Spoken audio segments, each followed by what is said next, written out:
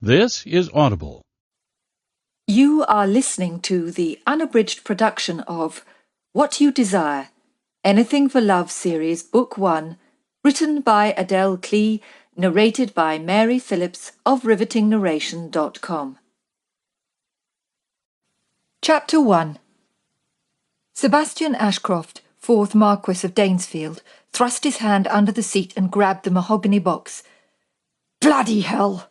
The curse burst from his lips as his carriage swerved left and right in a bid to shake his pursuers. Ramming the heel of his boot against the seat opposite to act as a brace, he flicked the catch on the box and removed the pistol before pouring powder into the muzzle and tamping it down with the rod. The scoundrels would make their move before the next turnpike. All he needed was one clean shot to even the odds. Keeping a firm grip on the loaded weapon, he peered out of the viewing window. The principal rider wore his collar raised to cover the lower part of his face, his wide-brimmed hat pulled down at the front to shield his eyes. He rode with the deportment of a gentleman, yet his horse's dull black coat and clumsy gait led Sebastian to conclude that he'd either been hired in the dark or out of sheer desperation. Swamped by his driving coat, the second rider appeared much smaller in frame. The length of material covering his mouth served to mask his identity. It was obvious he lacked experience, as the gentleman kept glancing back over his shoulder, urging him to maintain the pace, often dropping back to wait. The possessive act suggested a kinship, that of a brother or son, or even a lover. Sebastian yanked down the window and yelled up to his coachman, Haynes. "Stop the carriage!" "But, my lord," Haynes shouted from his box seat. "I said stop the carriage!" As the carriage rattled to a halt, Sebastian flung open the door and jumped down in one fluid movement. Holding his pistol firmly in front of him, he marched to the rear of the carriage to greet his assailants. "You wanted my attention, and now—" Sebastian skidded to a halt, frozen by the sight of the gentleman's agitated horse. With its teeth bared, it snorted loudly, jerking its head up and lifting its front legs clean off the ground. "Stay back! Do not come a step closer," the gentleman ordered, pulling the horse's head tightly round to the left until its nose almost touched the top of his polished boots. There was an air of authority in the rider's voice, although his command suggested a level of concern. The second rider gave a high-pitched shriek and slapped a gloved hand over the fabric to mask any further sound. The elegance and mastery with which the gentleman settled his horse confirmed he was a skilled rider and most definitely of good breeding, which made the whole encounter even more puzzling. Sebastian aimed his pistol at the gentleman. "If you're lucky enough to escape without my bullet in your back, your horse will be the death of you." "Let's hope I'm fortunate enough to escape both," the gentleman sneered with a level of arrogance often demonstrated in elite circles. "Even if that were possible, the punishment for robbing a member of the nobility is death. You'll both hang." "I doubt it." There was something familiar about the man's arrogance and polished repartee. Perhaps it was time to make things a little more interesting, Sebastian thought, and so aimed his pistol at the second rider who'd sat motionless throughout the whole exchange. "Get down," Sebastian said. A quick glance at the shapely thighs encased in a pair of breeches confirmed his suspicion. The rider was a woman. Alarmed, her head shot up in the direction of her associate, and Sebastian could feel the tension in the unspoken words passing back and forth between them.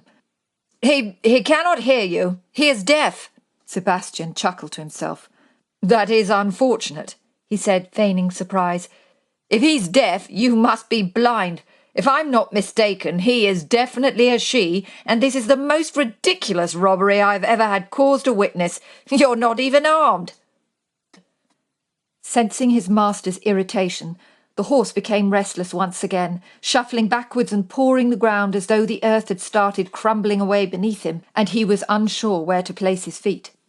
The gentleman muttered an angry curse. Suppressing a grin, Sebastian took the opportunity to press him further. "What sort of a man allows a woman to act as his right hand in a robbery? You obviously care little for her welfare." "It was certainly not my idea," he replied through gritted teeth. "Trying to get her to listen to anything I say is like trying to trap lightning in a blasted bottle." Sebastian could not hide his amusement. He could not recall the last time he laughed aloud. In the last 6 years, He had been involved in many dangerous encounters, but this one had to be the most bizarre encounter of his entire life. To Sebastian's surprise, the gentleman sniggered too. "How dare you laugh at me?" the woman scolded. Straightening her back, she appeared much more robust than Sebastian first thought. She'd yanked down her disguise to reveal a pert little nose and a pair of rosy pink lips. "And if you think I'm going to sit here any longer and be ridiculed for caring, for wanting to make sure you didn't end up in a ditch—" She swung her horse around, dug her heels in and cantered off across the field towards a small wooded area in the distance. "For heaven's sake, Annabel, wait!" the gentleman cried. "Damn it, woman! Do you want me to shout your name out for all to hear?" Sebastian studied the man's frustrated countenance and almost felt sorry for him. "Now it's just the two of us. Let's get back to this business of robbery." The gentleman sighed loudly. "This is not a blasted robbery," he said, his gaze flitting back and forth between Sebastian and the woman in the distance. "Then why in hell's name were you following my carriage?" Sebastian asked, his gaze also following the woman until she'd safely entered the woods. The gentleman swung his horse around, ready to ride out in pursuit.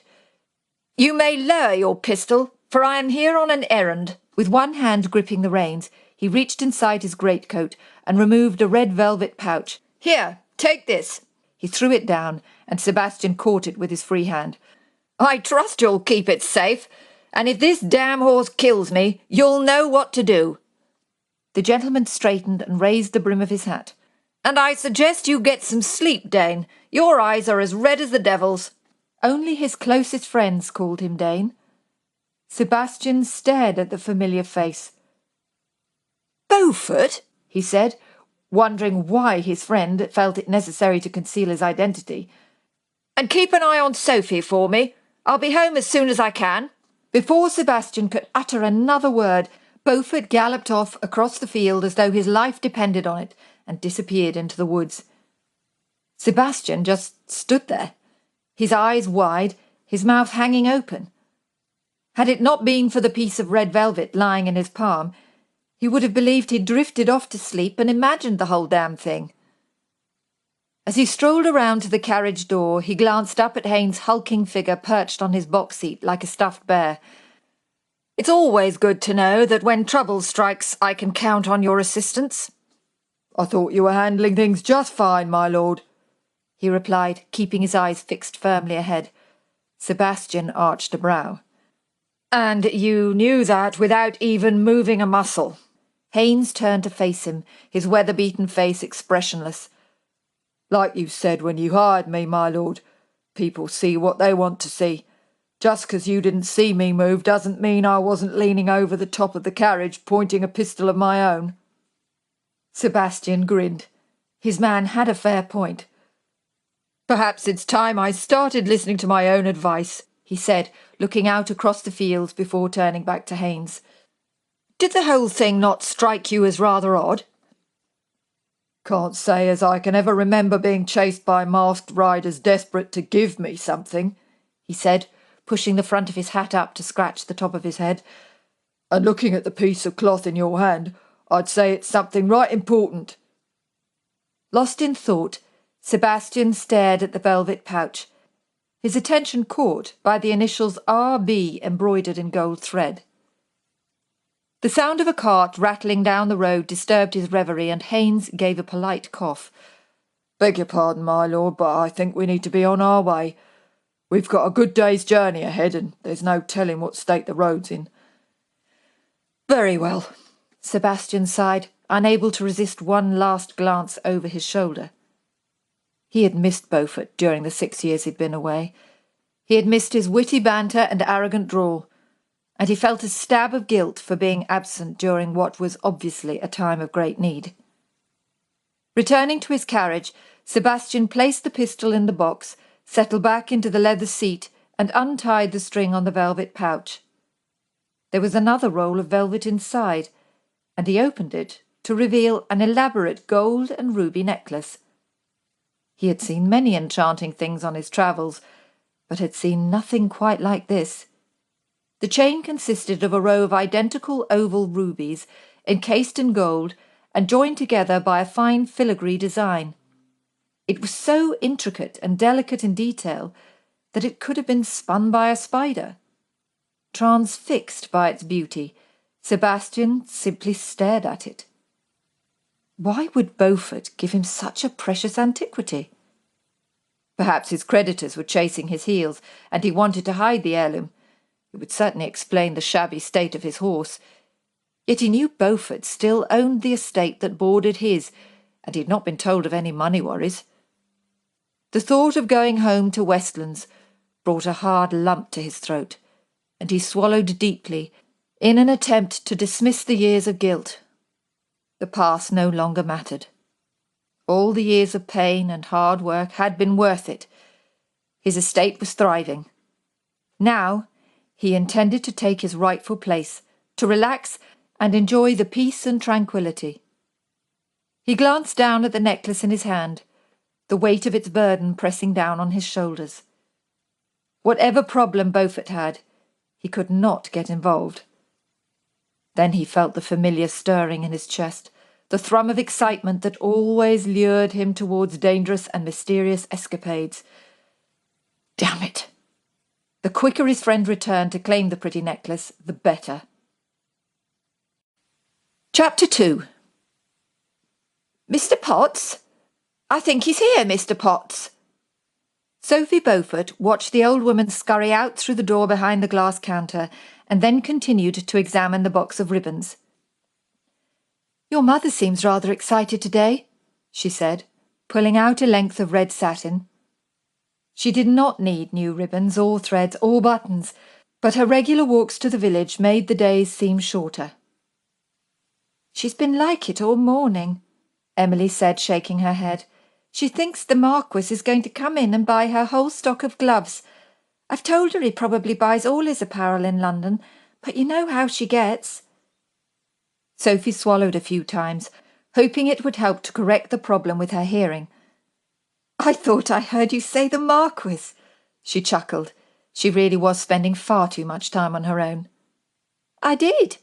Emily bent down, removed another drawer and placed it on top of the glass counter.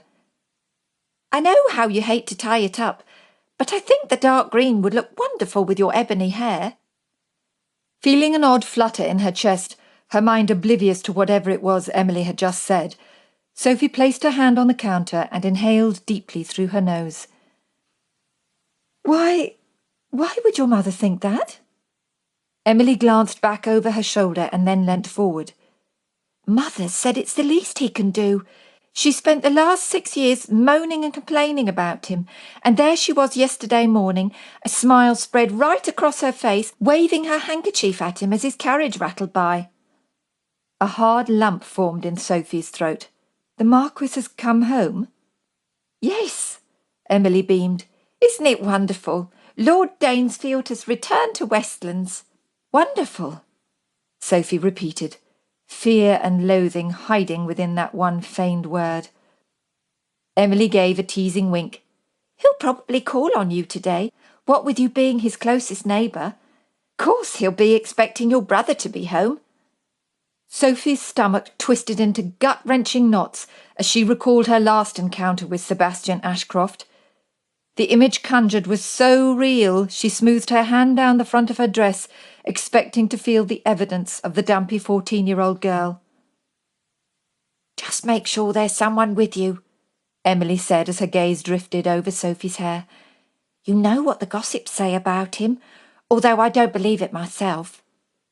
Sophie smiled and nodded in acquiescence, a bid to maintain her fragile composure. Her heart thumped violently in protest, desperate to tell the world that he was everything people imagined him to be, a coward, a rake, and a debauched fool. He's here! He's here! I knew he would come. Mrs. Potts rushed to the window. She turned to Emily. Don't just stand there. Make yourself presentable, girl. Emily skittered over to the window. Mother's right, she said, as her eyes grew wide. The Marquis is here, and he is heading toward our shop. The world suddenly tipped off its axis. Sophie gripped the counter to steady her balance. Little lights flashed before her eyes, and the room, melted into a hazy mist. Emily rushed over to her. "The Marquis is here," she said, her mother's excitement obviously contagious. Sophie thought to put her handkerchief to her mouth lest she caught it, but there was no danger of that. Excitement was definitely not what she felt. She gripped Emily's hands, the blood rushing from her face and pooling at her feet, as though expecting an army of heathens to burst through the door. "I don't want to see him," Sophie cried. "You must hide me, Emily."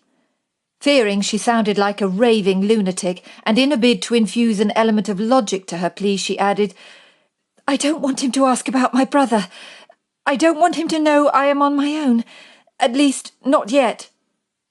Emily gave her a knowing look. "Well, there's no sense in taking chances," she said. "Quick, you can hide behind here." She directed Sophie to the concealed dressing room, pulled back the red curtain and ushered her inside. "Wait in here until I come and get you. Mother is too busy flapping to notice." Emily closed the curtain, leaving her alone in the shrouded space. The sound of scraping wood and the tinkling of a bell preceded the dull thud of booted footsteps. "Good day, my lord," Mrs. Potts chirped. "May I say, what a pleasure it is to have you home at last." "Good day to you, Mrs. Potts. It is certainly a pleasure to be back." Sophie closed her eyes tight and placed the palm of her hand over her stomach in a bid to stop her traitorous body responding to the warmth of his tone, to the slow, purposeful drawl. "You hate him," she cried silently, chastising her fickle heart. "Indeed, I am in desperate need of new gloves," he continued, no doubt much to Mrs. Potts' delight. "And I can see you have an excellent selection." In the small confines of her curtained prison, Sophie did not hear the rest of the conversation. Her mind drifted back to the study, to the young girl hiding behind the drapes, desperate to hear more from the handsome buck. "I will speak to Sophie," her brother James had said.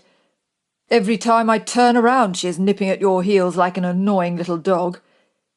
He spoke then, and she remembered her tummy flipping somersaults.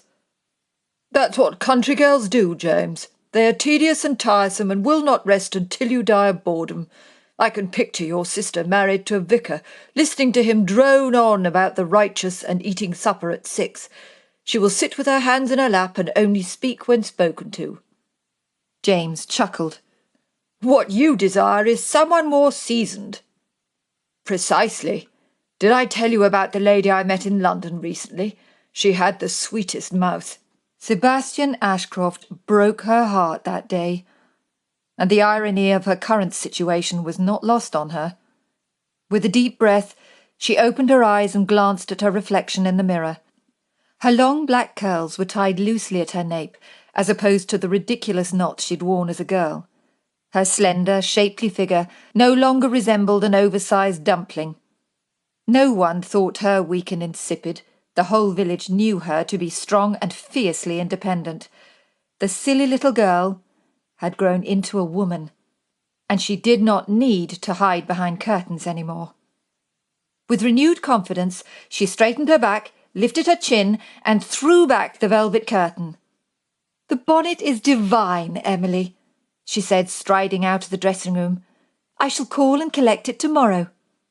As she approached the door, she could feel the heat of his gaze, and he rushed forward to hold it open. She refused to look at him directly, but decided to be civil. "Good day, Mrs. Potts. Good day, my lord," she said, resisting the temptation to run all the way home. Chapter 3. Sophie sat behind the large mahogany desk, staring at the crumpled pieces of paper scattered over its surface. Her brother James should have been home over a week ago. Despite writing numerous letters to his forwarding address, she had still not received a reply. She thought of writing to a great-aunt, but the lady never ventured as far as London. Then she wondered if James had met up with friends, but she didn't know where to send her missive. They had a cousin in Kensington, though he enjoyed gloating over other people's misfortunes and would turn a simple misunderstanding into something far worse. Then there was Sebastian Ashcroft, the Marquess of Danesfield. known simply as Dane to his male friends. She would rather walk the plank and dive into shark-infested waters than ask for his help. She would rather stand naked in a field, dodging a shower of barbed arrows. A loud rap on the door broke her reverie. "There is a gentleman to see you, miss," Roland said, struggling to hide his surprise. He offered the salver, the pristine calling card in the centre, proof he spoke the truth. A visitor? Panic flared. The Marquess had called. Her heart fluttered up to her throat, forcing her to gulp as her hands shook and her mind tried to rouse a coherent thought. What on earth was wrong with her? Why wouldn't he want to visit an old friend? She did not have to invite him to dinner or partake in a lengthy conversation. Struggling to control the warm feeling blossoming in her chest, Sophie stood abruptly and snatched the card from the tray, expecting to see Dane's pompous script. She stared at the crisp white card. "Who is the Comte de Dampierre?" "I have no notion, miss," Roland's replied, his expression somewhat vacant. "The gentleman mentioned an acquaintance with his lordship." Sophie's hand flew to her chest. "He is acquainted with the Marquess of Danesfield?" A deep furrow appeared between Roland's brows. "I was referring to your brother, miss, to Lord Beaufort." Her face flushed. Of course he meant her brother. Since Dane's return, her brain had turned into a wobbly pile of mush. "Very well, you may show him in," she said, trying to hide her embarrassment. Perhaps the gentleman had come to offer an explanation for her brother's absence.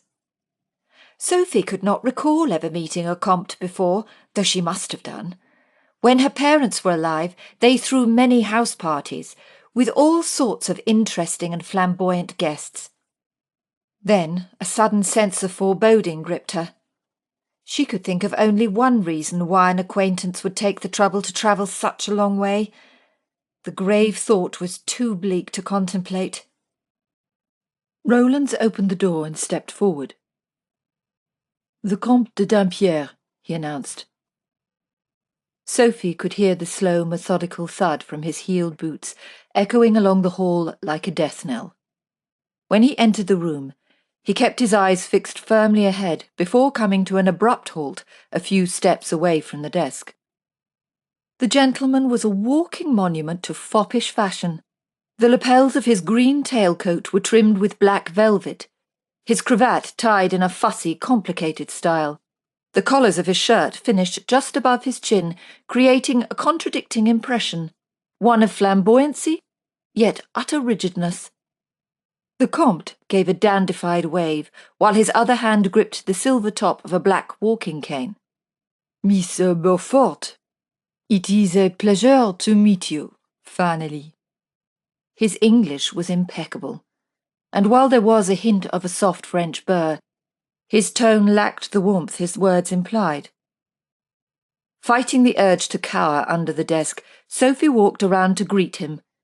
He took her hand and raised it to his lips. His small, pointed beard brushed over her skin, sending a cold chill through her body. As he straightened, his gaze roamed over her loosely tied hair, and one corner of his mouth curved up in amusement. Gently retrieving her hand from his grasp, Sophie gestured to the small seating area in front of the fireplace. "Would you care to sit? Roland's will arrange for tea to be brought in." Roland's bowed gracefully and walked out into the hall, taking care to leave the door wide open. The Comte's assessing gaze swept the room before drifting over her body, as though she wore the flimsiest of gowns and not the plain muslin day dress. "Your brother, he has told me much of your beauty, but I fear he has been modest in his appraisal." "Were all Frenchmen so bold?" "You are too kind." She feigned a smile as she took a seat. "I must say, I am relieved to have some news of my brother. I was beginning to feel a little apprehensive." He sat down and continued to stare at her, running his fingers over his bearded chin, sculpting it into a point. His eyes were dark, almost black, and she felt them bore right into her soul. "Am I to understand that you have not heard from your brother?" he said with a frown. "That he has not corresponded?" Sophie shook her head. "No, I've not heard or received anything. I assumed you had brought news of him." The Comte's aquiline nose twitched, and he ran his fingers over his chin once again. "Please forgive me for being the bearer of such news, but I fear the city does not suit him. A gentleman with such weaknesses would be better served in the country, away from all temptations." "Temptations?" she cried, somewhat bewildered. Weak was the last word she would use to describe her brother. James was so honest, so reliable, so dependable. "Do not worry your pretty head. He has made his affairs known to me, and I will assist him where possible." I do not wish to sound ungrateful, but it is difficult for me to believe that my brother could be in some sort of trouble. He raised a brow and gave a look to suggest she was rather naive. "Men seldom confide in those they feel duty-bound to protect. And I do not wish to cause you any further distress. However, your brother has, how shall I say, exhausted his funds." She felt a sharp pain in her chest. James had promised her he wouldn't sell the necklace. He promised her he would only obtain a valuation and then return it to the bank.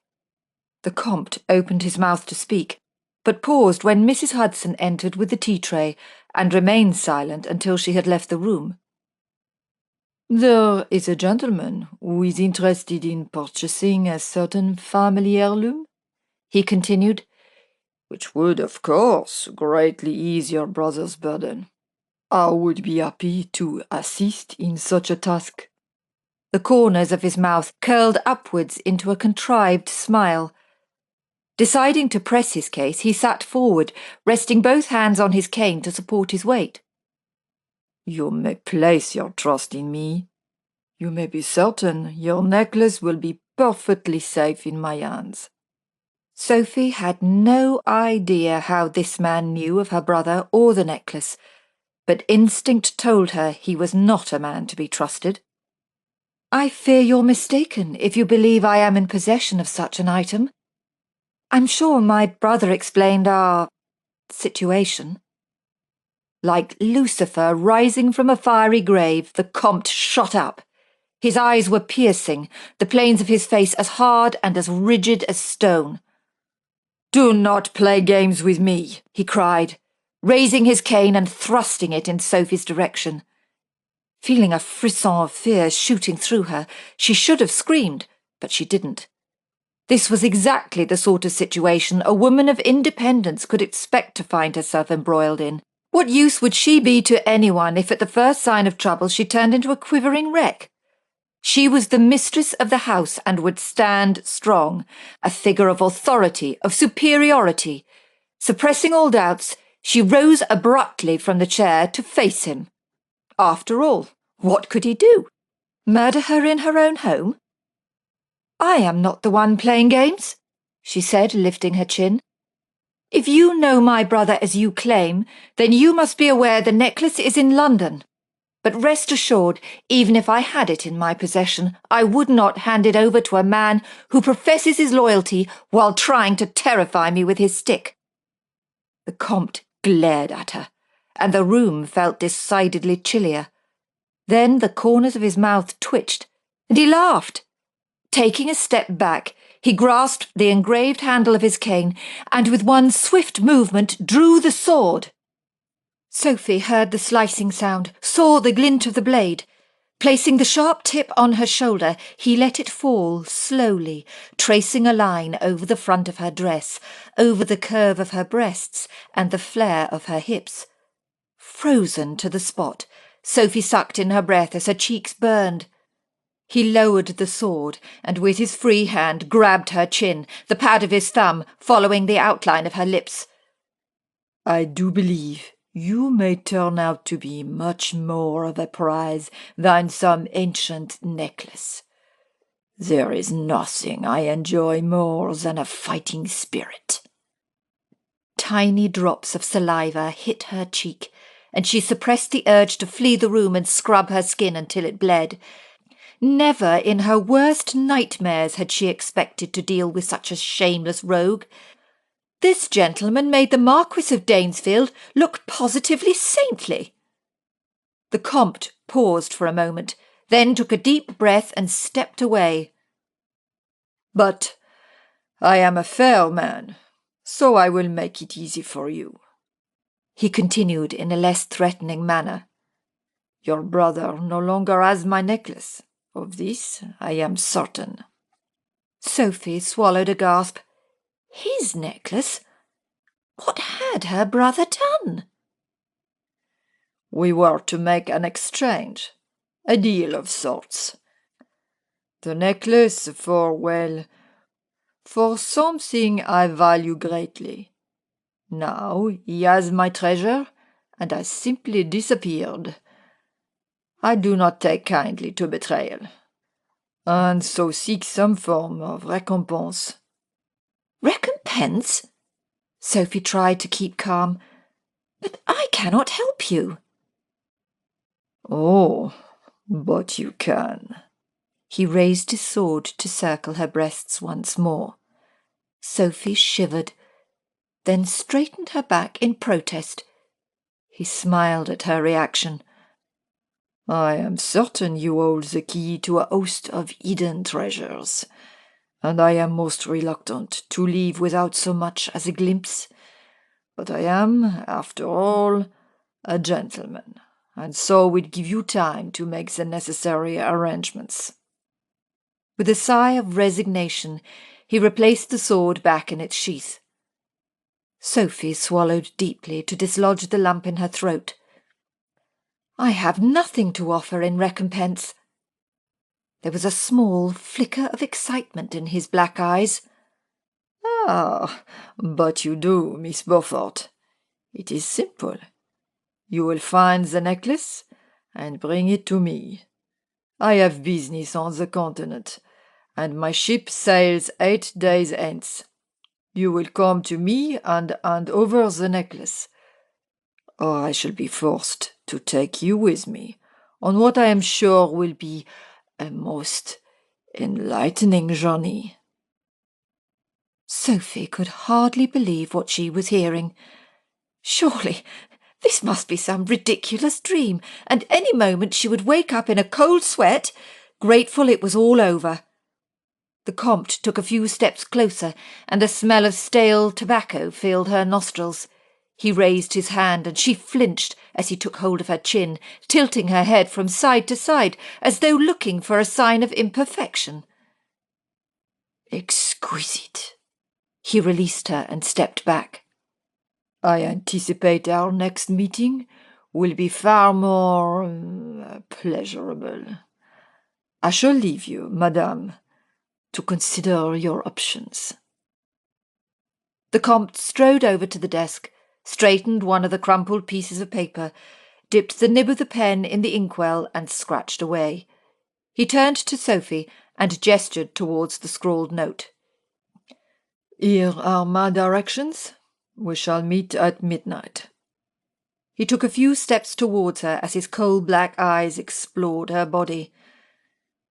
"I am somewhat shy, you understand, and prefer to examine my goods away from prying eyes." "You forget yourself," Sophie said, trying to muster an ounce of courage. "My family will have something to say on the matter." Rather than appear offended, he looked amused. "Ah, but you forget, Miss Beaufort. You have no family. But never fear. I shall take great pleasure in rectifying your position personally." Without uttering another word, he bowed gracefully, turned on his heels, and marched towards the door. He came to an abrupt halt and swung around to face her, his unforgiving gaze searching her face. "Do not make me come back for you," he said in a tone as lethal as his sword. "You would not like the outcome."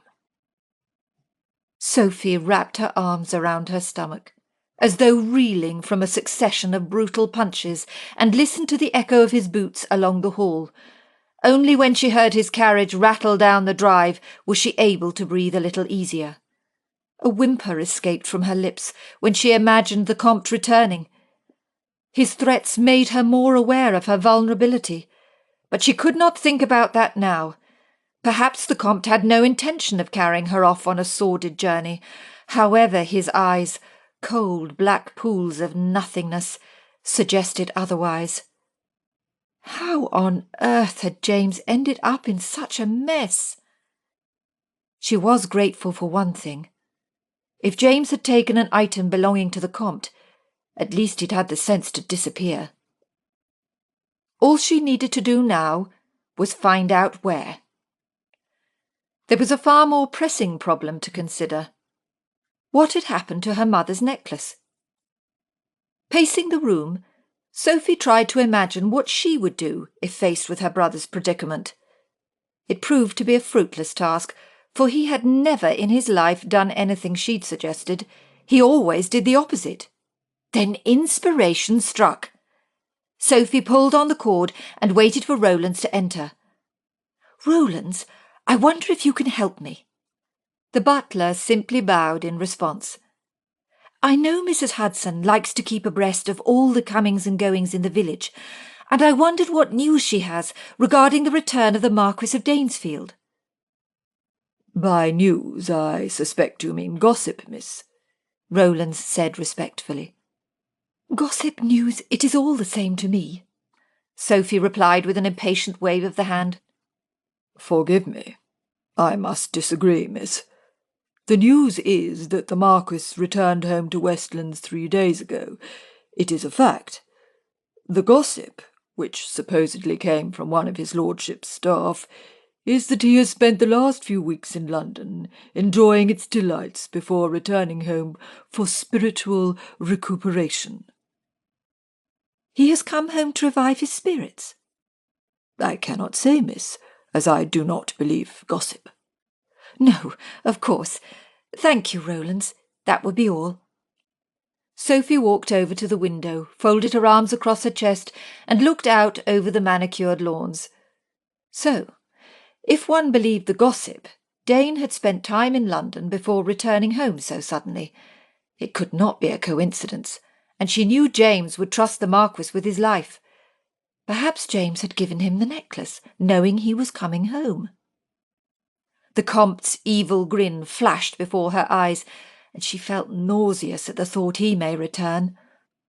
She would have to find a way of searching Dane's house without arousing his suspicion, without having to partake in a conversation, without looking into those wicked brown eyes she always found so unnerving.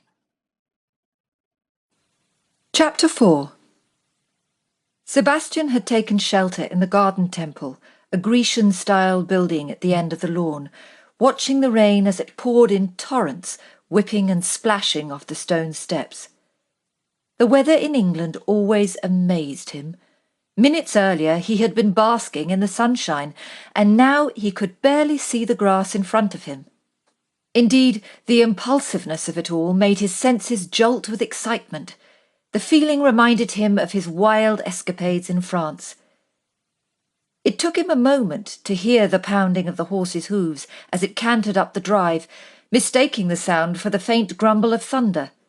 He struggled to see through the heavy downpour, and assumed the rider had misjudged the weather and simply sought refuge from the storm. When he narrowed his gaze, he could just make out the figure of a woman slumped forward, her arms draped loosely around the horse's neck as it charged towards the front portico. Instinctively, he vaulted the steps in one swift movement and ran across the sodden lawn, ignoring the squelching sound underfoot as he tried to maintain his balance. He almost collided with the chestnut mare in his attempt to reach the woman before she tumbled from her horse.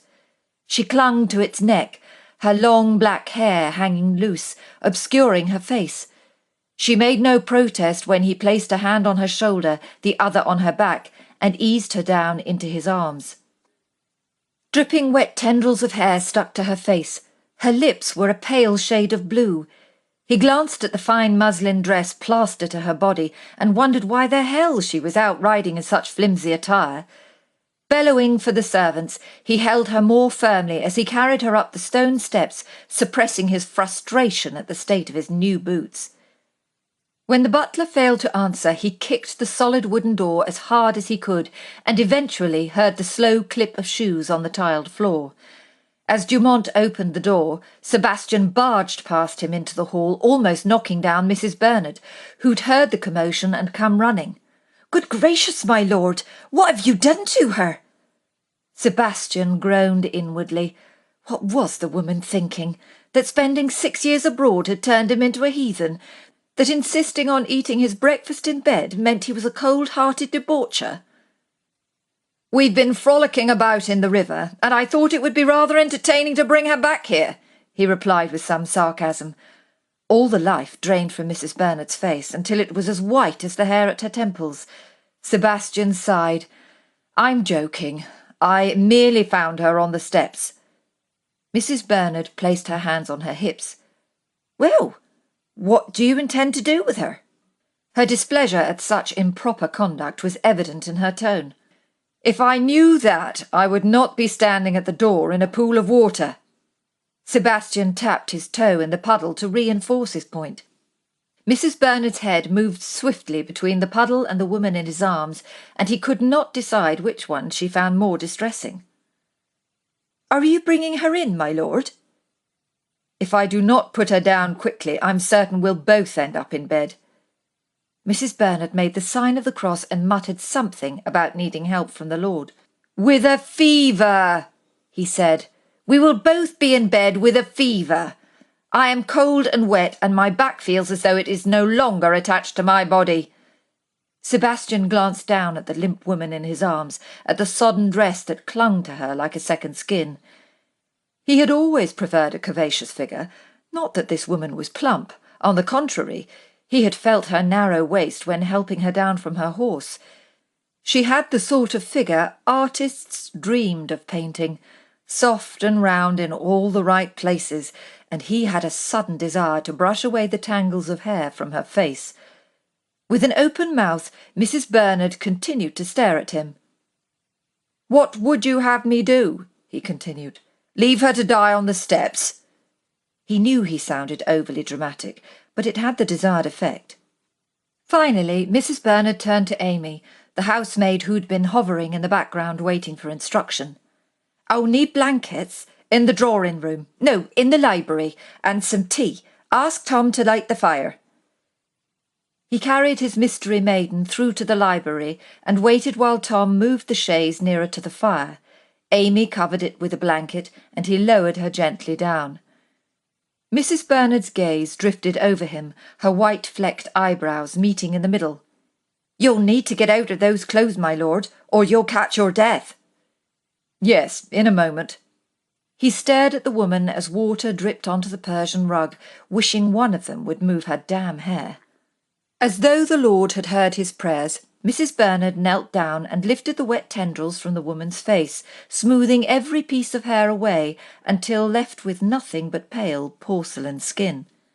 Then she placed the back of her hand on the woman's forehead and peered beneath her closed eyelids. "Well?" he asked with a shrug, not bothering to hide his impatience. "Oh, there's no damage done. Nothing that a cup of tea and a good night's sleep won't cure." "I didn't mean that. Who is she?" Mrs. Bernard stood and called Amy and Tom over to the chaise. They all gathered around to study the woman's face. Amy spoke first. "Well, I can't be sure. Her dress is all ruined and her eyes closed. It's hard to tell, but it looks like Miss Beaufort to me." Mrs. Bernard squinted. "You know, Amy, I think you might be right." Sebastian considered the lady lying on his chaise. Her cheekbones were delicate.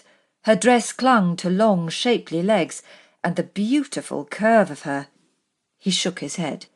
"You're obviously mistaken. Miss Beaufort is just a girl." They all turned and looked at him as if he was completely mad. "No, she must be, what, 1 and 20 now, my lord," Mrs. Bernard said, looking up at the ceiling as though she expected to find the answer there. Good God! Had he been away that long? He glanced down at the lady in question. What the hell was she doing, riding about the countryside half-dressed? Mrs. Bernard, Amy and Tom were all staring at him, eyes agog while waiting for his response. "You must remember, Miss Beaufort, my lord," Mrs. Bernard said in a tone that suggested he had been involved in a terrible accident and had lost all cognitive abilities. "Of course I remember her. She's just grown somewhat since we last met." Now that he thought of it, she appeared vastly different from the girl he remembered. Sophie Beaufort had been the most irritating child imaginable. She had an annoying habit of popping up at the most inopportune moments. At one particular party, he was in a secluded area of Beaufort's garden, about to indulge in a passionate clinch with Melinda Albright, when they heard a cough coming from the bushes. The sound brought the lady to her senses. His lasting impression was an image of Miss Albright dashing across the lawn, followed by a plump girl wearing a ridiculously frilly dress. Once again his gaze fell to the lady stretched out on his chaise, to the raven-black hair cascading over her shoulders, to the swell of full breasts as her chest rose with each deep breath. Mrs. Bernard interrupted his reverie. "We need to get her out of those wet clothes, my lord." For once his housekeeper's thoughts echoed his own. In a desperate attempt to focus on anything other than the removal of Miss Beaufort's clothing, he said, "Give me a moment to change, and I'll ride over to Brampton Hall and collect dry clothes." The figure on the chaise murmured, her eyes fluttered briefly before closing again. "But she can't stay here, my lord, not while you're in residence," Mrs. Bernard whispered. "I have heard James Beaufort is away," he said, and they acknowledged him with a collective nod. Perhaps when Miss Beaufort woke, she could tell him why her brother found it necessary to give him a priceless family heirloom. "There must be someone staying with her, a chaperone or someone in charge. I'll simply bring them here." They all turned and stared at him. Amy put her hand over her mouth to suppress a giggle. Sebastian threw his hands up. "And pray tell me what is so amusing?" "Begging your pardon, my lord," Amy said, offering a curtsy, "but it's just the thought of someone trying to take charge of Miss Beaufort. Everyone knows she takes care of things when his lordship's away." "Takes care of things? What was Beaufort thinking, leaving her alone while he gallivanted about town?" "Well, in that case, no one need know she's here. It's more than likely she'll be fit to return home after dinner, and in the meantime I shall have her maid brought over." Mrs. Bernard sighed. "Well, I suppose a few hours can't hurt." She turned to Amy and Tom and wagged a plump finger. "And that means no loose talking down in the village. If I hear so much as a whisper, I'll know where to come." Chapter 5.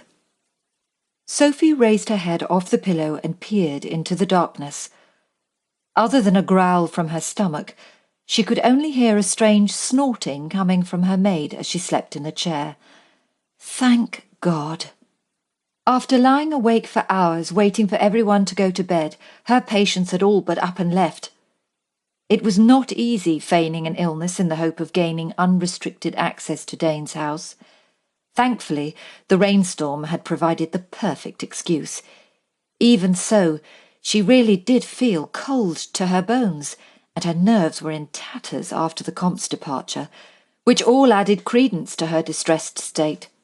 The memory of Dane holding her tightly in his arms flashed into her mind, the blood rushing to her cheeks when she recalled feeling a flicker of desire. Damn him! She guessed that scoundrels had a way of rousing unwanted feelings. Luckily, she'd had her eyes closed, making them much easier to suppress. Peeling back the coverlet, Sophie eased herself out of the bed. Taking the chamber candlestick from the side table, she edged her way past her snoring servant and lit the wick on the fire burning low in the grate. She tiptoed over to the armoire in search of her clothes, but found it empty. It was too dark to go rummaging around for them now, and she didn't want to wake the whole household. Besides, should she be discovered wandering about in her nightdress, she could say she'd woken up dazed and disoriented from her illness, and in her bare feet she had less chance of anyone hearing her footsteps. Sophie turned the knob and opened the chamber door, glancing over her shoulder to ensure her maid still slept, before slipping out into the corridor and down the stairs. After numerous attempts to locate Dane's study, and concealing a groan when she stubbed her toe, Sophie's hand settled on another door in the hope she had found the right room at last. Taking a deep breath to calm her racing heart, she eased the door away from the jamb. The candle flickered as she entered, and she sheltered it with her hand before closing the door softly. Breathing a sigh of relief, for she had accomplished the most difficult part of her task, she stared through the muted light to the large, imposing desk sitting squarely in front of the window. She moved closer, her footsteps light and slow, placed the candle on the desk, and flicked through the neat stack of papers in the hope there might be a letter from her brother. There was nothing. Such a solid, sturdy desk must hold a whole host of secrets. Where better to hide a letter or a necklace? With that thought in mind, she moved around to the drawers, feeling a sudden rush of excitement as she trailed her fingers over the hard mahogany planes. The thrill of stepping into dangerous territory caused a nervous flutter in her stomach, and her hand shook as she touched the cool metal handle. In the corner of her eye, she glimpsed a shadow, but had no time to react as a large hand closed firmly over her mouth. "Why, Miss Beaufort, I had no idea you were such an early riser," the Marquess of Danesfield whispered, his tone rich and languid. Sophie struggled to break free from his grasp, and he pulled her back against his hard chest. He lowered his head, his cheek brushing against her hair. "Now, I am going to release you, and then you will tell me what the hell you are doing in my desk." Sophie suddenly became aware of the state of her undress as the heat from his body penetrated the thin fabric, caressing and warming her skin until it burned. When he released her, it took her a moment to remember how to breathe. But if he was expecting her to cower in fear, to offer an apology or explanation for her conduct, then he was sorely mistaken. Instead, she thrust her elbow into his ribs with all the force she could muster. She heard him groan, and she swung around to face him. He was hunched over, one hand cradling his chest, the other braced against the wall for support. Sophie took the opportunity to take a few steps back, to place some distance between them. "How dare you manhandle me in such a manner?" she cried, brushing her hand down the front of her nightgown. "Manhandle you? I fear I am the one with a cracked rib." He winced as he straightened, and she braced herself for the verbal onslaught. But he just stood there, staring, the corners of his mouth twitching in amusement. He had altered somewhat in the last 6 years. He seemed taller, his shoulders stronger, more powerful. His hair was far too long, she decided, as she watched him push back an ebony lock from his brow. However, his character still posed the same contradiction. Extreme arrogance infused with a playful, boyish charm. Those wicked brown eyes stared back at her, and she noticed the faint shadows beneath. The life of a rake-hell had taken its toll. The thought caused a series of lascivious images to flood her senses, images that had no place in the mind of an innocent woman, and her gaze fell to the opening of his shirt, to the dusting of dark hair. She swallowed deeply, and bit down on her bottom lip by way of a distraction. A subtle smile played on his lips. He dragged the chair from the desk and dropped into it with casual grace. His gaze settled on her face before drifting down over the front of her nightgown, lingering in all the places he should not dare to look. "Were you in such a hurry to see me that you neglected to dress?" He stretched his legs out in front of him and crossed his arms behind his head. "Or do you consider this appropriate for the occasion?" Do not be ridiculous, Sophie replied, trying to sound annoyed rather than embarrassed, for she did not want him to think her prudish. You know very well why I'm dressed like this. Someone has stolen my clothes. How utterly inconvenient, he replied. However, it appears the only person intent on stealing is you, Miss Beaufort. Now she truly was angry. How dare you? I have never stolen a thing in my life. She raised her chin in defiance, and I certainly have no intention of doing so now. Well, it was not a lie. One could not steal something that already belonged to them. He sat up and folded his arms across his chest. No, you just sneak around in the middle of the night in a state of undress for what, Miss Beaufort? Who or what were you hoping to find? His slow, seductive voice caressed her skin like a gentle breeze. She cursed inwardly. Didn't matter what she said.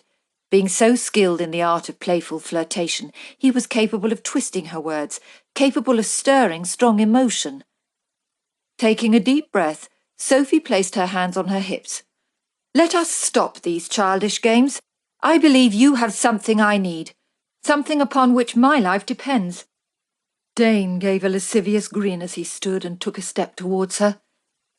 I'm not used to a lady being so forward, but I'm more than happy to give you everything you need, and more. Sophie stared at him, shocked at such barefaced arrogance, and in a moment of frustration cried, You debauched fool! Dane straightened and placed his hand over his heart. Now I am offended. I have it on good authority that I'm one of the most intelligent men in all of England. He stood there like a shrine to conceit, and Sophie knew he was right about one thing. He was no fool. Why did he make her feel like a helpless animal ensnared in a trap? Why did she feel so intimidated, so useless, so pathetic?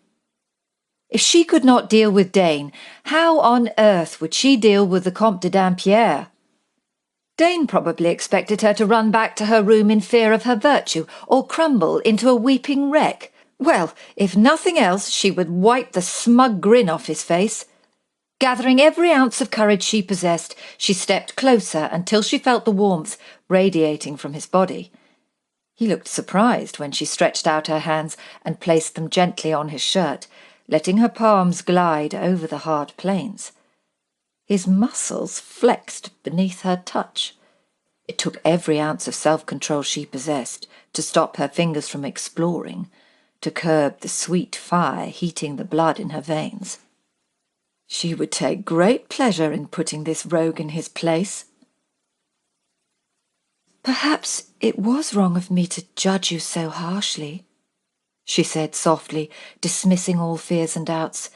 She stood on her tiptoes and whispered in his ear, I'm sure you are regarded as highly intelligent by your peers.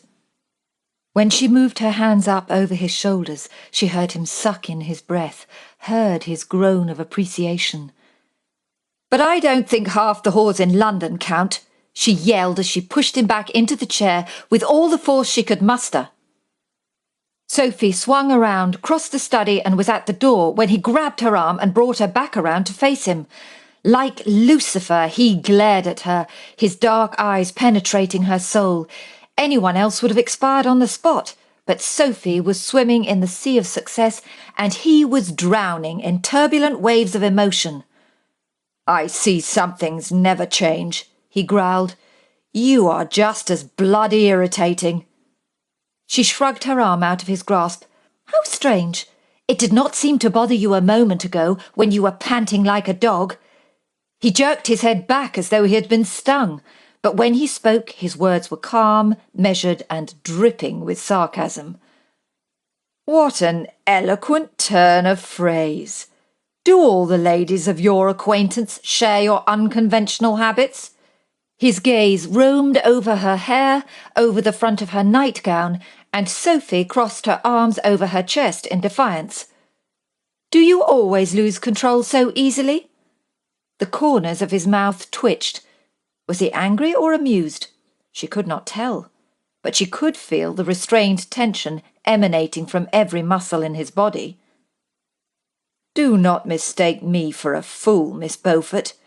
I have been in control of this situation from the moment you entered my house, from the moment you began prowling around in a state of dishabille to snoop in my desk." Sophie opened her mouth to protest, but he raised his hand to silence her. "Let us stop this game," he continued, "and let us examine why you find it necessary to behave like such a hoyden." Hoyden? The man had the nerve of the devil. He'd spent the last 6 years entertaining his mistresses on the continent without a thought for his tenants. He strolled over to the chair next to the fireplace, sat down, and tugged on his boot. "What on earth are you doing?" "Undressing," he uttered casually. "I know what you've come for. I know what you desire." Chapter 6. Sebastian took great pleasure in watching her reaction. She twiddled her fingers and shuffled from one foot to the other, her eyes, as blue and as inviting as the Tyrrhenian Sea on a hot summer's day, were wide with uncertainty, her gaze flitting between his boot and his face. He really wished she would stop biting her bottom lip, as it caused a tightening in his abdomen he found far too distracting. Miss Beaufort was an enigma. She had been correct in her observation, although he would never admit it. As soon as she'd put her hands on his chest, his pulse had quickened, his usual steely reserve melting. Remarkably, those ripples of desire were still flowing beneath the surface, like the constant course of a stream. Perhaps that was why he felt so annoyed, so irritable, yet highly aroused at the same time. Placing his hand into his boot, he removed the small silver key and almost chuckled when he heard her sigh with relief. "One can never be too careful with thieves about," he remarked, thrusting his foot back into his boot. With purposeful strides he walked around the desk, unlocked a drawer, and retrieved the red velvet pouch. Ignoring her gasp, he placed it on top and removed the necklace. "It's exquisite." He held it above the candle. The oval rubies appeared more vibrant from the glow of the flame. "I do not believe I have ever seen anything quite so enchanting." It was time to start subtly probing for information, and so he added, "I'm just surprised you want to sell it." "Is that what James told you?" "I should have guessed that was his intention." "Obviously you do not agree with his decision." "The necklace has been in our family for generations. My mother refused to part with it," she said softly, rubbing her fingers along her collarbone as though remembering the coolness of the metal on her skin. "And I must admit I feel the same way." Sebastian swallowed. He had a sudden urge to see it draped around her neck, to see the rich red stones set against perfect porcelain, to see it cast a warm glow over the curves of her breasts. "Good God!" "I cannot believe James would go against my wishes," she continued. "I cannot believe he has agreed to sell it." "Do you need the money?" he said, forcing his mind to focus. It was an impertinent question. Under the circumstances, he felt justified asking. "I'm sure James has already explained.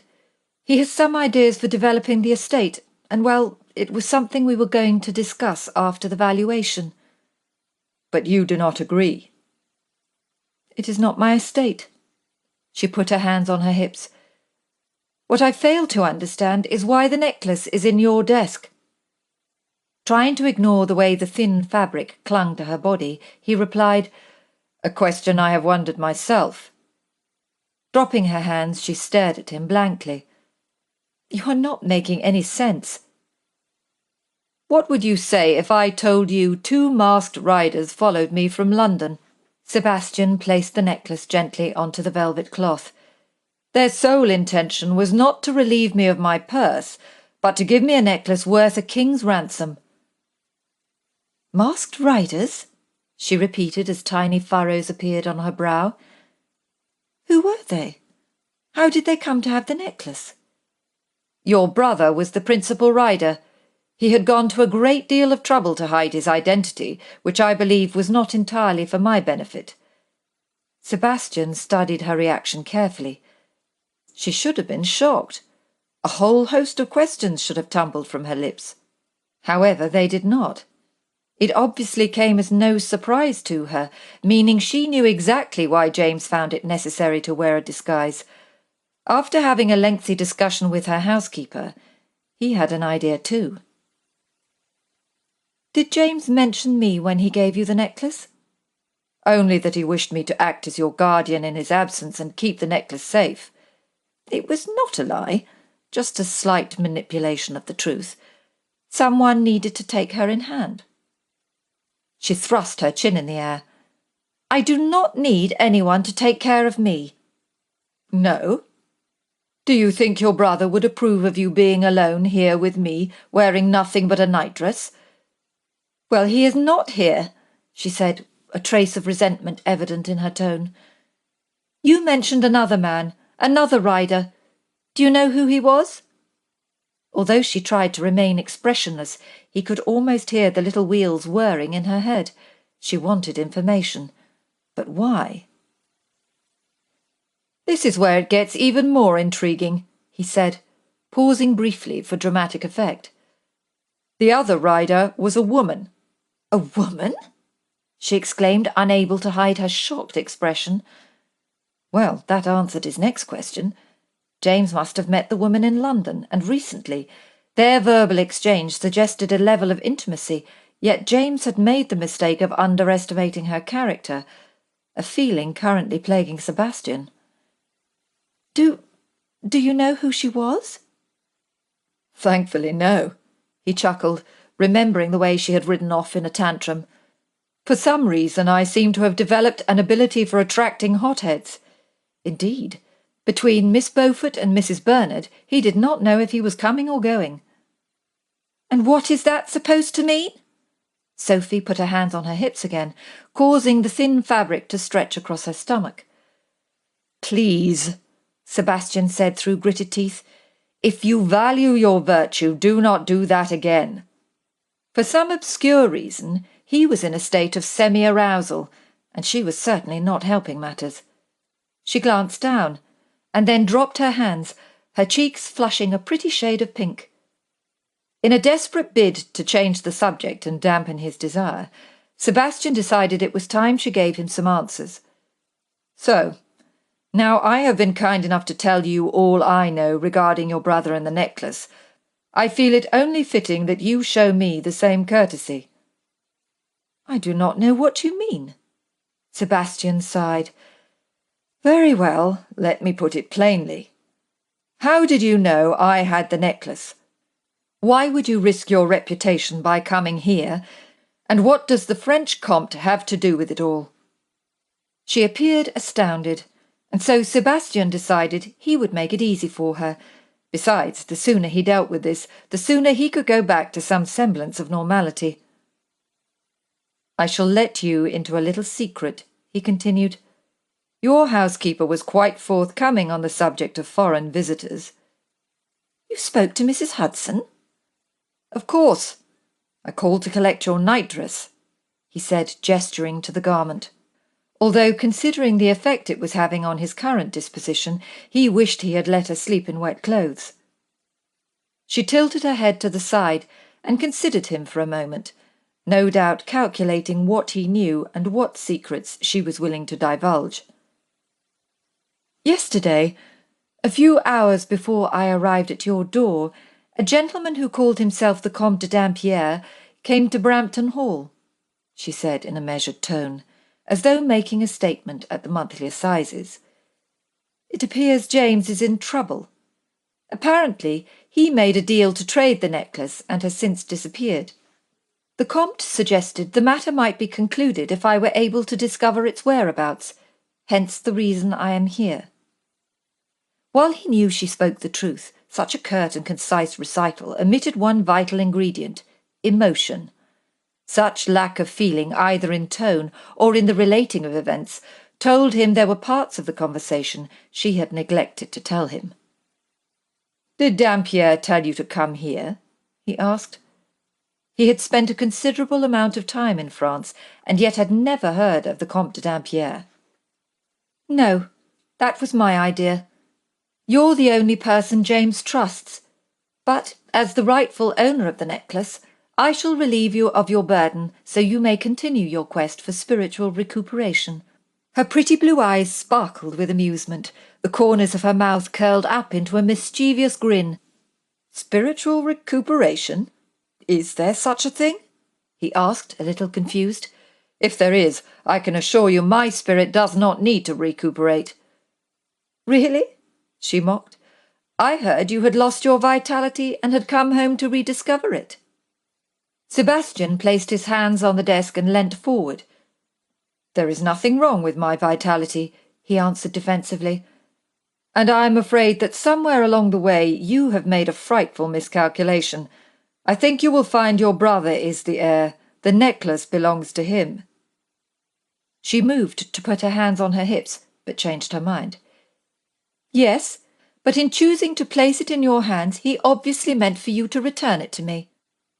"I do not believe that to be the case. Your brother obviously doesn't want this Dampierre fellow to have it, and I doubt he would want to place you in any danger. Whilst I agree there is something strange about the whole affair, perhaps he gave it to me knowing how I thrive on intrigue." He gave her a wicked grin. "And believe me when I tell you, Miss Beaufort, intrigue is not the only feeling thrumming through my veins." At first she appeared a little flustered. Her eyes shifted around the room, and he could hear her breathing more deeply. He would have given anything to know what she was thinking. "I'm afraid I must insist, my lord. The necklace must be returned to London as a matter of urgency. It is not a topic for negotiation." It was the first time she had addressed him with the respect befitting his station, but she had done so by way of a reprimand. Sebastian walked around the desk, closing the gap between them, and perched on the edge. He had a newfound respect for Miss Beaufort. Such fortitude in a man was commendable. For a woman, it was remarkable. However, he'd be damned if he would allow her to do something so foolish. In granting him guardianship of the necklace, it appeared James had inadvertently granted him guardianship of his sister. "So, let me understand your situation," he said, rubbing his chin. "You, an unmarried woman of gentle breeding, insist on riding alone to London carrying an extremely expensive necklace. Once there, I believe you intend to trace your brother or meet with a French comte." "Yes," she replied with a firm nod. "And you expect me to hand it over and wave goodbye at the door." He straightened to his full height and said in a stern voice, "Have you ever been to London, Miss Beaufort?" "That is of no consequence," she replied, unperturbed. "I am perfectly capable of taking care of myself." Sebastian snorted. Her argument had no basis, for she had probably never ventured more than 10 miles from her own front door. "I will not deny that your courage appears to have no bounds, but you could not possibly be aware of what danger lies ahead." The mere mention of the word danger should have been enough to create doubt over such a ludicrous plan. But Miss Beaufort was either deaf or oblivious to the meaning of the word. "I have a theory, my lord." She straightened and raised her chin. "Those not courageous enough to take risks will accomplish nothing in life." She gave a little shrug. A coy smile played on her lips. "Sometimes you just have to take a chance." It appeared there was only one way to put a stop to her ridiculous notion of heroism. "I believe I am about to put your theory to the test." He did not wait for a response. In a few strides he covered the distance between them, moved his hand to the small of her back and pulled her to his chest. "Where is your courage now, Miss Beaufort?" he whispered as his lips met hers. Chapter 7. Sebastian knew why he was kissing her. From the moment she had stood on her toes, pressed her soft body up against him, and teased him with her wandering hands, He had struggled to think of anything else. He expected the kiss to last mere seconds, but this was a woman who defied his expectations. Foolishly, he'd convinced himself the kiss was simply a way of highlighting her naivete, to demonstrate the dangers an innocent woman might face once alone in the city. Then a sigh left her lips, and the thought left him. Relaxing his grip, he let his hand roam over her lower back as his lips moved slowly and smoothly over her sweet mouth. She responded to his touch, pressing herself against him, moulding herself into him. He could feel the swell of her breasts through the fine fabric, could feel the heat radiating from her body. He continued slowly, curbing his desire, telling himself she would come to her senses and break contact. Then her hand drifted up over his chest, up to caress the back of his neck, her fingers stroking in a slow, seductive rhythm. Her lips parted on another soft sigh, and he could not hold back. His tongue traced the line of her lips, desperate to taste her, to possess her. She opened for him, her untutored tongue meeting his with a need that matched his own. Their breathing became shallow and rapid, and he let his hands move further down her back, cupping her and drawing her closer to ease his throbbing manhood. Desire gripped him like a whirlpool, pulling him down, sucking him under. Good Lord, what had happened to Beaufort's sister while he had been away? The thought caused a jolt of awareness, jerking him to his senses, as though he'd just stepped on a carpet of nails with his bare feet. What the hell was he doing? He should be acting like a respectable guardian, not a scoundrel in need of sexual gratification. He tore his lips away and tried to shake the desire raging through him. What had started out as a plan to enlighten her had turned into one of the most stimulating experiences of his entire life. He looked down at the delectable Miss Beaufort. Her cheeks were flushed, her lips slightly swollen. Her dark, silky locks hung wildly over her shoulders, and he fought the urge to lift her into his arms and carry her off to his bed. Pinching the bridge of his nose, he closed his eyes, telling himself this could not happen again, not with his friend's sister. This was supposed to be about reining in the wayward Miss Beaufort. He needed to put some distance between them, and he knew exactly how to do it. Sebastian stepped back and folded his arms across his chest. As the exercise proves, the only thing protecting your reputation is my respect for your family, and as you are now aware, courage is a useless weapon against a man's voracious appetite. Miss Beaufort inhaled sharply, her eyes wild with contempt. As a woman, you will always be weak in that regard, he continued calmly. Arrogance dripped from every word, yet inside his body still burned for her. To place yourself at risk accomplishes nothing. Had it been any other inexperienced woman, he would have expected tears, the uncontrollable sobs of shame and mortification. Unsurprisingly, Miss Beaufort stood frozen to the spot, her tightly clenched fists hanging by her sides. The bright pink glow warming her face reflected anger rather than embarrassment. She turned away from him, her head moving left and right, searching the room. Perhaps he was wrong, and she was about to cry. Guilt flared as he knew he'd sounded cold and unfeeling. Straightening her back and raising her chin, she walked gracefully over to the side table. With a clinking sound, she removed the crystal stopper from a decanter of brandy and poured a measure. In 2 gulps, she drained the glass. He watched her shake visibly as the liquid fire trickled down her throat. She gave a little cough and a short exhale before slamming the glass down on the table. When she swung around to face him, her countenance appeared much improved, but her eyes looked as though they could turn a man to stone. "I fear I am inclined to agree with you," she said calmly. He could hardly believe his ears. Finally, the lady was listening. He could not help but feel smug. A sense of masculine pride enveloped him and patted him on the back. "You see, I have always believed I had a passionate nature. Indeed, I did not know how passionate until a moment ago when you kindly conducted your little experiment.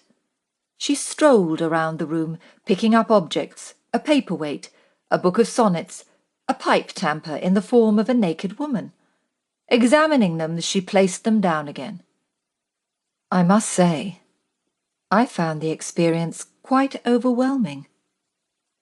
There was something different about her voice. It had lost all traces of innocence.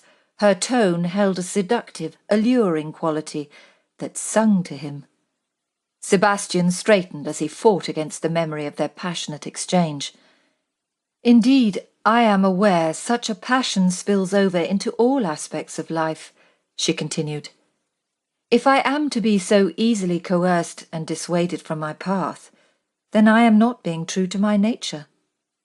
She looked up to meet his gaze, her sapphire blue eyes piercing his soul. But you are correct, my lord. As a woman, I fear I shall attract entirely the wrong sort of attention. Precisely, Miss Beaufort, Sebastian said, swallowing deeply. Which is why, she interjected, I shall strive to find another solution. As the saying goes, to those that will, ways are not wanting. He coughed into his fist, and then said rather smugly, I'm afraid you are missing the point, Miss Beaufort. I think you will find the saying goes, to him that will, ways are not wanting. She smiled. The wry expression made him feel like a silly child who had missed an obvious piece of information. Let me speak plainly, she replied abruptly. I do not intend to sit around like a simpering miss, eating supper at 6 and hoping for news from my brother when he could be in need of my help. Believe me when I tell you, I am in just as much danger here as I am in London. Dampierre will call again. So, she continued a little more calmly, I'm going to find my brother with or without your help, with or without the necklace. Had he been thinking with his rational mind, Sebastian would have considered his words carefully. He would have used his talent for manipulation to overpower her in this verbal battle. However, logic and rationale had forsaken him. Not before hell freezes over. Rather than appear annoyed, Miss Beaufort looked amused. I think it is you who is missing the point. She stood in front of him, raised her left hand, and examined both sides. I see no wedding band, and I'm certain you are not my father or my brother. You have no authority over me, my lord. Sebastian had a good mind to take her over his knee and tan her luscious behind. Do not try my patience, he barked. I may be forced to call your bluff. The thought left him feeling slightly aroused, and so he quickly changed the subject. Besides, London is not Marchhampton. You cannot go knocking on every door in the hope of finding your brother. You wouldn't know where to start. She raised a brow. You'd be surprised. Country mice can be very resourceful, she replied, sarcasm evident in her tone. James obviously left directions. I have the address. I have money. I know I can find the Comte de Dampierre. What the hell was she trying to prove? He stared at her, somewhat dumbfounded as he pondered the dilemma. When had she become so obstinate, so spirited, and so damnably appealing? She seemed to have the upper hand in this game of wits, but he would be a fool to let her do something so reckless. You have left me with no other choice, he sighed, acknowledging defeat. I shall leave this afternoon and bring that wastrel of a brother of yours to heel. He swallowed deeply as his eyes roamed over her flimsy nightgown, over her swollen lips and mussed hair. I fear he has an awful lot to answer for. Am I to understand that you refuse to give me the necklace? When he nodded, she said gracefully, Then I concede. I am confident you will find a reasonable way of explaining us riding out together. Sebastian snorted. I intend to travel alone. Well, that does present a problem. You see, if you leave without me, I will be obliged to follow. Bloody hell! Why would the woman not yield? Without the necklace, your journey would be a waste of time, he retorted. Without information regarding the whereabouts of my brother and Dampierre, so would yours, my lord. That was not entirely true. Once in London, he could find that information within the hour. Let us suppose for a moment I agree to your proposal. I cannot allow an unmarried woman to travel in a closed carriage with a man half the village believed to be a dissolute rake. Mrs. Bernard would have a fit of apoplexy. Well, I would not want to be responsible for the death of your housekeeper, so let me make my position clear. She stood before him and looked him straight in the eye. I do not worry about my reputation, for I have no intention of ever marrying. I fear I am far too headstrong to make some quiet country squire a suitable wife. Her eyes perused him from head to toe, as though he was some dowdy old dress in a shop window. Then she added, or any other man for that matter. I am sure Marchhampton will be relieved to hear it, he scoffed, although a part of him would enjoy the challenge of trying to tame her. She appeared resolute rather than offended. You may jest, my lord, but as I am sure you have gathered, I could not play the docile wife and marry for convenience, and I have yet to come across a man interesting enough, a man who excites me enough, she said as her gaze moved to his lips and lingered there for a moment. With a sigh of resignation she added, so if you are concerned with your own reputation, I suggest you come up with a plan. Either way, I am leaving at noon. I could always say I am carting you off to an asylum. The whole village would believe that, he replied, somewhat amused by the thought.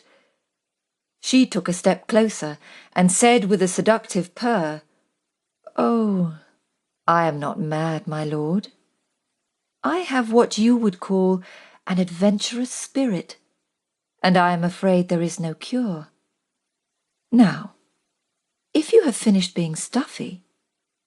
She walked around the desk, picked up her candle, and used it to light his before walking slowly yet purposefully towards the door. Where are you going? He asked, sounding somewhat like a neglected mistress. She glanced over her shoulder. To wake my noisy mare of a maid and find my dress. I have things to attend to if I am to return at noon. Sebastian watched her walk out into the hallway. He did not go after her. What was the point? He could not reason with a woman who appeared to act only on impulse, even if he did find that rather intriguing. Besides, he needed time to think of a solution to the problem without the constant barrage of witty remarks. He walked over to the table, picked up her brandy glass, and turned it over in his hand. Although it was empty, he lifted it to his lips. Something deep within him stirred, some raw and earthy masculine need to conquer, to claim, to have Miss Beaufort completely at his mercy. The more she defied him, the more powerful the urge to control. An image of her lying beneath him flooded his mind. Her hair splayed across his pillow, her hands clutching his shoulders, of her begging him for more. Shaking his head in a bid to erase it, he poured a large measure of brandy and drank it down. Whatever happened, he could not touch Miss Beaufort again. As the closest friend of her family, it was his responsibility to offer his protection. He gave a weary sigh. Trying to protect the woman would be like trying to fend off a lion using nothing but a piece of string. He could not take the risk of leaving for London without her, and he could not risk riding with her in such close proximity. That part of the problem was easily solved. Miss Beaufort would ride in his carriage, and he would ride Cronus. She would need a maid, of course. Perhaps Amy would oblige. When they arrived in London, he would take her to the house in Red Lion Square and lock her in the bedroom while he hunted down her poor excuse for a brother. Then he would hand over the damn necklace and the tempting Miss Beaufort before returning home to continue his quest for a peaceful existence. Simple. Chapter 8. Don't worry, Mary, just cut it, Sophie said, pushing aside all doubts as she sat at her dressing-table. But surely there must be some other way, miss. her maid replied, holding a glossy ringlet as if it were the crown jewels, and to let go would mean facing the hangman's noose. Sophie feigned a smile. It's just hair. It will grow back. I still don't see why you need to cut it, Mary said with a sigh. It will be far safer to travel about if people think I am a man, and I have never seen a man who has hair to his waist. Dane was right about one thing. As a woman she would be vulnerable on her own in London. As a man she would be free to do as she pleased. His silly experiment had given her the idea. She was still rather proud of the way she'd handled him. Perhaps her encounter with the Comte had given her a renewed confidence. Indeed, everything Dane said or did paled in comparison to Dampierre's threatening manner. When Dane had pulled back from their kiss and informed her it had been nothing more than a way to prove his point, she knew he was lying. Shockingly, she had felt the evidence of his arousal. She had felt the way his body responded to her, and it spurred her on to be bolder. The fact she had kissed him back proved to be a little worrying. But then she told herself she also had a point to prove. She was not the silly country girl any more. As a woman, she would do everything in her power to show him he'd been wrong about her. She would have him spinning around in such a tizzy he wouldn't know a bray from a bark. The sudden snipping of scissors caught her attention. "Well, there's no going back now, miss," Mary said as the first few tendrils of hair fell to the floor. Sophie glanced at her maid's reflection in the mirror, observing the deep furrows between her brows. The lines had been a permanent fixture for the last 2 hours. "Mary, if you do not stop worrying, those lines will be as deep as trenches. All the mice will come scurrying along, thinking it a place to bed down for the night." Mary stopped snipping and placed her hand on Sophie's shoulder. "It's not the hair, miss. It's just the thought of you out there, all alone." Sophie covered Mary's hand with her own. "There is no need for concern. I shall be under the protection of Lord Danesfield, and you know the Marquess is a dear friend of the family," she said, attempting to sound sincere. Perhaps it was best not to mention the fact that she planned to steal her necklace and head off on her own. "I know, miss, but you'll be all alone with him, and you know what they are saying about him in the village." "What? That he's a rake and a debaucher?" "I know it's not my place to say, but there's no trusting a gentleman like that." "And what sort of gentleman do you believe Lord Danesfield to be?" "You know," Mary said as her face flushed a deep shade of crimson. "One with a saucy tongue and a devilish grin. A man whose heart is as hard as his muscles." Mary certainly had the measure of him. "Well, it would not do to tempt such a man, so all the more reason for me to cut my hair. Besides, his lordship doesn't think of me in that way. He is simply fulfilling the role of a protective sibling in Lord Beaufort's absence." "Whatever you say, miss," Mary said, shrugging her shoulders. "I just hope you know what you're doing." "Trust me, I am perfectly capable of handling Lord Danesfield," Sophie said, praying she was right.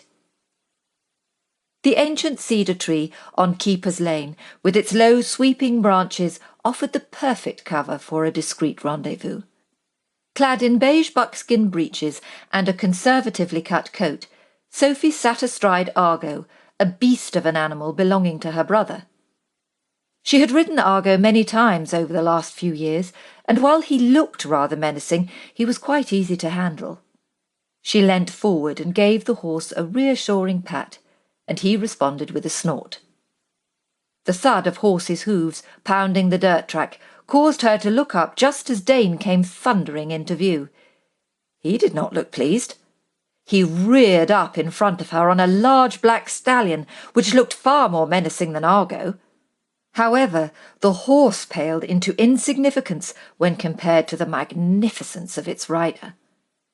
Dane's greatcoat hung loosely at his sides, revealing muscular thighs that his breeches struggled to restrain.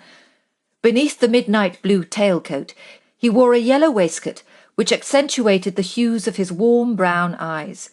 His top hat was possibly the tallest she had ever seen, and when accompanied by his dark scowl, made him appear rather ominous. He did not speak, but his hard, assessing gaze darted between her horse and her clothes. Sophie smiled, as she refused to be intimidated. "Good afternoon, my lord. I see you received my note." His breathing appeared a little ragged, and when he eventually spoke, it was through gritted teeth.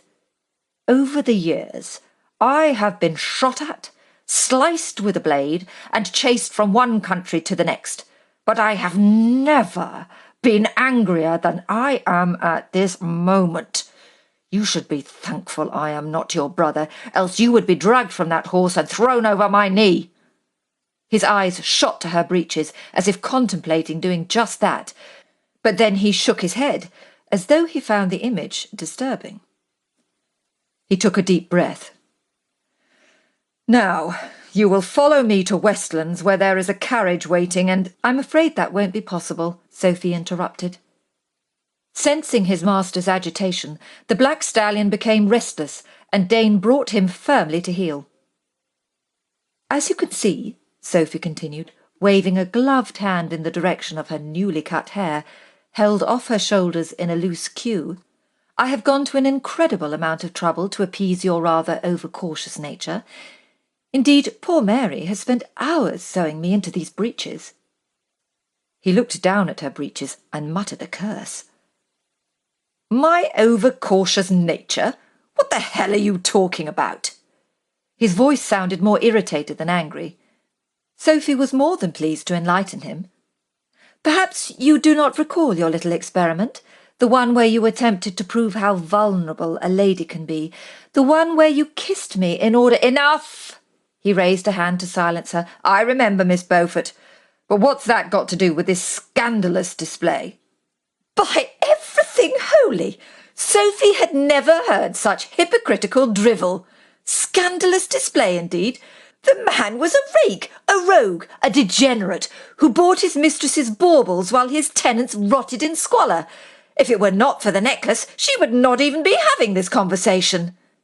"At least I do not shirk my responsibilities," she countered, in a tone full of self-righteous indignation.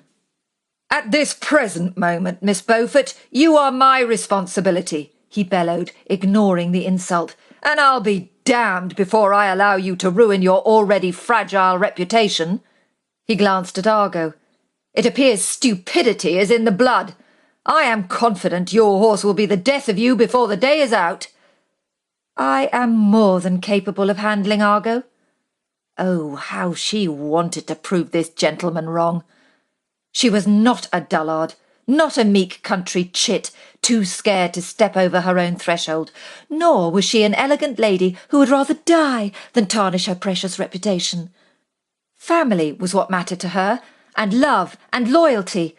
She was passionate and generous of spirit, and if that meant being reckless and impulsive, then so be it. Sophie edged Argo out from under the cover of the tree and onto the well-trodden lane. "Once again, you seem to have left me with little choice."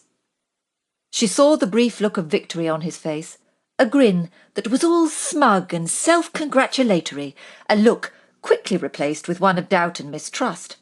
Without another word, without another glance, Sophie took a firm hold of the reins, dug her heels in, and was soon galloping down Keeper's Lane on her way to London.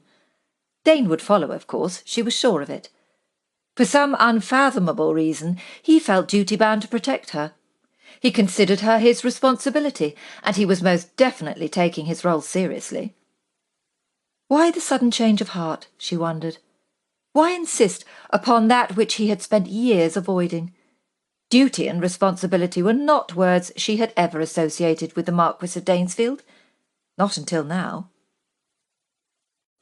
Chapter 9. For the first time in his life, Sebastian had seriously underestimated his opponent. It had taken every ounce of strength and fortitude he possessed not to bolt after her, pull her from that blasted horse and drag her off to a nunnery, to a place where such mischief would be punished with lifelong seclusion, 10 hours a day of solid prayer and no supper for a week. Instead, he simply sat in the middle of the lane, his body rigid, his expression stern, His thoughts confused and chaotic. There was nothing simple about dealing with Miss Beaufort, he thought, his eyes transfixed by the movement of her slender thighs as they gripped and rode the spectacular beast out of view. He recalled telling her how he'd been in control of everything since the moment he'd carried her over his threshold. She must think him a fool. He had not been in control of a damn thing. When he rode into the courtyard of Westland some 10 minutes later, he found Haynes in his usual position, perched atop the box of his carriage. His hulking frame filled the seat. Yet it was remarkable how a man his size was adept at making himself appear unnoticeable. Sebastian caught his gaze and gave him the look that indicated there had been a change of plan. Haynes jerked his head towards the carriage, a small, inconspicuous nod, and Sebastian led his horse to the door and tapped on the window. Amy lowered the window and popped her head out, her face alight with excitement. "Yes, my lord," she said, gripping the window like a pauper would a guinea. "I'm afraid there has been a slight change of plan," Sebastian said, watching her struggle to hide her disappointment. "Miss Beaufort has made her own arrangements, with a family of a friend, I believe, but I would still like you to travel with Haynes, as we may join her on the journey. Besides, Miss Beaufort may require your services once we reach town." Had he been discussing any other lady, he was certain his story would have sounded reasonably plausible, but Amy put her hand over her mouth to suppress a snigger. "You will be perfectly safe with Haynes," Sebastian continued, feeling like a buffoon for the umpteenth time. "But I would ask you to draw the blinds as you pass through the village. You may change your mind and stay here if you wish." He would not force his servants to do something that made them feel uncomfortable. "No, my lord," she replied, beaming like a child again. "I'm more than happy to go." "Very well," Sebastian nodded. As Sebastian brought his horse round to face Haynes, he heard Amy close the window. The carriage rocked as if she'd thrown herself back into the seat, and he could have sworn he heard her giggle. "What do you want me to do, my lord?" Haynes said. Sebastian shook his head and sighed. "It appears Miss Beaufort is a thorn to surpass all others." He lowered his voice. "She has taken it upon herself to ride to London dressed in a tailcoat and breeches. In all our wild adventures, I have never witnessed anything so ludicrous. I doubt there is a man alive willing to tame that one. The woman is an utter menace." Haynes did not answer, and while his face maintained its usual stern expression, his eyes held the smallest spark of amusement. Sebastian curbed his temper. "We'll proceed as planned, but we can't stop at the Three Crowns, not with her dressed like that. It's far too busy." Haynes lowered his head. "We don't need to stop at all, my lord, other than to change the horses. The maid seems happy enough with the carriage. We've done it before." He shrugged. "It's probably best you and the lady avoid the main roads. Well, if you think you can catch up with her, that is." Sebastian ignored the last remark, as he knew Haynes was provoking him. He had wasted time returning to Westlands, but was more than capable of making up lost ground. Taking out his pocket watch, he noted the time. "Give me a 20-minute start, and then I'll meet you at Rockingham Pool. It's just a few miles to the inn on the green, which is quieter and more secluded. I'm sure after 12 miles in the saddle, and with no padding other than a thin pair of breeches, Miss Beaufort will be only too pleased to ride in the comfort of a carriage." Every muscle and every bone in her body ached. Sophie was not used to riding without layers of fabric acting as a cushion, and she rubbed her hand down her thigh to try to alleviate the stiffness. How on earth did a gentleman ride all day with such flimsy material for protection? Then again, she had pushed herself too hard, as she didn't want to make it too easy for Dane to catch up. Oh, what she would give for a nice cup of tea and a hot bath! She slowed Argo to a walking pace and glanced over her shoulder, wondering if she'd made a terrible miscalculation. What if Dane had no intention of following? She had never actually referred to him as Dane, not aloud. The ladies, particularly those simpering misses who batted their lashes and craved an alliance, called him Lord Danesfield. To the gentlemen he would simply be Danesfield, in deference to his title. Sophie refused to be cast in the role of a desperate debutante, as it implied weakness, it implied inferiority, and a desire for an emotional connection. Her peaceful deliberations were disturbed by the sound of horses' hooves pounding the dirt at a considerable speed. She did not give him the satisfaction of turning around, but she knew it was Dane when the horse slowed to a walking pace at her side. "It was good of you to wait," he teased, patting his horse and commending him for his efforts. She glanced at him. A faint sheen of perspiration glistened on his cheeks, and his hair looked wavy and damp where it met his collar. His eyes were warm with a vitality that stole her breath, and she wondered if this was the sight his mistress saw amidst the throes of passion. She looked away sharply, her lips forming a scowl. "Had I known it was you, I would have bolted for the hills.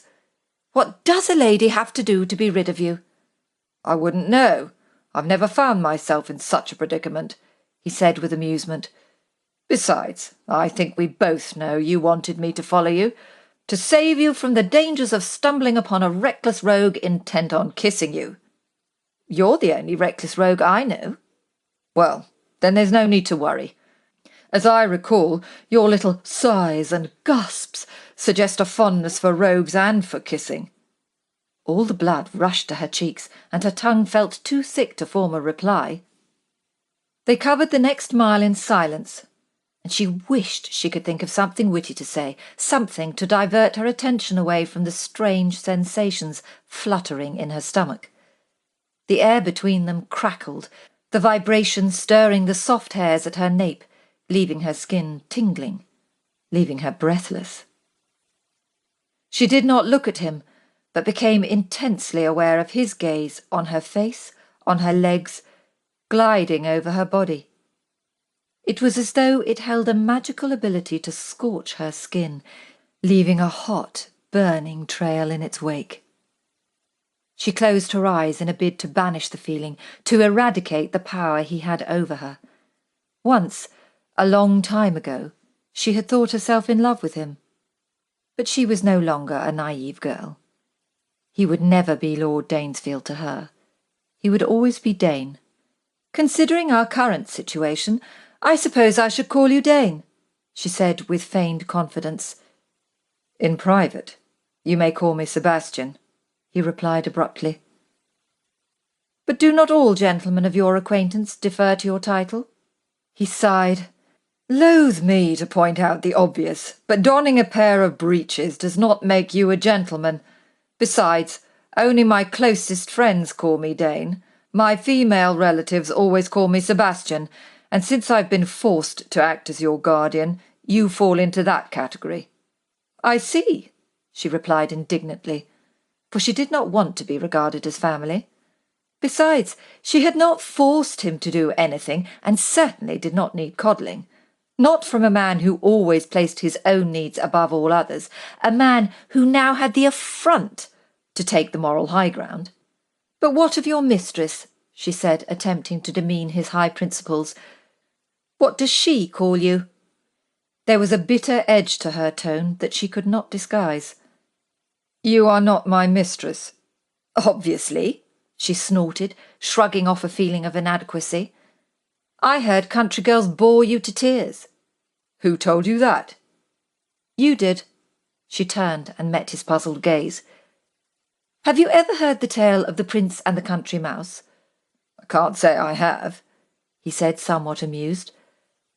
"Well, although some thought the Prince handsome, he was an extremely poor judge of character. Annoyed with the mouse, he kissed her in an attempt to frighten her away." "Which evidently proved to be a futile exercise," he interjected. "Of course. The country mouse simply transformed into a tiger and gobbled the prince right up," she mocked. Dane laughed. "So, it's not enough to tease me with your wandering hands. Now you tempt me with your lascivious analogy. I must say, Miss Beaufort, I shall look forward to the event with eager anticipation." "Sophie," she corrected, a little confused by his reply. Excuse me? In private, you may call me Sophie. He was silent for a moment, then said rather abruptly, I think not, Miss Beaufort. I believe that pleasure is reserved for your brother and your future husband. I told you, I have no intention of marrying. I believe marriage would be a somewhat tedious affair. Particularly if it was to you, she added silently. He glanced across at her. I would have thought it all depends on the person one marries. If one finds a partner capable of keeping alight the inner flame, then I do not doubt there are many pleasures to be found in marriage. Sophie snorted. Do not tell me you believe in such nonsense, that you of all people desire marriage. I am a peer of the realm. It is my duty to marry and produce an heir. It should not surprise you that I hope it will be a pleasurable experience. The mere thought of him married, of him entertaining a wife, made her feel light-headed. She imagined seeing them at social gatherings, imagined him smiling at a beautiful golden-haired temptress as she pushed the rebellious lock of hair from his brow. Besides, he continued, what will you do when your brother marries? What will you do when you are no longer mistress of the house? I shall move to the cottage, she said, or perhaps far enough away never to have to set eyes on Dane again. I would much rather be mistress of my own heart than be mistress of a stranger's dinner menu. He laughed and said in a languorous tone, But what are the physical aspects of marriage? How do you propose to compensate for that? He was teasing her, but she refused to let him have the upper hand. For an unmarried man who has spent years enjoying such pleasures, you sound very naive, she said, staring at him with a confidence that made her feel all worldly and wanton. Dane looked appalled. If you mean you would take a lover, then I believe you are the one being naive, he snapped. You would be ruined. Such a stain on your character would affect every female member of your family, including any future daughters born to your brother. Why did he relate everything back to duty and obligation? I would be discreet, she replied with a shrug, but her words seemed to anger him all the more. And what of children? He scolded. Do you have any idea what it is like to be born on the wrong side of the blanket? Or are you going to tell me you intend to deny yourself the pleasure of motherhood? I do not want children. Even as the lie left her lips, she could not hide the tremor in her voice or stop the single tear from forming. She wanted children more than anything. Such a loss was a heavy price to pay for independence. I believe children should be a precious gift from a blissful union, not a commodity to barter, she spat. Not some possession simply to continue the bloodline. Or something begotten out of duty, he added. They fell silent. In an attempt to find a distraction, she rubbed her aching thigh, an action that received close scrutiny from her companion. Beyond the copse, Dane said, pointing out into the distance. There's a large pool where we can rest and take a drink. We'll stop there and— I'm perfectly fine, Sophie interrupted. She did not want to be treated like a child. There's no need to stop on my account. You've been in the saddle for the best part of 3 hours, he sighed. If you have no consideration for your own well-being, have some for your horse. Since when had he become the voice of reason? Sophie could think of no witty retort, as one could not argue against common sense. Besides, she needed to find some diversion from these turbulent emotions. They rounded the bend, and she nudged Argo onto the verge and across the grass towards the pool. As she approached, she could not help but smile, struck by the wondrous vision before her, a vision of perfect beauty. Like an oasis in the desert, the water was as clear as glass, reflecting the rich green hues of the surrounding hills. It was a sanctuary, an idyllic refuge, a shrine to new life and new beginnings. Ignoring her aching muscles, Sophie climbed down and threw her hat to the ground. After shrugging out of her coat, she stood with her hands on her hips and admired the view. "Oh, Dane, it's spectacular!" she exclaimed with delight, glancing back over her shoulder. "I have never seen anything so beautiful." "Neither have I," he said softly, as his gaze locked with hers. She wandered down to the edge of the pool and knelt beneath the willow tree. Dipping her hands into the cool water, she pressed her damp fingers over her brow and down her neck. The warmth of the sun seemed to relax her muscles, and she repeated her ablutions, relishing the feel of the water as it trickled over her skin. She stood, wiped her hands on her breeches, and bent down to pick up a stone, sending it skimming across the pool, watching it bounce 4 times before it sank with a loud plop. "Did you see that?" she said, clapping her hands. She swung around to find him still sitting astride his horse, his gaze dark, intense. Those sinful eyes stared at her breeches, which were no longer concealed by her coat. They followed the curve of her thigh up over the swell of her hip. She swallowed deeply. He dismounted in one graceful movement, throwing his hat and greatcoat to the ground. He covered the distance between them in a few strides, his gaze never leaving her. "Perhaps you're right," he murmured, his voice deep and rich as he focused on her mouth. "When it comes to you, I am a reckless rogue." This time there was no gentle coaxing, no soft teasing. His mouth, hot and demanding, devoured hers in a frenzy that left her panting and clutching at his shoulders. This was not simply a kiss, it was possession, and he drank hungrily and selfishly from her. She should have pushed him away, slapped him, called him all the things she knew him to be, but her traitorous body ached for him, for his smell, his taste, his touch. She was a Judas to her own cause, and she didn't care. She was lost, falling fast, and it felt divine. While his mouth moved wickedly, his tongue plunged deeper to dance with hers. His hand slid seductively around her back, up under her waistcoat, balling the thin linen shirt into his fist. His other hand gripped her hip, and both worked together to urge her closer to his hard body. He broke contact and sucked in a breath. "Good God," he growled against her ear. In a daze, she opened her eyes to look at him and screamed. The unmarked carriage had stopped on the road directly behind them. The occupant, a woman, was hanging out of the window watching their amorous display. Thankfully, the coachman did not look their way but sat like a solid lump of stone staring out at the road ahead. "It's just my coachman," Dane said, looking back over his shoulder. He released her and straightened her clothing. "Wait here." She watched him storm across the grass, raking his hand through his hair and pulling at the sleeves of his coat.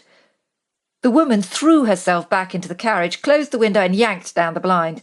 The coachman did not move. A brief conversation ensued between the 2 men, the coachman's gaze following his master as he paced back and forth.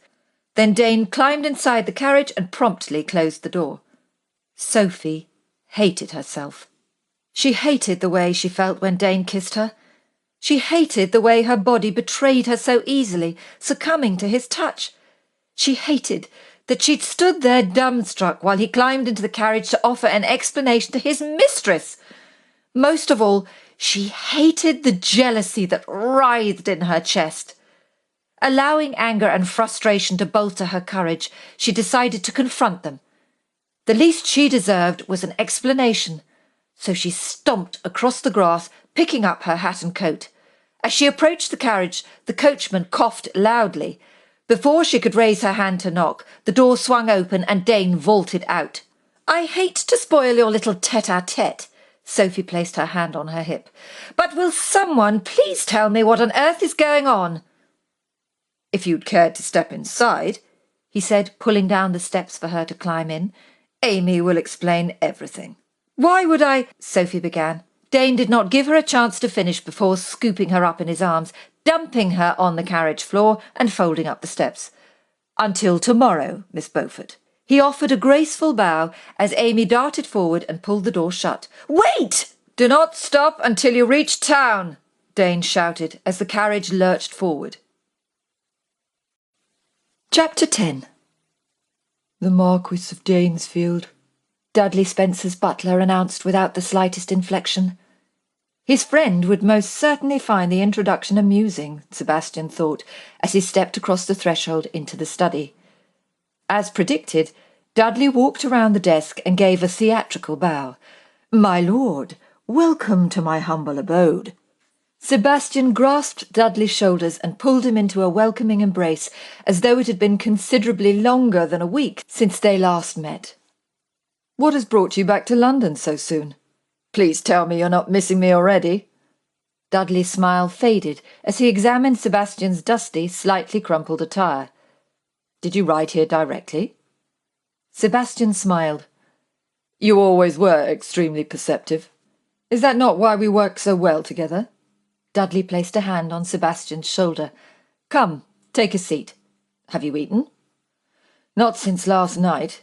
Sebastian dropped into the leather chair opposite Dudley's desk. "There is someone I wish to avoid, and I could hardly call in at my club looking like this." Haynes had not taken Miss Beaufort to his official London residence, but to a house he used purely for business purposes. A house in a quieter part of town, where his neighbours were not members of the ton, but doctors, lawyers and bachelors who all struggled to make time to eat and sleep, let alone concern themselves with other people's affairs. She would be safe there. Dudley rang the bell, requested a cold platter and a bottle of his best claret. He took a seat behind his desk and focused an inquisitive gaze on Sebastian. "Now you have my full attention," he said, leaning back in the chair and steepling his fingers. "What do you mean there is someone you wish to avoid?" "Please tell me this is not about a woman." After all the years spent working together, they understood the need to be honest with one another. To withhold information often meant putting lives in danger, and so they'd made a pact never to keep secrets. "The person I wish to avoid is the person I brought with me to London," Sebastian said, running his fingers through his hair. Aware of Dudley's confused expression, Sebastian told him everything, including a rather embarrassing confession relating to an impromptu kiss at Rockingham Pool. "I could not help myself." Sebastian jumped to his feet, began pacing back and forth in front of the desk. "I don't know what came over me. One minute I am sitting on my horse admiring the view. The next I am devouring her mouth with the urgency of an opium addict drinking his last tincture."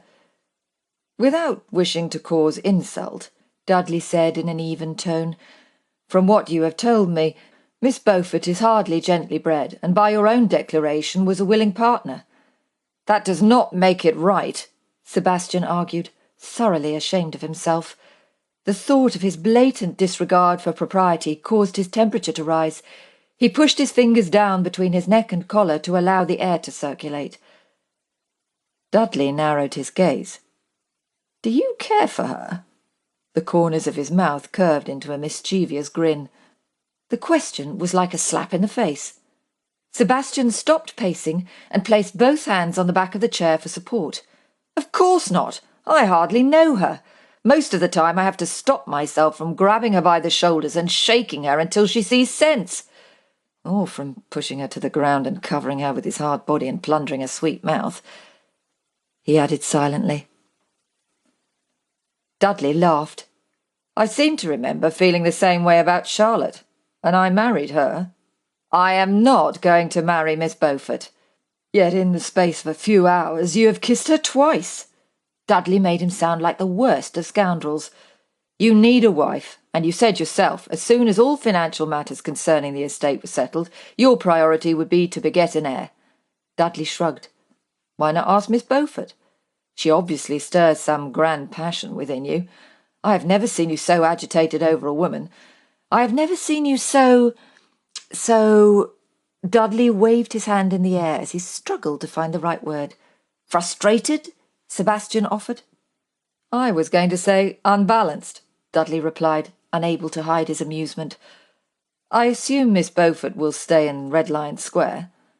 But what about you?" Sebastian swallowed. "I cannot leave her there alone." "You intend to stay there with her? Is that wise?" Sebastian did not answer the question as there was a gentle knock on the door, and a footman entered carrying a tray of meats, cheese, and sweet biscuits. Dudley cleared a pile of papers and asked for it to be placed on the desk. "Don't wait for me," he said, obviously aware of Sebastian's greedy gaze. "You look ravenous. It's a good job Miss Beaufort is not here, as you would be in danger of devouring her whole. Am I to be the whipping boy for all your poor jokes?" Dudley patted him on the back and handed him a glass of claret. "I hate to be the one to preach." "That's a lie," Sebastian interjected. "You love making me look foolish." "Well, yes, but as your friend, I feel it my duty to remind you of the potential outcome of your situation. You know I speak from experience." Sebastian swished his wine around in the glass. "There is only one possible outcome," he said, his tone subdued. "I shall return Miss Beaufort to her brother, untouched and unwed." Dudley's mouth curved into a sardonic grin. "I think we both know that will not be the case." Sebastian muttered a curse and popped a chocolate macaroon into his mouth. They sat for a while in relaxed silence while Dudley dipped his nib into the inkwell and scratched out a few notes. "Do you want me to inquire into Lord Beaufort's whereabouts?" Dudley asked as Sebastian finished his repast. "No, I shall see to Beaufort," Sebastian replied, taking a mouthful of wine. "I need you to find out anything you can about the Comte de Dampierre. He must have an address here in town. Miss Beaufort seemed confident she could find him if need be. She seems to think some sort of deal had been struck. Her brother had promised to sell or trade the necklace, and then for some reason refused." Dudley frowned. "Can you trust Lord Beaufort?" "With my life," Sebastian replied without hesitation. "The gentleman I know would not renege unless something prompted him to do so." Dudley put a definite cross through one of the scribbled notes. "Is the necklace valuable? Perhaps when Beaufort came to London, he discovered it was paste and did not want to look foolish." Sebastian laughed. "You're thinking of the time we traipsed halfway around France looking for Lord Pottersham's mistress after she had run off with his wife's jewels." Dudley's eyes flashed with amusement. It would have been helpful if his wife had mentioned she'd swapped the gems for paste. "Here, you may see for yourself." He removed the pouch from the concealed pocket sewn inside his coat, stepped forward, and placed it on the table before returning to his seat. "I could not risk leaving it behind." Dudley opened one of the desk drawers and removed a rosewood magnifying glass. Rolling out the pouch, he took the necklace to the window to examine it in the light. "I must say it is a rather fetching piece." The rubies twinkled like stars, and Sebastian caught his breath as his mind conjured an image of it draped around Miss Beaufort's bare neck. Except in Sebastian's mind, it was not just her neck that was bare. "Most definitely not paste. There are too many imperfections, too many signs of nature's impurities," Dudley murmured. He returned to his chair and placed the necklace on top of the velvet pouch. "I am not qualified to place any sort of value on it, but even so, the thought of value does raise a very important question."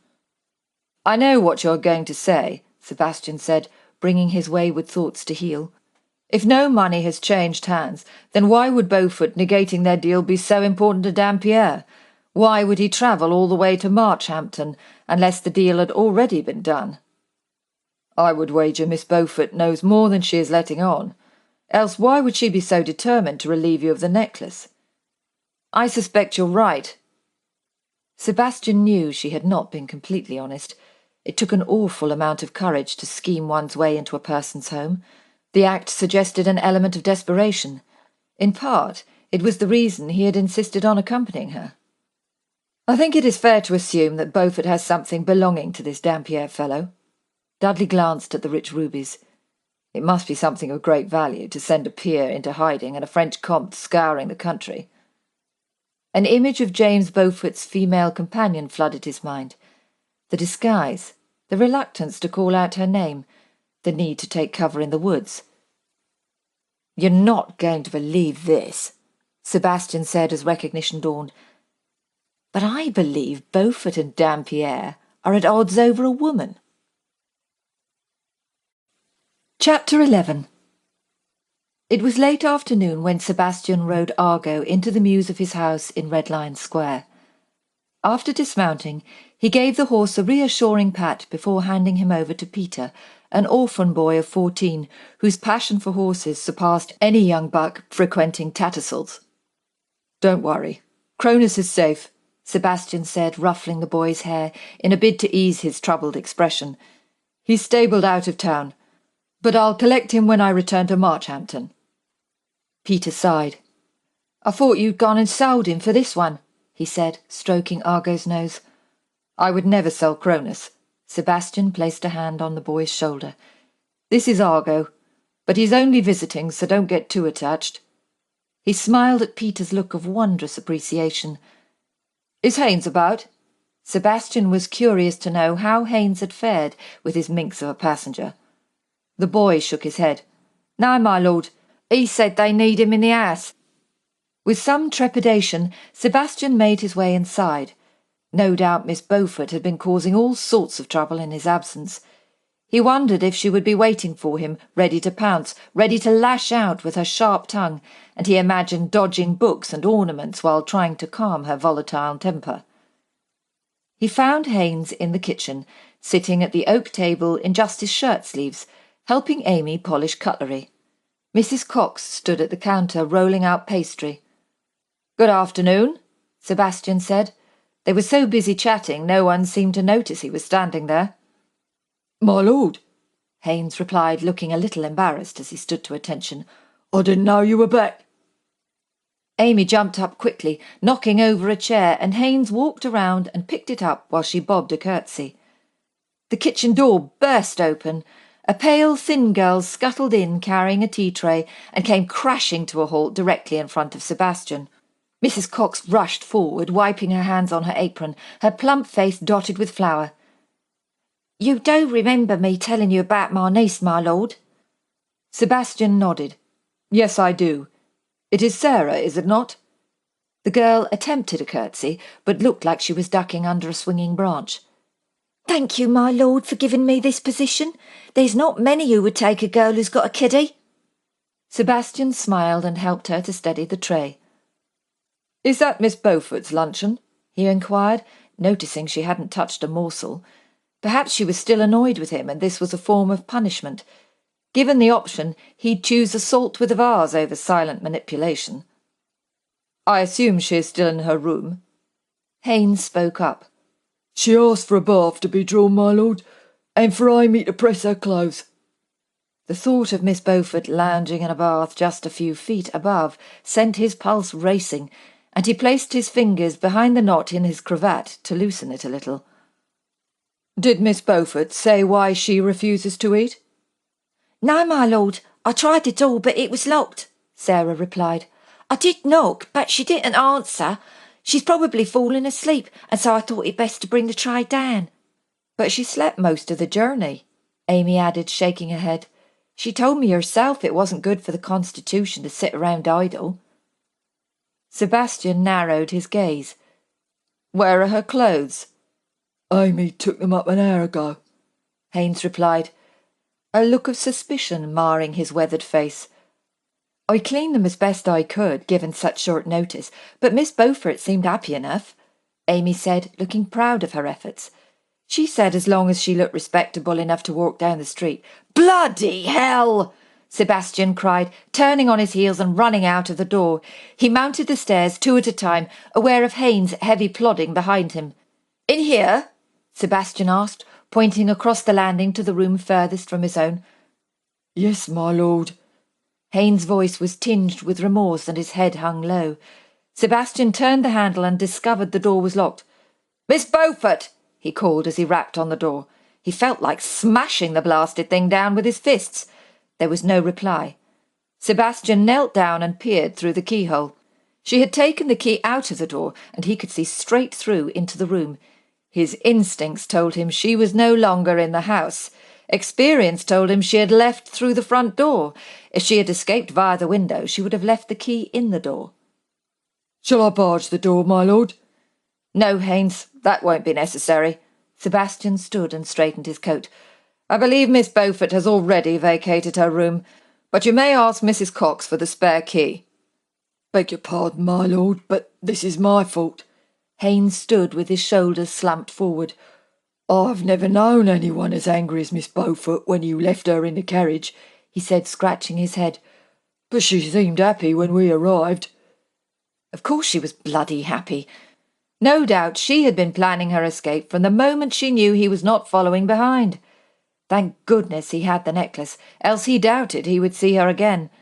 He patted his chest to make sure it was still in his pocket, and Miss Beaufort didn't know of a conjurer's trick to spirit it away. Sebastian did not know what bothered him most. The fact Miss Beaufort was now wandering around town dressed in those blasted breeches for the entire world to see, or that she seemed to have an innate ability of making him look like a complete idiot. I'm afraid the blame rests firmly at my door, no pun intended. Foolishly, I assumed Miss Beaufort would seek my counsel before tearing off around town. He was going to have to put an end to this cat-and-mouse game they played. Haynes cleared his throat. "When you give Haynes a job to do, my lord, he always does his best. Never let it be said Haynes don't do his duty," the coachman proclaimed, as though reapplying for his position. "It's just the lady has a look about her, a way of, well, let's just say she was mighty cheerful for someone about to bolt." Sebastian felt sorry for the man. "Miss Beaufort is an unusual lady, Haynes. I fear I will never quite understand her motivations or her impulsiveness. I suppose you cannot attempt to cage a tiger and expect it will not try to bite you." He smiled, remembering Miss Beaufort's Prince and Mouse story and her threat to gobble him up. "I can't say I know much about tigers, my lord," Haynes replied, scratching the top of his head again. "but I know what it's like to catch a butterfly, to trap it in a glass and watch it struggle to break free, to watch it grow tired and flutter to the bottom, all hopeless and lost." "You're suggesting Miss Beaufort is struggling to be free of the glass?" Sebastian leant back against the jamb and folded his arms across his chest. "I did not know you were so perceptive, Haynes." "Beg your pardon, but there's not much else to do atop a carriage all day long besides think." "Indeed," Sebastian replied, arching a brow with curious interest. Haynes opened his mouth, but then snapped it shut. "Please, continue," Sebastian said. Any information to aid him in understanding Miss Beaufort's psyche was valuable indeed. "I feel I am in need of enlightenment, and I find your analogy quite refreshing." Haynes shuffled on the spot. "Well, you take Miss Amy," he continued, a little cautiously. "There'd be those who'd be annoyed by our constant chattering. Some might say no good can come from such foolish talk." "And you? What would you say, Haynes?" The corners of Sebastian's mouth curved into the beginnings of a smile, for he already knew the answer. "Well, my lord," Haynes began, "I'd say that when she speaks the whole world lights up. If it means my ears have to take a bashing, seems like a fair trade to me." Sebastian's thoughts were drawn back to Miss Beaufort.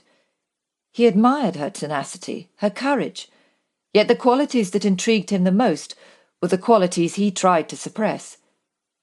In his effort to protect her diminishing reputation, he had forced her to take matters into her own hands. He found himself wondering why he cared so much. Why did he feel such a desperate need to control and conquer? What was it about Miss Beaufort that spoke to him in a way no other woman ever had? Throughout his life, he'd always done what he felt right, propriety be damned.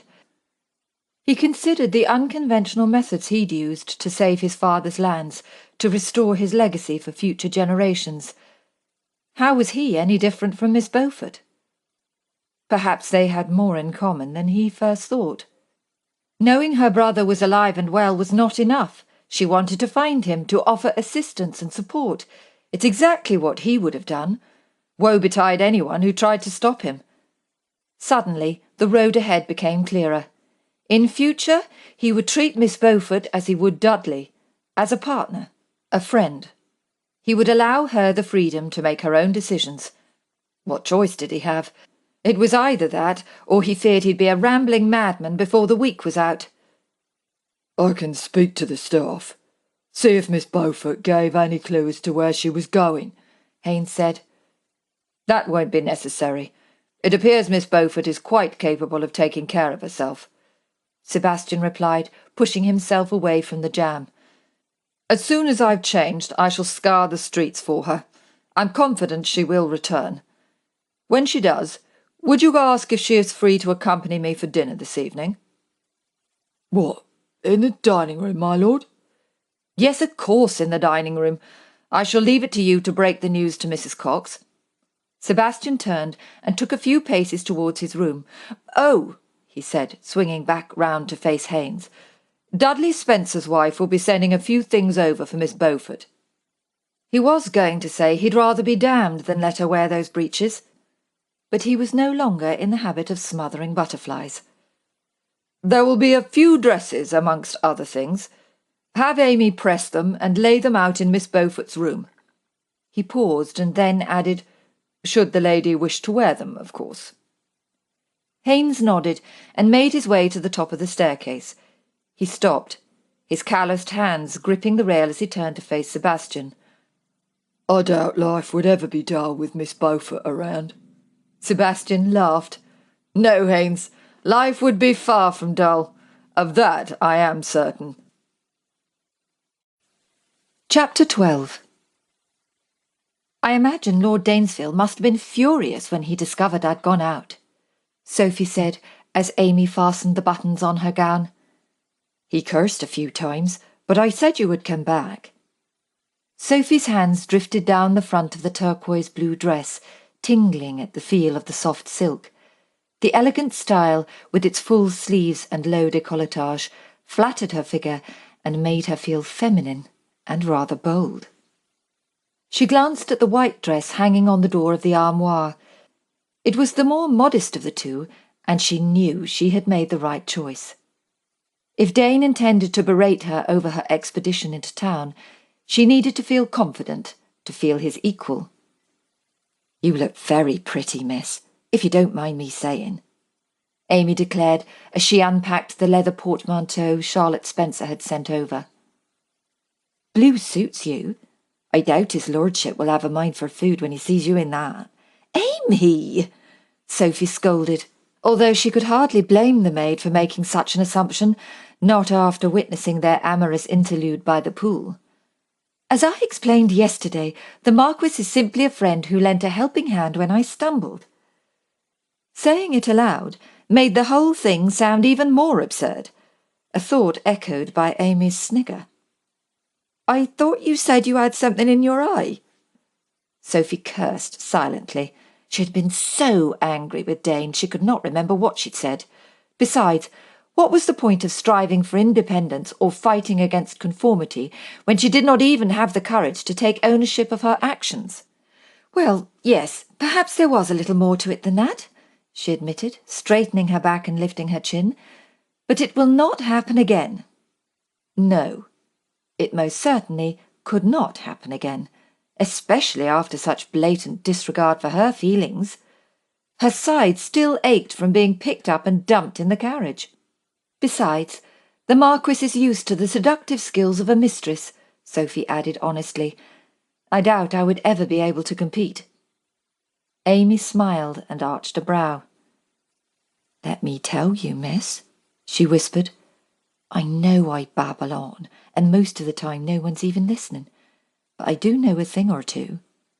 I know a man doesn't kiss a woman the way his lordship kissed you if someone else is warm in his bed at home. She gave a little wink. Sophie could feel the blood rushing to her cheeks.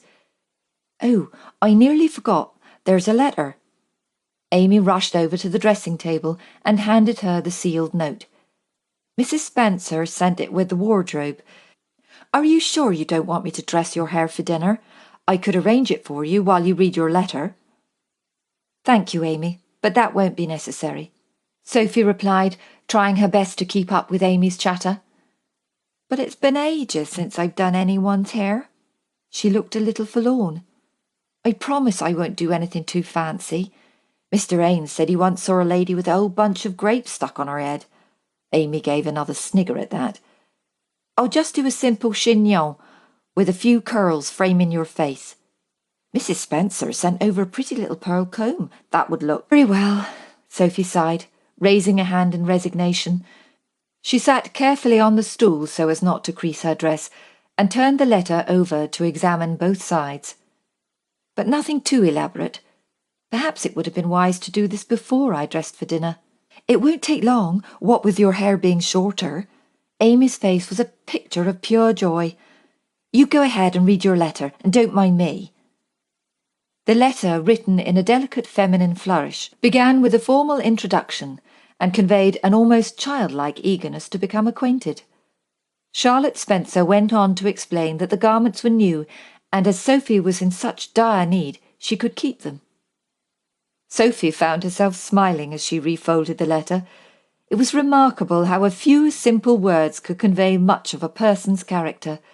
She would look forward to thanking Charlotte in person, as she had a feeling she would like her immensely. There we are, miss, all finished. Amy placed the unused pins into the glass dish on the table. Sophie looked up into the oval mirror, angling her head to study Amy's work. She had done a good job, and the overall effect was one of— Sophie struggled to find the right words. One of rustic simplicity.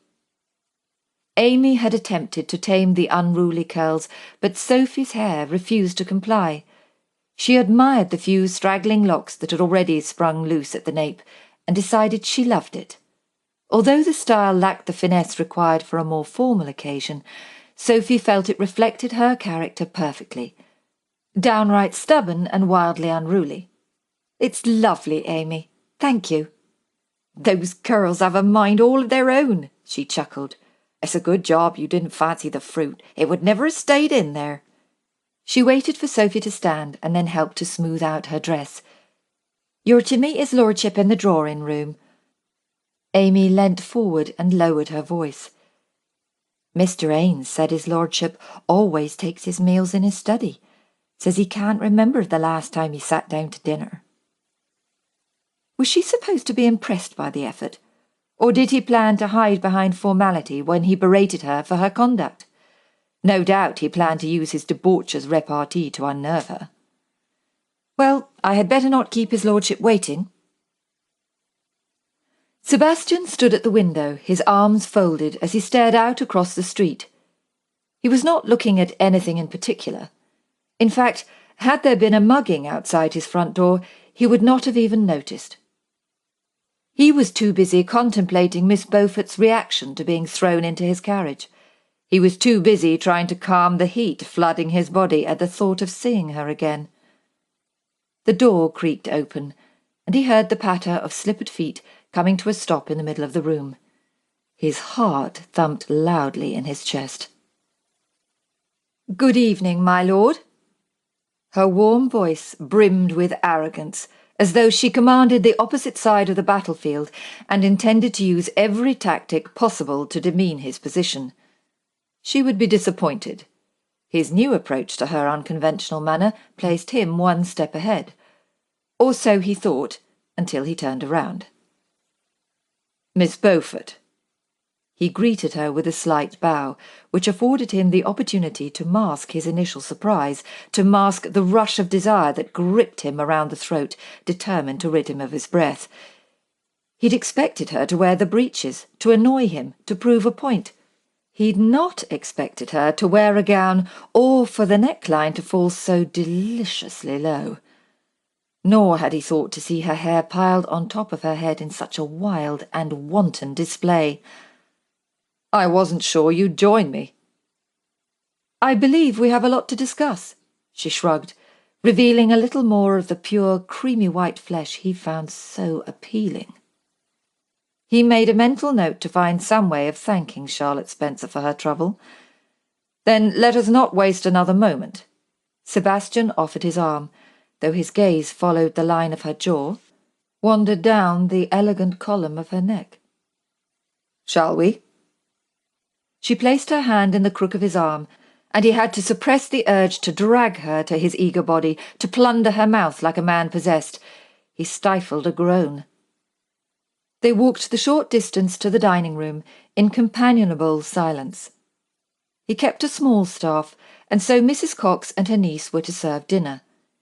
They took their seats at opposite ends of the table, which suited Sebastian, as the distance served to temper his racing pulse. "I'm afraid Mrs. Cox's culinary expertise is rather limited," he said, straining his neck to see past the tall gilt fruit bowl. Where on earth had the woman found such a monstrosity? Sebastian stood, removed the elaborate display, and placed it on the side table. They passed pleasantries, like strangers seated next to one another at a dinner party. "The soup is good," Sophie replied, dabbing the sides of her mouth with her napkin. It all appeared rather amiable, yet he could feel the tension brimming beneath the surface. She was still annoyed with him. He could hardly blame her. But if they were going to work together, she would need to trust him. He had handled things badly, telling himself he'd acted out of a sense of responsibility. In truth, his only motivation had been self-preservation. "I assume you went to inspect your brother's residence," Sebastian said in a matter-of-fact tone, although he hoped he was wrong and she'd simply gone for a stroll.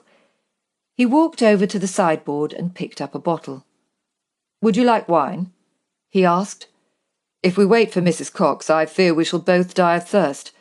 You may keep your glass at the table." She looked at the deep red liquid, and then to the pristine white tablecloth. "I'm not one for formality, as you know," he added. Sophie nodded, and he filled her glass, careful not to spill any, for his gaze was caught by a wayward curl caressing the side of her neck. He resisted the urge to touch it, to run it between his fingers, and marvel at the softness. She raised the glass to her lips and took a large sip. "I thought it best not to waste time," she admitted. "And?" Sebastian asked, returning to his seat. He held his frustration at bay, despite the urge to tell her she'd made a foolish mistake. "What did you discover?" She held the glass in her hand, twirling it back and forth in a nervous ritual. "You are not angry with me?" she asked, revealing her surprise. No, he was not angry. He was bloody furious. "Should I be?" She eyed him suspiciously. "You should know I will not tolerate your constant disregard for my feelings. Nor will I tolerate being manhandled by you out of some antiquated sense of duty."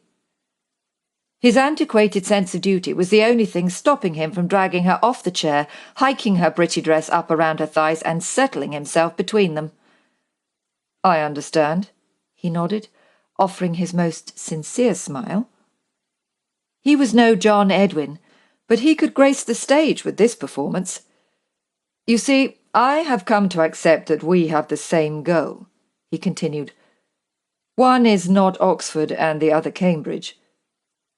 You want to find your brother and return to Marchhampton. You want to understand the reasons for Dampierre's interest in the necklace." He raised his glass in salute. "As do I." She was staring at him as though he had grown a carrot for a nose. "Now," he continued, "you were telling me you went to your brother's house." "To his lodgings," she corrected a little stiffly. "He no longer owns a townhouse." "Forgive me," he said, with an inclination of the head. "I meant the house he had hired for the duration of his visit." Her cheeks flushed. "James has not been seen there, officially, for over a week." Sebastian arched a brow. "Officially?"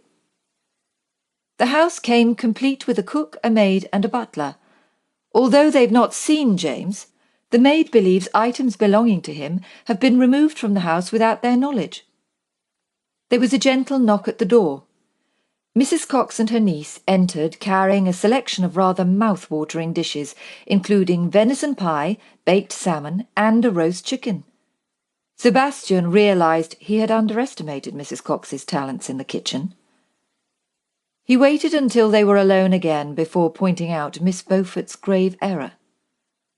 "Of course, you must know that if your situation were a game of chess, you would have just placed yourself in check." If she insisted on acting independently, then she must accept responsibility for her mistakes. "I must say, this pie is delicious." She narrowed her gaze and wrinkled her nose. What on earth are you talking about? He took a sip of wine. Let me explain, he said, trying not to sound too condescending, too arrogant. Let us suppose I am searching for someone who has disappeared. The first thing I would do is hire a man to watch the person's house, their last known address. What, for a week? She scoffed. For as long as it takes. He paused to let her digest the information. You understand that you would have been followed back to this address, and now this house will be under observation. You will be under observation.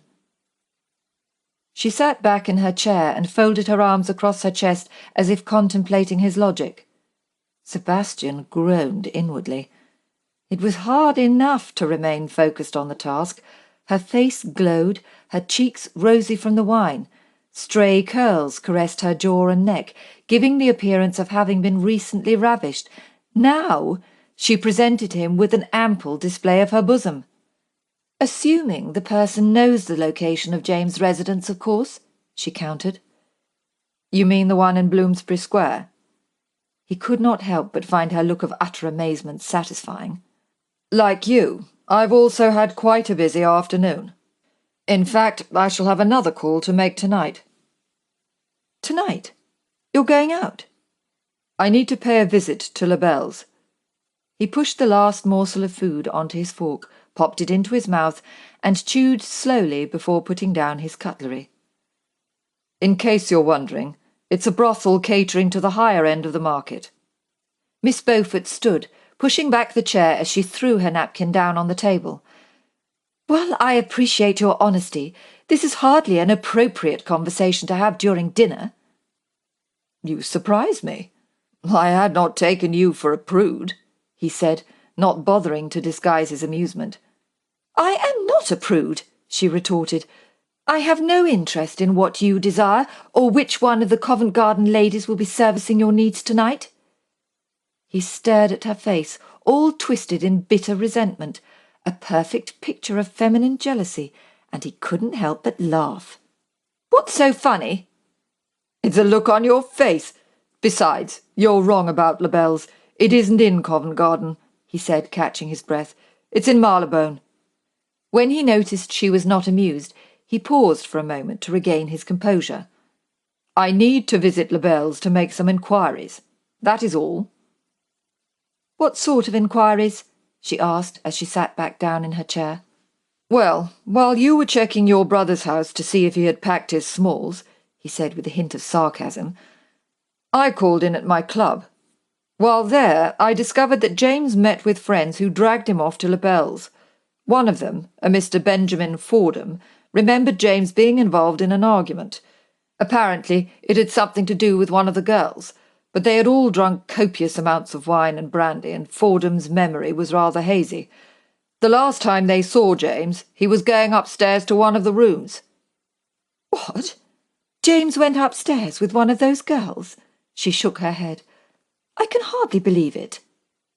Sebastian was going to say that's what some men do, but he did not believe it of James either. It took a certain type of man to lie with a prostitute. If James had come to London to raise the capital needed to develop his estate, then whatever steered him from the path would have been extremely important. Perhaps the Comte de Dampierre was also a patron of Labelle's. I agree, he said, which is why I must visit the premises. Very well, she said, as though he needed her permission. I'm coming with you. This time it was Sebastian who stood abruptly and threw his napkin on the table. The hell you will! The words were out before he could reconsider, and he pushed his hand through his hair in a bid to control his temper. The corners of her mouth turned upwards into a feigned smile. It was the sort of smile that gave the impression she was about to move her queen against him, and in a few simple moves he would be in checkmate. If the house is being observed, as you suggested, then you cannot leave me here alone. You will not be alone, he retorted. Haynes will be here. Of course, she nodded. Haynes was also here this afternoon, when I opened the front door and walked out onto the street. Check. A mistake you will not make again, Sebastian warned. Are you so certain? Do you know how helpful people can be when they know you are new to a town? How do you think I found my way to Bloomsbury Square? I'm sure there are no end of dissolute rakes roaming the streets, only too willing to show a young buck the way to Labelle's. She arched a brow. In Marylebone. Checkmate. She lifted her glass to her lips and took a sip of wine before casting him a satisfied smile. Sebastian sighed as he slumped back into his chair. You are not a young buck, Miss Beaufort, he said with some resignation as his eyes drifted over her impressive cleavage. What would your brother say if he knew I had allowed you to visit a house of ill repute? Under the circumstances, he can hardly say a thing, she shrugged. Besides, I'm not completely naive. I do know what goes on in those sorts of places. She stared him straight in the eye and lifted her chin. I know what it is like to feel desire at the hands of a man, she purred. I know how it feels to be so drunk with it, you can think of nothing else. As I'm sure you remember. Sebastian almost choked on his wine at the last remark. The thought that he had roused such a passion in her made him so hard he could not think straight. All he could feel was the blood rushing through his veins. All he could hear was his heart pumping in his chest. All he could see was her mussed-up hair and heaving bosom. God, how he wanted her! He wanted to bury himself inside her until nothing else mattered. Are you feeling well? Her voice drifted over him, soft and musical to his ears, and before he knew what was happening, she walked around the table to stand at his side. Surely you're not shocked at such a declaration, she continued. I was merely stating a fact. Her hand moved towards the lock of hair over his brow and froze. Sebastian stopped breathing. If she touched him, he would not be able to stop himself from reciprocating. He would take what he so desperately wanted, what he so desperately needed. Well, will you take me with you? She said, her hand falling back to her side. Yes, Miss Beaufort. You may accompany me, he answered huskily. As I said earlier, we are working towards the same goal. Besides, it would be a judicious move on his part, for he could not guarantee she would sit patiently and wait for him. I shall be ready in 20 minutes. She patted her hands together as she rushed towards the door. What about dessert? She glanced over her shoulder and shrugged. We'll save it for later. I have always been partial to a midnight feast.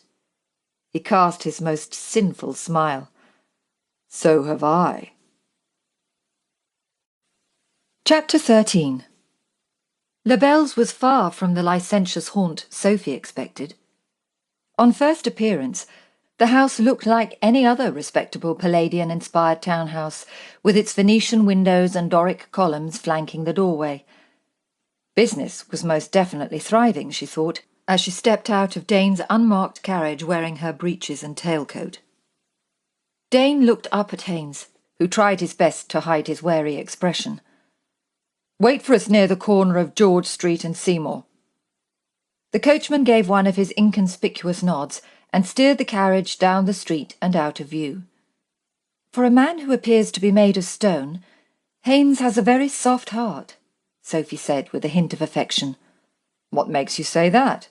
Dane asked curiously, gazing over her shoulder into the darkness. Well, besides the fact he is extremely loyal and holds you in such high esteem. Of course he does, he interrupted. He is in my employ. Sophie sighed. I was about to say, during the short time I have spent in his company, he has done nothing but defend you. One must have a soft heart to see past your transgressions. She must have a soft heart too, and an addled brain. Regardless of how Dane had behaved in the past, she found it impossible not to like him. Dane placed his hand over his heart as though mortally wounded. So, like the rest of Marchhampton, you have me cast in the role of evil villain. She put her hands on her hips. "Have you forgotten you scooped me up, dumped me in a carriage, and left me without so much as a word?" "No, I have not forgotten." His tone held a hint of regret, and his eyes a spark of tenderness that touched her heart. "And for that, I am truly sorry." Sophie took a step towards him and placed her hand on his arm, drawn by an inexplicable need to offer comfort. "I accept your apology." Something had changed between them. She could not fight the feelings that consumed her. She craved his company, his witty banter, the heated looks that made her stomach flip and her heart flutter. It became increasingly more difficult to believe he was the same man who had spent the last 6 years bedding women instead of tending to his estate. Perhaps he had changed. The sound of a carriage rattling by jolted her to her senses. It would not be wise for two gentlemen to be seen in such an intimate pose, and so she dropped her hand and stepped back to a more respectable distance. He continued to stare at her, his hungry gaze searching her face, and she became aware of the rapid rise and fall of his chest. "The need to protect you outweighed all reasonable thought," he said softly. She sighed. "I know." "So, besides the fact Haynes holds me in such high esteem, what else has he done to be worthy of your estimation?" "I'm afraid when it comes to women, Haynes is hopelessly heroic, not to mention gallant." Dane laughed. "Please tell me you are joking." "I am not." "Did he not tell you what happened at the coaching inn when we stopped to collect supper?" His expression grew dark and he frowned. "No, he did not." Sophie noticed the way the muscles in his jaws stiffened. "Oh, don't be angry with him," she said, placing her hand on his sleeve again. "You see, he would not leave me alone for fear I would abscond, and so sent Amy into the inn. Minutes ticked by before we heard the commotion, the raucous laughter and loud jeering. Then we heard a woman scream."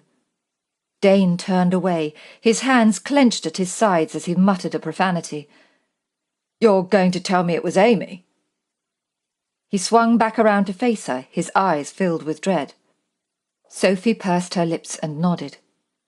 There'd been a boxing match in a field on the outskirts of town, and a group of gentlemen had congregated in the courtyard.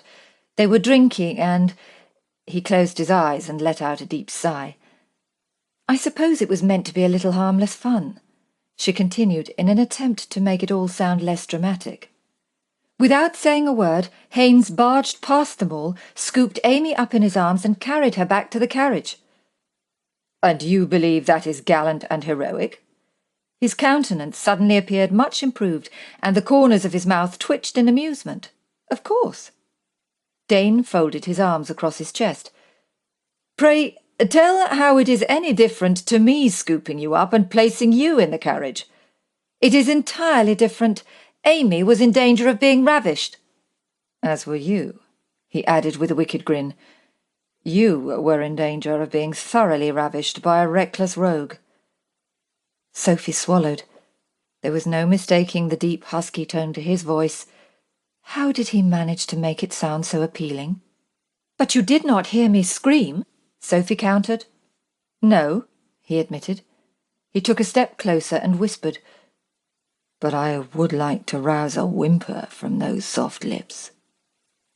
He was certainly skilled in the art of seduction, for she was suddenly consumed with the thought of touching him, of kissing him, of running her hands over his bare chest. The sound of drunken laughter further down the street caught their attention, and he grasped her arm. "It is not wise to converse on the doorstep," he whispered. "Perhaps we may continue our conversation later. Over dessert?"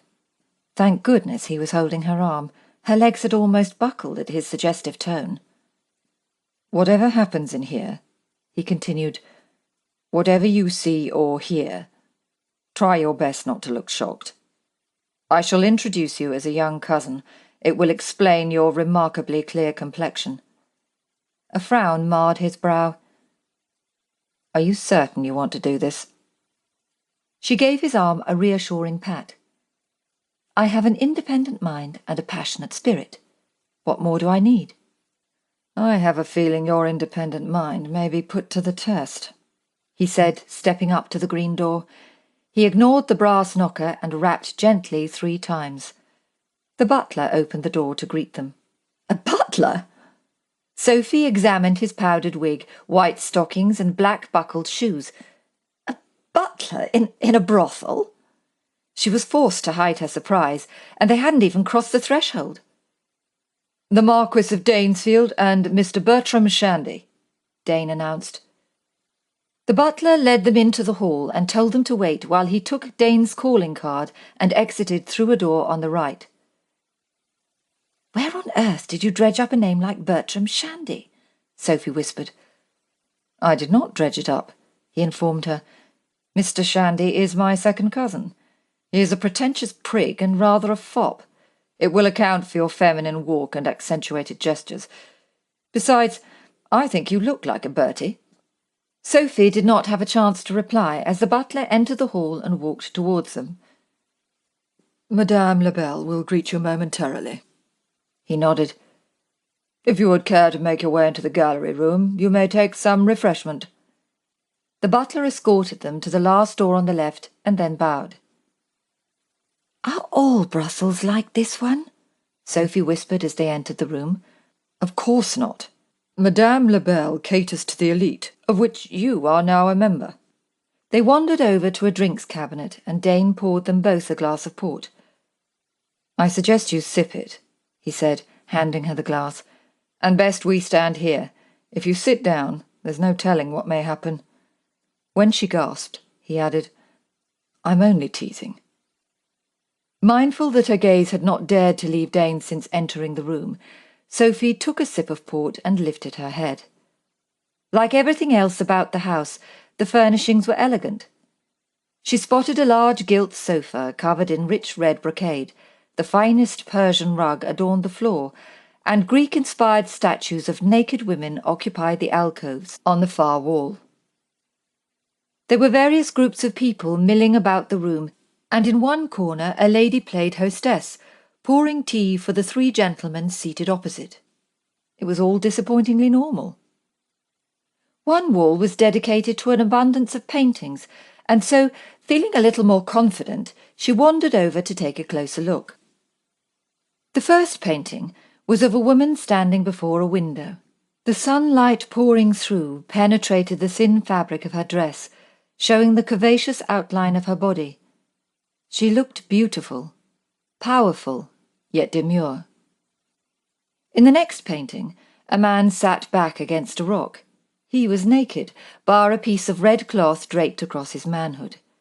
A woman sat between his legs, her head resting in his lap, looking up at him as he smiled back. His expression suggested the promise of an intimate exchange. Further along the wall were 12 miniatures, each one depicting an erotic scene. All the men were highly aroused, alarmingly so. Sophie angled her head to examine some of the poses and then turned to look at Dane, who was lounging against the wall, studying her. He straightened, walked over and stood behind her as though showing some interest in the scenes too. "I must say, you are playing your part extremely well. One would almost believe you're enjoying looking at these engravings." "I am," she replied, for she liked the way he reacted when she spoke boldly. She walked back to the first painting, the one with the girl at the window, and he followed and stood behind her. "What do you think of when you look at this one?" she asked, wondering why she didn't feel shy or embarrassed. She almost chuckled when the next question popped into her head. "When you look at it, do you find it arousing?" Sophie smiled when she heard his sharp intake of breath. Standing in such close proximity, she could feel the tension in the air between them, could feel an intense attraction that went beyond anything she had felt before. He bent his head and whispered in her ear, his tone low and husky. "I feel aroused when I look at you." He straightened, but she could still smell his masculine scent. The smell was so potent it sent her blood racing until it pooled between her legs. leaving a throbbing ache screaming to be appeased. "Lord Danesfield, how good of you to come." The gentle purr of a woman's voice broke the spell, and they both turned to greet the mistress of the house. "Mr. Shandy, let me welcome you to Lebel's." Madame Lebel stood before them like any other respectable lady greeting her guests. She appeared younger than Sophie had imagined, yet her face had a world-weary countenance that betrayed her profession.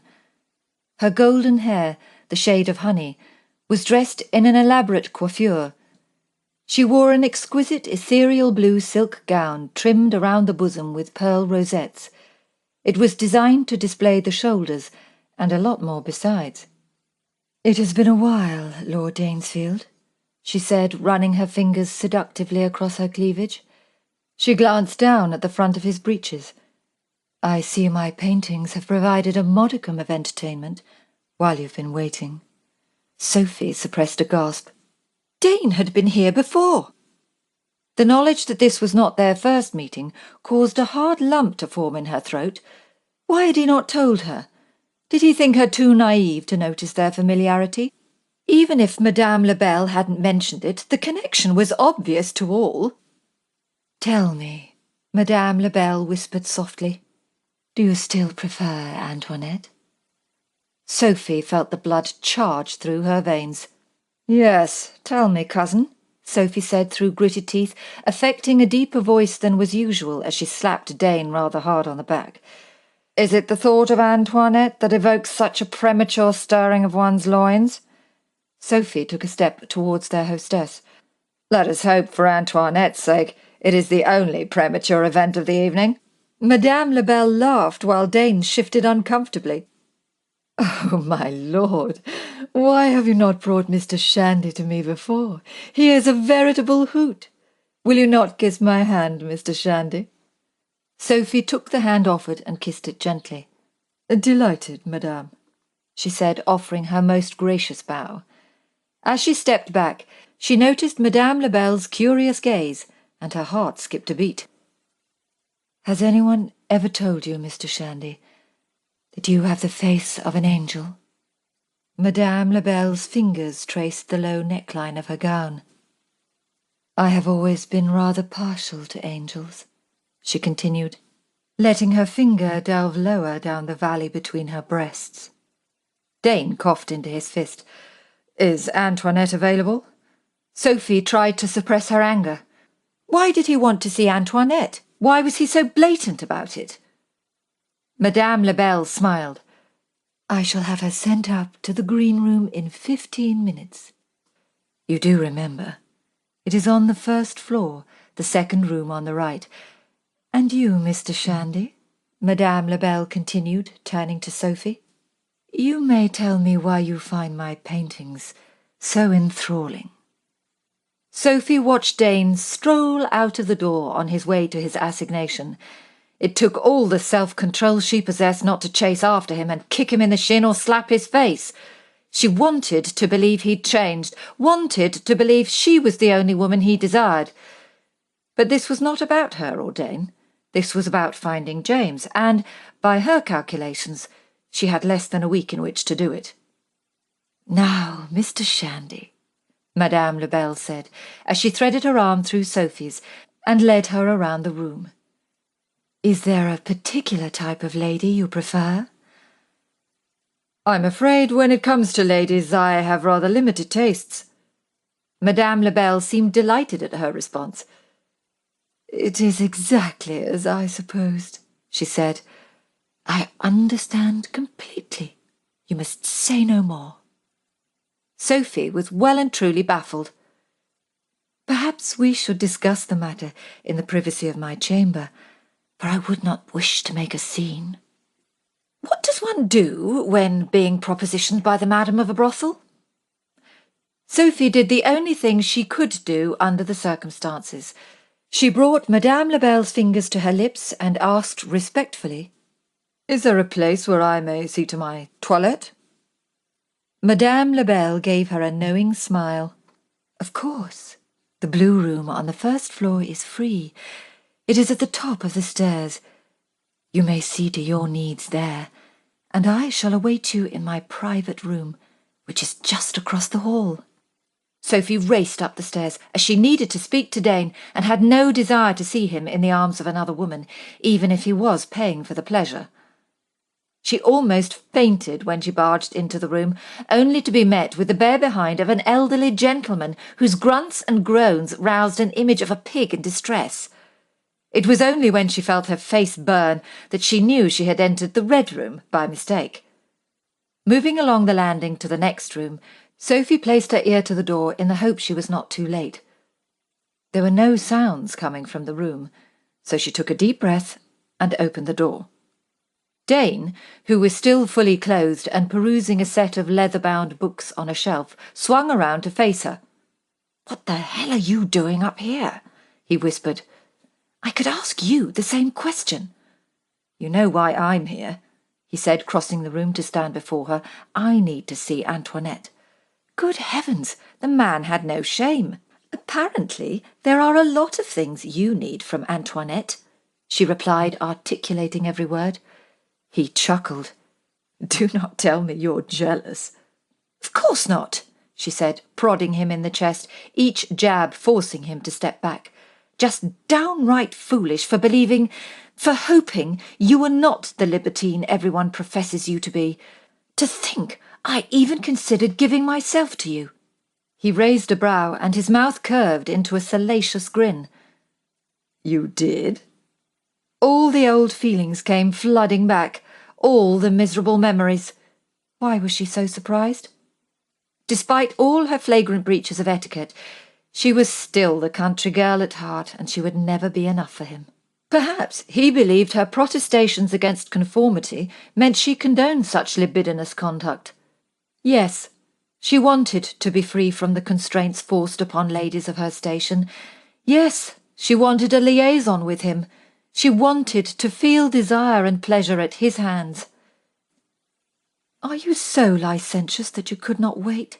she asked, her voice revealing disappointment and a hint of sadness. He grasped her upper arms and drew her closer. "Sophie, I pay Antoinette for information," he sighed. "Nothing more." It took a moment for her to absorb his words. All her mind could assemble was how sweet her name sounded when spoken so softly from his lips. "Information? It is all a ruse. I do not have time to talk now, but I will explain later." His gaze fell to her lips. "Perhaps, when you have heard what I have to say, you may still have an appetite for dessert." His eyes locked with hers as his hands moved to cup her face. He bent his head and took her mouth in a gentle kiss that held a wealth of promise. The sound of someone tutting in mild reproof captured her attention, and she turned to see a woman standing at the door. "You could not wait for Antoinette, no?" Wearing nothing more than a thin chemise, long corset, and a scandalously short petticoat, Antoinette strolled into the room as though walking down the boulevard on a sunny Parisian day. She closed the door and turned to face them, her red curls spilling over her shoulders and bouncing on the rather voluminous display of pale white bosom. "Oh, it's you, me lord," Antoinette said, her dialect now characteristic of a wench from Whitechapel. "Well, I'd never have taken you for a Molly," she continued, her eyes wide. "Give us a moment, Antoinette." Dane pulled Sophie to the corner of the room and took her hands in his. "You need to leave us," he whispered. "She'll tell me nothing while you're here. You must trust me." "Do you think she knows what happened on the night James came here?" He nodded over Sophie's shoulder towards Antoinette. "At the very least, she will be able to tell us about the girl. Wait for me downstairs. I'll be along shortly." "I can't," Sophie whispered. "Madame Lebel wishes a private audience. I think she has taken a liking to me." "I would expect nothing less, Mr. Shandy," Dane mocked. "After all, you do have the face of an angel." No doubt tired of waiting, Antoinette walked over to the bed, sat down, and smoothed her hands over her white stockings. That is the point, Sophie continued. I suspect she has seen through my disguise.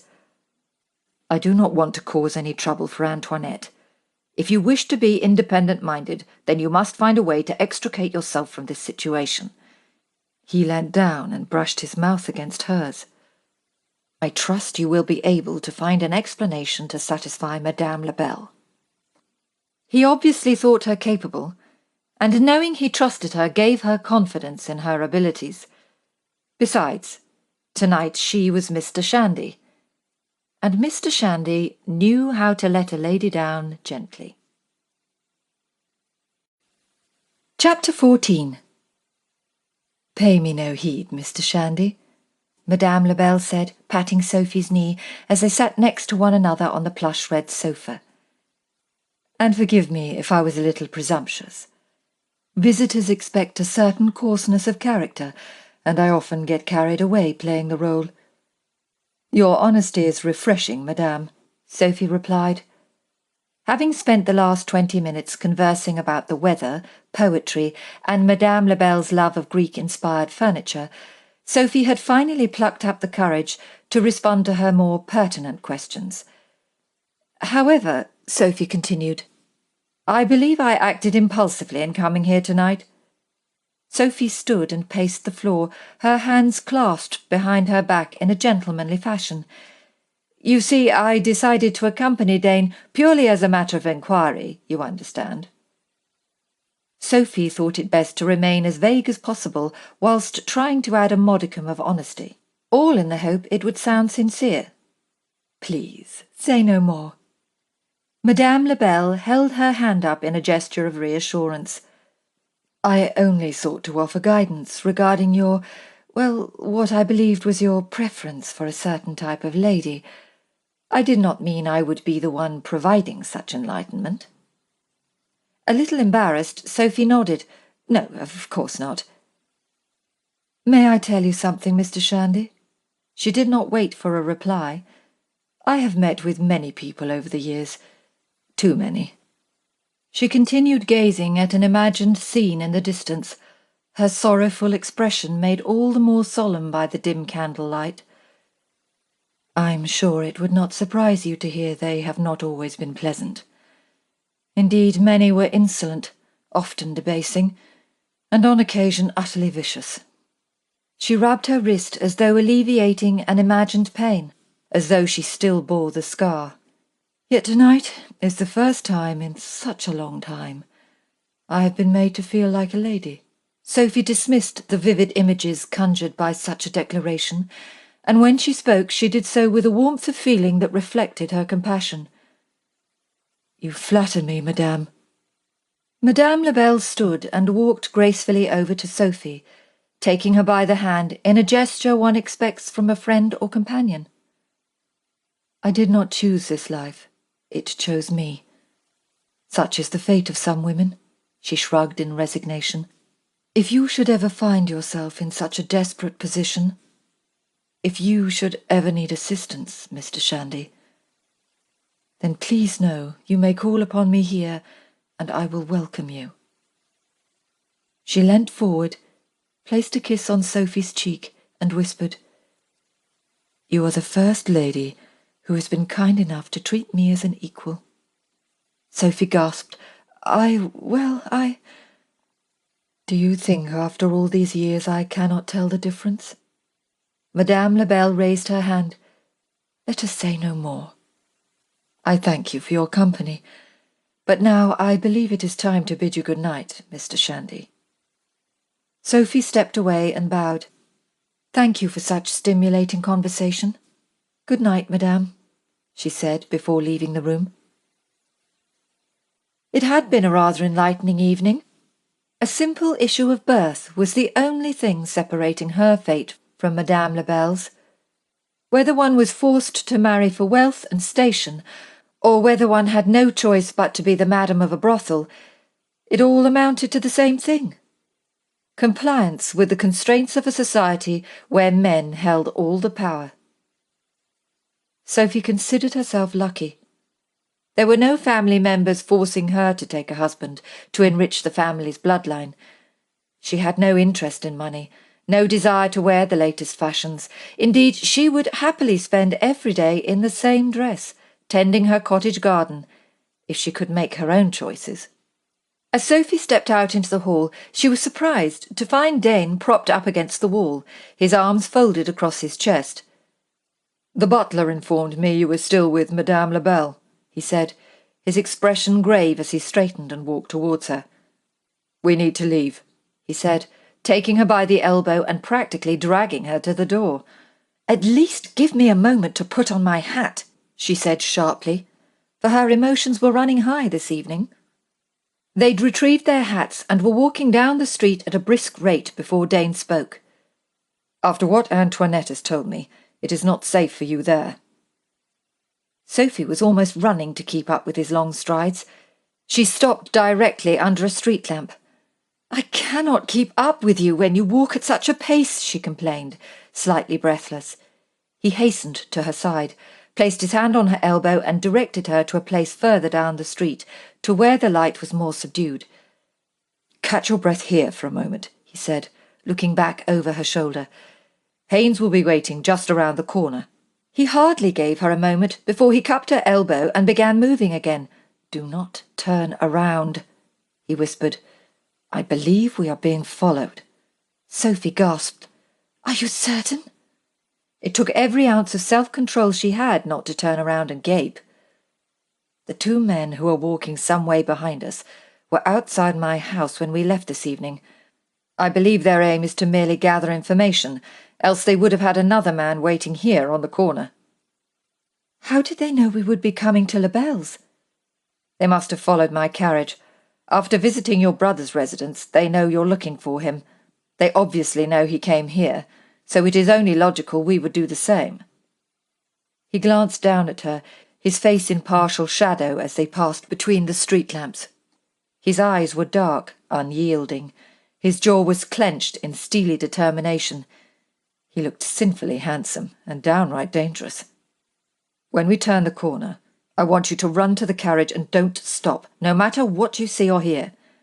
"What about you?" she asked, feeling a sudden pain in her chest. "Do not worry about me. I'll be right behind you." They turned the corner and out of view. He released her elbow, propelling her forward, so she had no choice but to run towards the carriage. Aware of the danger, Haynes did not get down from his box seat to open the door, but prepared himself for a hasty departure. Sophie opened the carriage door and, without dropping down the steps, vaulted into the carriage. She flung herself back against the squab, the sound of her heartbeat thumping in her ears. What if something happened to Dane? What if she never saw him alive again? The next minute passed so slowly it felt like a lifetime. Fear choked her, and she could hear her breathing coming short and fast as the carriage started rolling forward. Were they leaving without him? Her thoughts became wild and chaotic as her mind conjured all sorts of morbid images. A handsome, blood-soaked body, warm brown eyes, now cloudy, opaque.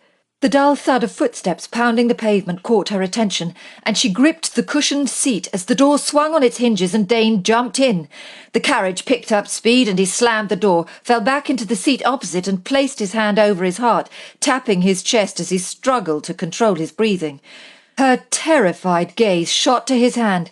Ruby-red rivulets of blood stained his fingers and trickled down from the split knuckles. He caught her gaze and removed a handkerchief from his coat pocket, dabbed it on the torn skin and winced when he clenched his fist to admire the damage. "Your hand," she panted. "What happened?" "It's nothing," he replied dismissively. "I have a rule about fleeing a scene without giving my pursuers an idea of what to expect should we ever meet again." He flexed his fingers and she heard a bone crack. "I believe I caught one of them a little too hard on the jaw." He placed his hat on the seat next to him, threw the handkerchief inside, and used his good hand to run his fingers through his thick hair. A damp lock fell over his brow. He was still slightly breathless, and his eyes sparkled with exhilaration. It was possibly the most enthralling vision she had ever seen. A rush of pure physical desire flooded her senses, making her catch her breath, making her skin tingle.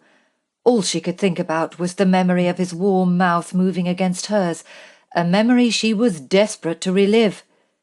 He glanced up at her through the shadows, evidently mistaking her heated look for one of anger. "It's just a graze. It will heal," he shrugged, his tone apologetic. "I was never in any—" "When will we be home?" Sophie interrupted, trying her best not to stumble over the words. "I mean, how long will it take?" He hesitated, and then peered out of the window at their surroundings. 5 minutes, perhaps. Why? "Would you mind pulling down your blind?"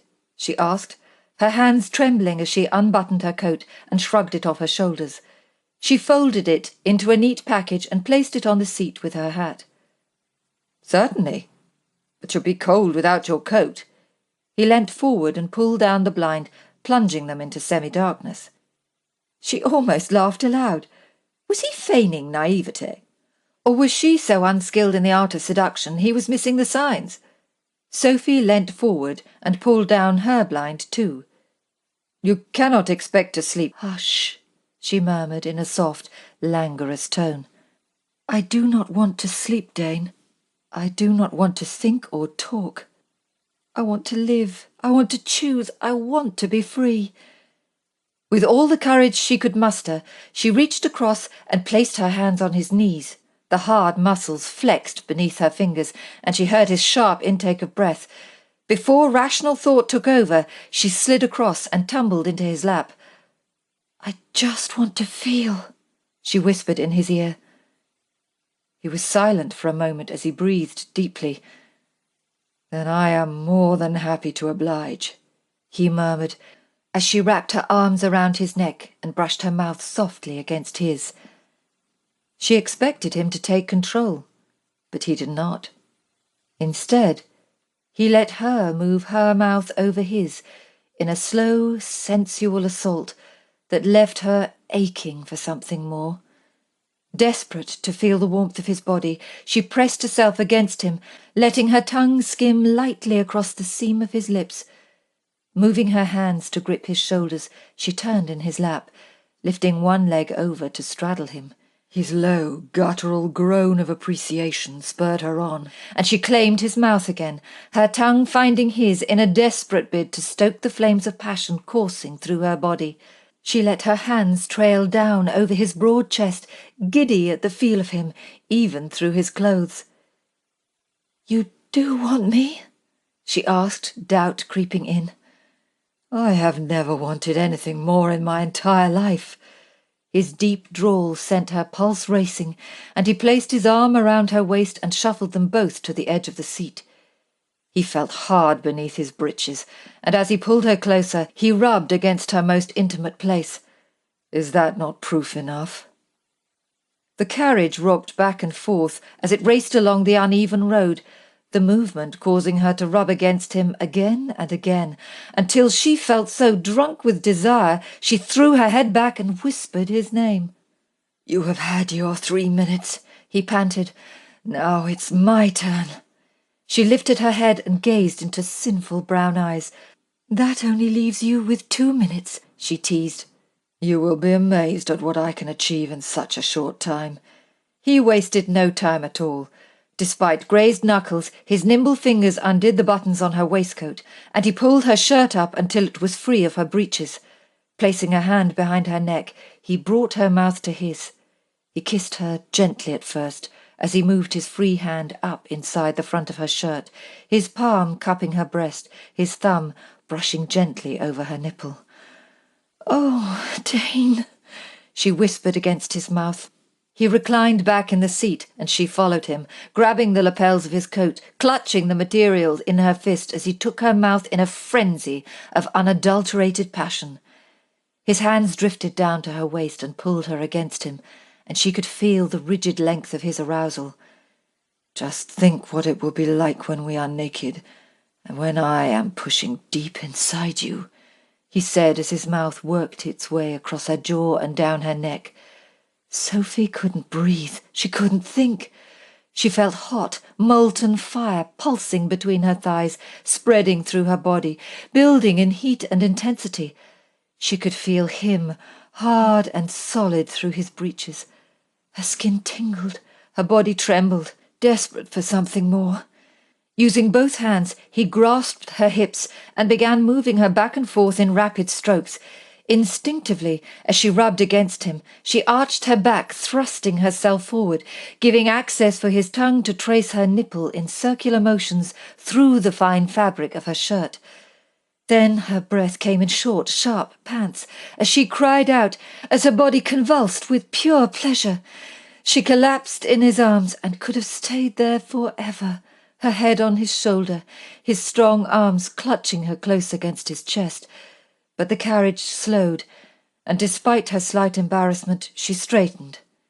She was frightened to look at him, frightened she had disappointed him.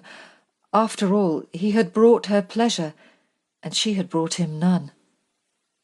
What if she wasn't enough for him? What would a mistress do that she hadn't? Feeling a surge of anger at her lack of confidence, she looked up to find him lying back against the seat, his eyes closed, his breathing still ragged. She felt another burst of desire, and could not help but lean down and kiss him softly on the mouth. His eyes shot open, and he pulled her closer, deepening the kiss. The carriage rumbled to a halt, forcing her to pull away, and she moved to the seat opposite and straightened her clothes. "If I had known it was going to be like this," she said with a coy smile, "I would have let you have the whole 5 minutes." His mouth curved up into a wicked grin. "It's not even midnight. Perhaps you still have an appetite for dessert." Nerves threatened to overwhelm her, and she trampled them down. "I have suddenly developed a very large appetite," she said, hardly recognizing her own voice. "Then you're in luck, because I believe we have only just sampled the first course." His smile suddenly faded, and he sighed. "But we need to discuss what I discovered at Labelle's." She had spent the last 6 years preparing for this moment, for a chance to make her own choices, for a chance to prove she was more than a match for any woman. They would deal with her brother's problem in the morning. A few hours would not make any difference. "What did you discover?" she asked playfully. "That 2 gentlemen can desire one another?" "Trust me, you are no gentleman. Your body is too soft, too deliciously round in all the right places." She gave a feigned gasp. "How very bold of you, my lord." "Oh, I'm no longer a lord. I'm a prince, hoping to be ravaged by a tiger." Chapter 15. He was going to marry Sophie Beaufort. There, he had said it. Well, perhaps not aloud, and not directly to the lady herself, but he had formed the words none the less. He glanced at the lady in question as she sauntered up the stone steps, her hips swaying in the tight breeches as she carried her coat over her arm. In fact, he was so damn smitten the words may as well have been carved into his forehead. Besides, he would not be able to bed her without placating his conscience, and by God, he would bury himself deep inside her even if he spent the rest of his life paying for the pleasure. It would not be a sacrifice. He was going to have to marry eventually. Why not Sophie Beaufort? He liked her, found her intriguing, interesting, and her passionate nature was more than a match for his own. The memory of her examining Madame Labelle's erotic engravings, of her panting and writhing in his lap, caused another stab of lustful desire. Of course, he expected such feelings to fade once his insatiable thirst for her had been quenched. Mrs. Cox rushed to greet them in the hall, straightening her apron and cap as though she had just woken from a nap. "Will you be wanting anything from the kitchen, my lord?" she asked, failing to suppress a yawn. "Nothing for me, Mrs. Cox," he replied, presenting her with his usual charming smile. The feel of Miss Beaufort's soft thighs wrapped around him was the only thing he needed. "I believe I am in desperate need of my bed. What about you, Miss Beaufort? Can Mrs. Cox be of service, or are you as eager as I to get to bed?" Miss Beaufort smiled and raised her brow, showing amusement at his mischievous remarks. "If it is not too much trouble, I would love a glass of syllabub." She stepped closer and touched Mrs. Cox affectionately on the arm. "But would you mind if I took it up to my room? You see, like Lord Danesfield, I too can think of nothing other than tumbling into bed, yet the thought of tasting something sweet is just too tempting an offer to pass. Good Lord! For a woman of little experience, she was extremely skilled in the art of titillation, Sebastian thought. Had it not been for Mrs. Cox, he'd have said he would like to taste something sweet in his mouth too, and it wouldn't be syllabub. I shall have Amy bring it right up, Mrs. Cox replied. There's no need. You may send Amy off to bed, as I will not require her services tonight. She waved her hand over her gentleman's clothes. I shall follow you to the kitchen, and then you must get yourself off to bed too. Miss Beaufort was obviously determined to test his patience. He watched them walk off down the hall before she stopped and looked over her shoulder. "Good night, Lord Danesfield," she said softly.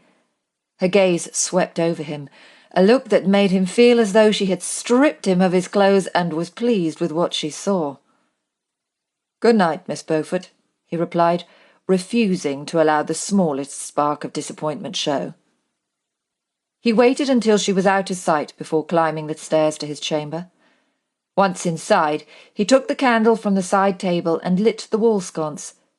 He removed his coat, waistcoat, and cravat and draped them over the back of the chair, which he casually dropped into to remove his boots. Whilst visiting Lebel's had proved to be fruitful and had given him plenty to consider, he could not seem to focus on anything other than his delectable guest. No one had ever captured his interest to this degree. Perhaps it had something to do with the fact that he couldn't predict her mood. She had shocked him when she'd thrown herself into his lap. So what the hell was she doing eating blasted syllabub when she should be in bed with him? Perhaps he should go to her room and simply knock on the door. But what would he say? He relaxed back in the chair and closed his eyes, indifferent to the fact he was creasing his clothes. But even in the darkness she was still there, straddling his lap, thrusting soft mounds of creamy flesh at him as the tip of her tongue traced her lips. Bloody hell! He stood abruptly and dragged his hand down his face to quell his raging desire. Perhaps she just enjoyed teasing him. Perhaps she'd thought on the matter and decided he was not worth the effort, or more to the point, not worth her virtue. How could he argue with that? Pulling his shirt over his head, he stomped over to the washbowl and thrust his hands into the cool water, splashing it over his face and arms, yet it provided little relief. Perhaps he should secure a betrothal before seducing her, he thought, removing the rest of his clothes and climbing in between the cold sheets. He laughed as he remembered something James Beaufort had said about trying to trap lightning in a bottle. He had a strange feeling securing a betrothal from Miss Beaufort would be even more difficult.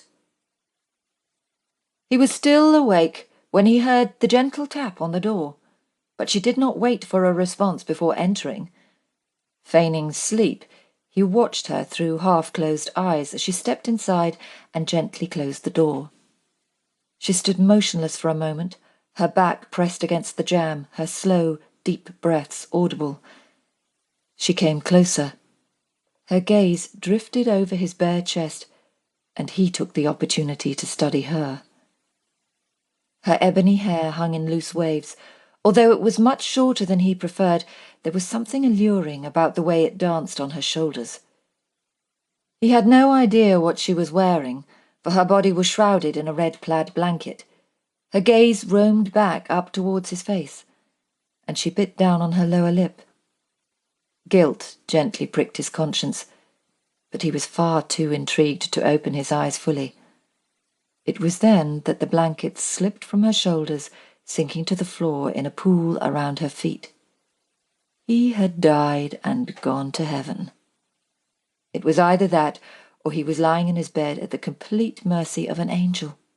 Like a scene to rival any of Madame Lebel's erotic paintings, she stood in a thin chemise. Every curve was visible, yet muted by the soft candlelight. He almost groaned in appreciation, but his mouth was dry. Every muscle in his body grew taut with anticipation. She stretched out her hand and let her fingers glide over the muscles in his chest. He stopped breathing. When they trailed down over the muscles in his abdomen to the sheet straddling his hips, his blood pumped through his veins at so rapid a rate he thought he may lose consciousness. He had never been so hard in his life.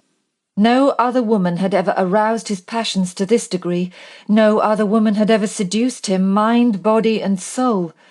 As her fingers skimmed the edge of the sheet, he could no longer restrain himself. "You could have at least woken me so I may participate," he said softly, his tone betraying his arousal. "Or are you simply hell-bent on pleasurable torture?" She jumped back, her hand shot up to her mouth to smother a gasp. When she eventually lowered it, he was greeted by the tips of 2 perfect nipples protruding through the fine fabric. He closed his eyes with a low, guttural groan. "I wasn't sure.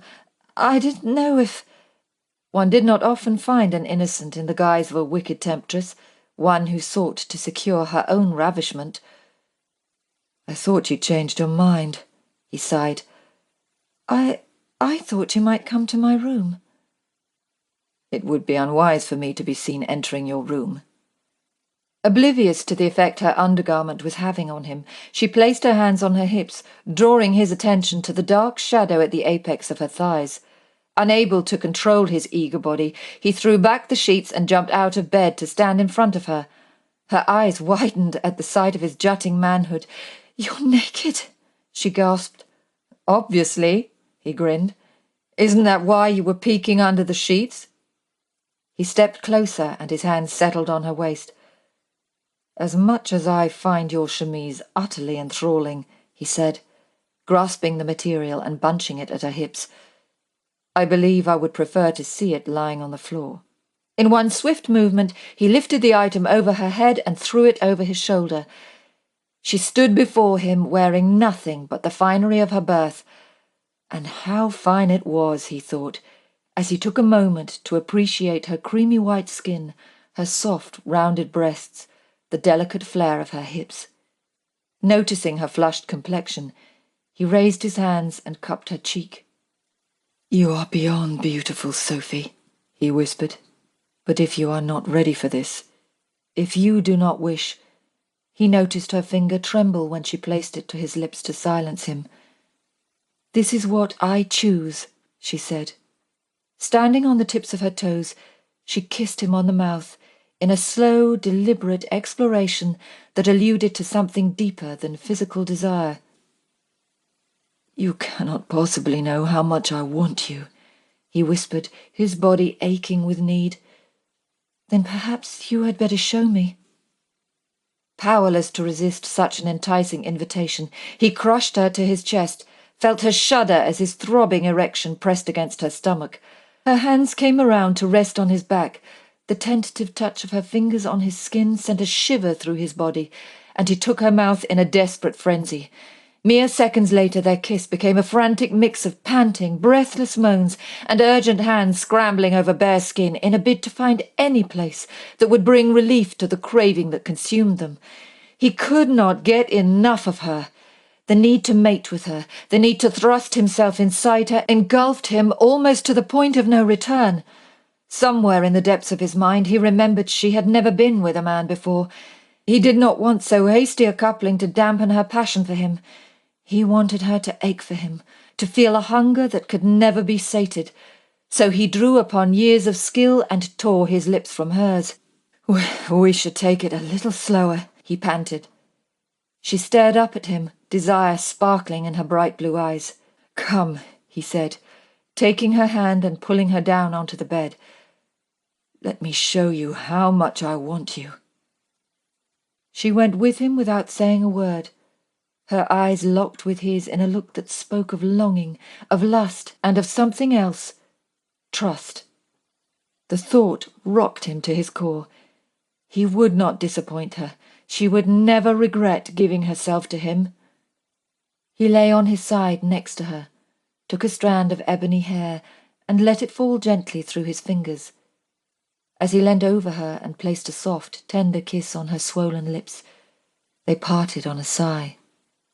He planted kisses along her jaw and down her neck, cupped her breast and traced around the pretty pink nipples until they hardened beneath his touch. Moving down, he took one in his mouth, his tongue flicking over the peak and she arched instinctively to meet him, her hands coming up around his neck, her fingers grasping his hair in an attempt to press herself more fully against his mouth. It took every ounce of strength he could muster not to bury himself inside her there and then. To prolong the moment, he let his fingers glide over her stomach, delving lower until he reached the dark silken curls between her thighs. As his tongue flicked back and forth over her nipple, his fingers, in slow, rhythmical movements, massaged the soft, damp flesh of her woodenhood. "Dane, Writhing in his arms, she moaned and panted. Then she grasped his hair and guided him back up to her mouth. Their mouths met with a burst of unbridled passion, hot and wet, tangled tongues and guttural groans. Try as he might, he could not slacken the raging fever coursing through his veins. Whenever he inhaled, he could smell her womanly scent, stimulating his senses, surrounding him, drawing him deeper and deeper into an abyss. "I need to taste you," he growled, breaking the kiss to move between her thighs. "Dane," she gasped. The sound of his name falling from her lips spurred him on. He did not give her a chance to protest, for his mouth bound her in an urgency he could not control, and with the first circle and flick of his tongue, she was writhing beneath him once again. God, she was so sweet!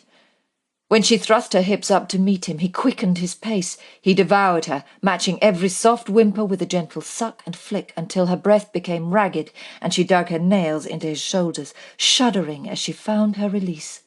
The whole world shattered into a million sparkling pieces. Everything she knew, everything she thought, everything she felt had just been obliterated in a moment of overwhelming bliss. Somehow it still wasn't enough. She wanted more from him. She stared at the man who had brought her such pleasure, at the man she had chosen to be her one and only lover. The seductive grin playing at the corners of his mouth conveyed a confidence in his ability to please. As though hearing her silent plea, he moved above her with panther-like grace, a slow, languorous prowl that made her pulse race and her inner muscles contract. Feeling the warmth radiate from his broad chest as he hovered over her, she raised her hands to caress the hard plains. "You are magnificent," she sighed, conveying what was in her heart without thought or censor. His low chuckle held a hint of embarrassment. "I was just thinking the same about you." The heat in his eyes caused her heart to flutter. As she lowered her gaze, she noticed a thin scar running from his shoulder and across his chest, slicing through the dusting of dark hair. She traced the smooth line with the soft pad of her finger. His body shuddered in response. Her mind became flooded with various images, of a jilted lover exacting her revenge, of him being discovered in the arms of another gentleman's wife. As though sensing her disquiet, he moved to her side, took her hand and brought it to his lips, placing light kisses across the tops of her fingers. "It is nothing," he whispered, taking the tip of her finger into his mouth, his tongue circling it before he pursed his lips and sucked gently, sending shivers sweeping through her body. Suddenly all thoughts became incoherent, disjointed, until all she could think about was the pleasure he gave her. With her free hand she cupped the back of his neck and pulled him to lie on top of her, pouring every passionate emotion she had ever felt for him into a kiss that quickly became desperate and urgent. With his knee he coaxed her legs further apart. She felt the delicious weight of his hot body, felt the hard length of him nudge against her.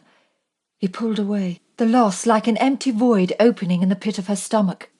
But then he took her nipple into his mouth once more, simultaneously pressing against her, until she became so desperate for the feel of him that she clutched his firm buttocks and thrust herself against him. "I'm sorry," he panted, "but I simply cannot wait a moment longer. Please, please hurry," she begged, not really understanding what it was she wanted. "Tell me you want me." I want you. It has always been you." Needing no further inducement, he entered her. She shifted slightly to accustom herself to the intrusion. How she loved the feel of his body against hers. Large, warm, commanding. Instinctively, on the next slow thrust, She wrapped her legs around him, relishing in his groan of appreciation as the movement caused him to slide deeper. "Forgive me," he whispered, claiming her mouth with pure carnal lust. She was so lost in the dizzying heights of her own desire, it took a moment for her to feel the sharp pain as he gave one long, powerful thrust to bury himself completely. He stilled, as though not wanting to add to her discomfort. But the searing pain was soon forgotten, replaced with the stirring of deep emotion she did not expect. She was joined with him in the most intimate, most sacred of acts. Spread beneath him in wanton abandon, with a man she swore she would never show her vulnerability to again, and yet she was not sorry. As he moved, she closed her eyes, a moment to treasure the memory as her body hugged the thick length of him. When she looked up, he was staring at her, and with each slow, rhythmical thrust, those sinful brown eyes caressed her, as though to see into her soul increased his sense of pleasure. He rolled his hips as he drove deeper, rode harder. The tension built within until she was so tightly strung her body cried out for release. Aching in anticipation, her frantic hands clutched at the taut muscles in his back, grabbed his buttocks and urged him on. "My God, you're incredible," he groaned between breathless pants. "Dane," she cried, as an intense feeling of ecstasy rippled like warm waves through her body, leaving her shuddering and convulsing beneath him. In the distance she heard his roar of satisfaction, felt the warmth of his body as he collapsed on top of her. He rolled onto his back, wrapped his arm around her and pulled her closer, his heart pounding beneath her hand as she placed it on his chest. Is it always like this?" she asked dreamily. He wrapped his arms tightly around her and kissed the top of her head. "Never as good as this." Chapter 16. Madame Lebel was relaxing in her hip bath in front of the fire when the clock chimed 5. She breathed a sigh of relief when the heaving and banging above stairs finally ceased, for they had been far more rowdy than usual. The young blood obviously had something to prove, else his friends were running a book on who could groan the loudest. Poor Beth would need considerably more breakfast, she thought, as she scooped up a rose petal from the water and caressed it between her fingers. For some reason her thoughts were drawn to Mr. Shandy, a thornless flower of grace and beauty, whose strength was of the heart, not the fist. A woman to be admired and respected, a woman she could have been had her parents lived, and she'd remained in the pretty Sussex village. In some other life, where things were not tainted and corrupt, they may even have been friends. The loud rap on the door did not startle her. Nothing could shock or surprise her any more. Indeed, when she opened the door to discover that the Comte de Dampierre requested her presence in her private drawing-room, the only thought she concealed was disdain. With no time to change, she threw on her dowdy nightgown and covered it with a silk wrapper. Then she brushed her golden hair so it hung over her shoulder. As she placed the brush back on the table, her gaze fell to the small Bible, a fragment of her other life. Her father had always said it was not for us to question the hand of the Lord. The path to enlightenment reveals itself to all in due course. Well, she was still waiting. She placed her palm on top of the book and closed her eyes. "I'm sorry," she said softly, knowing it would take more than a heartfelt apology to absolve her of all her sins. Making her way downstairs, she noticed Morgan standing guard outside the door. "Does he ever sleep?" she whispered, nodding towards the closed door. She did not expect an answer, for the man was an animal, distant and detached from humanity, trained only to respond to his master's call. Yet she thought she glimpsed a flicker of compassion in those cold blue eyes, a warning to tread carefully, as this was not a social call. Victor was alone. He had his back to the door, one hand braced against the mantel as he stared into the fire. A hazy mist from a half-smoked cheroot swirled ominously around his shoulders, drifting up towards the ceiling to make its escape. "Ah, Marie," he said, turning to face her. Have I disturbed you? Not at all, Victor, she lied. He had been a constant disturbance since the fateful afternoon when he approached her outside the servants' registry office. You wish to speak to me? Victor snorted. Always the obedient servant, he mocked, throwing his cheroot into the fire. He sauntered over, grasped her chin between his finger and thumb, and kissed her roughly on the mouth. Though your lips, they always betray you, he sneered, pulling away with such force she stumbled. I am tired, Victor, that is all, she replied in an attempt to placate him. You are tired? You, Marie? The one who has her every need provided for? The one who benefits most from our little enterprise? He waved his hand in the air to stress his point. The one who benefits? I am a mother to whores, a liar, a deceiver. The one, he continued, who would betray the hand that feeds her? His words sent a shiver down her spine. Betray? If Victor believed her inconstant, she was as good as dead. Had they found the girl? Did he know she had aided her escape? She struggled to maintain her composure as a wave of panic took hold, and so she stepped forward and placed her hands on the lapels of his coat, in the hope he wouldn't notice them shaking. Victor, what am I supposed to have done? She asked. What possible reason could I have for betraying you? Where would I be now without your support and guidance? I would be a wife, a mother, a woman with dignity. You would be nothing, he spat. Have I not always done what you've asked? She looked him keenly in the eye. And I will continue to do so. He studied her with some suspicion.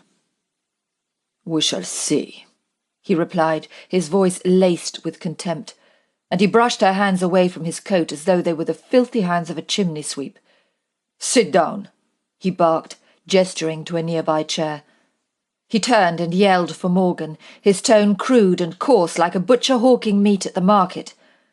Morgan entered, took a few solid strides and stopped in the middle of the room. With his hands clasped behind his back, he stared at an imaginary place in the distance.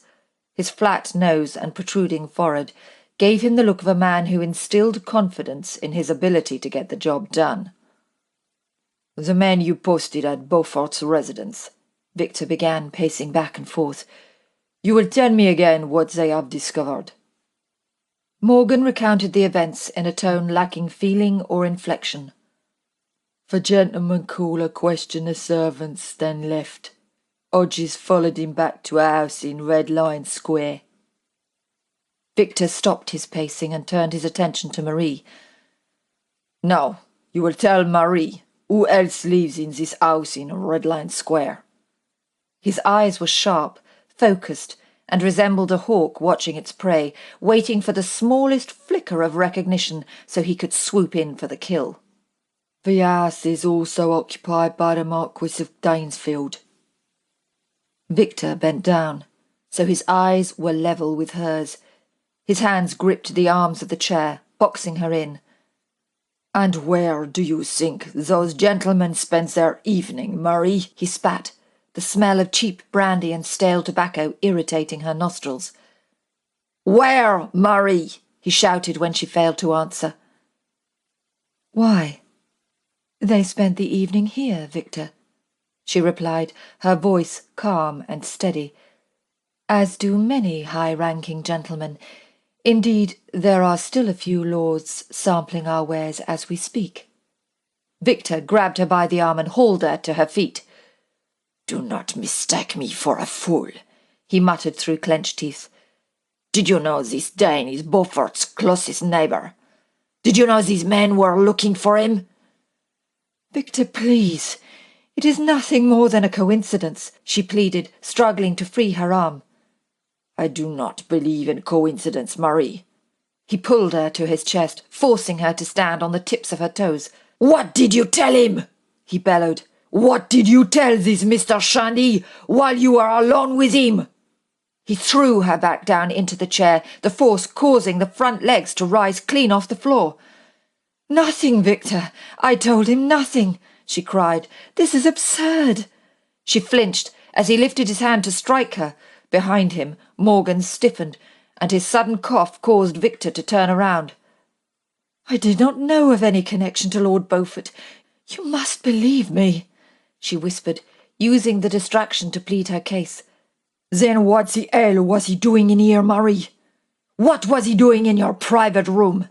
He bent down, grabbed her face and squashed her mouth together with his bony fingers, only releasing her when she tried to speak. I invited him, Victor, but it is not what you think. I invited him because Mr. Shandy is a woman. Victor straightened abruptly and took a step back, his face frozen, immobile. Lost in contemplation, he played with the point of his beard, twirling it back and forth with his fingers. You are sure of this? He asked, seeming pleased by the prospect. I am certain, Victor, she replied, trying to quash the uneasy feeling whirling around in her stomach. I was simply intrigued by him, by her. She had nothing to feel guilty about. Her confession had probably saved Mr. Shandy's life. Victor folded his arms across his chest and tapped his lip with his finger. Describe him to me. His hair, his eyes. Marie found it an odd question, but she was in no position to challenge him.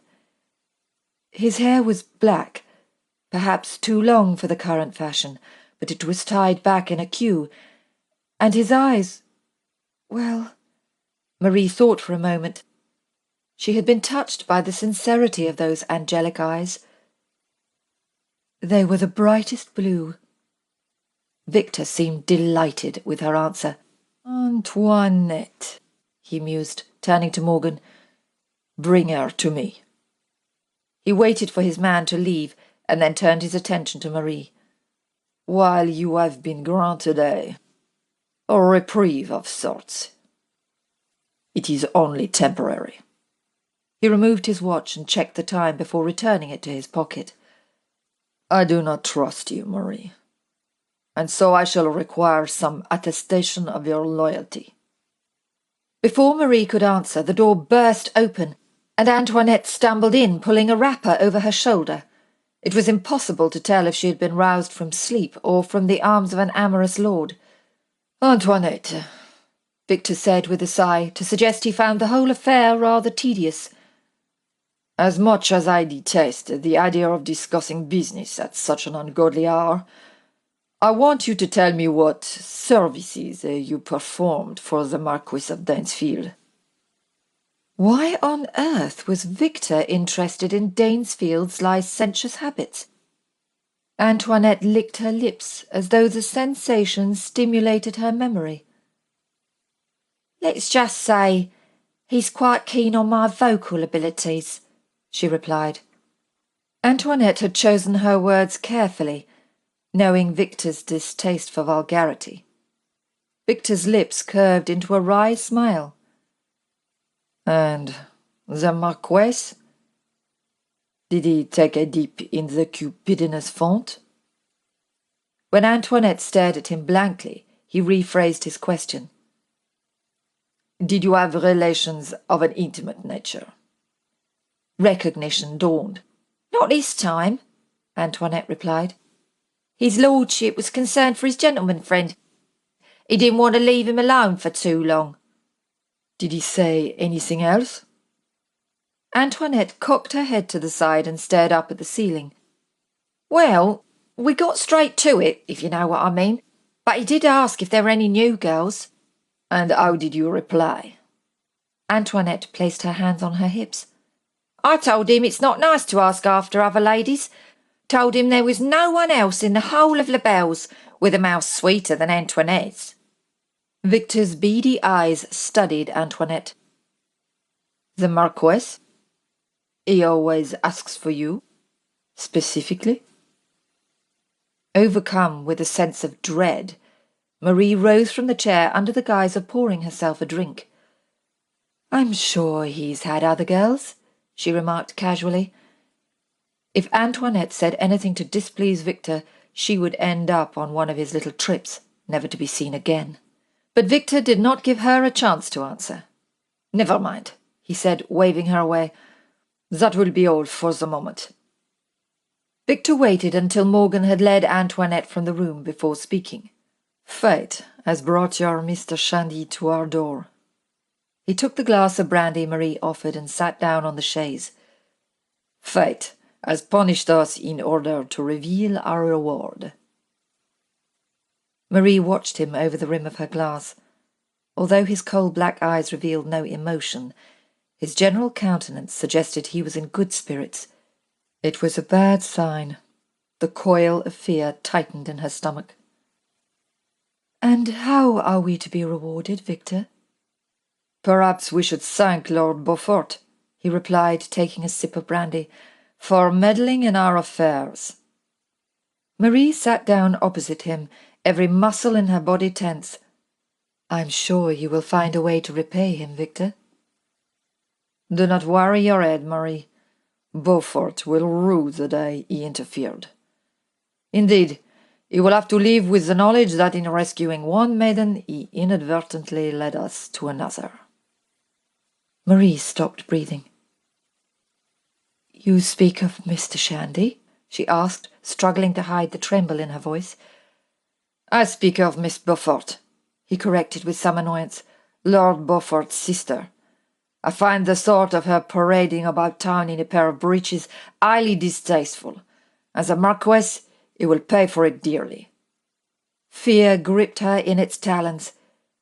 "You intend to use Miss Beaufort to replace Annabel?" "No, Marie. Fate has another purpose for Miss Beaufort." He swirled the amber liquid around in the glass. "And you?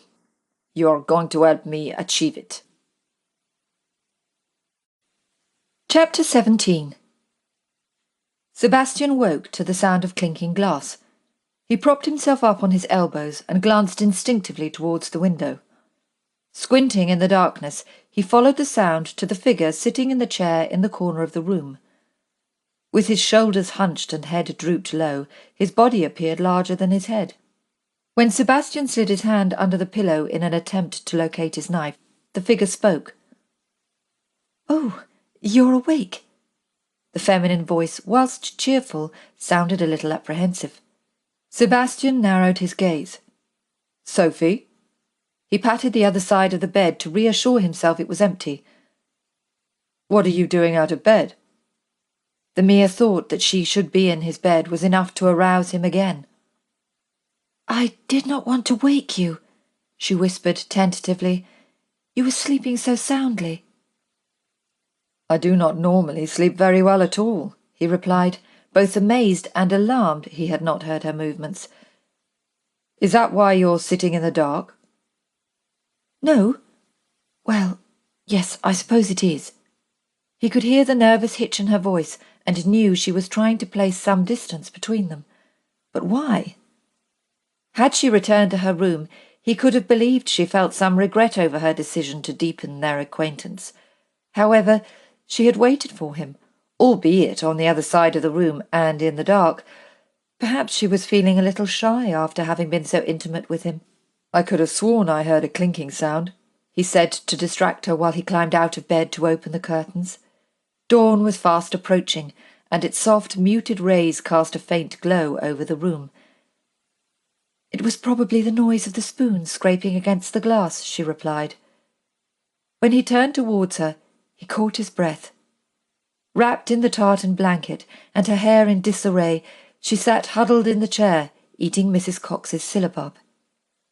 He had never seen a more appealing sight.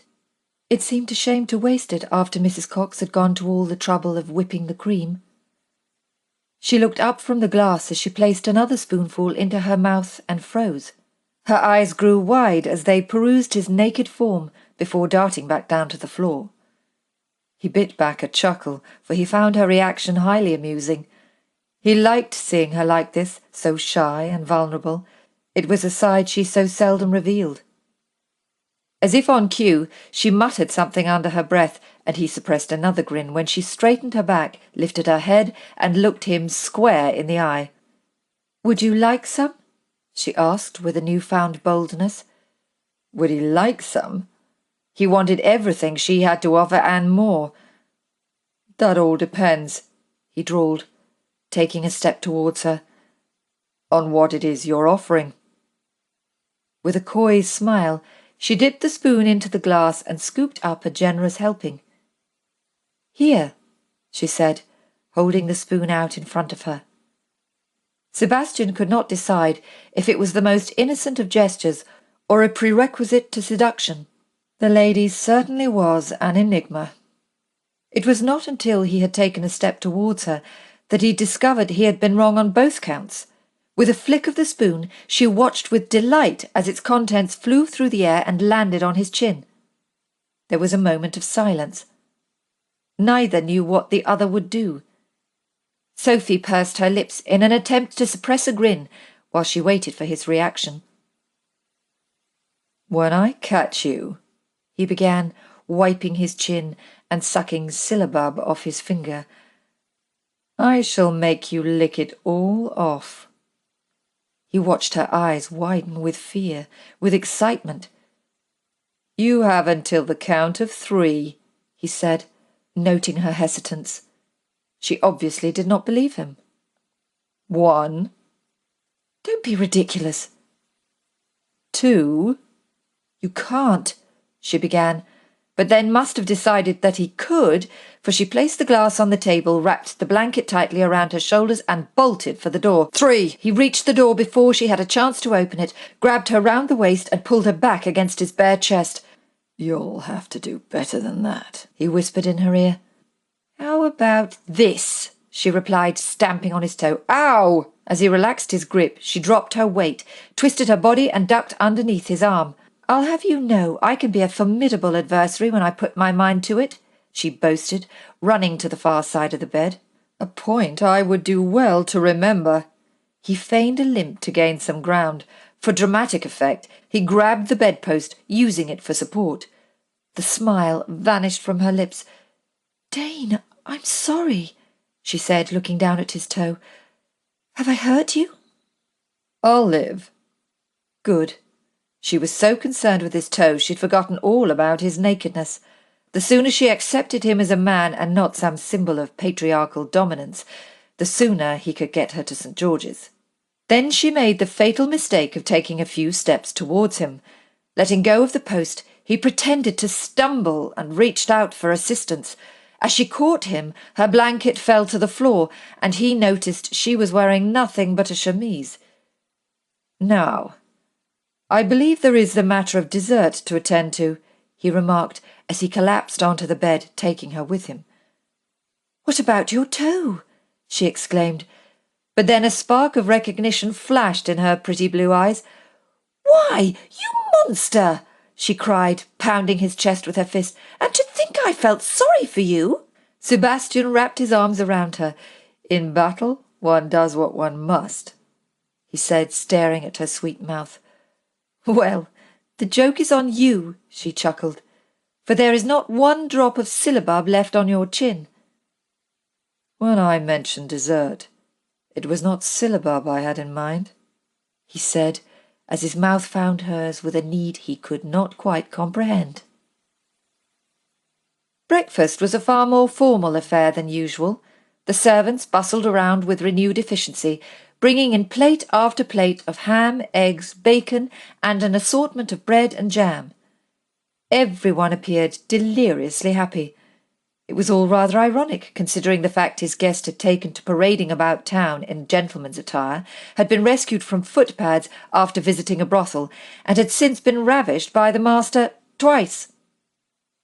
He glanced across the table at Miss Beaufort, who had just taken a bite out of a piece of toast plastered in a ridiculous amount of strawberry jam. She looked up at him and smiled. It felt as though his heart had suddenly dropped into his stomach. It was not the sort of smile he was used to. It was not the smile of a coquette, not delivered with skilled artifice. It was the smile of genuine affection, with a genuine degree of warmth to indicate she found pleasure in his company. Never before had he held any fanciful notions of chivalry, yet he could not suppress the need to protect her, to care for her, to bury himself inside her and never let her go. Indeed, he had been so caught up in their game of seduction he had almost forgotten about James Beaufort. "I believe it's time we discussed the matter of Antoinette," he said, silently acknowledging the sooner this whole business was concluded, the sooner he could arrange a special licence and make this thing between them official. "You must have read my mind," she replied, placing the teacup back on the saucer. "I must admit, I have been feeling a little guilty well, she blushed, for placing my own needs above those of my brother." "We must be discreet," he began, but he knew she had misunderstood when her cheeks flushed deep crimson.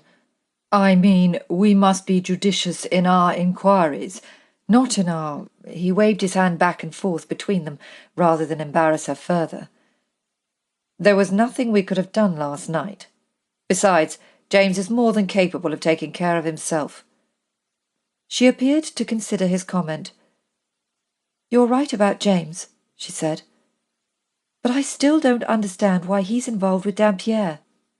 Sebastian swallowed a piece of ham and placed his cutlery on his plate. "I suspect it has something to do with Annabel." Sophie looked at him blankly.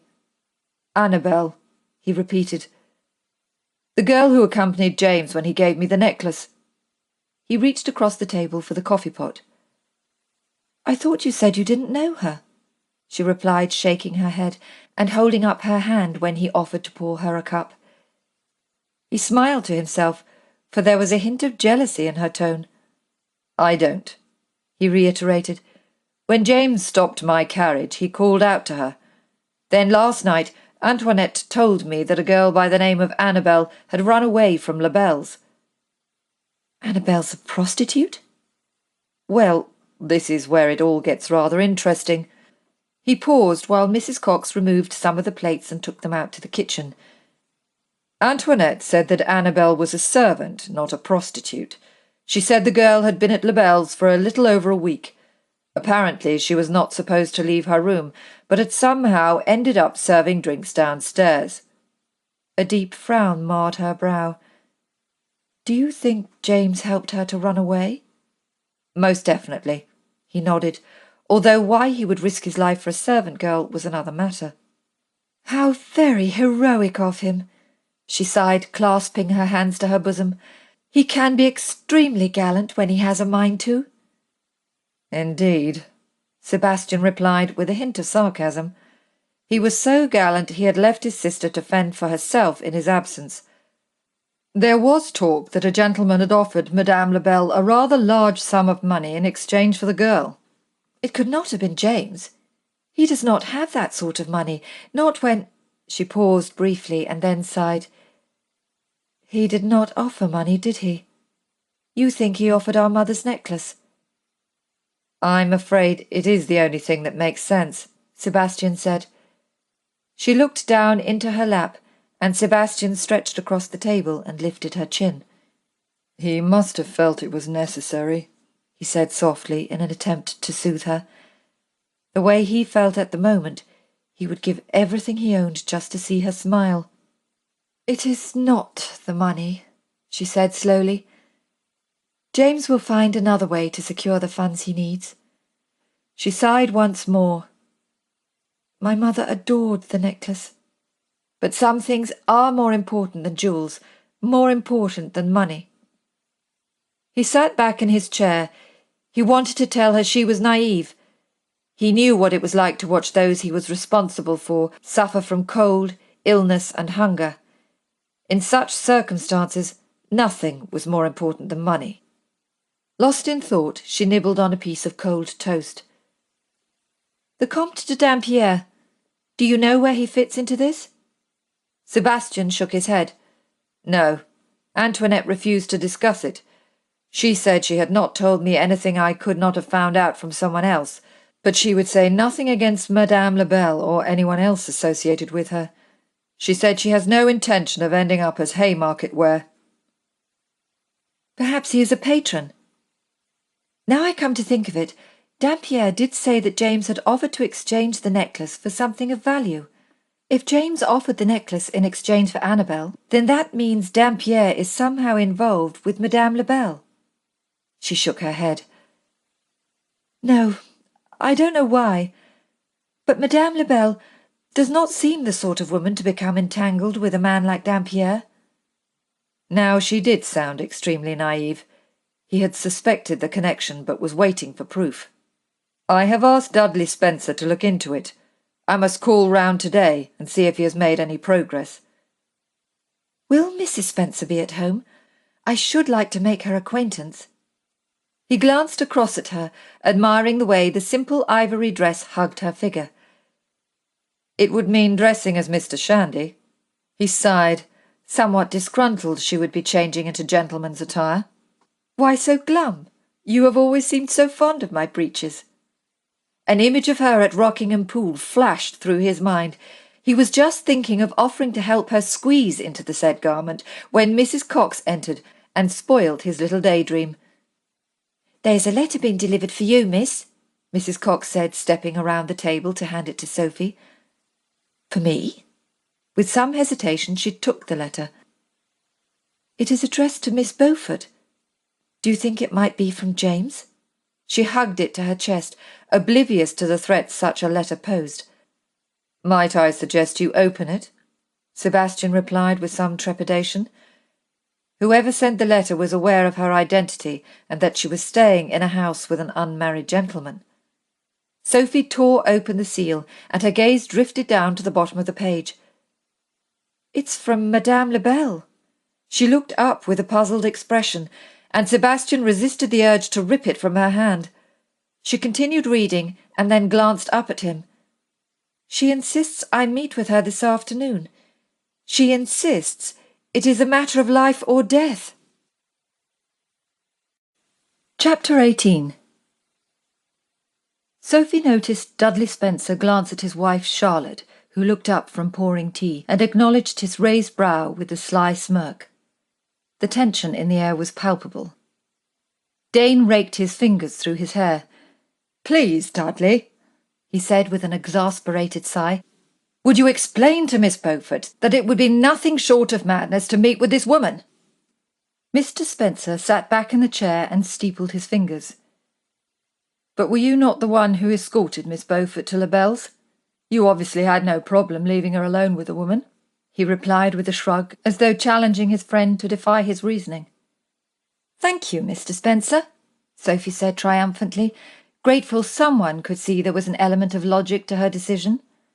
As Dudley Spencer had found no current record of the Comte de Dampierre, the previous Comte having passed away without issue over 300 years ago, then Madame Lebel was the only person who could shed any light on the matter. Indeed, Dudley had discovered that Lebel's was owned by an investment company. The company also held the deeds to an assortment of warehouses in Wapping and a trade ship called Le Pionnier. Dane shifted uncomfortably in the chair. "That is entirely different," he said with an air of arrogance. "For one, Madame Lebel was not aware of her connection to Beaufort, and at the time she was in the guise of Mr. Shandy." Mr. Spencer glanced in Sophie's direction, his gaze drifting slowly over her attire with some amusement. "Indeed."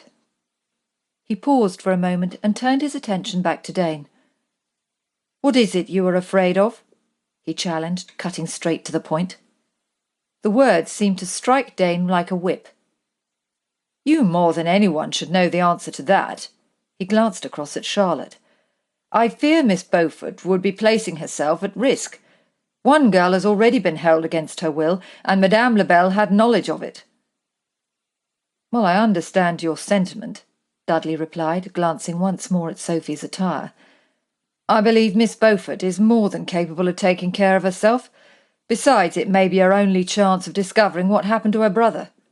"And tell me, would you afford your wife the same courtesy?" Dane said fiercely. Mr. Spencer smiled and said with assured ease, "But Miss Beaufort is not your wife." A look passed between the two gentlemen, suggesting the conversation was at an end. Mr. Spencer had been deliberately provoking, and Sophie could not help but wonder if the physical connection that existed between herself and Dane was apparent to others. "More tea?" Charlotte asked, offering some distraction from the hard stare Dane directed at his friend.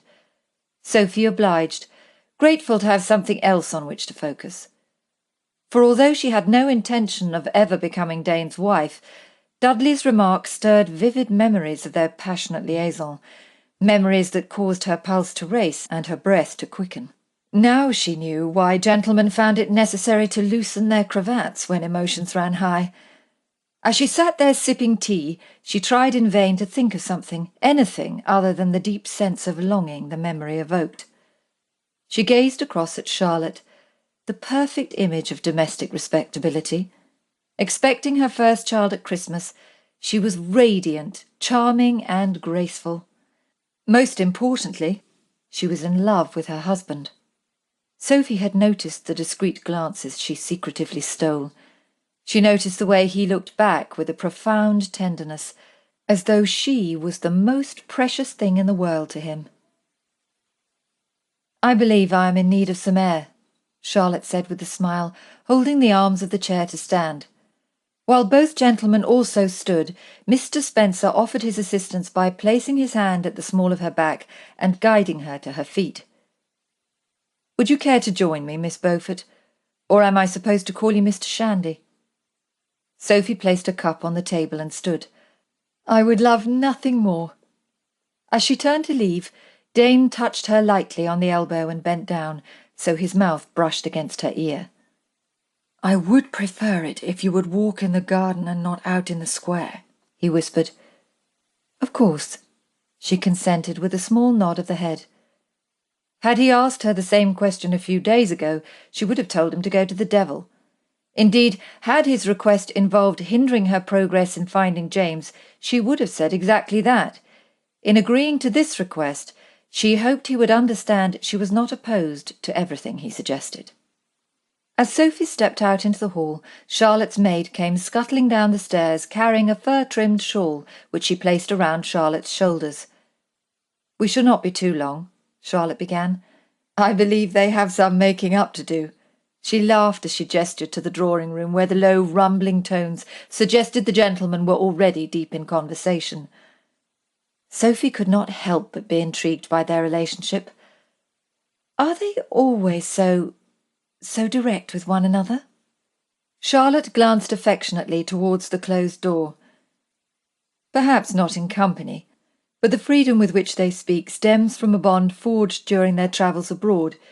It was a dangerous time." Her eyes widened to add intrigue to her words. "Who best to turn to for advice than a man you know would die for you?" she said, slipping her arm through Sophie's and leading her out into the garden. The rectangular-shaped garden was what one expected from a townhouse in a more affluent area. It was formal in design, with 3 flower beds placed along the central axis, all edged in neatly trimmed box, and smaller beds lining the outer walls. The design would be even more spectacular when viewed from an upper window, Sophie thought, as they stepped out onto the gravel path that wound around the central beds in a figure of 8. "You do not mind if I take your arm?" Charlotte asked. "I have been prone to bouts of dizziness, and Dudley is such a worrier." "I am more than happy to be of assistance," Sophie said, a little too formally. She stopped abruptly. "Oh dear, I fear I sound more like Mr. Shandy every day. Of course I don't mind," she rephrased with a grin. Charlotte was silent for a moment, and then took a deep breath. "May we be candid with one another, Miss Beaufort?" "Please, you must call me Sophie," she replied, eager to further their acquaintance. It was the least she could do after all the wonderful clothes she had been given. "Sophie," Charlotte corrected. "It must be wonderful to be able to discuss anything and know you may trust the answer you receive." Charlotte gave Sophie's arm a little squeeze. "I do not see why the gentlemen should be the only ones afforded such a luxury." "I agree," Sophie nodded, regaining her composure. "You may be candid with me, Mrs. Spencer." "You are doing your Mr. Shandy thing again," Charlotte said with a chuckle. "Please call me Charlotte." Sophie chuckled too. If the gentlemen have forged their friendship through danger, then perhaps we shall forge ours through laughter. She doubted there was anything dangerous about spending years on a grand tour in the company of loose women. If Dudley Spencer had spent time abroad with Dane, then perhaps he did not want Charlotte to know he'd assisted the Marquis in pursuit of pleasure while his estate went to rot. As they reached the bottom of the garden, they sat down on a stone bench with armrests in the shape of swans. "I believe Sebastian is in love with you," Charlotte announced in a rather matter-of-fact tone. "What?" Sophie jumped to her feet so fast anyone would have thought she'd just sat on a bee. When she agreed to talk candidly, this was not the sort of topic she had in mind. "Please sit down," Charlotte said in a calm tone as she patted the seat next to her.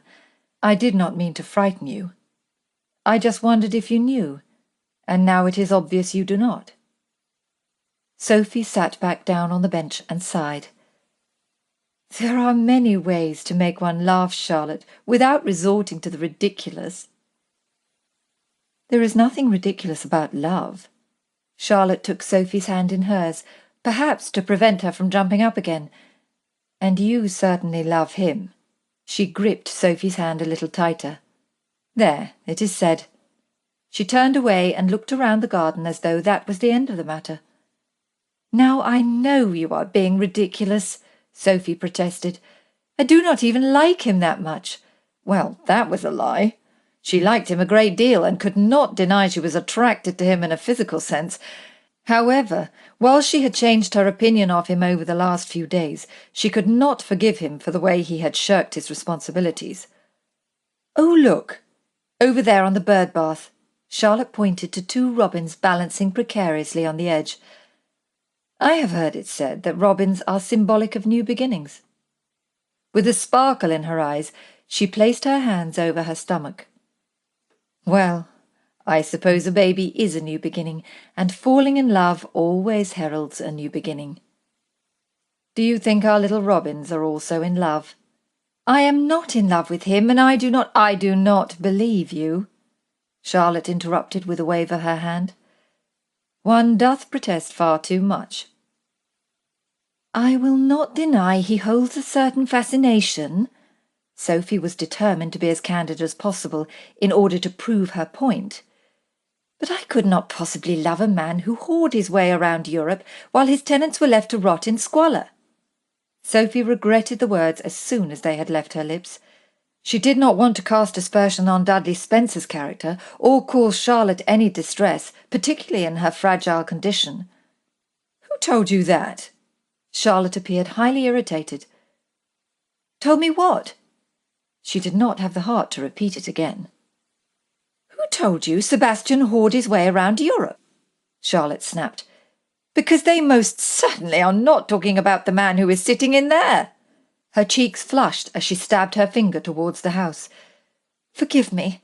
The last thing I wanted to do was cause you any distress. In the village, it's common knowledge the Marquis used money from his estate to fund a rather unconventional grand tour. The tenants have been suffering for years as a consequence." Charlotte stared at her with a look of utter disbelief. "My dear," she began in a much more composed manner, "are you telling me you believed these lies? You believed Sebastian was capable of such selfishness, such cruelty, and yet you still consented to be his mistress?" Charlotte suddenly clapped her hands in joy.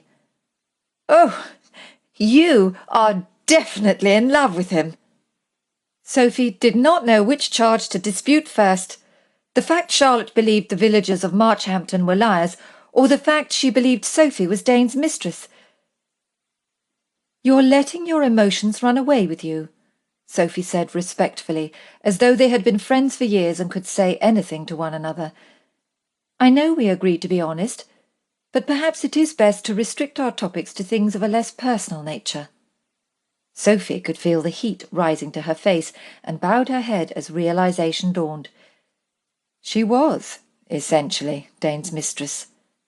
To respectable society, her loss of innocence also meant the loss of her reputation, and as such, She would be deemed unsuitable company for any lady, including Charlotte Spencer.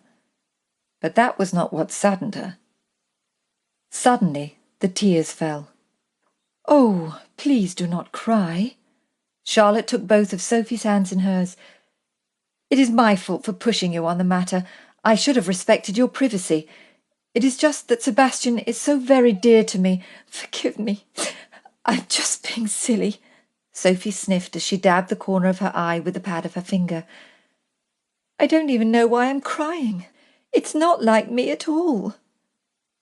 "You have had a lot to contend with these past few days," and Charlotte paused and lowered her head to look into Sophie's eyes. When a woman gives herself to a man for the first time, it can be an overwhelming experience. "But it is of no consequence. You will marry him, and all will be well." She looked back over her shoulder and then turned to Sophie and whispered, "When I married Dudley, I was already carrying his child. Look how well that has turned out." Sophie was surprised by her confession, but there was a huge distinction between them. No one could mistake Dudley Spencer's love for his wife. Dane, on the other hand, had said quite openly it was his duty to marry. Not once had he mentioned love as a deciding factor. Regardless of whatever it was she felt for him, she could never marry a man who did not love her above all else. "I'm sorry, Charlotte, but I can never marry. I am too tempestuous, too irresponsible, and too stubborn to be someone's wife or mother." "And what gentleman would want a wife like that?" she added silently. "Certainly not a peer in need of an unblemished bloodline." "The truth is, I like being Mr. Shandy on occasion. I like riding out with the wind in my hair and swimming in the lake in just my chemise." Charlotte smiled. "And you do not believe Sebastian would accept you doing such things? The fact you are sitting here in gentleman's clothes is a testament to his unconventionality." "I did not give him much choice in the matter," she snorted, remembering how angry he had been as he rode along Keeper's Lane to find her sitting astride Argo in a pair of gentleman's breeches. "I do not think he is as unconventional as he would have us believe. Besides, if Westlands is to thrive, he needs a more refined lady at his side, one who can inspire confidence in his tenants, one who will overlook his indiscretions." Charlotte looked puzzled.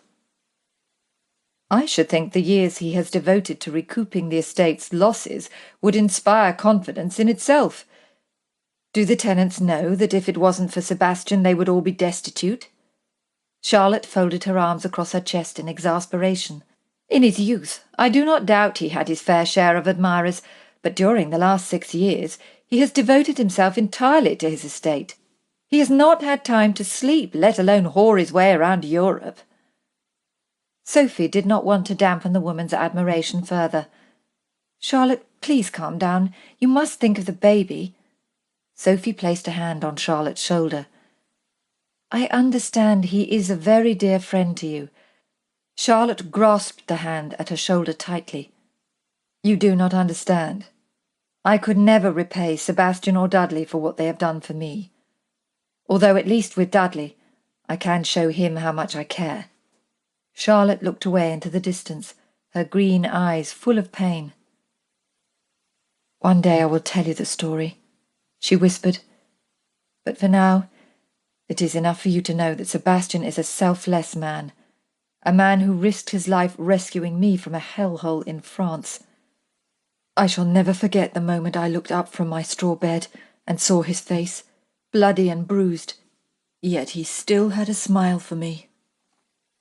Sophie was momentarily speechless. Images flooded her mind. Charlotte, lying on the floor in some rat-infested dungeon, her face smudged with dirt, her clothes ragged. Sebastian, dressed in nothing but a pair of tight buckskin breeches, carrying the helpless woman to safety as she clung on to his muscular bronzed shoulders. A war raged within, as an array of emotions scrambled for supremacy. Jealousy, fear, and pride, each one challenging the other for the right to breach the walls of her heart. But as the images faded and the dust settled, She was left with one formidable emotion: love. She loved him. She had always loved him. Charlotte had been correct in her observation. Fear clawed at her heart. If it was so obvious to Charlotte, then perhaps it was obvious to Dane. Oh, what had she done? She had tasted the forbidden fruit. She had felt his lips on hers, had felt what it was like to be held in his arms. Now the memory of him would be all the more painful. She should leave. She should go home to Marchhampton, move into the cottage and pretend he had never come back. "Sophie, are you well?" Charlotte's voice broke her reverie. "You look rather pale. Let us return to the house. I think we are both in need of a distraction." Sophie helped Charlotte to her feet and slipped her arm through hers. They had entered the garden as strangers and would leave as trusted confidants. Sophie would have liked nothing more than to remain friends, but she could not bear to hear stories about Dane, and Charlotte spoke about him with such affection it would probably break her heart. Perhaps when she had settled into the cottage, she would write to her. "I'm so glad we have had the chance to speak privately." Charlotte turned and smiled warmly at her. "If my experiences have taught me anything these past few years, it is that life is like the weather, unpredictable. When it is dark and miserable, we must have hope. But when it is warm and sunny, we must rejoice. We must embrace it and trust that its memory will sustain us when the rain comes again." "How philosophical of you," Sophie replied, feeling a little better than she had a few moments before. "Well, Dudley did not just marry me for my money," she giggled. "Now, let us go inside, treat ourselves to a slice of cake, and see if we can find a way for you to meet your Madame la Belle." Chapter 19. After some gentle persuasion, and Dudley Spencer's promise to help devise a plan, they all agreed that the meeting with Madame la Belle should go ahead. The discussion lasted no more than 20 minutes, but it had been the most awkward 20 minutes of Sophie's life. She had barely acknowledged Dane throughout the whole exchange, believing that if she appeared aloof, she would be able to disguise her true feelings. She had never stopped loving him. The thought left her feeling exposed and vulnerable, and her stomach did little flips every time she thought of it. The carriage ride home had been just as challenging. Dane had mistaken her silence for anxiety, and so spent the rest of the journey trying to convince her he would risk his life to protect her, which only made her heart race all the more. The opportunity to spend time upstairs with Amy had been a welcome relief. With her arms folded firmly across her chest, Sophie stood with her back to the bedroom window as she examined Dane's maid. "I know the coat is a little on the large side, but if you would just straighten your back, it would not look so bad." Amy offered a weak smile, revealing her reluctance to participate in their charade. "I don't know how you do it, miss," she said, shrugging her shoulders as though she had an itch she couldn't scratch. "I can hardly breathe with this thing wrapped around my neck." She tugged at the ends of the neatly tied cravat, and Sophie rushed over, patted her hands away and pushed the ends down inside the waistcoat. "The more you think about it, the worse it will be," Sophie replied, placing her hand on Amy's arm to offer some comfort. Sophie had worn breeches many times whilst roaming around in the countryside, but had also struggled with the feeling of being slowly suffocated by a cravat. Amy turned her head and sniffed the shoulder of the coat. "Does this thing smell musty to you?" she asked, her nose wrinkled to the size of a button. Sophie bowed her head and inhaled before jerking back sharply. It smelt like a wet dog. "It's just a little damp," she reassured, wondering where Dane had found it. "Let me find something to mask the smell." Sophie wandered over to the dressing table, removed a few dried lavender stalks from the vase, and crushed the heads in her hands. "There, that should do the trick," she said, smoothing her hands over the coat in the hope that the scent would linger long enough to placate Amy. "Now, Do you remember what it is you must do? Amy nodded. I'm to wait in the square until Ains brings your madame. Sophie nodded. You must sit with her for at least 10 minutes and then— But what am I supposed to say to her? Amy blurted, forgetting it was rude to interrupt, and in other houses maids had been dismissed for far less. Sophie's mouth curved into a mischievous grin. You are going to have the mistress of a brothel at your disposal. I am sure you will think of something. She had a few questions she would not mind asking herself. Amy went a little red in the face. I don't expect she'd know much about affairs of the art, what with her being in a different sort of business. Besides, Mrs. Cox says you can always tell when a gentleman's interested in a lady. Sophie struggled with the idea of Mrs. Cox being so knowledgeable when it came to gentlemen. Really? She mused, her interest piqued. And how does one know when a gentleman is interested? Well, Mrs. Cox says that men like order. They usually have a routine, and the devil himself couldn't change it even if he had a mind to. She says you can always tell if a gentleman is interested, as they start doing things they wouldn't normally do. I see, Sophie said with a teasing smile. You mean like Haynes suddenly eating his meals in the kitchen instead of taking them out to the mews? Amy blushed again. Well, I suppose. Or like his lordship letting you stay here without a chaperone. Mrs. Cox says that ladies don't usually stay overnight. His lordship always escorts them home in the early hours. She stopped abruptly and put her fingers over her lips, no doubt aware that her tongue had run away with itself, and such comments were not to be repeated outside the kitchen. There was an uncomfortable silence as Sophie tried desperately to maintain a passive expression. It was no business of hers who Dane entertained. So why did she feel so angry, so disappointed, so humiliated? When she had questioned his need for 2 townhouses in London, he'd told her he used the one in Red Lion Square for business. It had not occurred to her that business meant clandestine meetings with his mistresses. You should not be discussing his lordship's affairs, Sophie said, her tone far too severe. Or mine, for that matter. She took a deep breath to settle her pounding heart and began fussing with Amy's cravat in a bid to focus on anything other than the women who'd shared Dane's bed. Now, she continued, taking a step back to study her protégé, do you have your pocket watch?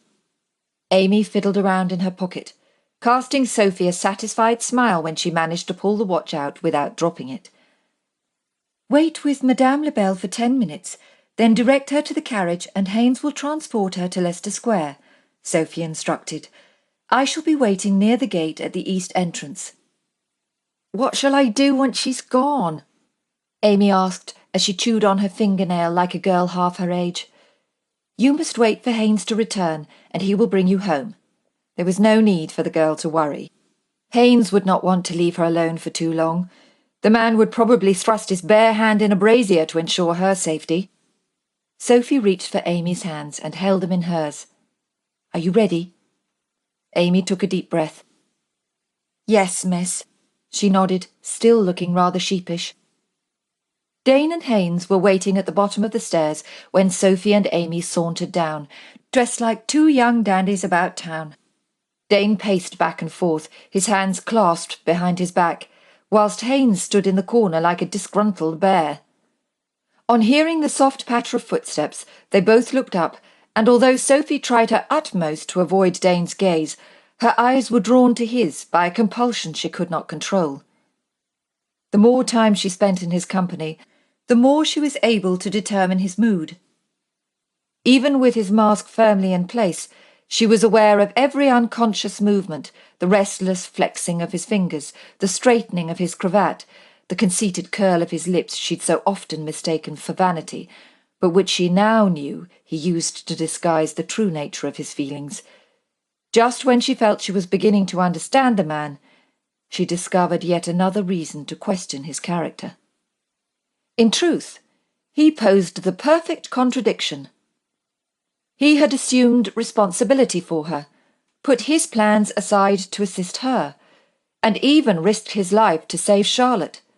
Then, Like the flip of a coin, he revealed another side of himself, the side that cavorted with women, the side capable of showing complete disregard for his people and his estate. It was all rather perplexing.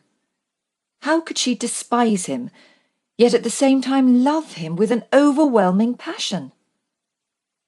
When they reached the bottom stair, Sophie guided Amy forward. "May I present Mr. Shandy's counterpart, Mr. Dunstable," she announced, choosing to sound jovial. Both men looked as though someone had just died. Amy sniggered at the introduction, but Haynes and Dane assumed a restrained silence. Haynes struggled to raise his gaze from the floor, while Dane held his jaw so rigid he looked as though he was about to murder someone with his bare hands. "Miss Beaufort," Dane said, "may I have a moment?" Moving to slip his hand around her back, he drew her further along the hall, away from prying eyes and ears. The warmth radiating from his palm made her legs tremble and her heart skip a beat. "I believe it would be best if I were to meet with Madame Lebel," he whispered. "I am sure she would have no objection, and—" "She has not asked to meet with you," Sophie interrupted, feeling a little annoyed at the way he tried to control every situation. She would not be manipulated like one of his mistresses. "She specifically asked to meet with me. The sooner we verify what happened to James at Lebel's, the closer we shall be to finding out where he's gone. And the sooner I can go home and try to forget about you," she added silently. "Besides, I need to confirm she has a connection to Dampierre, and I doubt she would talk to you about such things." "And you believe she will talk to Mr. Shandy?" he sneered. "If Dampierre is a partner in the investment company that owns Lebel's, then he owns her too. Her loyalties lie with him. Don't be fooled by her friendly overtures. She has been schooled in the art of deception." He leant forward and said somewhat brutally, "It is simple. Dampierre wants the necklace as compensation for the girl, and he will use you to get it." He had a way of making her feel like a fool, just like he had 6 years ago. Sophie took a step back, straightened her coat, and said defiantly, "Well, we will know for certain when I meet with Madame Lebel."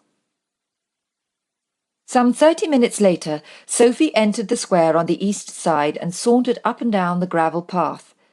She had already tipped her hat to 2 young ladies who had blushed and sniggered at each other as she passed. She had even stopped to admire a baby being pushed in a perambulator by his nurse, which was probably not something a young gentleman was prone to do, but the baby had been so adorable Sophie had found it impossible to resist.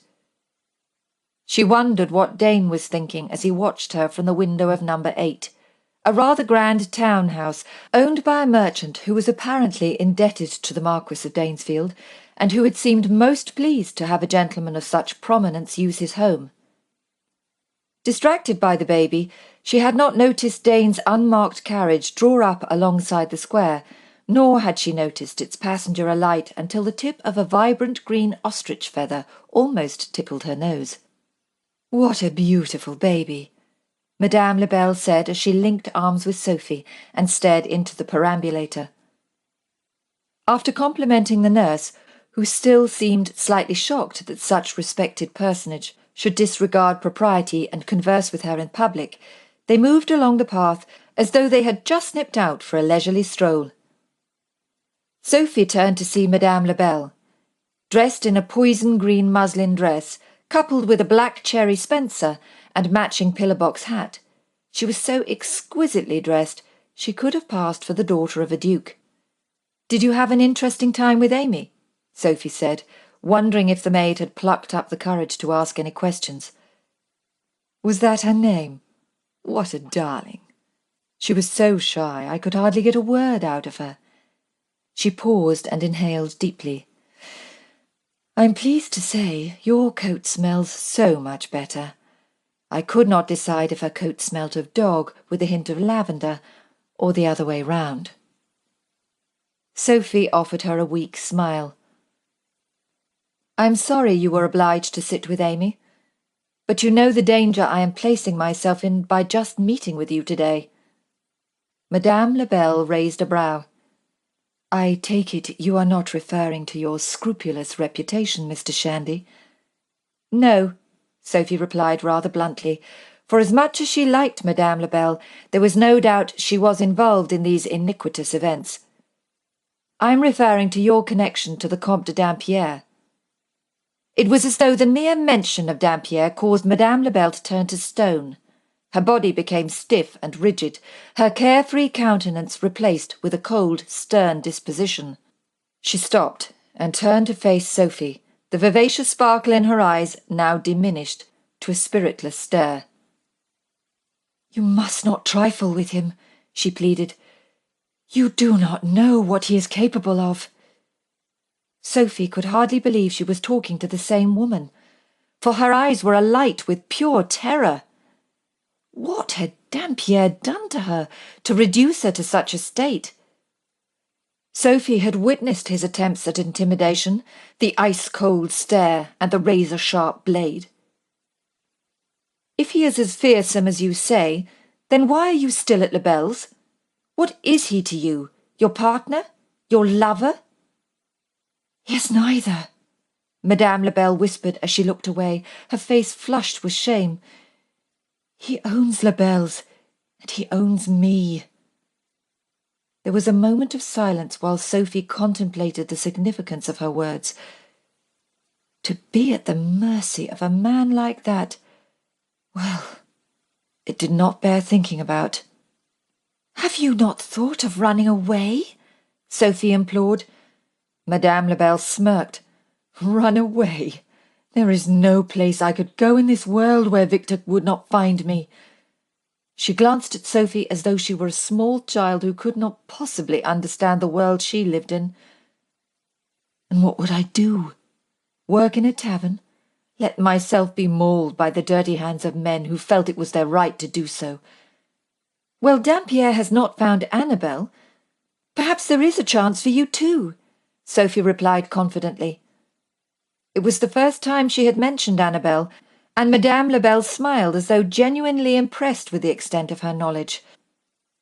My dear Mr. Shandy, Madame Labelle said, her tone conveying a hint of cynicism, Annabelle has the assistance of Lord Beaufort, else she would have found herself dragged back to Wapping by her hair and deposited on the first ship out of here.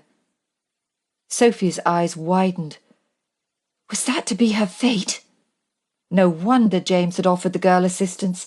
She knew it had to be something important for him to offer her mother's necklace. Is Dampierre still looking for Annabelle? Madame Labelle snorted. She has been alone with your brother for more than a week. I doubt the buyer would still have confidence in her purity. Besides, Victor would not take the chance. He has a reputation to uphold, she said sarcastically. He does not deal in soiled goods. Sophie was shocked. You mean Annabelle was to be sold? The thought that Dampierre traded in women disgusted her, and she wondered if that was what he meant when he said he would take her on a journey. Would he take her to a foreign land and sell her to the highest bidder? Thankfully, he was too late. She had given her virtue away freely, to a man who made her head spin and her heart flutter. Even if there had been other mistresses in the past, Dane made her feel special, protected and cherished. Madame Labelle held up her gloved hand, but then paused to wait for a lady and her maid to pass. I have said far too much already. It is Victor who insisted I meet with you today, and you must do exactly as he asks, for all our sakes. Sophie's body shook, an ice-cold tremor shooting down her spine. She glanced over her shoulder, expecting to see Dampierre's beady eyes bearing down on her, his sharp stick thrust in her back. Relieved to find no one there, she turned and glanced discreetly towards the window, to where Dane stood keeping watch. She could just make out his muscular frame propped against the wall, his arms folded firmly across his chest, as he studied her from the first-floor window. The sight of him warmed her body and soul. He was strong and commanding, and she felt safe in the knowledge he was there. He will not rest until he gets what he wants, Madame Labelle continued, as though anxious to stress the point that the Comte de Dampierre was not the sort of man one crossed. Sophie paused. A part of her was reluctant to ask the next question, for fear of the answer. And what does he want? Victor wants the necklace, she answered bluntly. He believes in reparation for the injustice caused. The words were said without feeling or emotion. Perhaps because it was her intention to make it clear they were Dampierre's words and not her own. He said you would know the one to which he refers. He wants the ruby necklace, the one my brother offered in exchange for Annabel. Once again, Madame Labelle appeared surprised that she was so well informed. He will not rest until he gets it, though why he is so obsessed with the thing is beyond me. He has never even seen it. Sophie frowned, the comment rousing her curiosity. You mean he was not at Labelle's on the night in question, on the night Annabel escaped? No, he was not, she replied a little nervously, but I can say no more on the matter. She shook her head involuntarily, as if reaffirming the need to remain silent on the subject. You must bring the necklace to him, or— She stopped abruptly and took a deep breath. Or he will find some other way to recoup his losses. Madame Labelle opened her reticule and fumbled about inside. Here, you must take this. She removed an ivory card and handed it to Sophie. What is it? Sophie flipped the card over to find an invitation to Lord Delmont's masquerade. Dampierre had friends in high places. But I have never even met Lord Delmont. Neither has Victor, she snorted. Let us just say, Victor has something belonging to Lord Delmont, and Delmont will do anything to see it returned. She glanced at the invitation in Sophie's hand. Victor likes drama. He likes to complicate things, she continued with a hint of disdain. He insists you attend, and has even provided you with a costume. She glanced across at Dane's carriage, which had just pulled up alongside the square. It is in a box in your carriage. Victor assures me this is all he asks of you. Why would he want me to attend a masquerade? Sophie asked in astonishment. Madame Labelle linked her arm with Sophie, forcing her to walk slowly back to the gate. You are to wear the costume and your necklace. At some point during the evening, he will reveal himself to you, so you may hand it over in relative safety. She stopped and looked Sophie directly in the eye. Before you say anything, he knows your Marquess has it with him here in London. He dropped a red velvet pouch outside Labelle's during a fight. The men recalled seeing it, despite the fact their eyes looked like juicy fat plums. He is not my Marquess, Sophie snapped a little defensively. Why did everyone assume she had formed an attachment to him? That seemed to bother her more than the fact she would be expected to meet with Dampierre, and alone at a masquerade to boot. She had always wanted to go to a masquerade where one did not need to worry about silly things like etiquette and reputation. Perhaps Dane could accompany her. She would like to dance with him, to twirl around happily in his arms with not a care in the world, to dance just once, just one delicious memory to keep her warm on those cold winter nights. Her stomach fluttered with excitement. Suddenly, as though being chided by a strict governess, the voice of reason scolded her for being a slave to her own fancy. Lord Danesfield will never allow me to walk into a masquerade unaccompanied, she continued, shaking her head. Madame Labelle smiled. Victor anticipated your response, which is why he has agreed that Danesfield can go with you. She paused and raised a brow. But he must secure his own invitation. I am sure, for a man of such great standing, it will not be a problem. There was a hint of contempt in her voice, which was probably to be expected after years spent servicing the needs of the aristocracy. As they reached the east gate, Sophie turned to bid her farewell. I doubt we will ever have cause to meet again, she said earnestly. But should you ever need assistance, then please seek me out at Brampton Hall. Sophie was not sure what had prompted her to make such a declaration, particularly as she was potentially involved in Dampierre's barbaric schemes. There was something about Madame Lebel that roused her compassion, roused her sympathy. In truth, if Sophie's dalliance with Dane became public knowledge, then she too would have to deal with the same level of contempt shown to the Madame. Madame Lebel wiped a tear from her eye and reached out to grasp Sophie's hands. "My dear Miss Beaufort," she whispered softly, "I had thought it safer to see you only as Mr. Shandy, for no woman of quality could possibly be so warm and kind to someone like me." She glanced up at the window to where Dane stood. "He does not deserve you." As Sophie followed Madame Lebel's gaze to the window, her eyes widened in surprise. Dane was staring back at them, his arms stretched against the window frame as though he was ready to raise the sash and leap out. He looked powerful, masculine, and roguishly handsome, and the warmth she felt in the pit of her stomach suddenly ignited into a roaring flame. "How did you know he was there?" she gasped, feeling breathless as she struggled to contain the fire that engulfed her entire body. She could almost smell his musky scent, almost feel his hot lips against hers, feel the weight of his hard body pressing down on her. Madame Lebel smiled. "You have looked up at that window 100 times or more. Now, unless you have a twitch." Madame Lebel laughed and drew her into an embrace. "What a wonderful dream it must be, to have someone who thinks only of you. But love is such a fragile thing, is it not?" She pulled away, but her hands remained on Sophie's arms.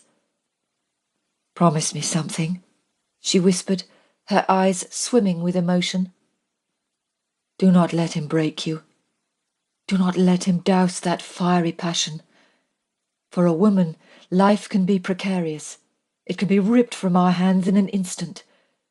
So you must make every single moment count." She gave Sophie's arm a gentle rub, and then she dropped her hands and straightened her back. "Goodbye, Mr. Shandy," she said with a curt nod. "Goodbye, Madame, and take care." Madame Lebel stepped closer and whispered, "Goodbye, my darling Miss Beaufort." Sophie watched as Madame Lebel sauntered across the street with an aristocratic swagger so opposed to her status, and climb into Dane's unmarked carriage. When it had rumbled out of the square, Sophie's eyes flew up to the window, but Dane was no longer there, and she was suddenly overcome with a feeling of disappointment, a feeling of emptiness, of loneliness, and a desperate feeling of longing. Lost in contemplation, she had not noticed him cross the road and enter the square. Suddenly he was standing in front of her, so large and so strikingly handsome that she threw her arms around his neck in relief. He placed his hands on top of hers and lowered them gently to her side. "Have you forgotten you're wearing your Mr. Shandy guise?" he said in a husky drawl. "It would do nothing for my reputation to be seen hugging a gentleman in Leicester Square." "Oh, Dane!" she cried, thinking she must make the most of the time she had left with him. "I want to go home." "And you will," he reassured, concern etched on his beautiful face, "as soon as this business is concluded. What did Madame Lebel want?"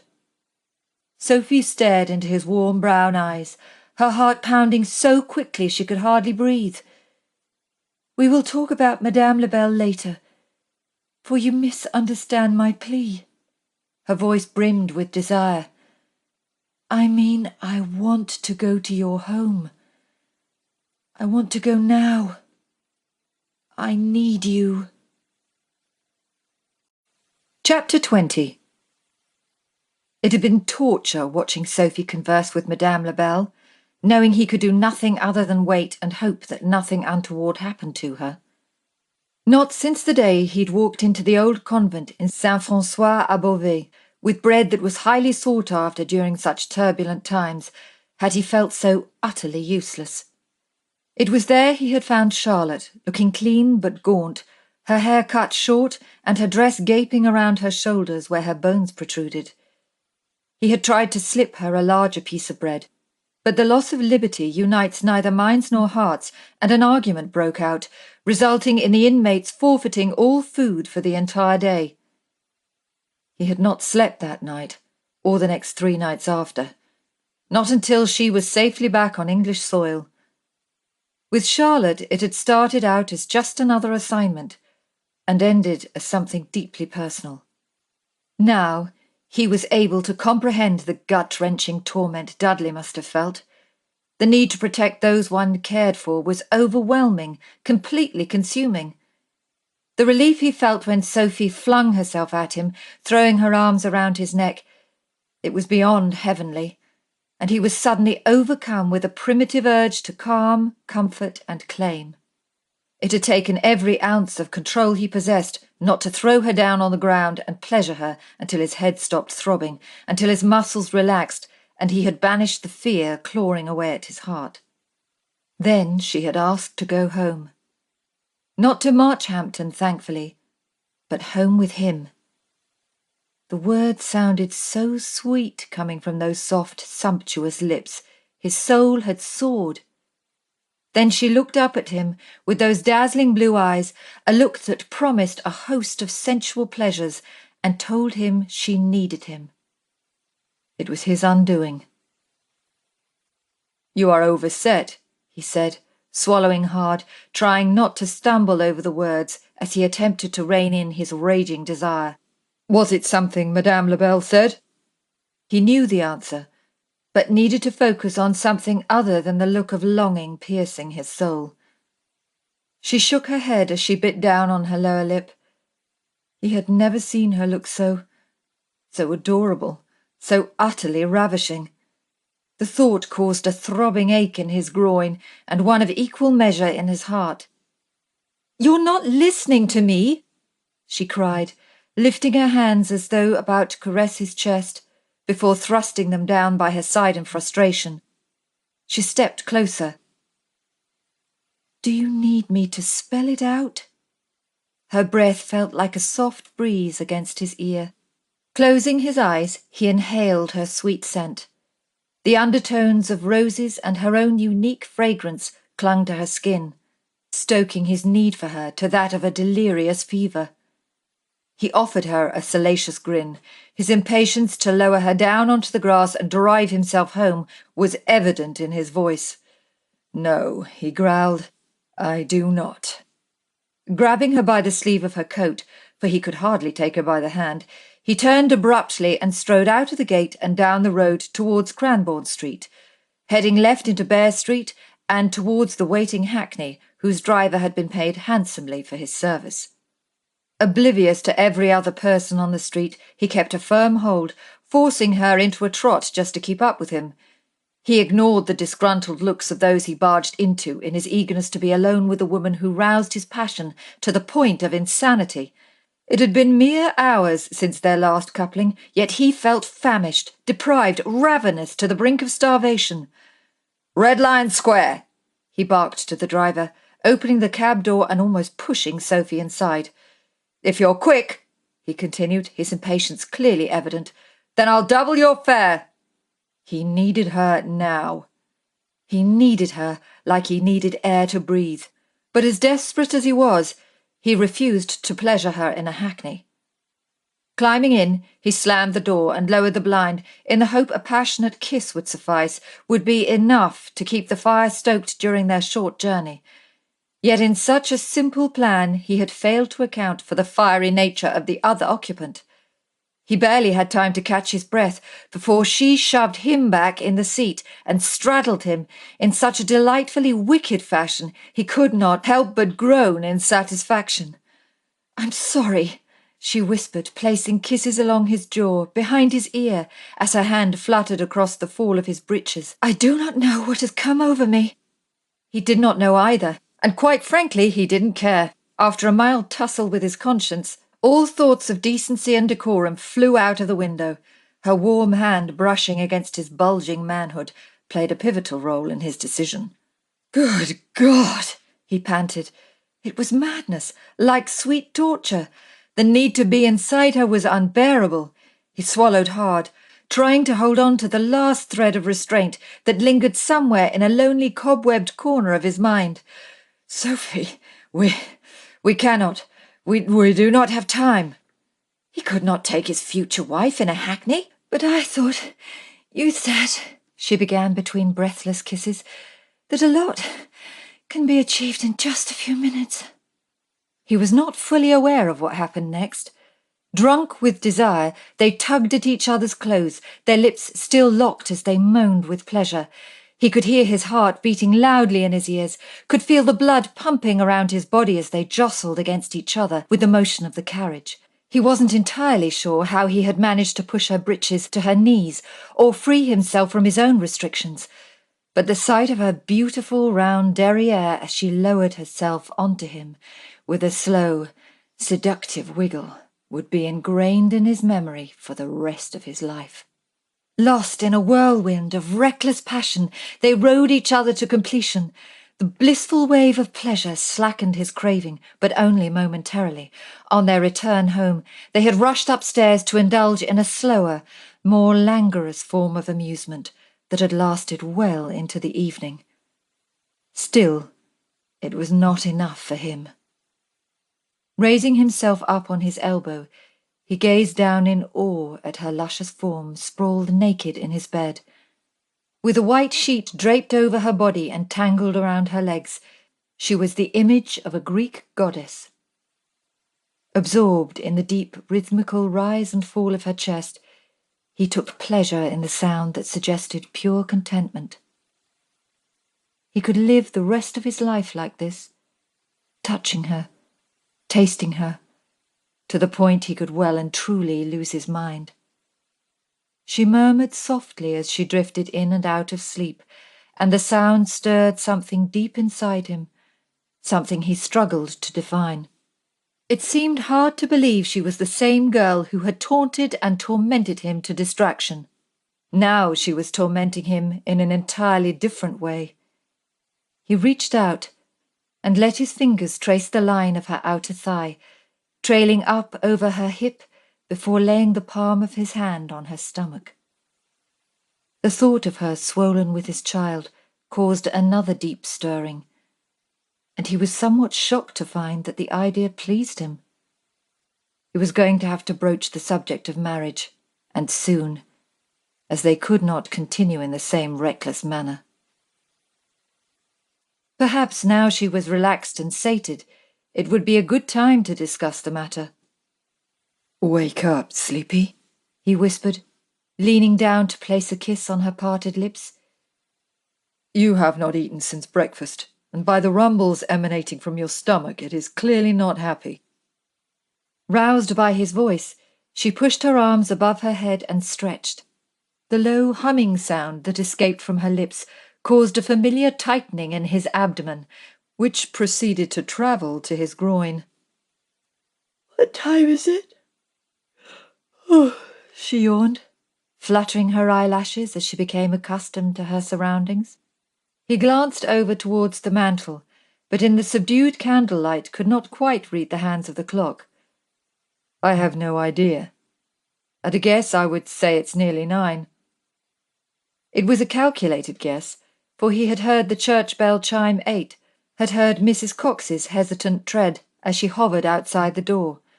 No doubt she was wondering why no one had gone down for dinner. She had paced back and forth and then returned with a tray which she'd left outside the door. Sophie shot up, but then remembered she was naked.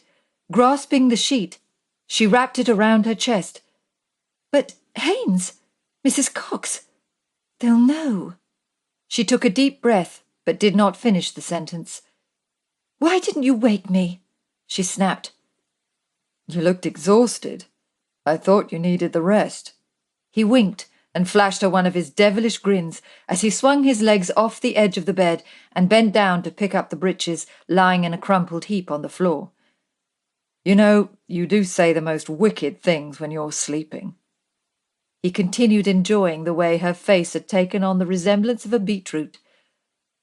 "I didn't know you held me in such high regard." Sophie looked horrified. What did I say? Opening the door to retrieve the silver tray, Sebastian glanced over his shoulder. "It's not something I feel I could repeat in the presence of a lady," he teased, closing the door with his foot. "But I believe you're more than satisfied with my performance." "I am?" She narrowed her gaze as she studied him, before reaching for a pillow and hurling it at his head. "Oh, you fibber! I never said anything of the sort." "Well, no, not exactly," he replied, steadying the tray as he avoided the flying object with the timely twist of the hip. "But you did do an awful lot of mumbling. You cannot blame a man for concocting his own interpretation." He placed the tray on the bed in front of her, and noticed her frown as she glanced at the 2 plates positioned side by side. 2 plates, she groaned. "They're obviously aware I'm in here." Her distress was evident in her tone. "No doubt they are accustomed to your dissipated habits, but that does not—" "Mrs. Cox is aware I do not always follow custom, yes," he interjected before she became overly dramatic. He lifted the cover off the plate, picked up a slice of cold ham, and took a bite. Sophie stared at him, slightly aghast, and then pulled the sheet tightly across her body, as she said with an element of hauteur, "Do not think for a moment I have anything in common with the other women you have entertained here." He tilted his head and considered her, slightly baffled by her train of thought. "Why would you think I've had other women in here?" He had intended discussing marriage, not his business ventures. Besides, the women he had sheltered had never been in his private chambers. They had kept to their own quarters and been spirited away as soon as a convenient moment arose. "Amy said you never let your mistresses stay overnight. She said you always escort them home in the early hours." Sebastian tried not to laugh, for he was truly flattered by her display of jealousy. "Sophie, I do not have a mistress. You are the only woman who has had the pleasure of being in that bed." He waved his hand casually in the direction of the bed, which was a ridiculous gesture when he came to think of it, for there was nothing casual, nothing temporary, about the way he felt about her. Indeed, she was the only woman he would lay with from here on in. "I thought you knew better than to listen to servants' gossip," he continued. "Are you saying you've never had one of your mistresses at this house?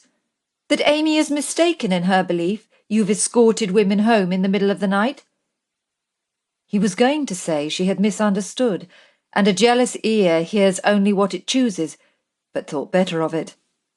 He glanced around the room for his shirt and located it on the chair. "I am saying you are not aware of all the facts," he replied, shrugging into the crumpled linen. If they were going to have a serious conversation, he would not be distracted by pretty blue eyes roaming over his bare chest. "Perhaps it is time I told you how I have been occupying myself these last few years." He dropped into the chair, stretched his legs out in front of him, and crossed them at the ankles with languid grace. "You do not have to explain yourself to me, my lord," she huffed. "My lord?" he sneered, jerking his head back. "What happened to— Oh, Dane, please, Dane!" He smiled to himself as her face flushed a pretty shade of pink.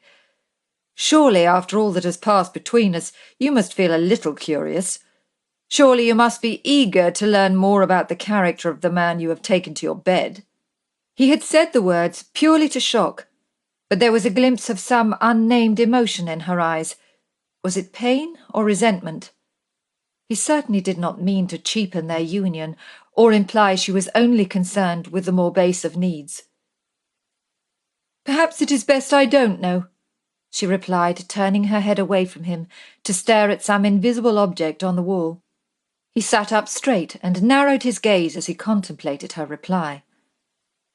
"Ah, I see, Miss Beaufort." he began, mimicking her use of formal address, although he took no pleasure in it, for it placed an element of distance between them that he found unnerving. You believe I'm guilty of the type of licentious pursuits the villagers of Marchhampton love to gossip about. What is it that disturbs you? That I squandered my inheritance, or that I spent it on women with loose morals? He mocked. I had credited you with more sense than to take notice of such tittle-tattle, but obviously I was mistaken. She turned sharply, and her eyes locked with his. I know what I have seen, she challenged. John Hodge's daughter nearly died from the cold, damp conditions they were forced to endure. Where were you when the rain came pouring in through their roof? Where were you when their daughter needed medicine, and they could not afford to pay? He swallowed deeply in the hope it would ease the pain of regret. Why did she have to mention Mary Hodges? He had been forced to make a choice. If he had stayed at Westlands, the lives of all his tenants would have been at risk. Not a day had gone by when he had not thanked the Lord for Mary's recovery. It is not what you think, he replied solemnly. Well, please feel free to enlighten me, she said in the tone of a stern governess, but did not wait for an answer. If you were not carousing around the continent with a courtesan, what were you doing? He stood, walked over to the bed and leant against the wooden post. I was working, he answered humbly. There was a moment of silence, where she simply stared at him, a frown marring her brow. He could almost hear her repeating his words for fear she had misheard. Working? What do you mean? May I sit? He said, gesturing to the end of the bed. It is your bed. You may do as you please. He ignored the sharp edge to her tone. Perhaps it was her way of preparing herself for whatever unpleasant revelation she believed he was about to make. He perched himself on the end of the bed. You should eat something, he said in response to the deep growl rumbling from her stomach. He nodded towards the plate. Eat, and I will tell you. With a sigh, she removed the plate cover and studied the selection of cold meats. Casting a wary glance at the sheet tucked under her arms, she asked, Would you mind buttering my bread roll? Of course not. Picking up a knife, he cut and buttered her roll, then gave it to her and watched her take a bite. There was something comfortable, something intimate in so informal a gesture, and he longed to hold on to it, to nurture it into something deeper, something more profound. You must understand, I would never have left Westlands if there had been any other alternative. It is something I deeply regret. That was not entirely true. He was sorry his tenants were forced to endure the effects of his father's cavalier attitude towards money. But the experience of working alongside Dudley, of righting some of society's wrongs, well, it had been life-changing. Tell me, honestly, he continued, what was your opinion of my father? She narrowed her gaze as though intrigued by the question. I believed him to be a good man, a family man, a man who was diligent in the running of his estate. She paused, bit down on her lip, and then took a deep breath. He looked after his tenants, and they respected him for it. Unlike me, he snorted. Well? She shrugged. My father had been dead a mere 5 days when I discovered there were sizable debts written against the estate. The creditors were quick to bang on the door to demand their money. My father's man of business, a Mr. William Farrow, had kept them at bay by promising a rather inflated rate of interest, which, unfortunately, was well documented. He sighed. Unlike the small amounts Mr. Farrow had embezzled. He shook his head as he remembered the crippling feeling of disbelief, of desperation. I have spent the last 6 years paying for it. Sophie looked aghast. I do not know what to say. What had your father done with all the money? Sebastian shrugged. He spent it on everything and anything. He had a weakness for horse racing, for diamond-encrusted pocket watches, for widows with expensive tastes, on anything to dull the pain, anything to fill the hole left by my mother.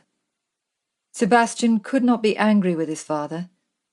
Angry at himself, yes, for not noticing the torment his father was going through. If only he had known, then they could have consoled each other. Perhaps things would have been different. But then he would not be sitting in his private chamber with Sophie. I see.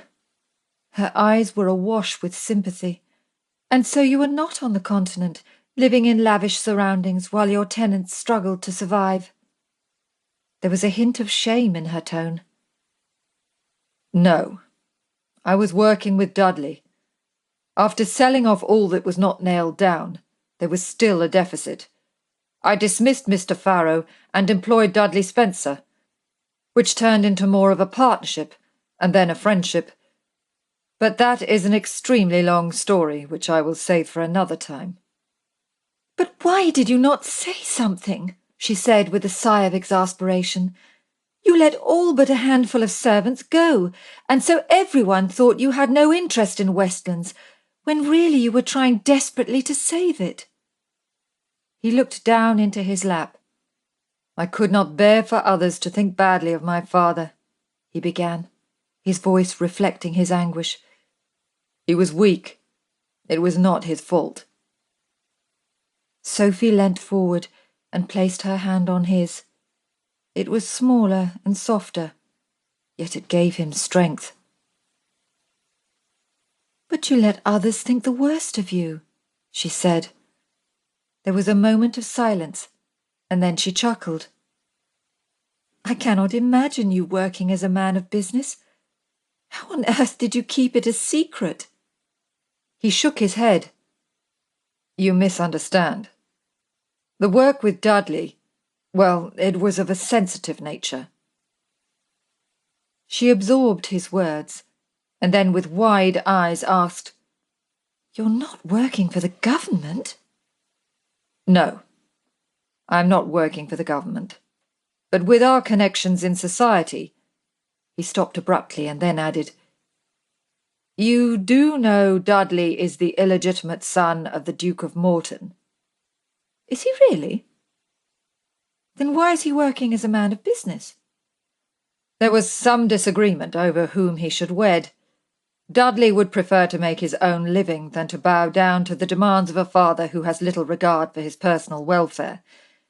Besides, we have done extremely well helping those members of the ton who found themselves in a pickle.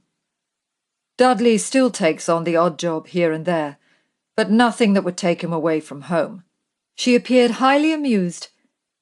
And what possible pickles did the elite of society find themselves in? He shifted further onto the bed, making himself more comfortable. We were hired by by a certain person who shall remain nameless, to track down his runaway daughter. We found her on the way to Gretna, and she was brought back here until we could sneak her home without anyone noticing. He gave her a smug grin. Which happened to be in the middle of the night, he added. The gentleman put it about that his daughter had been ill with a fever, and the rogue in question did not dare to contradict for fear of being shipped off to Calcutta in a crate. How fascinating, she said, her eyes wide with delight. Oh, do tell me more. She stopped abruptly. Do you mean the ladies you escorted home in the middle of the night were clients? He turned his hand over so he could hold hers. Sophie, the only women who have been in this house are the ones associated with our business. I am not saying I have always been a saint in such matters, but the stories you have heard from the gossips in Marchhampton, or Amy, or Mrs. Cox, well, they are simply not true. You mean you're not a reckless rogue? Only where you're concerned. She looked down into her lap. You must think me naive and rather foolish. Not at all. I find your jealousy rather endearing, he replied, attempting to lighten the mood. Jealousy? She exclaimed, lifting her head to meet his gaze, but then seeing his teasing expression, she grinned. If you believe I'm jealous, then conceit must surely be your middle name. He brought her hand to his lips and kissed it softly. While we are in the mood for disclosing secrets, isn't there something you need to tell me? I am not sure what you mean, she answered, looking a little wary. Intrigued by her guarded response, Sebastian wondered what other secrets she was hiding. Do not look so frightened, he said. I am talking about the reason Madame Lebel insisted on meeting with you. I was convinced Dampierre would make some move to kidnap you and ransom you for the necklace. Would you have paid? She replied coyly, with an exaggerated flutter of her eyelashes. Sebastian shrugged. That all depends on how grateful you would have been. His hungry gaze roamed over her bare shoulders. Are you going to tell me what was so important that Madame Lebel insisted on meeting with you in public? Did she remember something about James? Well, not exactly. She paused and breathed deeply. You were right. The Comte de Dampierre owns Lebel's, amongst other things. Dampierre insists I attend Lord Delmont's masquerade. I'm to wear the necklace, and he has even provided me with a costume.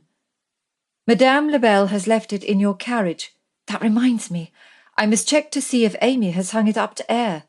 Sebastian stared at her, his expression hard and unforgiving. You're not going, he said sharply. It was not a question. It was an order he was determined she would follow. I told Madame Lebel that's what you would say, she replied with a weak smile. Particularly once you knew Dampierre would also be in attendance and expects me to hand over the necklace. You're not going, he repeated, stressing the words with patriarchal authority, as she appeared completely unconcerned that she would be placing herself in danger. Thank the Lord, she didn't know where he'd put the necklace. It would not surprise him to wake and find them both missing. Dampierre has agreed you may accompany me, she added, pressing her case. He stood abruptly and walked over to the window, just to place some distance between them, for he had been an arm's reach away from shaking her to her senses. She opened her mouth to speak, but he interjected, Do you know what a crush it will be? I would struggle to find you, even if your face wasn't covered. At a blasted masquerade, it will be nigh on impossible. He pushed his hand through his hair in frustration. Why on earth have you waited until now to tell me? Sophie blushed. I was thinking of something else at the time, if you remember. I did not wish to spoil the moment. She shook her head. And because I knew you would act like this, she gestured to his pacing with an element of censure. Can you not see there is some logic in accepting the offer? He sighed. Not when I find it difficult to believe he only wants the necklace. What if he is simply looking for a replacement for Annabel? The thought of losing her, of her ending up in such a situation, well, he could not bear to contemplate it. What do you expect me to say when you seem content with serving yourself up as the prize pig? I beg your pardon. He stopped pacing. It is just a turn of phrase. You know what I meant by it. He dropped into the chair and took a deep breath. Did Madame Lebel mention Dampierre's interest in Annabel? Sophie swallowed. Not at all. Madame Lebel simply assured me that that Dampierre, wants some form of recompense and is, therefore, willing to accept the necklace. She looked him keenly in the eye and said with earnest, What choice do we have? I cannot return to Marchhampton until the matter is closed. Dampierre could call on me at any time. You cannot camp on the doorstep. You cannot always be there to offer your protection. I can and I will once you accept a proposal of marriage. He stood and walked over to her, took her hand in his. "There is something I have been meaning to ask you," he began, but was interrupted by a discreet tap on the door. He tried to ignore it, tried to focus on asking the question that plagued him, but Sophie kept glancing towards the door and the person knocking was persistent. "Are you going to answer it?" she asked with a nervous edge to her voice. Reluctantly, Sebastian dropped her hand and walked over to the door. He opened it just wide enough to peer out, using his body to prevent the caller from looking inside. "What is it?" he asked with some impatience. Haynes was standing at the door, looking like a boy who had just put a hole in his best breeches. "Forgive me, my lord. I didn't mean to disturb you. There's someone waiting to see you downstairs." "Who is it?" There were only a few people who knew he owned the house, let alone he was in residence. Haynes did not reply, but raised his brows and jerked his head in the direction of the stairs. "Very well," Sebastian grumbled. "I'll be right down." Haynes perused Sebastian's crumpled attire. "I think you'll need to smarten yourself up a bit for this one." Chapter 21. After donning a clean shirt and cravat, Sebastian shrugged into his waistcoat and hastily fastened the buttons. If the caller expected to be received formally, then he was gravely mistaken. He would rather be damned than wear a coat, in his own house and at such an ungodly hour. Besides, until he knew the identity of his late-night visitor, there was always a chance he would have to get his hands dirty. Should the need arise, he would prefer not to be encumbered by excessive clothing. With some reluctance, he advised Sophie to return to her room, the distraction downstairs offering the perfect opportunity to do so unnoticed. Finally, after a minor disagreement where he had reinforced the need for sleep, and she had managed to bribe him into agreeing to discuss the masquerade, he made his way downstairs. Haynes, who was waiting for him in the hall with one hand resting on the newel post, looked up. "I have put them in the drawing-room, my lord," he said, straightening. "Mrs. Cox is making tea, but maybe you'll want something stronger." Sebastian gave him a quizzical look. "Them?" he asked, a little surprised. He glanced at Haynes' empty hands. "Is there no card?" Haynes shook his head. "No, my lord, but I believe the gentleman knows you, or else I'd not have let them in." "I confess it has been a long time since you've behaved so mysteriously," Sebastian continued, thoroughly intrigued. "I do hope I'm not going to be disappointed." Indeed, he had been dragged from the comfort of his bedchamber, from soft lips and a warm embrace. It had better be for something bloody important. The first thing he noticed as he strode into the room was that the only source of light came from a pair of silver-gilt candelabras, each standing on the side tables flanking the marble fireplace. The soft glow cast a modicum of illumination over one of his guests. The lady sat bolt upright in the chair, although there was nothing stately about her posture. On the contrary, she gripped the arms as though she was ready to flee at a moment's notice. He had seen her pert nose and rosy pink lips before, but now, in place of the broad-rimmed riding hat, were honey-gold tresses swept back in a simple style one would consider both practical and easy to manage. Gone were the breeches and coat, replaced by a dull mauve dress with not a single adornment, no little pearl buttons, no lace edging on the sleeves or collar. She reminded Sebastian of a governess, albeit an extremely pretty one. The type employed by the more unscrupulous of gentlemen for their own particular needs rather than that of their children. Appearing somewhat uneasy by his assessing gaze, she turned her head towards the window, to the tall figure lurking in the shadows. "I hope we have not disturbed you, Dane," the faceless man drawled, his deep voice dripping with sarcasm. "Please tell me you have managed to get some sleep since we last met." James Beaufort stepped into the light. His coat was creased, and there were dark circles under his eyes. "I wouldn't worry about me. You look as though you haven't slept for days." Beaufort gave a weak smile. "More like a week." I can tell just by looking at your clothes, Sebastian said, gesturing to Beaufort's crumpled attire. Thankfully, the gentleman carried it off with graceful poise and an air of self-assurance that made one overlook such imperfections. Beaufort's gaze drifted over him. You're hardly one to talk.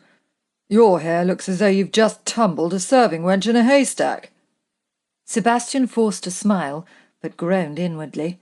Since you thrust the ruby necklace in my hand, I've had a rather exhausting week.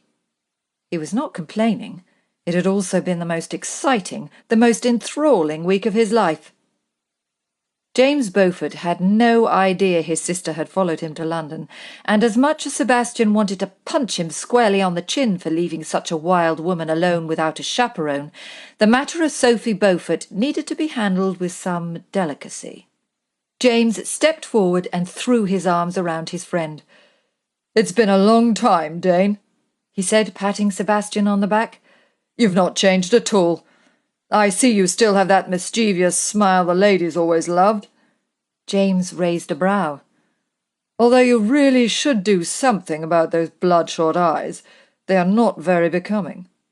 He leant closer and whispered, "Perhaps the answer lies with who rather than what has been keeping you awake at night." "Bloody hell!" James turned to the lady and held out his hand. She rose from the chair, placed her gloveless hand in his, and James brought it to his lips, kissing it with a level of tenderness and devotion. Indeed, there was not a single bit of creamy white skin left untouched. Feeling a little uncomfortable at such an exaggerated display of sentiment, Sebastian cleared his throat. "Forgive me," James said, looking up reluctantly. He straightened his back before making his announcement. "My dear, may I present Sebastian Ashcroft, Marquess of Danesfield, and my oldest friend, Dane? I would like you to meet my wife, Lady Annabel Beaufort." His wife? A lifetime of aristocratic breeding prevented Sebastian from gaping in shock. Neither did he display any visible signs of anger or irritation. While he had been safeguarding James' sister from extortion, kidnapping, and quite possibly murder, he had been planning a blasted wedding. Instead, he simply bowed and offered his felicitations. Sebastian gestured towards the sofa and waited for the couple to sit before dropping into the chair by the hearth. The urgency to marry certainly explained their reason for remaining in London, and now that the introductions were over, he intended to get some answers regarding the whole affair. He decided to start with how the hell they knew where to find him. "I must confess, I'm curious as to how you knew to come here," Sebastian said. He was equally curious as to how James had known he was leaving London in the first place. "Surely, when you stopped my carriage, you knew I was heading back to Westlands." Before James could answer, there was a tap at the door, and Mrs. Cox came in with the tea tray. She placed it on the table in front of the sofa. "Would you like me to pour, my lord?" "No, we shall see to it ourselves," Sebastian replied abruptly, for he was impatient for answers and feared the woman might mention his female guest. "Thank you, Mrs. Cox," he added by way of an apology. "Please allow me." Annabel Beaufort did not wait for anyone to contradict, and expedited the task with ardent domesticity. "I didn't know you'd returned to London until today. I was surprised to see you back so soon. Monty said you were not planning to return for some time." James took a sip of his tea before returning his cup to the tray. Back so soon? Was he being deliberately obtuse? "Not as surprised as I am. The boy I hired to watch my lodgings told me that a gentleman had called looking for me. Naturally," James shrugged, "the boy followed the gentleman to this address, and he happened to be watching the house this afternoon when you and your friend returned." James spoke in such a matter-of-fact tone that Sebastian had to grip the arm of the chair for fear of lashing out. "I had little choice in the matter," Sebastian said bluntly. "The Comte de Dampierre called looking for your necklace." At present it was best not to divulge all the details, but he was overcome with the sudden urge to see his friend squirm. "How in the blazes did he know you had it?" James asked, his expression darkening. Sebastian shrugged. It appears he is quite cunning, particularly when he has been betrayed. The sound of a china cup clattering against a saucer caught Sebastian's attention. He glanced at Annabel Beaufort, whose pallor was ashen and whose countenance was suddenly altered to that of a startled rabbit. James retrieved the cup and saucer and placed it on the tray before taking her trembling hands in his. Suppressing a pang of guilt for his tactless approach, Sebastian thought it best to reveal what he knew of Annabel's situation. The sooner he understood the facts, the sooner he could determine Dampierre's motives. I have spoken to Antoinette and Madame Labelle, and they have explained the predicament you found yourself in, he said softly, his tone conveying his compassion. James shot up from his seat. Predicament? He yelled. The villain tricked an innocent woman into thinking she would be earning an honest living as a governess, only to hold her captive in a brothel. I would hardly call it a predicament. Annabel stood and held on to her husband's arm. Please sit down, James, she said softly, attempting to soothe him. Lord Danesfield did not mean anything by it. Sebastian could see the pain etched in every contour of his friend's face, the fear in the depths of his eyes. Annabel had been but a roll of the dice away from living a very different life. It was a feeling Sebastian knew well. James raised his hand and caressed his wife's face. I am only grateful I was there to help, he said as he stared into her eyes.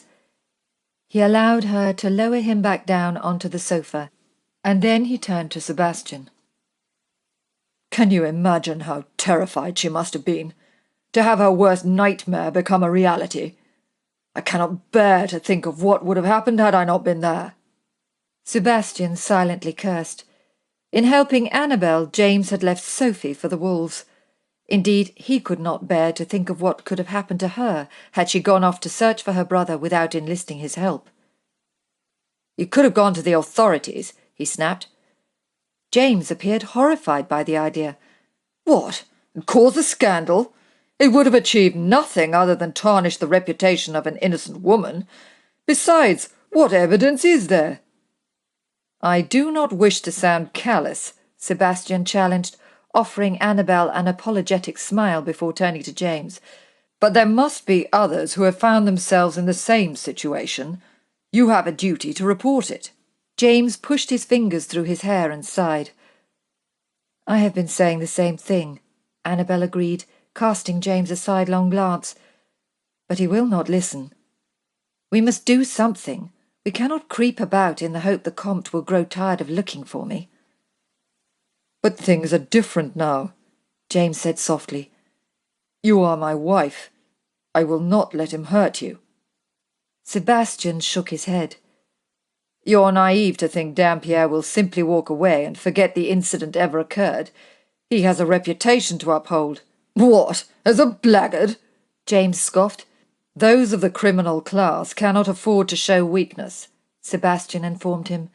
A ruined reputation is rather more serious than being snubbed at a ball. It becomes a matter of life or death. James narrowed his gaze. Where was it you said you have been these last few years? You do not want to know, Sebastian answered cryptically. What I can tell you, speaking from experience, is that Dampierre will not stop until he feels his reputation has been restored. And how am I to do that? You took something of his? He paused and inclined his head respectfully. Forgive me. I am talking about how Dampierre thinks, not what I believe. Having clarified his point, Sebastian continued. You took something, and must give something back in return. It must be something he deems of greater value, if you're to placate his injured pride. James folded his arms across his chest stubbornly.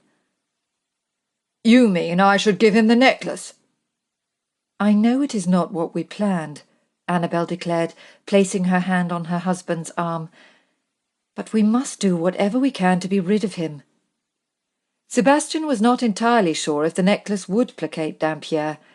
Had James and Annabel been the only ones aware of his devious scheme to use innocent girls, then they could have easily been dealt with. It was not difficult to make a murder look like an accident. The murder of 4 or 5 people was a different affair. Therefore, the matter would need to be brought to a swift conclusion. Hence Dampierre's desire to meet at the masquerade. "As I see it, we have 3 options," Sebastian said. He hesitated. He was not sure whether it was something he should mention in the presence of a lady. "I'm listening," James said impatiently. "You can make a statement with the appropriate authorities, or you can give Dampierre the necklace." "I'm not giving him the necklace." "What is the third option?" Annabel asked. Sebastian took a deep breath. "Or you can kill him." In that moment of stunned silence, Sebastian heard the patter of feet coming from the room above. James looked up, and then cast him a devilish grin. Sebastian swallowed, as his instincts told him his world was about to come crashing down around him.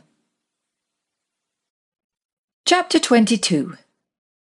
Having thrown on Dane's crumpled shirt, Sophie gathered her clothes and crept back across the landing to her room. Once inside, she walked to the armoire and hung up her garments, hoping the creases would drop out. Then she climbed into bed. There was no point trying to sleep. Her mind was like a restless sea, bombarded with one thought after another, until she found herself swept away on a wave of emotion. She had been so wrong about Dane. Her foolish pride had cast him in the role of villain, in the role of rake and rogue. The village gossip had been music to her ears, for it had allowed her to place the blame at his door rather than her own. Now she came to think of it, he had done nothing to warrant her censure. So he had teased her and made light of a young girl's infatuation. It had all been in jest, but it had broken her heart. With a deep sigh, she lay there and looked up at the canopy, wrapping her arms around her chest and hugging his shirt tighter to her body.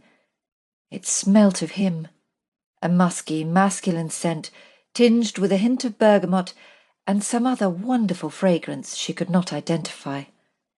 The smell warmed her to her core, and she closed her eyes and pictured him.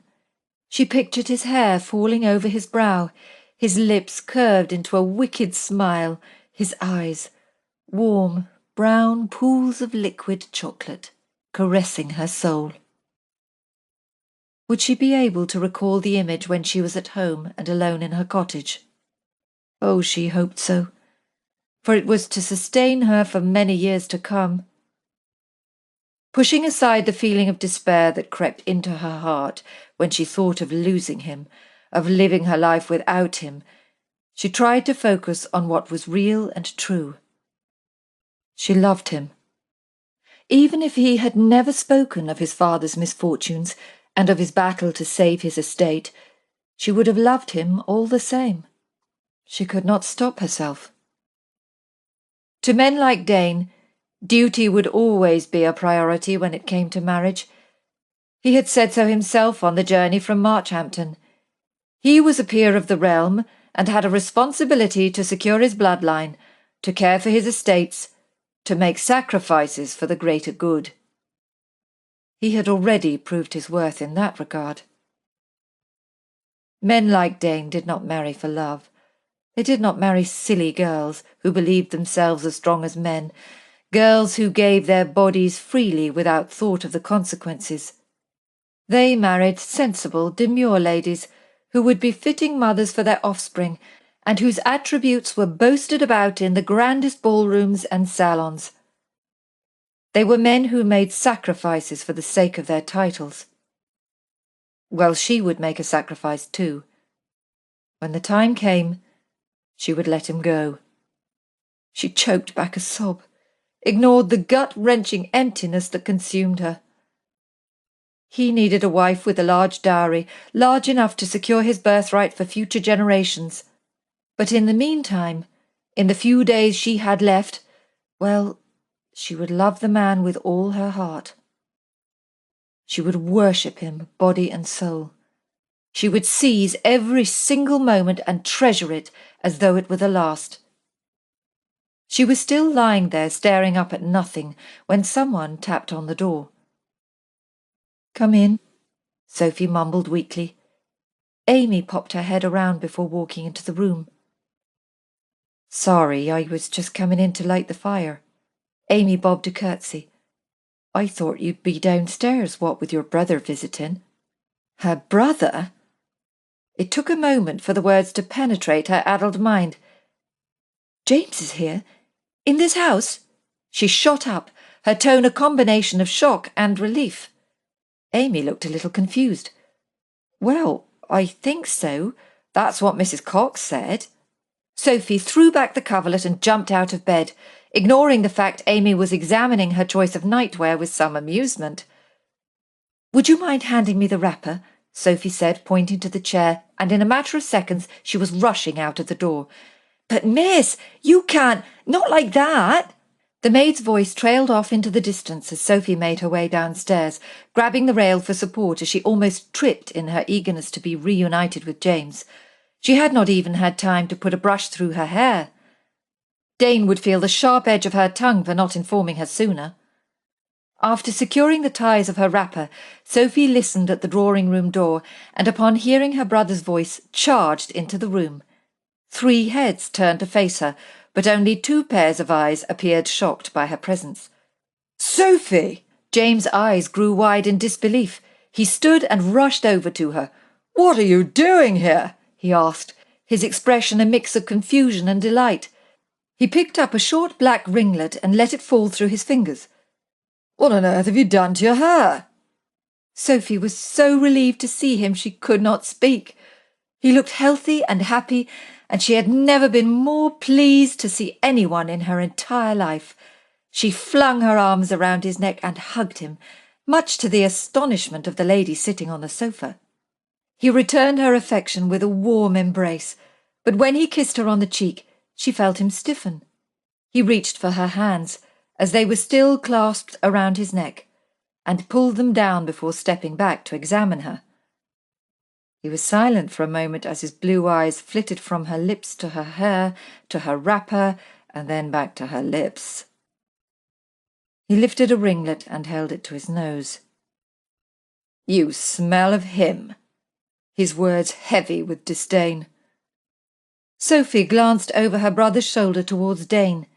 He stood there, his body hard and rigid, as though preparing for a sudden impact. "His smell is all over you, on your skin, in your hair." James spun around to face Dane. "What the hell have you done to her?" He did not wait for a reply, but charged across the room, muttering something through clenched teeth before his fist landed with the force of a hammer on Dane's jaw. "No!" Sophie screamed as she watched Dane stumble back into the chair. James punched him once more and then lifted him up by the scruff of his shirt and dragged him onto the floor. Dane took another punch to the face and another to the stomach, causing him to draw his legs up to his chest and roll onto his side. Still he made no protest. Why was he not fighting back? Sophie could not understand it. He was more than capable of fending off the attack, even if he did not wish to throw a punch himself. "Get up!" James spat. "Stop this!" Sophie cried, dropping to her knees and throwing herself across Dane to prevent her brother from delivering another blow. She had never seen him so enraged. "Get off him!" James growled as he grabbed Sophie by the arm to pull her away. Dane raised his head off the floor, his eyes hard and unforgiving. "You may hit me all you want," he sputtered, wiping blood from the corner of his mouth. "but you will take your damn hands off her." Annabel stepped forward and grabbed her husband's arm. "What's the matter with you? You have not even given him a chance to explain. What if things are not what they seem?" "Look at them," he scoffed as he pointed to the floor. "It is obvious for all to see. Why do you think he let me hit him?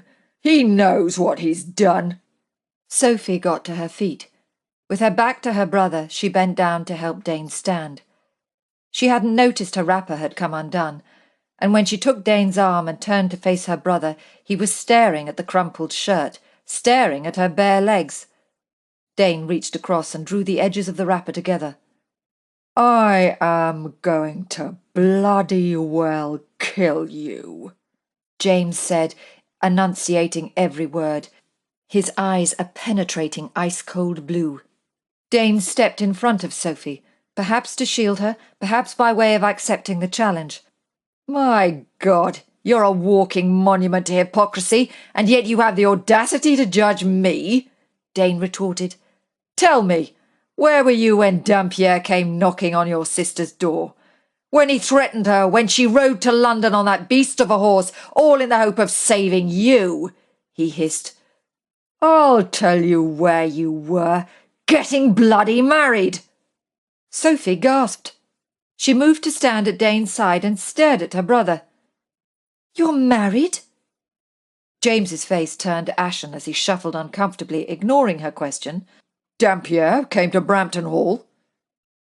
You left her. You left her for weeks without as much as a word. Dane stepped forward and poked his finger in his friend's chest. And then you have the gall to come here and wave your fists about. He looked at James as though he was the worst kind of scoundrel. You may be the hero of one woman's story, he added, sarcasm dripping from every word, but you failed in your duty to protect the only woman who should have mattered to you. James looked taken aback. Duty? He faltered. You dare to speak to me of duty? She came to me, Dane shouted, stabbing a finger at his own chest. She came to me, and I was duty-bound to accept. James took a step forward, stood toe-to-toe with his friend, their noses almost touching. That does not give you the right to— Stop it! Sophie yelled again, for she could not bear to listen to all this talk of duty and responsibility. Why could Dane not have said he wanted to help her, that he was driven by some unexplainable desire? She turned to Annabel. You're married? Forgive me. I have not had the chance to introduce you formally, James interceded. Annabel's smile lit up her entire face. We were married yesterday, by special license, she nodded. It was a look of genuine happiness, and Sophie felt a small stab of jealousy, which she instantly dismissed. In truth, she was delighted for them. To see her brother alive and well and married, words could not describe the joy she felt. How wonderful, she said, clasping her hands to her chest. Does anyone mind if I sit? Dane asked with a deep sigh, throwing himself down on the sofa. James scowled. I have not finished with you. Nor I with you, Dane replied with a smirk and a raised brow, but then winced and dabbed the cheekbone under his left eye. Perhaps we should all sit, Annabel suggested. Sophie, you sit here with me, she continued, casting James a mollifying glance as she took the seat next to Dane, leaving Sophie to squash in beside her. James looked at the three of them, shook his head, and then sat in the chair. Whether the uncomfortable silence caused James to reconsider the fact that he was indeed a hypocrite, or whether he was desperate to prove a point to Dane, Sophie could not decide. Even so, James found it necessary to offer some explanation for his recent attachment. Sophie, James began, looking down his nose at Dane before turning his attention to her. I want you to know our marriage is, well, what I'm trying to say is that Annabel and I love one another. He stressed the word love and flicked Dane another irritated glare. And although— You mean you're the Annabel? Sophie rudely interrupted, turning to face her sister-in-law with some surprise. The one who escaped from Labelle's? Annabel's face flushed. She glanced down into her lap and fumbled with her fingers. Please do not think ill of me. I did not go there of my own volition. She looked up into Sophie's eyes. You see, I was hired by the Comte de Dampierre to act as governess to his 3 children. Only he did not have any children, and instead I found myself a prisoner in his house. She swallowed deeply. Had it not been for James, I am sure I would have been forced to— She paused and shook her head. I'm sure you know what sort of a house it is, she added solemnly. Sophie did not have the heart to tell her she was wrong. Her fate would have been far worse than she could ever have imagined. She would have been sold and transported abroad to some God-forsaken place where the price was high for girls with fair skin and innocent eyes. Of course, she had not told Dane that little bit of information because he would overreact and then they would argue, and she did not want to waste time doing that. There were far more pleasurable ways to spend time in his company. Shuddering at the thought of what it must have been like to be lured away by the Comte de Dampierre, Sophie said, You must have been terrified. She placed her hands over Annabel's and gave them a reassuring pat. Well, you are safe now, and must not worry about it any more, she continued with some optimism, aware that Dane's expression could best be described as deeply cynical. Annabel looked up at Sophie, her eyes also filled with doubt. But we have just heard that Dampierre wants the necklace, and I know James will refuse to give it to him. I'll be damned before I'll give that reprobate anything, James declared with an air of superiority. Then why offer it in the first place? Dane complained. What did you expect? It wasn't me, James blurted, sounding like a naughty schoolboy. It was Monty. You know how he gets. I'd made the mistake of telling him my reasons for coming to town. He shrugged. He thought it was all some sort of joke. Thought I was in my cups when I offered Madame Labelle £500 for Annabel. With pursed lips, he gave his wife an apologetic nod of the head. Annabel cast him a reassuring smile. Monty was not aware I had passed a note to James explaining my dilemma and begging for his help. Dane cleared his throat. Perhaps Dampierre is not as clever as he would have us believe. When they all looked at him with rather mystified expressions, he clarified. To allow you access to paper and ink. Annabel sat up straight, her eyes wide. Oh, it was Madame Labelle who gave me the paper and urged me to write the note. She said my escape must appear credible. That is why she could not take the necklace. Sophie and Dane both sat forward with wide-eyed expressions and directed their question to Annabel. Madame Labelle helped you escape, they said in unison. I climbed out of the bedchamber window. Madame Labelle helped me to tie the sheets, and James was waiting for me at the bottom. She glanced over to her husband with a look of pride and adoration. Dane was still gaping, but Sophie was not surprised. Deep down she knew Madame Labelle was an honourable woman who, where possible, would see justice done. In this instance, she had risked her neck, quite literally, to save an innocent girl, and Sophie felt a sudden urge to do something, anything to rid her of Dampierre for good. Did you know about this? Dane asked her as he met her gaze. Sophie shook her head. No, of course not. He seemed to take no comfort from her answer. You mean to tell me, during the 30 minutes you paraded about in Leicester Square, she never even mentioned it, never even hinted at the possibility? No, Sophie replied bluntly. James appeared aghast. You met with Madame Labelle in a public place for all to see? I did not meet with her, Sophie replied with an air of hauteur. Mr. Shandy did. She offered him a satisfied smile, as though that should be explanation enough. James held his chin in his hand. I'm confused. Now you see what I have been forced to put up with, Dane snorted. Perhaps it is I who should be punching you. Sophie folded her arms across her chest. I am still here, she sighed, wondering why he made it sound as though he'd had no choice in the matter. It was not as if she'd forced him to follow her. Trust me, it has been just as much of a hardship for me. It had not been a hardship at all. On the contrary, she had loved every single minute of it. She sat back on the sofa and studied Dane's profile. The sight of him almost caused her to sigh. It was not right that a man should be so handsome, or be allowed to sit in drawing-rooms and cause no end of distraction with his firm jaw and wicked mouth.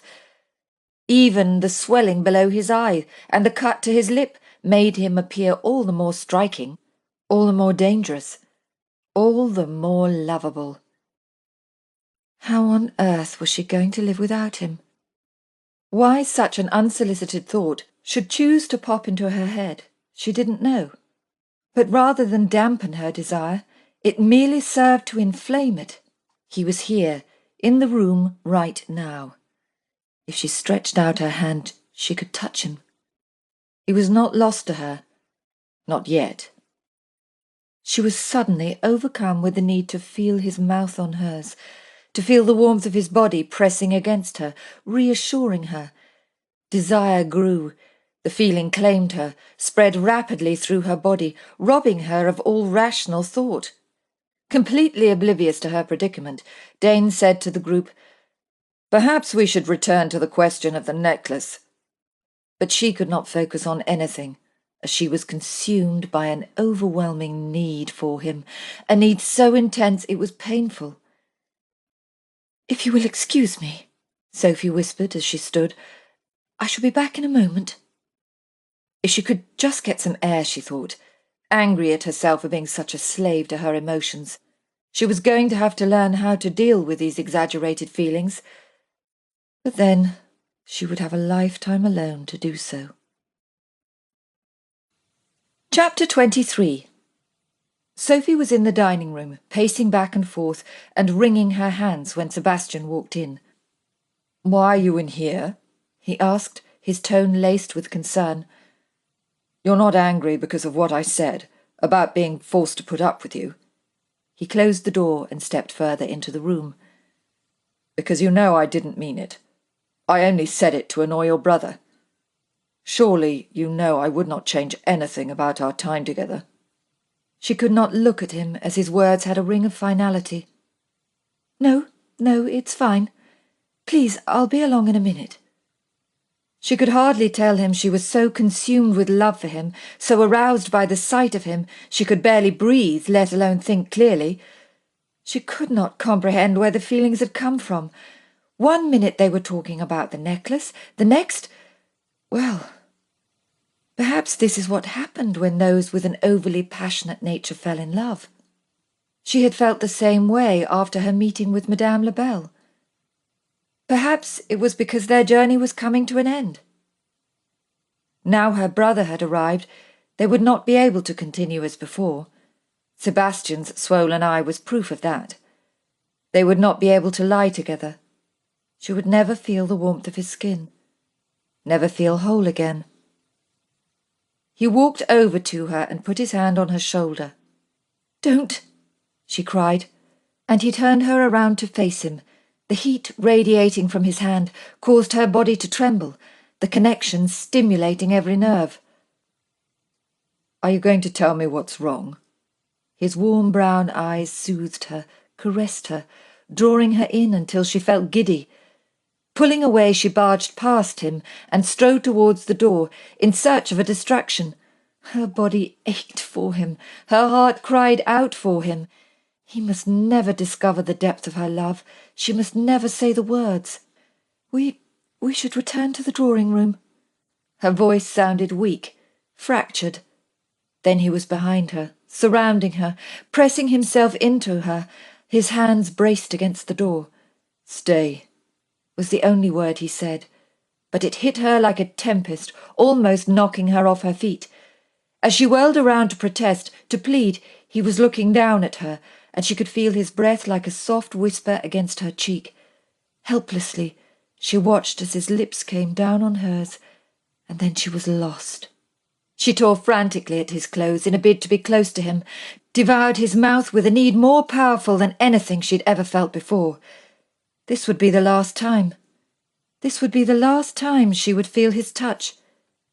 She should have whispered to slow down, so she could sear the moment to memory. But the need to feel him inside her obliterated every other thought. "My God," he whispered in her ear as he secured her thighs around his waist and thrust home. This is madness. Everything became a beautiful blur. A primal urge to race for completion consumed them, and in no time she was biting his shoulder to stifle the sound of her release. When he lowered her to her feet, he simply stared into her eyes.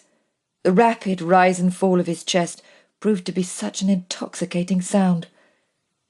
"Life will never be dull with you around," he panted, and she felt her heart shatter in two. After racing to her room to throw on one of Charlotte's dresses, Sophie breezed into the drawing-room as though nothing had happened. "Lord Danesfield has gone to sort out more refreshment," she said in an attempt to reassure them as to the reason behind their absence. Deferring to his title made their relationship sound more formal. "It appears Mrs. Cox has been waylaid performing other duties." "Are you feeling better?" James asked, his eyes searching hers with some scepticism. Observing her more modest attire, he did not pass further comment. Sophie considered the question. Being in Dane's arms had eased all of her woes, for the moment. But she would have to find some other way of bolstering her strength in his absence. Of course she could not say that to her brother, and so smiled and said, "Yes, thank you. I just needed some air. All this talk of Dampierre left me feeling a little overwrought." Some minutes later, Dane strode in, carrying another tea tray. "Sorry for the delay," he said, placing the tray on the low table, before putting the first tray outside the door to be collected without further disturbance. "Miss Beaufort is feeling much better now she has had some air," Annabel informed him. He studied Sophie, a subtle smile playing on his lips, and then said with genuine emotion, "That is good news. I hope you found my words of reassurance somewhat helpful, and know I am here to support you whenever the need arises." Sophie tried her best not to blush as an image of Dane holding her against the dining-room door, her legs wrapped tightly around him as he thrust deeply inside her, flashed through her mind. "It was extremely helpful, thank you," she beamed, taking it upon herself to pour the tea. James eyed Dane with some suspicion. "In your eagerness to carry the tea tray, you seem to have lost a button." Sebastian glanced down at his waistcoat, but gave not the slightest indication the remark revealed anything other than what it ought. He placed his hand on his chest and stared down at the floor, a frown marring his brow. "No doubt Mrs. Cox will come across it." He moved to the hearth and poked the fire before directing his attention to James. "Now, while your room is being prepared, perhaps we should continue our discussion." In an attempt to disguise the feeling of utter disappointment at not having Dane to herself, at not being able to leave her room and go to him for fear of being discovered, Sophie assumed the same confused expression as her brother and Annabel. "Oh, I'm afraid you cannot leave," Dane continued as though guessing their thoughts. "Dampierre has had his men watching this house for the last few days. He will have seen you enter." James thumped the arm of the chair with his fist and muttered something incoherent. "If I had known that—" "What? You would not have bothered knocking?" Dane interrupted with a smug grin. "I'm afraid it is a little late. Perhaps it's time to discuss our options. But I should warn you, there is really only one logical solution to the problem." "I cannot give him the necklace," James announced with a steely look in his eye. Dane smiled. "I do not want you to give him the necklace. Considering the fact I am prepared to purchase it for double its market value, then that is clearly no longer an option." James frowned and pursed his lips. "Why would you do that?" Dane did not reply immediately. "I was forced to part with all but one of my family's heirlooms, and so the necklace would be a welcome addition. Besides," he shrugged, "I find it extremely pleasing to the eye." Sophie felt a sudden stab of resentment, for she knew what such a declaration truly meant. At some point in the future, she would be forced to see her necklace draped around his wife's neck. James' lips curved into the beginnings of a smile, but he did not fully commit. "Then I shall look forward to hearing what you think it is worth," he countered. "What?" Sophie screamed silently. had neither of them stopped to consider how she might feel about it? It was one thing to give it to Dampierre in exchange for Annabel's freedom. Sophie could live with that. But to sell it to Dane so he could start some new tradition with his new wife, well, she would have to do something about that. Perhaps she could steal it and persuade Dampierre to accept the trade. As she struggled to contain her emotions, she noticed her brother's countenance had suddenly altered, his expression dark and brooding. Dane's mouth twitched at the corners. "I believe you have just realised there is only one option open to us," he said confidently, his eyes fixed firmly on James. "And so the question we must answer now is, which one of us will kill the Comte de Dampierre?" Chapter 24. 3 pairs of wide eyes stared at Sebastian in disbelief. "There is no other way," he said, his tone merciless. "Even if you were to speak up and make a complaint, we cannot be sure those in office are trustworthy." He watched as James sank his head into his hands, knowing the truth in Sebastian's words, and knowing he was the one duty-bound to perform the wicked task. Sebastian would not let him do it, of course. He would find some way to extricate him from his obligation and carry out the task himself. "But that's not the only reason," Sebastian continued. "As you rightly said, you cannot allow your wife to be drawn into a scandal. Equally, we cannot stand aside and allow such a fate to befall another innocent woman." There was a moment of silence while they all appeared to consider his words. But you know what it will mean if we are caught," James stammered. "We will not hang, if that's what you're implying," Sebastian countered. Sebastian's words were met with a sharp intake of breath. He looked to the sofa, to Annabel, who was sitting with her hand plastered to her mouth, and to Sophie, who appeared to be listening intently, and did not seem the least bit alarmed by his callous words. Sophie would make an excellent marchioness, he thought. They would have strong sons and spirited daughters. The more the merrier. He doubted he would be able to keep his hands off her once he had her all to himself. "Besides, we will all have an alibi," Sebastian added, with a look of smug satisfaction. "Dampierre has been kind enough to provide us with the perfect opportunity." As his gaze met Sophie's, she was looking back at him with some fascination. "You mean we are to attend the masquerade ball after all?" Her speech was slow and deliberate, almost seductive, stimulating the fine hairs on his nape, and he was forced to divert his thoughts away from a more intimate direction and refocus on the task at hand. "I have never been to a masquerade," Annabel added dreamily. Obviously it had not occurred to her that the whole reason for attending was to commit murder.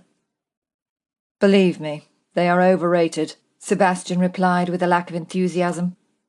"There is nothing remotely exciting about dancing with someone who has the hands of a temptress, only to discover that at midnight they have the face of a duck."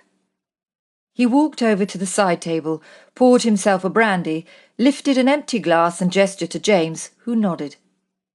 Taking the drink, James drained the glass and handed it back to Sebastian. "If you're serious about this, then I cannot allow the ladies to attend," James said, shaking his head and ignoring Annabel's disgruntled sigh. It was as though Sebastian had just received another blow to the stomach, a fatal wound to his masculine pride. In his opinion, Sophie was his responsibility. The thought of any other man, even her brother, laying claim to her, controlling her.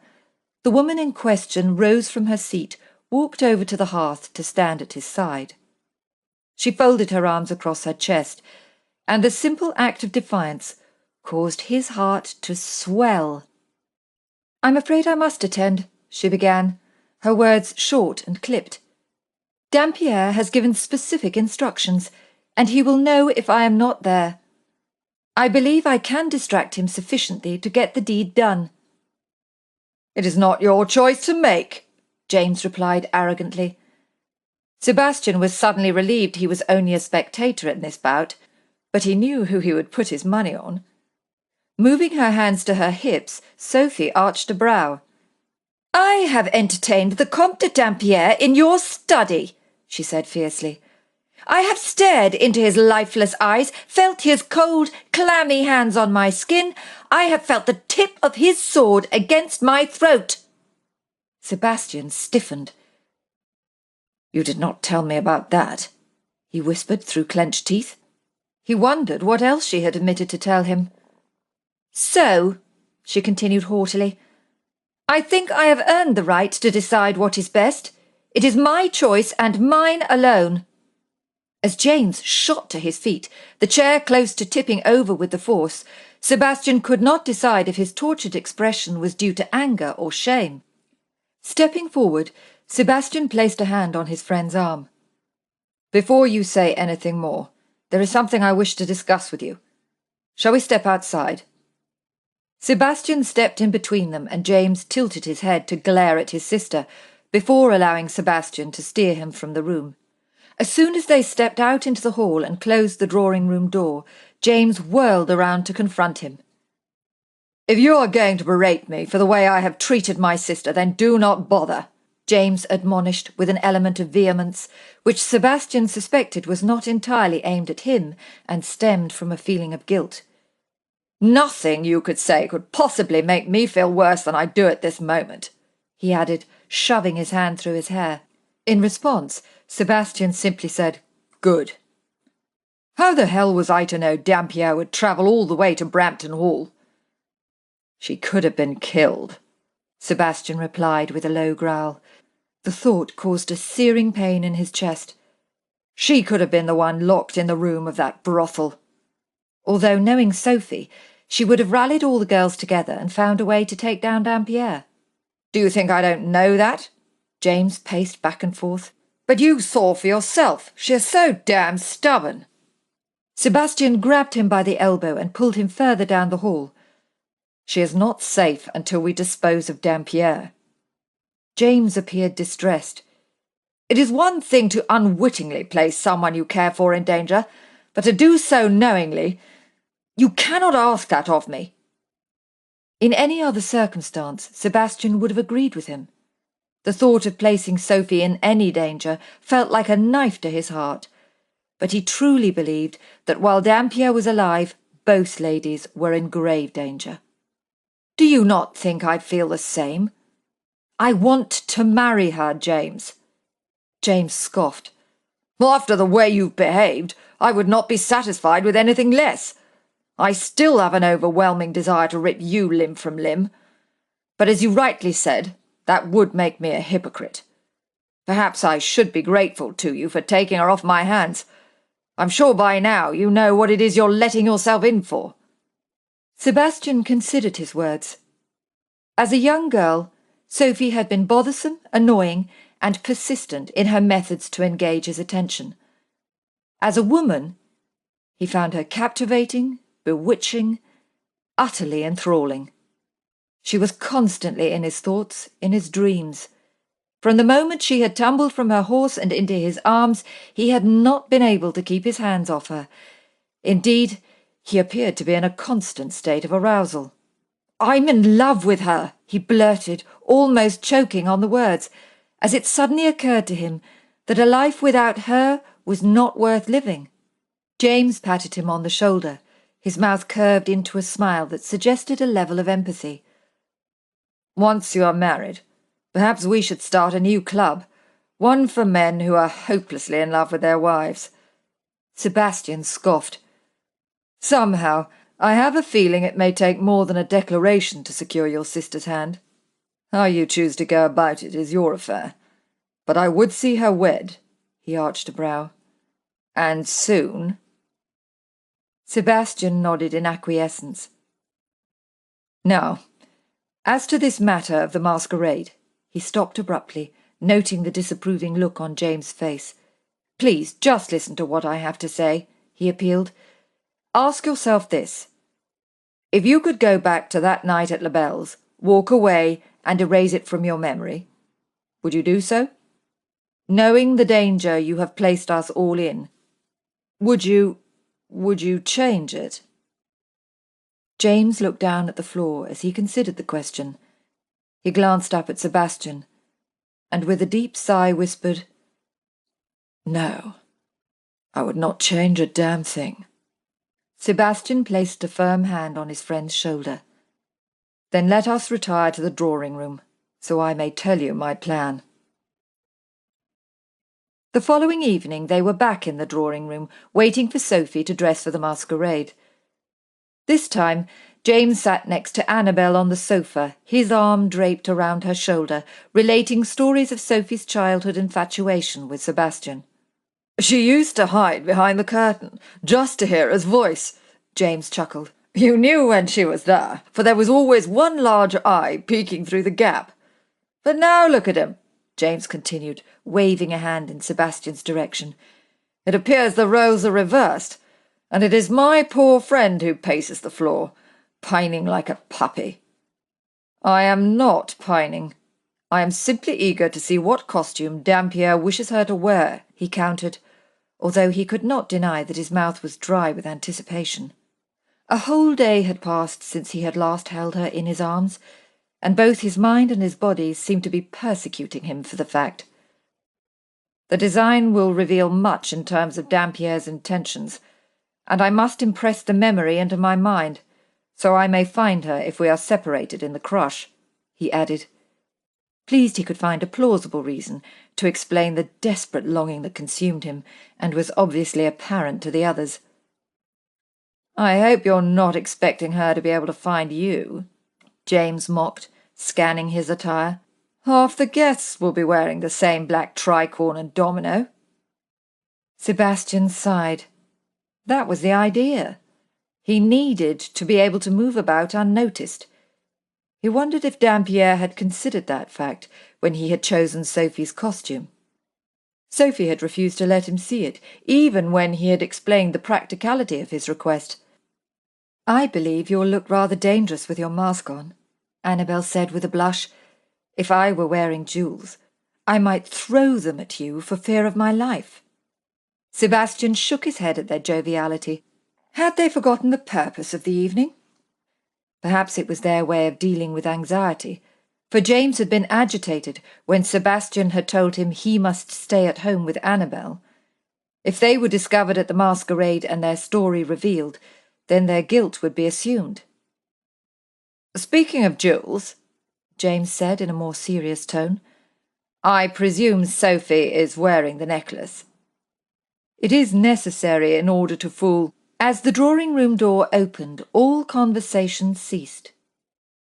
In walked what could only be described as an ethereal vision from a bygone era. James and Sebastian stood, their mouths hanging open in awe. Sebastian hardly recognized her. Against the white powdered wig woven with gold thread, her face was as pale as porcelain, enhancing the fullness of her rosy pink lips. The gown of red and gold taffeta was heavily boned. The deep, plunging neckline pushed up her breasts so they appeared as soft, creamy white mounds, so deliciously tempting he could not take his eyes off them. "Well, how do I look?" she asked, her eyes alight with excitement as she gave a little twirl and held the mask to her face. Sebastian was afraid to speak, for fear his voice would expose the depth of his arousal. Dampierre was not a stupid man. Sophie would be like a bright beacon in the crowd. "You look so beautiful," Annabel said, clapping her hands in delight. "You look as though you should live in the Palace of Versailles, with courtiers waving fans and bowing at your feet." Sophie met Sebastian's gaze, and she smiled. "Would you mind fastening this for me?" she asked, holding out the necklace. As she walked over to him, he held out his hand, hoping she would not notice the slight tremble in his fingers. She turned around, her long, elegant neck just inches from his lips, and as he leant forward to drape the necklace around her throat, his mouth brushed against her ear. "You have no idea how much I want you," he whispered, as he imagined his hand wandering lower, dipping down into the front of her bodice to skim the soft flesh, to take the peak between his fingers and rub until she begged for relief. Her hand came up to her throat to hold the necklace in place, and he took pleasure in the knowledge her fingers were shaking too. With the clasp fastened, she moved to walk away, but he pulled her to his side, the fall of her gown disguising the hard length straining against his breeches. James stood, walked over to his sister, and kissed her on the cheek. "You look wonderful."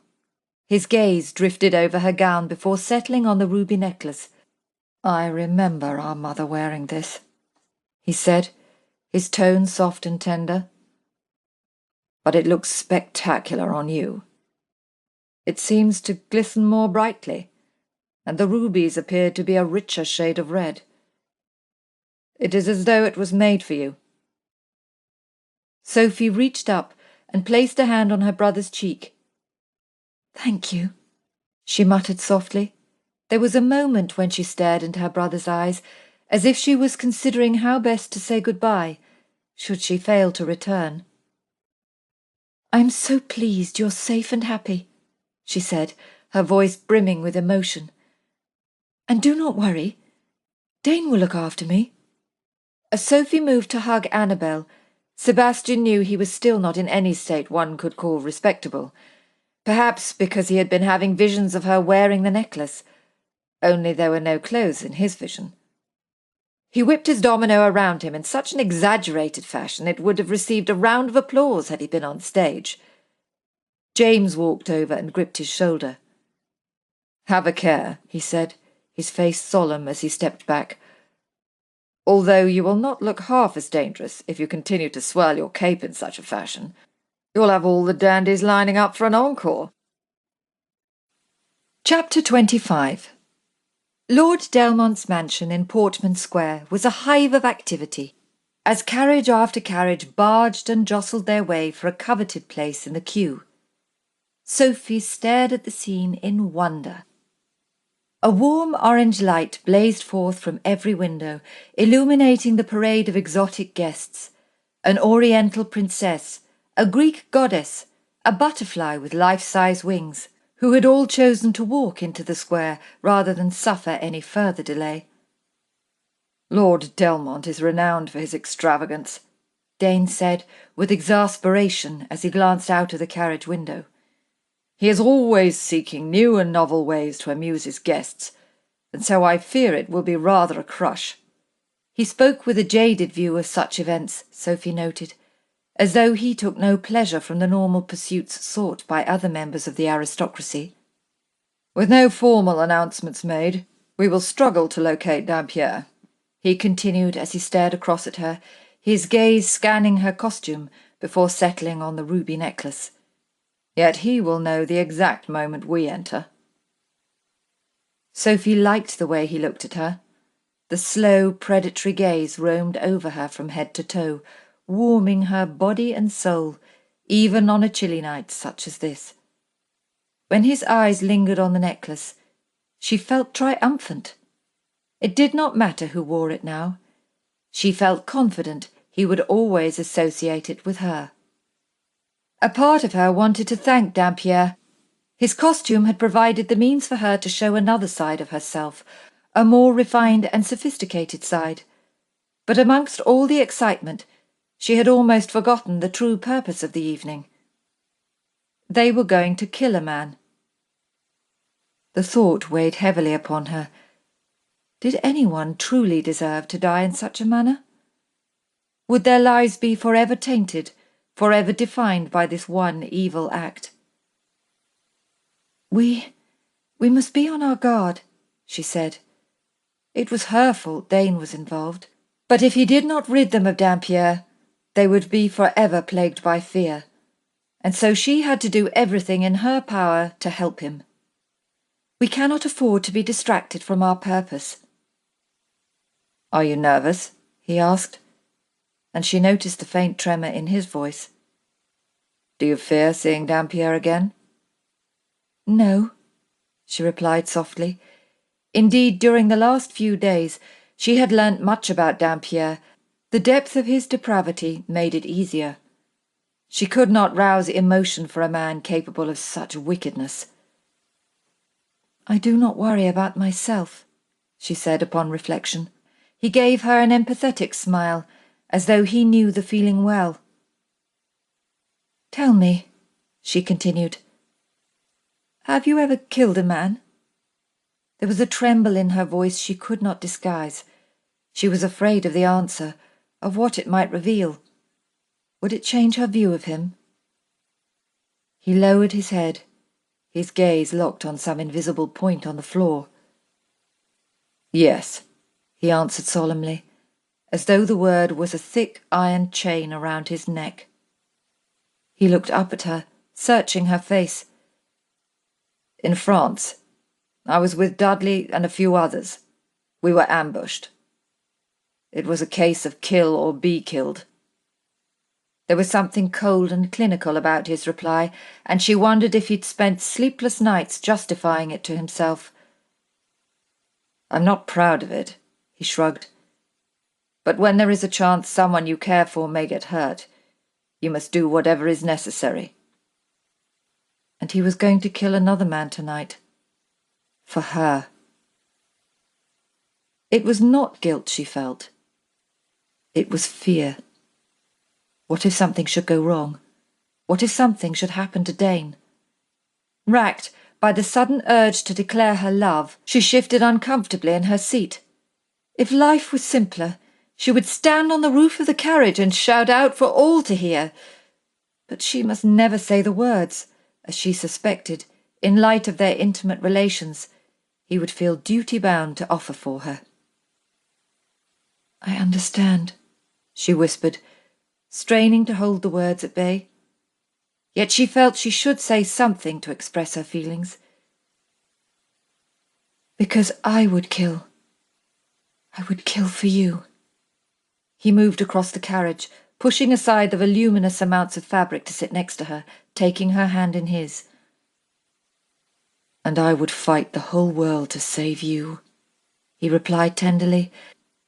Tilting her chin, he brushed his lips lightly across hers, then took her in his arms and kissed her deeply.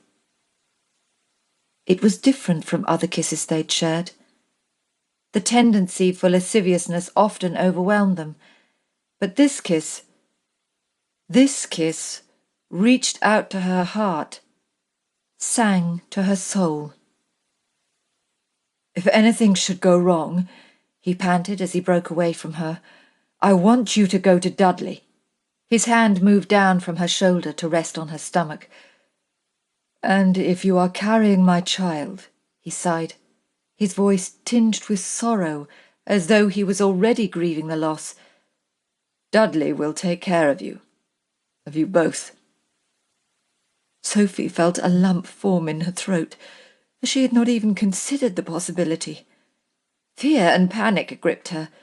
She covered his hand with her own in the hope of seeking comfort, but it only served to make the feeling worse, the gesture binding them together in some inexplicable way. His hand, her hand, and some wonderful imaginary child, all together as one. "Will you do that for me?" he urged. "Will you promise me?" What had she ever done to deserve such torture?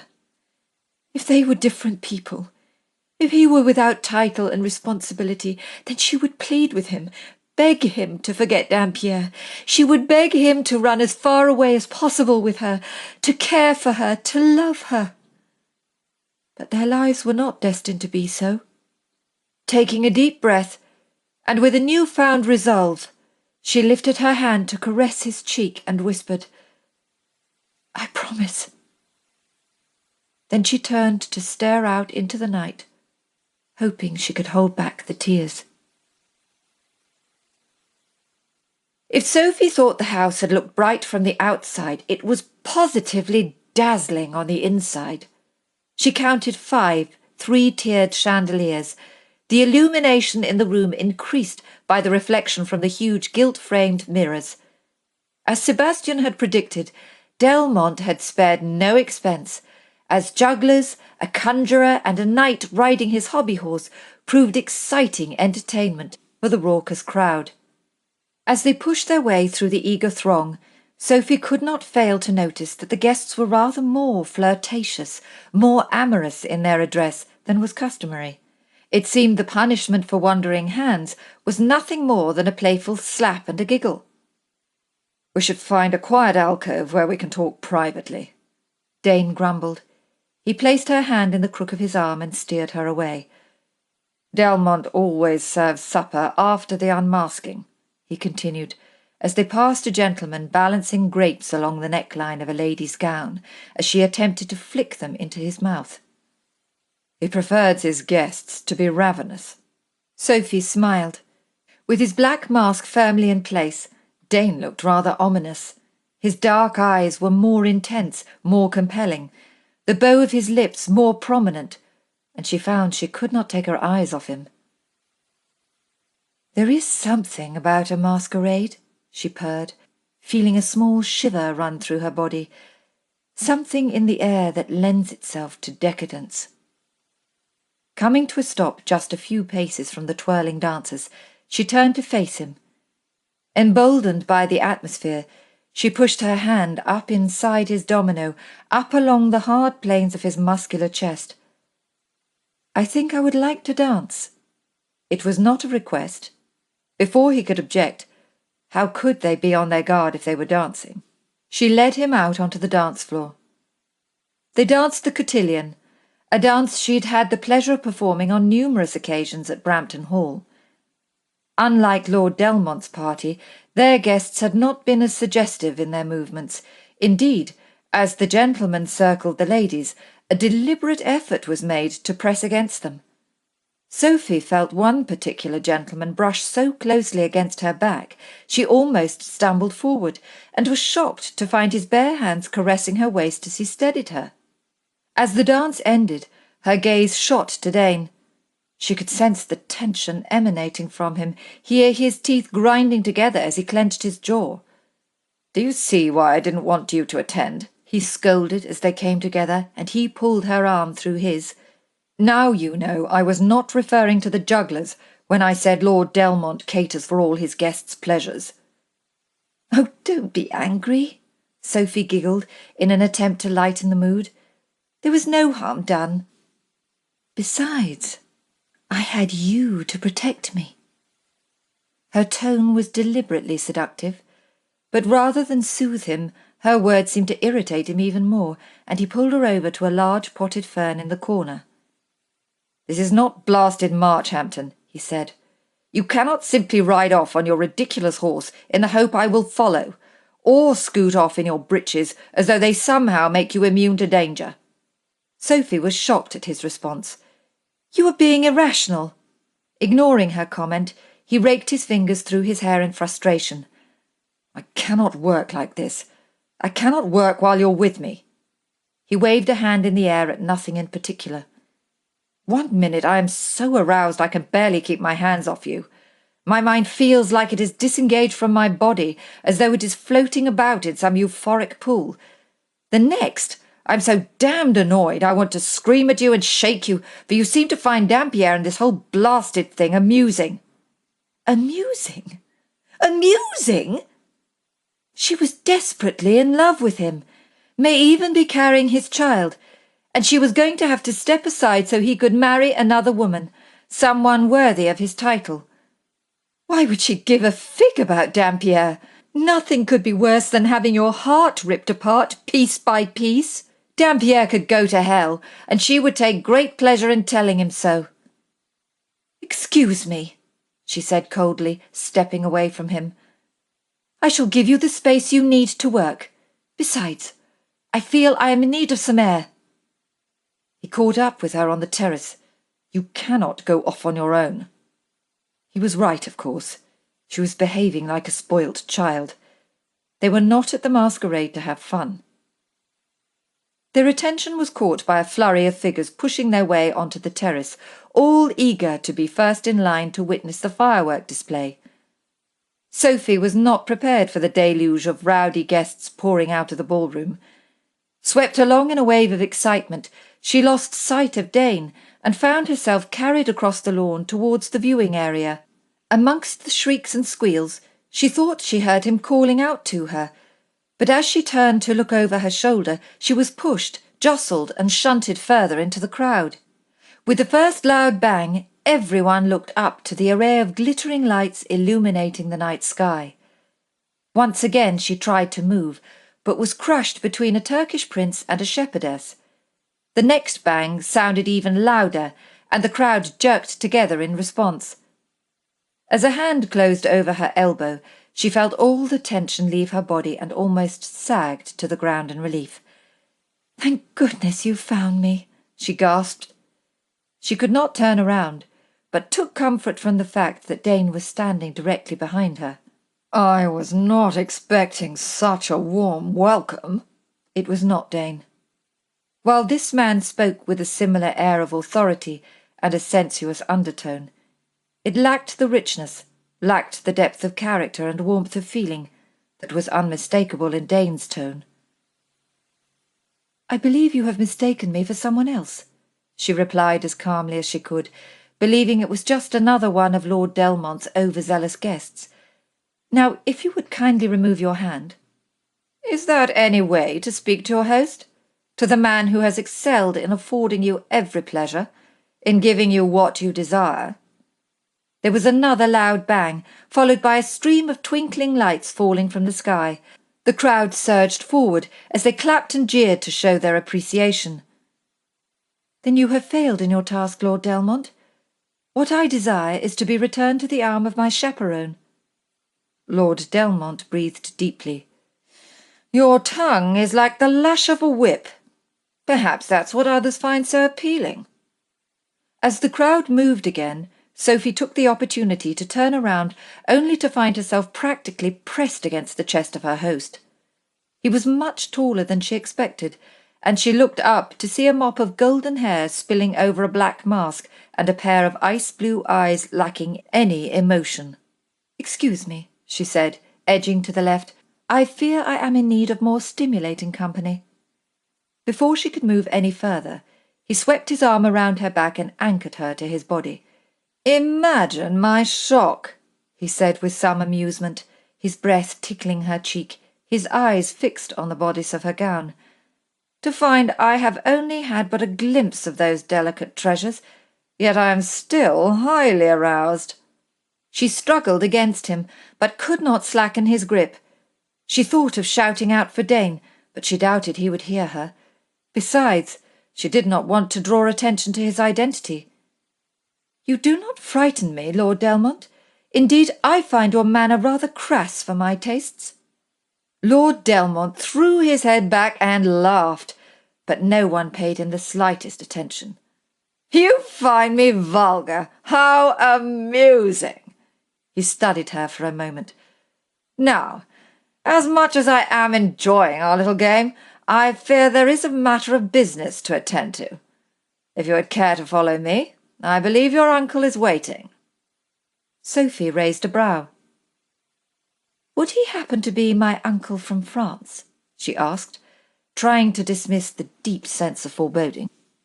Things were not going according to plan, but that was not surprising. If she left with Lord Delmont, then Dane would not need to kill Dampierre, and she would be forced to give him the necklace. She considered her position. If she went with Lord Delmont, Dane would be safe, and she would never be subjected to the torture of seeing another woman wearing her necklace. "I believe it is, and he seems most eager to be reunited." Lord Delmont swallowed deeply, his eyes wandering over her body as though she was a ripe peach and he had not eaten for weeks. "Then I do not wish to disappoint him," she remarked with icy composure. "I doubt you would disappoint any man," Delmont drawled as he pushed his way through the throng, guiding her towards a cluster of trees running along the bottom of the garden. "I am most bereft that I will not get to experience you personally.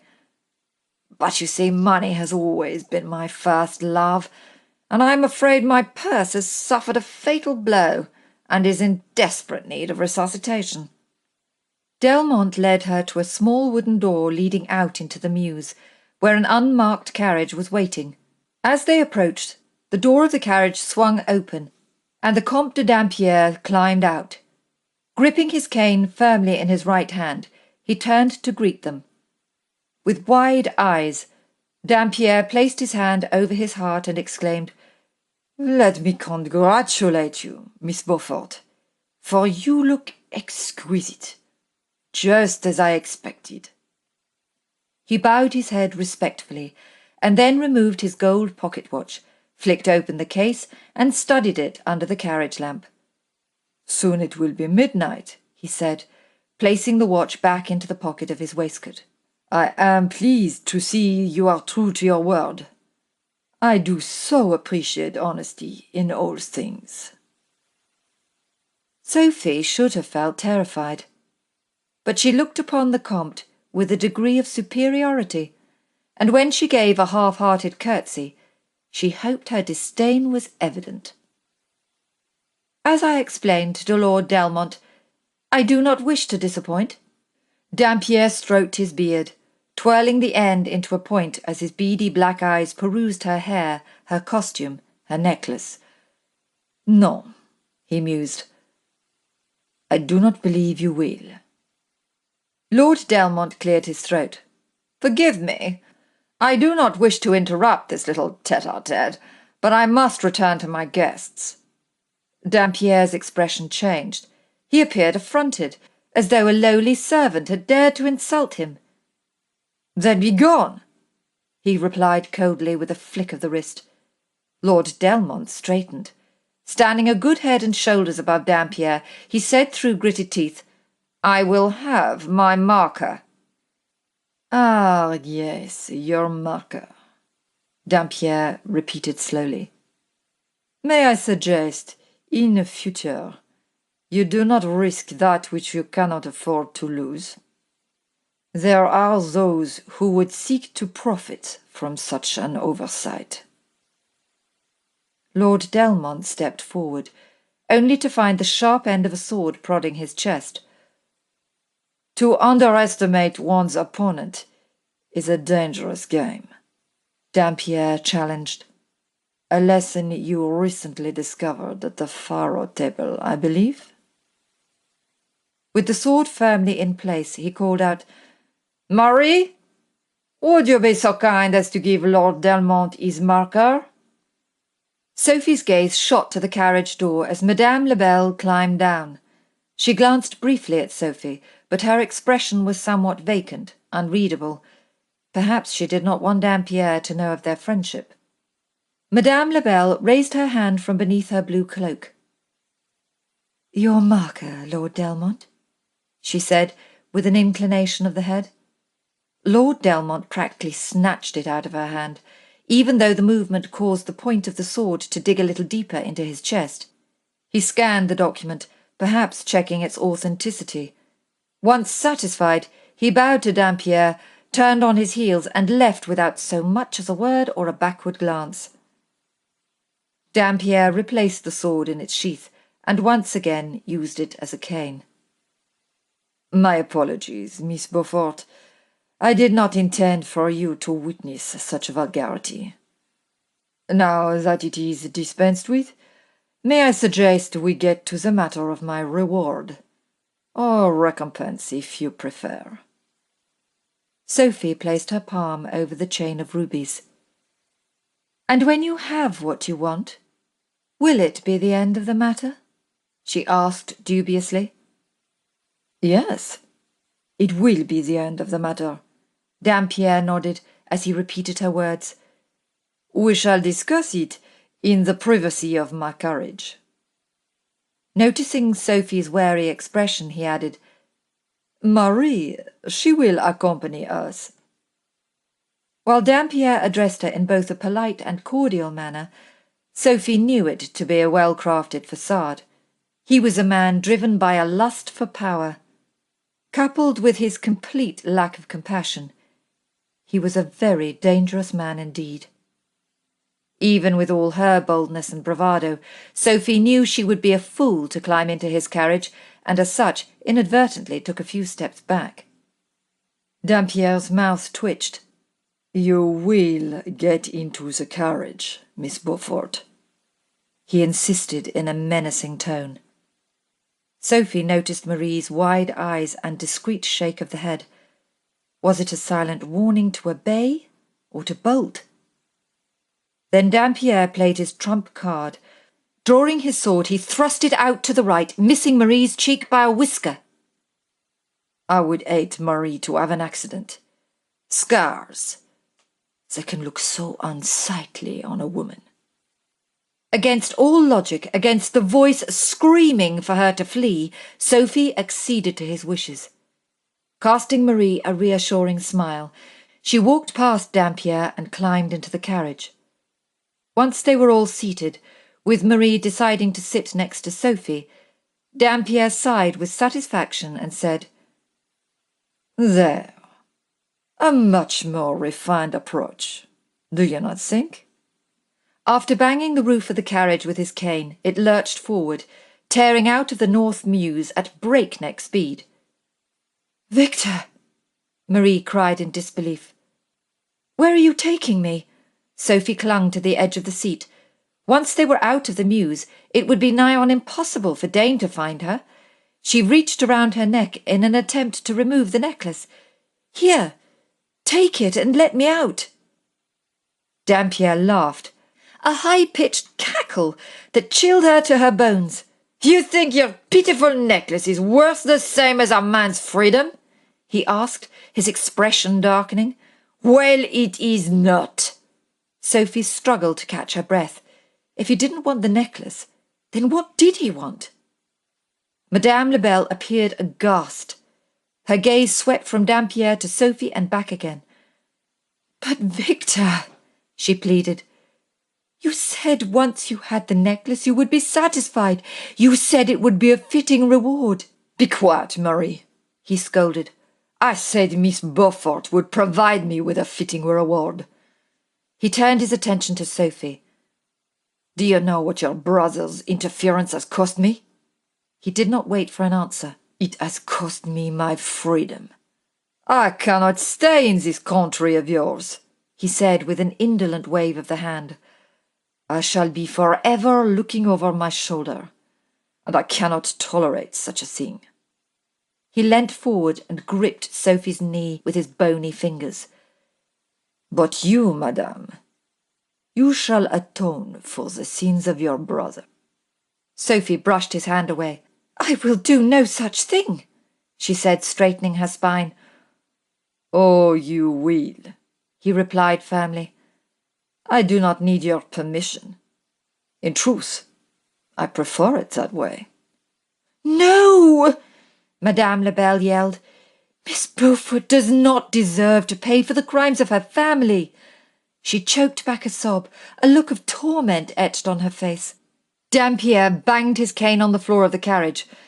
"And I did not deserve to pay for the crimes of mine," he bellowed, saliva dripping from the corner of his mouth. "These people, they think they are superior, that they can dismiss me as though I am nothing." He paused to regain his composure, and then said with some impatience, "We will be married, and she will bear my sons, and they will never have to bow and scrape. Their mother will be a lady, not some back-alley whore, and I will show them all I am something." While Sophie sat in stone-cold silence, her face a mask of indifference, fear clawing at her soul, Madame Lebel brought her hands to her face and wept. Chapter 26. Lord Delmont was in his study, standing in front of the fire, when Sebastian came charging through the door. "Where the hell is she?" Sebastian marched over to Lord Delmont, who was marginally taller and considerably broader than Sebastian, and punched him squarely in the face.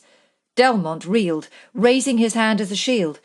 Before he could even attempt to fight back, Sebastian grabbed him by the ends of what was a perfectly starched cravat and pulled him down so that they were eye level. "I shall give you until a count of 3, he snarled. Sebastian was so enraged, so damn scared he could barely think straight. He had stood and watched 200 or more guests pile out onto the terrace, and in the time it had taken to draw breath, Sophie was gone. No doubt Delmont had been watching them, waiting for an opportunity to pounce. "Do not dare tell me you know nothing about it," Sebastian continued, wrapping his hand around the ends of the cravat to tighten his grip. He didn't care if he strangled the man. "Was it your idea to lure me away with a decoy?" Sebastian had pushed and shoved his way to a corner of the terrace, the elevated position giving the ideal opportunity to scan the crowd. Some of the guests had used the distraction to sneak off into a quiet corner, as Delmont was renowned for having the largest and most secluded garden in the row. Then he'd noticed Sophie, albeit it was only her elaborate wig and the back of her red dress. She'd stepped away from the crush and escaped through a topiary arch, out of sight. He had spent almost 15 minutes weaving in and out of sculptured animals and giant cones before crossing the gravel path to another section of equally monstrous shrubbery. When he had eventually caught up with her, he discovered, to his dismay, that the woman was not Sophie, but Antoinette. "I had no choice," she cried. "I had to do it." But Sebastian had not waited to hear her explanation. Trying to suppress the feeling of panic, he raced through the maze of shrubs and trees, past the more amorous couples, until he was back out onto the lawn. He charged through the middle of the crowd, pulling and pushing people aside, ignoring their cries and complaints, searching, but to no avail. Just when he thought fate had conspired against him, he'd spotted Delmont. Minus his mask, Delmont strode across the lawn, and Sebastian had followed him back into the house. "Well, was the decoy your idea?" Sebastian repeated. When Delmont did not answer, Sebastian firmed his grip, and with his left hand delivered Delmont a low blow to the stomach. Delmont spluttered and tried to catch his breath. He stumbled forward, his arms flailing as he attempted to free himself. Mustering every ounce of strength he had, Sebastian refused to let go. His future, his whole life was in this man's hands. "If you do not tell me what I need to know, I promise you, I will make it my life's mission to ruin you, to torture you until you beg for mercy. Do you know the penalty for kidnapping the wife of a marquis?" Sebastian clenched his jaw and gritted his teeth to stop him from pounding the life out of the man before he had had a chance to speak. Delmont raised his head to meet Sebastian's cold stare. What do you mean?" he gasped, his eyes suddenly fearful. "The lady you have spirited away is my wife and the mother to my unborn child." It was not a lie. As far as Sebastian was concerned, both were inevitable. Delmont shook his head. His eyes glazed as he stared at nothing in particular. "Your wife? Your wife?" he muttered like a man deranged. "I thought she was... Well, I did not know she was your wife." Delmont struggled for breath, and Sebastian released the cravat and stepped back, wiping his face with the palm of his hand in a bid to calm his erratic heartbeat. Delmont took a few deep breaths. "I swear to you, I swear I did not know," he gulped, rubbing his fingers around his throat in a soothing motion. "Dampierre had my marker. I would have lost everything." Sebastian had dealt with men like this before, men whose lives were governed by the throw of the dice. There was always an underlying reason why they felt it necessary to fritter away their inheritance. Sebastian wondered as to Delmont's story. "From where I stand, you have lost the only thing that should matter," Sebastian said pitifully. "You have lost your honour. You are no gentleman." Delmont hung his head and then said with a sigh, I escorted her to the mews and left her there, with Dampierre and the woman." Sebastian muttered an obscenity, raked his hand through his hair, and shuffled restlessly. "Were they on foot? In a carriage? A hackney?" "They were in an unmarked carriage," Delmont said with a grimace. "Bloody hell!" Sebastian punched the air. Delmont flinched. "You will pay for this," he warned, as he turned on his heels and strode towards the door. He needed his carriage, and he needed it now. Sebastian was already striding down the hallway when he heard Delmont call out, "Wait! Let me come with you!" Delmont said as he hastened after Sebastian. "Perhaps I can be of some assistance." Sebastian stopped, but he did not turn around. For some unfathomable reason, he pitied the man. Perhaps because he knew what it was like to be considered a wastrel. People often made assumptions regarding character, but tonight Delmont had lived up to his reckless reputation. Had it not been Delmont, then Dampierre would have used some other fool to do his bidding. A part of him wondered if the Delmont he had heard so much about was indeed the full measure of the man.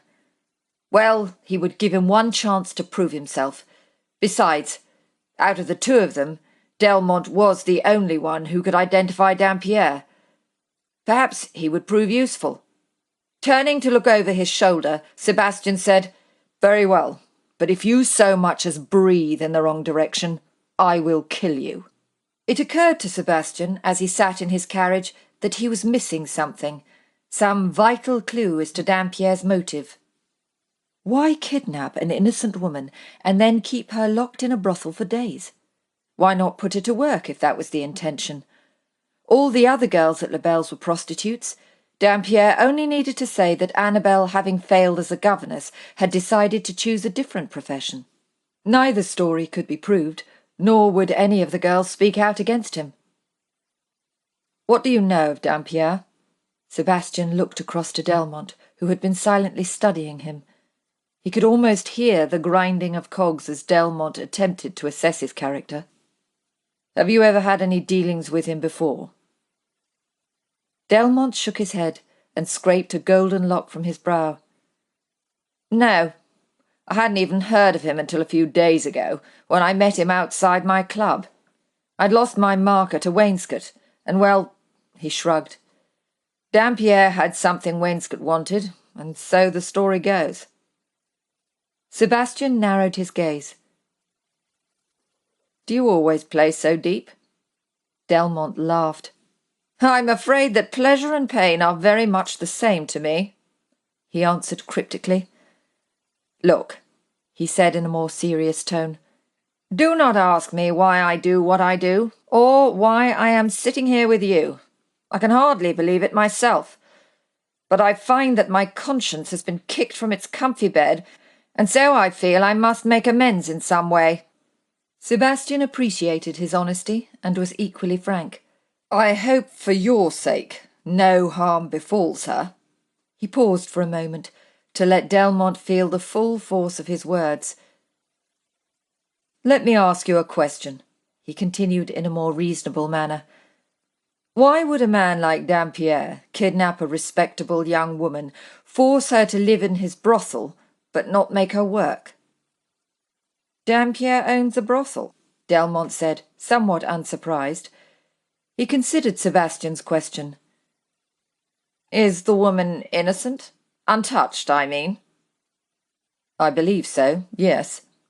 Well, perhaps before she met Beaufort. "But not his relative?" Delmont queried. Sebastian shook his head. "No, not a relative. The woman had no living relatives to speak of." A flash of recognition lit Delmont's face. "Some men, as I am sure you are aware, gain a great deal of pleasure from the fact a woman is untouched by man. Perhaps Dampierre ran out of virgins, and so sought other means in which to restock his harem." Delmont stared at Sebastian as though waiting for a reaction in case he had offended with his flippant remark. "There was once a plantation owner in the West Indies," Delmont continued, filling the silence, "who paid 2,000 guineas for a pure English virgin, although it was her father who sold her out and shipped her off. I've never seen the fascination myself. I expect it to be a rather clumsy affair, and so have always avoided inexperienced entanglements." After a moment's reflection, Sebastian sat bolt upright, and Delmont, as if anticipating another blow, covered his head with his hands. "You are a genius, Delmont," Sebastian exclaimed. Banging on the roof of the carriage, he thrust his head out of the window and shouted up to his coachman, "Haynes, I need to call on Dudley." Although Dudley had been woken from his bed at midnight, a relatively early hour for the likes of Delmont, he did not show any signs of irritation. Nor did he demand an explanation. Instead, he sat patiently in his robe and bare feet and listened to Sebastian swiftly relate the events of the evening. "And you let him accompany you?" Dudley asked, astounded, casting Delmont a look to suggest he was lucky to be alive. "Did you not castrate the last man who betrayed you?" Had it been in any other circumstances, Sebastian would have regaled them with a host of fabricated details just to make Delmont squirm. "Forgive me, but we do not have much time," Sebastian urged. "I need the address of the warehouse in Wapping, the one owned by the same company as Labelle's." "You believe Dampierre has taken your wife to a warehouse?" Delmont asked with some apprehension, as he sat in the corner like a boy no one wanted to play with. Dudley raised a brow and gave Sebastian a sanctimonious grin. "It would make sense," he nodded. "He could not take your wife to Labelle's," he continued, stressing the matrimonial connection. But then he paused. "Wait! There is a house!" Sebastian jumped up from the chair as Dudley rushed over to the desk and rifled through some papers. "Here it is," Dudley said, scribbling the directions. "It's in Burr Street." "Burr Street," Sebastian repeated. "Near the docks?" If he was correct in his assumption, and Dampierre was using his ship to transport women, then he would have planned to ship out at the earliest convenience. The tide would be high for another few hours, but Sebastian could not assume he would wait until the afternoon, let alone another day. "Give me a minute, and I shall come with you," Dudley said. Sebastian placed his hand on Dudley's shoulder. "Stay here. Charlotte needs you. Besides, Delmont will assist me, won't you, Delmont?" "Of course." Delmont inclined his head. "It is the least I can do." Dudley examined Sebastian's domino. "Well, at least let me get you a coat." As his carriage rattled along the narrow streets, Sebastian removed the mahogany box from under his seat and loaded the pistol. "I take it you have a plan?" Delmont said, sounding a little more at ease than he had done previously. "Of course." Sebastian glanced up and smiled. "I'm going to kill him." "I meant something a little more structured," Delmont replied with a shake of the head. "You can't shoot a man in a street. Someone will call a constable." "Who said anything about shooting him?" Sebastian countered, reaching down into his left boot and pulling the hunting knife from its sheath. "I'm going to use this." He turned it around in his hand, and it glinted in the lamplight. Delmont appeared alarmed and swallowed deeply. "What?" Sebastian said. "Are you telling me you would not do the same for the woman you love?" Delmont shrugged. "I have never been in love." "Well, perhaps once. A long time ago," he said, his tone melancholic. And there it was, Sebastian thought, the reason behind Delmont's disreputable conduct. "Do you know why you're sitting here? Why I have not strung you up from a tree somewhere?" Delmont simply shook his head. "Well, other than the fact that you're the only one who can identify Dampierre. I speak from experience when I say, sometimes good people do bad things, and more often than not for justifiable reasons." Delmont sneered. "And you have decided I fall into such a category?" "We shall see," Sebastian said, placing the knife back in its sheath. "Now, as to my structured plan," he mocked. "As we have to ride past Burr Street, we'll check the house first. I'll wait in the carriage on the corner of Nightingale while you knock the front door. If they're there, you are to say you do not believe the marker to be genuine and you wish to discuss the matter with Dampierre." Sebastian considered his companion. "Can you do that?"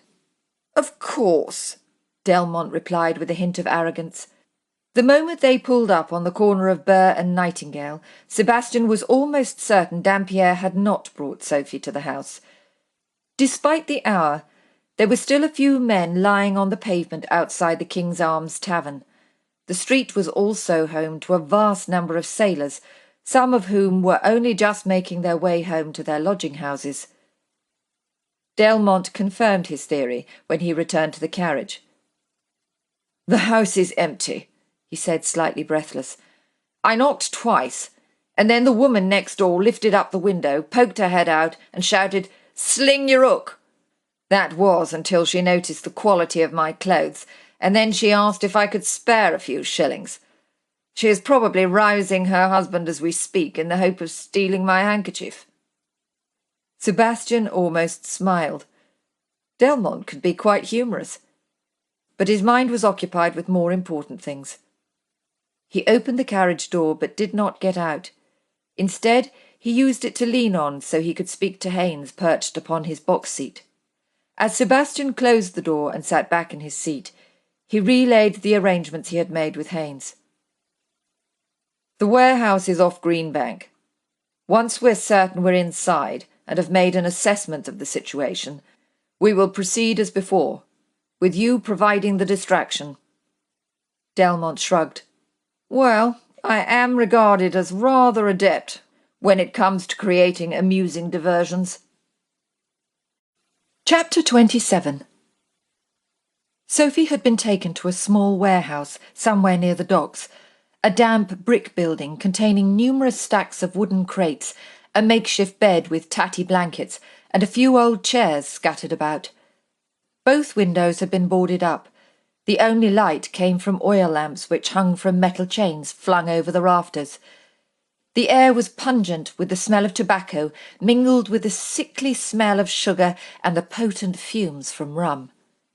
Having made numerous attempts to flee, Sophie had been dragged into the warehouse and forced to sit on a chair in the middle of the room, while Marie paced back and forth, hugging her stomach. "Forgive me," Dampierre said as his lackey, a rather cold, hard-looking man with a protruding forehead, who went by the name of Morgan, tied her hands to the back of the chair with rope. "But you will insist on struggling." He inclined his head to the side as he studied her, his gaze slithering over her like a snake. She would rather kill herself or throw herself overboard than submit to him. She wondered what Dane was doing. Was he tearing Delmont's mansion house apart looking for her? Sophie's heart went out to him, for he would blame himself. He would find some way to punish everyone and everything, which was why she needed to escape. There was no point crying and pleading. Dampierre was a callous, cold-hearted man, and so she would need to find another way to be free of him. "Please, Victor," Marie cried. "Is all this necessary?" She walked over to him and placed her hand on his arm. "Take the necklace, but let Miss Beaufort go home. I will come away with you," she pleaded as she caressed his arms. "We could go to Jamaica." She touched his cheek. Dampierre pushed her away, and she tumbled back, hitting her head on the floor. "My sons cannot be born to a whore." Sophie held her breath, waiting for a sign that Marie was not hurt. Even Morgan stood up straight and took a few hesitant steps towards the limp body. "Get up, Marie!" Dampierre shouted. When she moved her arms, he repeated his instruction, as if she were a child merely seeking attention. Morgan walked over to one of the other chairs and brought it into the middle of the room. He strode over to Marie, placed his hands under her arms, lifted her off the floor, and dumped her onto the chair. "Do you see what I must endure, Miss Beaufort?" Dampierre said with a languid flick of the wrist. "Such weakness, such whining and whimpering after a gentleman. It is degrading." He walked over to Sophie, ran his finger slowly down her cheek and across her bottom lip. "How is one supposed to feel like a man when it is all offered so freely?" As Dampierre stepped away, Sophie glanced across at Marie, who appeared to have recovered from her injury. Marie looked up at her, held her gaze, and silently mouthed, "I'm sorry." "No," Dampierre continued as he paced the floor, his hands clasped behind his back. "It is the fire burning deep within that I find so so alluring.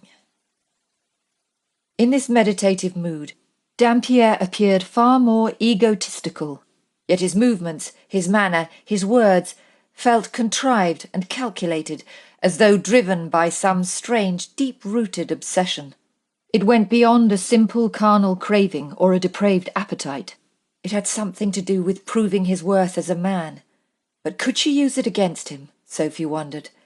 Could she weaken his position enough for him to make a mistake? It was worth a try. Perhaps he had been repressed or intimidated by a woman. Perhaps that's where his hunger for power and control came from. "I have decided to call you Victor," Sophie said firmly, surprising everyone in the room, for she had said very little until now. "You will have no objection?" It was both a question and a statement, depending upon how one perceived it. "No, no objection," he replied, albeit somewhat hesitant as he considered her request. "We are to be married, after all." She heard the apprehension in his tone, noticed he used the word marriage to intimidate. "Well, as to that, Victor," Sophie replied arrogantly, "I have decided not to accept." Dampierre sniggered and was about to offer what she suspected would be a peremptory reply. "I do not want to hear what you have to say on the matter," Sophie continued, raising her chin.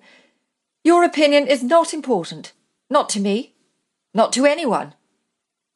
The Comte de Dampierre stood in the middle of the room, his mouth slightly open as he stared at her. "We will be married," he repeated, anger brimming beneath the surface. Sophie glanced at Marie, who was watching her intently, before focusing her attention directly at Dampierre. "How can you say that, when you know your lineage is lacking? Who was your mother?"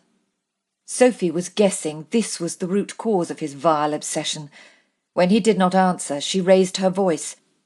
"Well, who was she?" He appeared visibly shaken, and then stuttered and stumbled over his words. "My father was a gentleman. He was the son of—" "I did not ask about your father." Just when Sophie thought she was making some progress in unsettling the Comte, someone banged loudly on the iron door. Dampierre froze. When it became apparent the person was not about to leave, he gestured for his man to deal with it. "If you call out, Miss Beaufort," Dampierre warned, regaining his vitality, "I shall be forced to hurt Marie." But Sophie did not have the opportunity to do anything, for the person barged into the warehouse, determined to cause a scene. It was not until Morgan retreated further into the room that Sophie identified the caller as being Lord Delmont, brandishing a pistol. "Forgive me for intruding on this little party," Delmont said, examining his surroundings with a look of disdain. "But as you went to so much trouble to spoil mine, I thought it only fair." Delmont glanced in Sophie's direction, but did not reveal any identifiable emotion. He appeared taller than she remembered, his golden hair much darker, and he looked vastly more sinister in such crude surroundings. "What do you want?" Dampierre's words cut through the air like a knife. "How did you know to come here?" "Has anyone ever told you it is preferable to invite more ladies to a party than gentlemen?" Delmont replied, giving Dampierre a smug grin. He pushed his free hand through his golden locks. "The numbers have been evened somewhat, as the two men you posted outside have decided to take a swim. Still, I believe I stand a better chance with these ladies than you two miscreants." Sophie sat in stupefied silence, wondering what on earth Lord Delmont was up to. Why had he raised his voice when they were all just a few feet away? She noticed Dampierre glance back over his shoulder to the walking cane he'd left on top of a crate. "You have your marker," Dampierre said with contempt. "You will get nothing more from me." Delmont laughed. "I would agree if the marker was authentic." So his only reason for following them, his only reason for storming into the warehouse and waving his pistol about, was money. And when satisfied, was he just going to walk right out again and leave her tied to the chair? Dampierre took a step towards Delmont. Are you questioning my honour? I am. Delmont nodded confidently, pointing his pistol a little straighter. And as I appear to be the only man who is armed, he shouted, as if to exaggerate his point, I do not suppose there is much you can do about it. There was a faint rustling sound in the far corner of the room. Dampierre heard it too and narrowed his gaze, peering beyond Lord Delmont's shoulder. Sophie noticed the flicker of a shadow and watched helplessly as Delmont lost focus and made the foolish mistake of turning to look. Sensing it was his prime opportunity to alter the turn of events, Dampierre lunged forward and knocked the pistol from Delmont's hand. Morgan hurled himself at Delmont, grabbing him around the neck, pulling him to the floor and pounding him with his fists until he was practically unconscious. "No!" Sophie yelled. Not because she gave a hoot what happened to Lord Delmont, but because it meant Dampierre would have a weapon and another means with which to threaten. Like a man possessed, Dane charged out of the darkness in an attempt to reach the pistol before Dampierre could get his hands on it. But he was too late, and once again they found themselves in the precarious hands of the Comte de Dampierre. "You will stay where you are," Dampierre shouted, his arm shaking from exertion as he pointed the pistol at Dane. When Dane ignored his threat and took another step forward, Dampierre switched direction and aimed at Sophie's head. Her heart skipped a beat, but she did not believe Dampierre would pull the trigger. Somewhere in his warped mind, he believed he needed her. Else why would he have gone to so much trouble? Dane, on the other hand, must have believed him capable of carrying out his threat, and so stared at her, his face ashen, his eyes wide and fearful. Sophie's throat grew tight, her vision blurring as tears welled. Perhaps it was because of Dane's tortured expression, or Marie's look of guilt and remorse, or Delmont's body lying battered and beaten on the floor.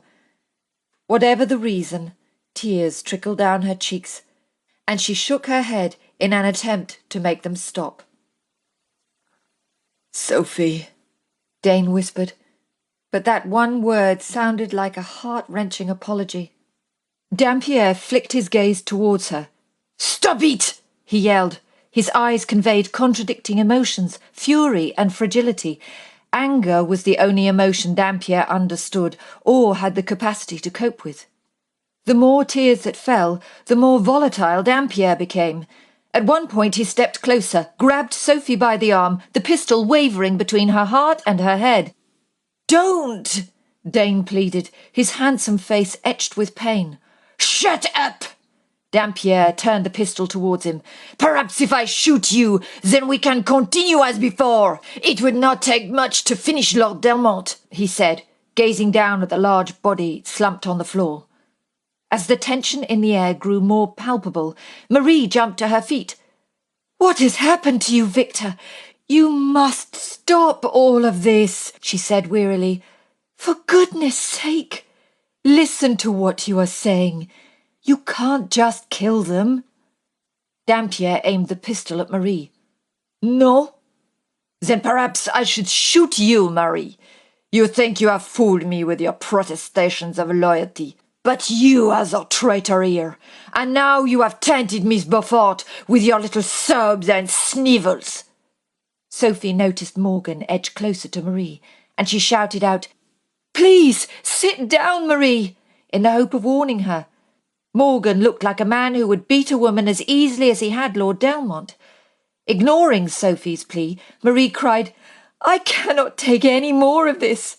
She opened her arms wide, providing the perfect target. "Shoot me, Victor. Shoot me. For I swear to you, if I leave here, you will never set eyes on me again. Now, I am going to release Miss Beaufort." A loud crack resonated through the air as the Comte de Dampierre fired the pistol. Sophie screamed. Unable to cover her face with her hands, she closed her eyes as she could not bear to look into the cold, lifeless eyes of her friend Marie. In that second of silence, as the acrid smell of burnt sulphur invaded the room, Sophie promised herself she would see Dampierre hang for what he'd done. Morgan! Marie screamed, and Sophie opened her eyes to see Dampierre's man lying on the floor, blood gushing from a wound to the chest as he gasped his last few breaths. Marie scrambled to her feet, and Sophie guessed that Morgan must have pushed her out of harm's way. Marie sank back down to the floor by Morgan's side and stroked his brow and cursed him for being so stupid, telling him to hold on and everything would be fine. Dane used the distraction to attack Dampierre. Tackling him to the ground, they fought and struggled as Dampierre threw away the now useless pistol in a bid to reach his cane. For what seemed like an eternity, they wrestled on the floor, with Dampierre showing surprising resilience when Dane punched him in the face and stomach. In desperation, Dampierre kicked out, sending Dane flying back. As Dane reached into his boot and pulled out his hunting knife, Dampierre managed to get to his feet. He grabbed his cane, ripped the sword from its sheath, and Sophie barely had time to blink before the sharp point was at her throat. "Slide the knife across the floor to me," Dampierre cried amidst breathless pants. "Do it now, or I will kill her." Without any hesitation, Dane did as he asked, but the knife slid past Dampierre, who was not in any position to attempt to retrieve it. "If you harm a hair on her head, I will kill you," Dane warned. But the threat only roused Dampierre's ire. "What is she to you?" he asked with some irritation, "that you would risk your life in such a manner?" He lowered the sword until the point fell just above Sophie's breast, just above her heart. "Tell me!" he yelled, pricking Sophie's skin with the tip of the blade. She refused to cry out, even when she looked down to see the small drop of blood escaping. "She is everything to me," Dane replied abruptly, gradually coming to his feet. Dampierre gave a condescending snort. "And does Miss Beaufort know you frequent my establishment? Does she know you have been intimate with Antoinette?" He spat on the floor by way of an insult. "You dishonour her with your filthy words, for it is you who has allowed her to parade around so disgracefully, you who has sullied yourself and now think to sully her by association." From the floor behind him, Marie looked up from Morgan's dead body. Patches of blood as dark as claret stained the front of her dress, her hands, and her cheeks. "Hypocrite!" Marie shouted. "It is you who defile everything you touch, you who vilify." In a fit of rage, Dampierre turned slightly, but became distracted when Delmont, who had rolled onto his side, began to moan, cough, and splutter. "Shut up!" Dampierre cried, getting more and more agitated as his gaze flew from Lord Delmont to Dane and then to Sophie. "Murderer!" Marie yelled. "Murderer! Shut up!" he spat, hitting his head with his free hand. His countenance suddenly improved when he whipped the tip of his sword to rest on Dane's heart. "If I kill you, then I shall be free to live here with Miss Beaufort." "Don't!" Sophie cried. "I promise you, I shall leave with you. Just don't." The Comte de Dampierre stared at her for a moment as he considered his words. "You care for him," he said bluntly. "Therefore, I cannot let him leave." Dampierre pulled his arm back slowly, ready to thrust the sword into Dane's chest. Marie ran to him and began tugging at his arm, but Dampierre batted her away and she fell to the floor behind him. As Dampierre pulled his arm back once more, Marie got to her feet and charged at him, growling as she hit him in the back. Everything went strangely silent for a few seconds. Sophie looked at Dampierre, who stood frozen to the spot, staring out into nothingness. Then he coughed, a gurgling sort of sound as blood bubbled and frothed from his mouth. The sword fell from his hand and clattered on the floor. As he sank to his knees, Sophie had a clear view of Marie, standing with wide eyes, the knife in her hand smudged with Dampierre's blood. When Dampierre collapsed to the floor and finally stopped heaving and spluttering, Marie whispered, "We are free." Chapter 28.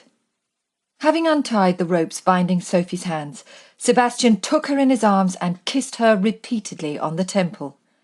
He stepped back and scanned every inch of her, checking for cuts and bruises, pushing away the tendrils of hair from her face. He stopped and examined the ebony curls, his brow raised in curiosity. "What happened to your wig?" he asked as he caressed her cheek. "I lost it," Sophie replied, placing her hand on top of his. "Morgan knocked it off, well, pulled it off when I tried to escape." He forced a smile, brought her hand to his lips and kissed her fingers by way of a distraction. He did not want to think about what had happened to her during the last few hours, what could have happened to her. "I need to alert a constable," he said with some trepidation. "Haynes will take you and Madame Labelle home while I stay here and deal with this." He looked over his shoulder and gestured to the two bodies sprawled out on the floor. Morgan was lying face up, his vacant eyes open as he stared at the ceiling, his chest an island of deep red blood amidst a sea of clothes. Dampierre lay face down, his head resting on his arm as though sleeping. "I'll stay with you," Sophie insisted. "I can explain what happened. I can tell them—" "No!" Sebastian snapped. He took a deep breath and then softened his tone. "I need you to escort Madame Labelle home." "Her name is Marie. Somehow I don't think she'll ever be Madame Labelle again." Sebastian glanced back at Marie, who was sitting in the chair, her bloodied hands resting in her lap, her face pale and listless. "Haynes will take you to Labelle's. I want you to help Marie pack her things. Do you feel able?" "Yes," she whispered. "I'll do anything to help." He placed his hands on Sophie's bare shoulders, dismissing the urge to trail his fingers over the smooth, creamy white skin, dismissing the urge to stroke and caress her worries away. "Marie must say nothing about what has happened to Dampierre or Morgan." Sophie looked soulfully at Marie. "What will happen to her?" she whispered. "You cannot let her hang for this, Dane." He thought for a moment. "She has suffered enough at the hands of Dampierre," he said. "But if I am to lie for her, then I need to know she will not contradict my story." "But how will you explain all of this?" Sophie asked, nodding to the dead men, an anxious frown marring her brow. "I'll have to make it look as though Morgan stabbed Dampierre, and before he fell, Dampierre shot him in retaliation. Lord Delmont will corroborate the story. No one will question the word of two peers." Sophie glanced at Lord Delmont, who had managed to sit upright, albeit with a groan. "You should go to him," she urged. "He's in a bad way." "Wait here," Sebastian said as he turned and left the warehouse. He used the bird call to alert Haynes, and when the carriage rumbled into view, he returned to Sophie. "Haynes will take you now." He bent down and brushed his lips against hers. "Be as quick as you can at Labelle's, and then return to Red Lion Square." Sophie pursed her lips and nodded. He watched her walk over to Marie, rubbing the red marks on her wrists where the rope had dug in. "Come, let me take you home," she said, putting her arm around Marie and lifting her up from the chair. Marie made no comment, and simply allowed Sophie to escort her from the building. Sebastian stepped over Dampierre's lifeless body and knelt down next to Delmont. His right eye was black and swollen. He had a split lip and a deep graze on his forehead. "Delmont," Sebastian said softly, placing his hand on the man's arm. "Do you feel well enough to stand?" With his breathing slow and measured, Delmont turned to Sebastian, grimacing as he gave a weak smile. "The next time you invite me to one of your gatherings," he said, wincing as he held his arm across his abdomen, "remind me to decline." Sebastian bit back a chuckle. "I believe you invited yourself," he replied, surprised Delmont could still deliver one of his witty quips with his face so badly beaten. "I need to call at the Thames office to fetch a constable and a doctor to look at your injuries." "The only thing injured," Delmont panted, "is my pride and perhaps a rib or two." He glanced towards Morgan. "You could have warned me. I'd be up against a champion boxer. The man was an animal." "An animal with a heart, apparently. He saved Madame Labelle's life." Delmont gestured towards the Comte's listless body. I take it Dampierre shot him, but who killed Dampierre? I did, Sebastian replied without hesitation. He did not know Delmont well enough to trust him with the truth. I did not think it necessary to involve the ladies, so I sent them home. Delmont's eyes scanned the floor and settled on the blood-stained handle of the knife. He examined Sebastian's clean hands and coat, and offered a dubious frown. I understand you do not wish to embroil your wife in a scandal. But how will you explain— Delmont paused and put a hand to his ribs. How will you explain our presence here? Sebastian raised a brow and with a sly grin said, Well, that's where you come in. I thought we could say Dampierre kidnapped you with the intention of— Kidnapped me? Delmont cried. Kidnapped? I shall never be able to show my face in my club again. Delmont shook his head. Can you not think of some other reason? Something more heroic? There was nothing heroic about the way you escorted my wife out into the mews and left her alone to deal with Dampierre, Sebastian growled, reminding Delmont he had still not forgiven him entirely for the part he had played. I understand that, Delmont sighed, but to say I was kidnapped. He thought for a moment. Could you not say Dampierre discovered me helping this Madame Labelle? Perhaps she was running away, and I had met her here to pay for her passage to— well, you could think of somewhere. Sebastian considered the request. If Madame Labelle went abroad for a while, it would add credence to their story, while ensuring she did not confess to the crime out of a sense of guilt. He could send her to France to stay with Marquess Danbury, just for a month or two. Very well, Sebastian agreed. You were helping a poor woman flee the country and paid for her fare to France. I came along to assist, and we were both held against our will. Dampierre will have gunpowder on his hands, so we'll say an argument broke out when we offered Morgan a substantial sum of money to help us. Morgan stabbed Dampierre, who swung around and shot him. It's best if you say you can't remember much. One look at your face, and no one will dare argue. And I suffered these injuries while protecting a lady, Delmont added. I've always wanted to play the hero. When word gets around, the ladies will hang from my arms like fruit bats. Chapter 29. Marie had not spoken a single word during the carriage ride from Wapping to Marylebone. Before they entered Labelle's, Sophie gave Marie her gloves to wear and draped the blue cloak around her blood-stained dress so as not to draw undue attention. Luckily, the patrons had either retired to the privacy of the upstairs rooms or were too engrossed in their activities to pass comment. It was Sophie who packed Marie's things, choosing a couple of dresses and undergarments, just enough for a few days away. The only item Marie picked up was a small leather Bible, which she clutched to her chest instead of packing it with the rest of her things. When they were about to leave, Marie paused and rushed back up the stairs to her bedchamber. She returned a few minutes later, carrying a square wooden box. "Do you have everything you need?" Sophie asked, wondering what was in the box. With her gaunt face and empty expression, Marie appeared fragile and lost, and not at all like the confident, composed woman she had met in Leicester Square. "Yes," Marie nodded.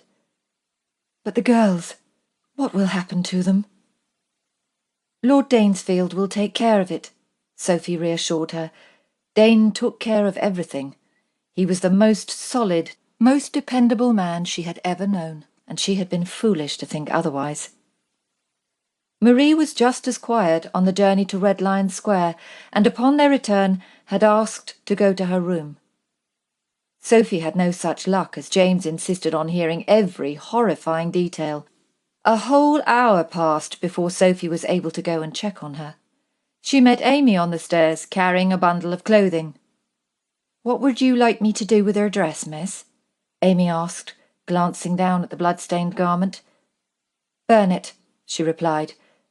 "But you must never mention it to anyone." Sophie took a few more steps, and then turned and asked, "Did she say anything to you?" No, miss.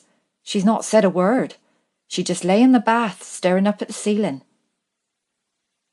Sophie offered a weak smile, thanked the maid, and continued up the stairs, deciding to change out of her masquerade gown before calling in on Marie.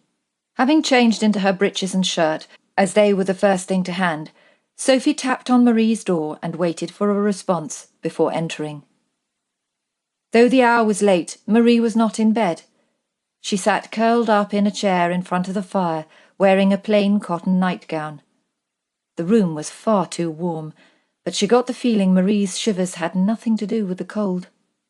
Even so, she picked up a blanket from the end of the bed and draped it around her friend's shoulders. Moving the chair from the dressing table, Sophie placed it in front of the fire and sat down. "How are you feeling?" Sophie asked, even though she knew it was a stupid question. Marie stared into the flames. "I thought I would feel relieved. Happy," she said softly, still clutching the Bible in her hand. "But murder, it is just one more sin to add to a list of many." "It was not murder, Marie. You were defending yourself," Sophie corrected. "He would have killed you. He would have killed us all." Marie looked down at the Bible and stroked the cover. "My father would not have seen it that way," she sighed. "One day, I will answer for it. I will answer for it all." Sophie shook her head. "You're wrong. You saved my life and Annabelle's too." Marie shrugged. "Perhaps." They remained silent for a few minutes. Sophie followed Marie's vacant gaze to stare at the flames and became lost in her own tumultuous thoughts. This would be the last night she would spend under Dane's roof. She'd spent the last 6 years being angry with him. How would she survive the next 6 years feeling nothing but love? In truth, she would never fully recover from their separation. She would always feel a little less than whole. Always feel empty and incomplete. As though sensing the reason for Sophie's disquiet, Marie asked, "Will you return to your village, now that the matter is concluded? Now Victor is dead?" Sophie looked up and met Marie's gaze. "I have nowhere else to go," she replied with some amusement. "But surely your Marquess will offer for you?" Sophie snorted. "Under the circumstances, he probably believes he should marry me, but it is not the same as wanting to. Besides, he needs to marry someone a little more refined and a little less headstrong." "Call me naive," Marie countered, "but you have not mentioned love. If he loves you, surely that is more important than anything." Sophie stood, walked over to the hearth and poked the fire. She could not even bear to consider the thought that Dane had feelings for her in that regard. It would only make walking away all the more difficult, all the more painful. "Love plays no part in the marriages of the nobility," Sophie replied, stabbing at the coals as though they were to blame for all things considered unfair. "You have seen the proof with your own eyes." They were interrupted by a knock on the door, and Sophie opened it to find Dane waiting outside. Her heart skipped a beat. "You're back." She stepped out into the hall and closed the door gently behind her. "What happened?" Dane scanned her casual attire with interest and pulled her into his arms, where he proceeded to kiss her with a desperate urgency. Panting, Sophie broke away first. "You cannot kiss me like that with my brother in the house," she protested weakly. "What if he should see us?" Dane's hands settled on her waist, gripping the loose fabric to pull her closer to his warm body. "I do not care who sees us," he whispered in her ear. "I want to feel your naked body next to mine." "Please," she begged silently, "please do not say any more." "I want us to be together, Sophie. Always. I want us—" "We cannot talk about this now," she replied softly, so as not to cause alarm, but she needed to change the subject, and quickly, before the tears began to fall. I fear Marie is not herself and needs our help. Dane dropped his hands and stepped back. Forgive me, he replied, shaking his head. I am being insensitive. He nodded towards the closed door. About Marie, I have an idea. Let us go and see if she approves. Dane began by relating the story he told the constable and the magistrate. He also told them of his plan for Marie to leave the country for a month or two. You should have seen Delmont, he mused. The man should be on the stage. There is not a person in the whole of London who would dare question his version of events. He smiled at Sophie. Indeed, it is a shame I had not known him sooner, for there has been many a situation where I could have done with a man of his talents. So they believed this story of yours? Marie asked, still somewhat apprehensive. The magistrate had no choice. Delmont raved on about how disgraceful it was that two peers could be assaulted in such a fashion, and demanded to know what was going to be done about it. Besides, the fact that the magistrate still appeared somewhat at odds, having been roused from his bed at such a ridiculous hour, helped matters. But if they believed your story, then Marie can return to Labelle's, Sophie said. Dane pursed his lips and shook his head. I'm afraid you can never go back there, Marie.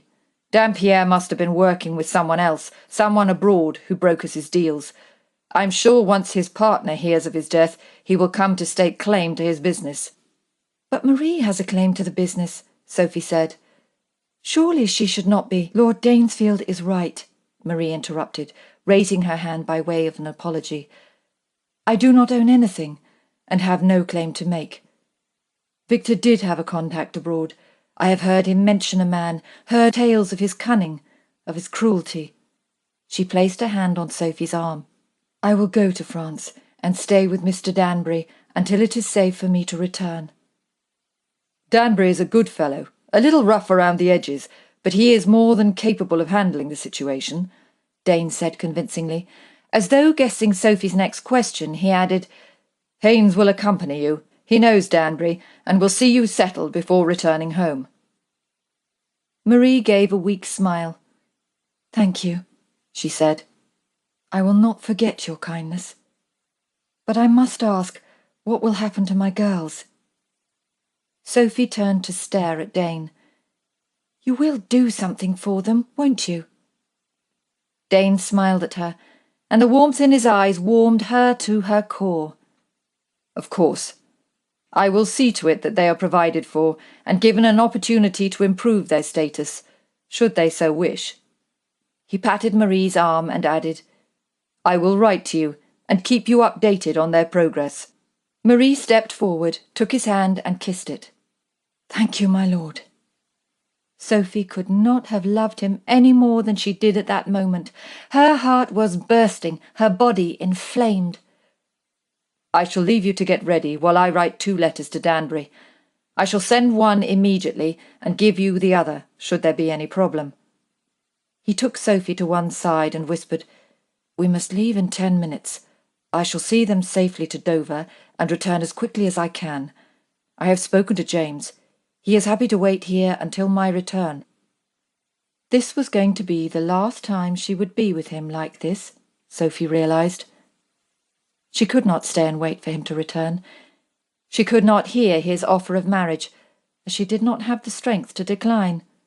She was too weak when it came to her feelings for him, and she would crumble as soon as the words left his mouth. Take care, she said, throwing her arms around his neck and hugging him tight. When her lips began to tremble, she relaxed her arms and kissed him softly on the mouth. I'm only going as far as the coast, he said with a chuckle as they stepped apart. I love you, she whispered silently. I shall always love you.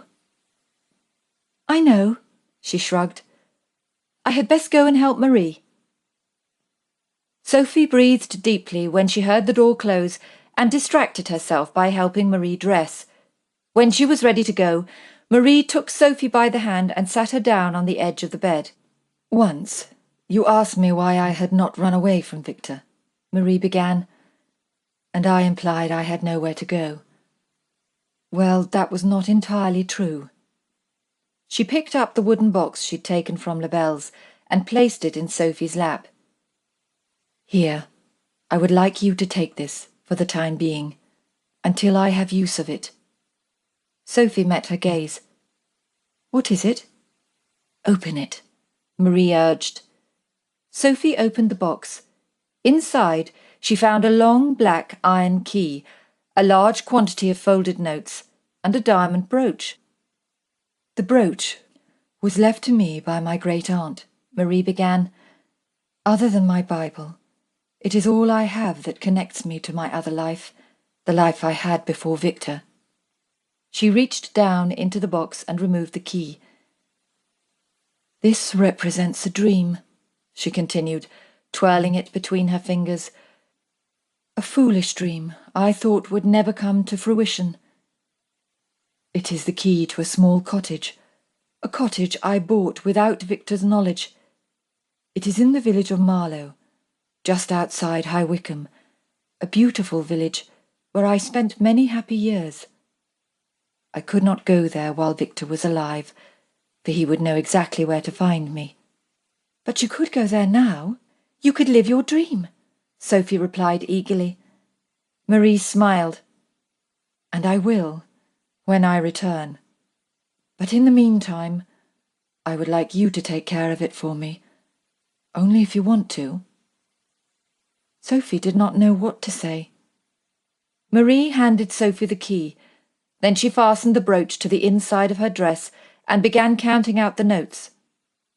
I prayed for the day when I would be free from Victor, she said, separating the notes into 2 piles. She folded the larger pile and thrust it down the front of her dress, before handing the other pile to Sophie. I cannot take this, Sophie objected. You will, Marie said firmly, putting the notes into Sophie's hand and covering it with her own. You have given me back my life, and now I must make amends for all the wrongs I have done. Sophie jumped up and hugged Marie. She was so grateful to have somewhere to go, somewhere where she would not have to suffer the pain of seeing Dane. Even if it was just for a few months, it would suffice, just while she decided what she was going to do. I want you to have a choice, Marie said. Lord Danesfield is a good man, but you have to be true to yourself. If you decide to go to Marlow, you will find Hope Cottage on the lane to the right of the church. She kissed Sophie on the cheek, picked up her bag, and then walked to the door. I will not come down, as I could not bear to wave goodbye, Sophie said. Please tell Lord Danesfield I was tired and have gone to bed. Very well, Marie nodded. And promise me you will not say a word about the cottage. Marie hesitated, and then said, I promise. Chapter 30. At the sound of a gentle rap on the study door, Sebastian lifted his head off the desk, the hard surface being a most unsuitable place to sleep. He brushed his hands through his hair and bid the caller to enter. Dudley Spencer poked his head around the door and asked in his usual amused tone, Is it safe to come in? When Sebastian replied with a grunt, Dudley stepped into the room and closed the door. I thought Haynes was exaggerating when he said all you do all day is growl and grumble. Dudley drew up a chair to the desk and sat down. It seems we can add grunting to your newfound repartee. As you've come back to town, I take it you have still not found your wife. You know very well she is not my wife. Still you insist on tormenting me. His bitter tone reflected his mood. Dudley inclined his head. I must admit I am not used to seeing you so out of sorts. I find I rather like it. It makes me feel vastly superior knowing you have made such a mess of everything. What do you want? Sebastian barked, which was a polite way of saying, Leave me the hell alone. Dudley raised a brow as his mouth curved into a sardonic grin. I merely came to update you on the progress of our new finishing school. It is not a finishing school, Sebastian corrected. He sat back in the chair and folded his arms across his chest. And if you think I'm writing another letter to Marie to relay more good news about the social advancement of her girls, you can think again. Indeed, the woman had refused to offer any insight into Sophie's whereabouts. A whole month had passed since he'd returned home to discover Sophie had already left for Marchampton. He had raced on ahead of James, driven by a need to be with her, to hold her in his arms and claim her as his own. He should have known something was wrong when he discovered she had left before breakfast and without her brother's knowledge. If he had bothered to check her room, he would have known she had taken nothing other than the clothes she had arrived in. If he had bothered to stop and call in at the Mews, instead of insisting that Altair be brought out quickly, he would have known she had not taken Argo. Instead, he had ridden all the way to Marchampton to discover, to his disappointment, that she was not there. He had waited 3 days. 3 days of pacing and worrying before James rode over to Westlands with the letter. A letter she had written and sealed in his blasted study. He must have read it 50 times or more, and still it did not make any sense. I take it Marie still refuses to say a word about Miss Beaufort's mysterious disappearance. Sebastian stretched across the table, picked up the crystal glass, and swallowed what remained of his brandy. He did not bother to ask if his friend cared for any refreshment. Miss Beaufort has not disappeared. He sighed in agitation. Her letter stated quite clearly that she had enjoyed her freedom in town so much she did not wish to return home.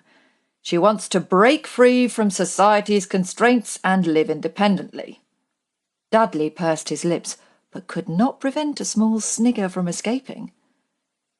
You mean she found you far too domineering? I always knew you would have to settle for one of those wallflower types. Sebastian jumped out of his chair. How can you sit there and jest about such a thing when you know my feelings on the matter? I'm in love with her, damn it, he said, prodding his own chest. Me, the man who is always practical, the man who is going to choose a bride based on status and wealth and a host of other stupid notions. The man who would choose any reason to avoid making the same mistake as my father. Sebastian dropped back into the chair and sighed. Yet here I am, suffering a pain that rips and tears at my heart, suffering in the knowledge I have lost everything. He was quiet for a moment and looked past Dudley to an invisible point on the wall. If she walked through the door, I do not know whether I would strangle her or kiss her until she could not breathe. Dudley cast him a pitiful look. The problem is you do not know how to deal with women. If that's all you've come to say, you can go. Dudley ignored his blunt reply. You expect Marie to break an oath she made to a friend. Would you break such a confidence? No, you would not. Dudley continued, answering his own question. He sat back in the chair with a smug grin. You should have been far more cunning in your approach to the matter. Indeed, with a campaign involving a degree of delicate moves, it was not difficult to discover that Miss Beaufort has hidden herself away so you may marry someone deemed more worthy. Marie provided her the opportunity for her to do so. Sebastian's mouth fell open, and he sat up straight. What? How do you know this? He asked with some impatience.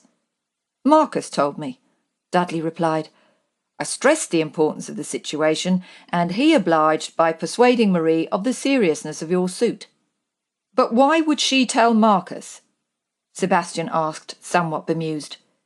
Dudley raised a brow and shook his head. Please tell me you are not that naive. Marcus was always useful when it came to beautiful women, although I fear Marie is not such easy prey. Sebastian recalled a comment made by his coachman. Haynes did say she slapped Marcus across the face for being too familiar when they first met. Sebastian sniggered. It was the first time he had laughed in a month. Perhaps it was my fault for telling him she was the madam of a brothel. I don't know, Dudley shrugged.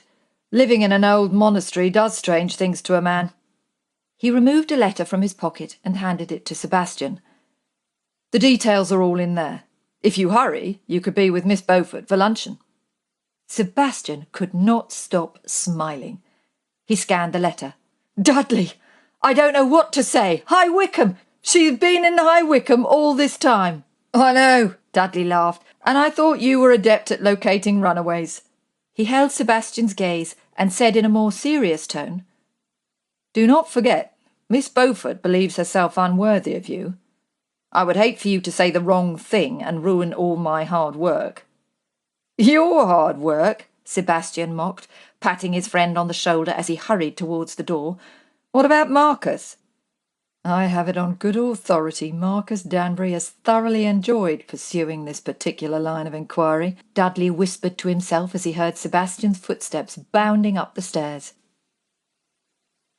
With her trowel in hand, Sophie stepped back from the border and admired her work. It had been a laborious task clearing the neglected garden, but it had kept her busy, kept her mind from straying to thoughts of Dane. She wiped her brow with the back of her hand and then rubbed her lower back. Being bent over for such long periods had taken its toll.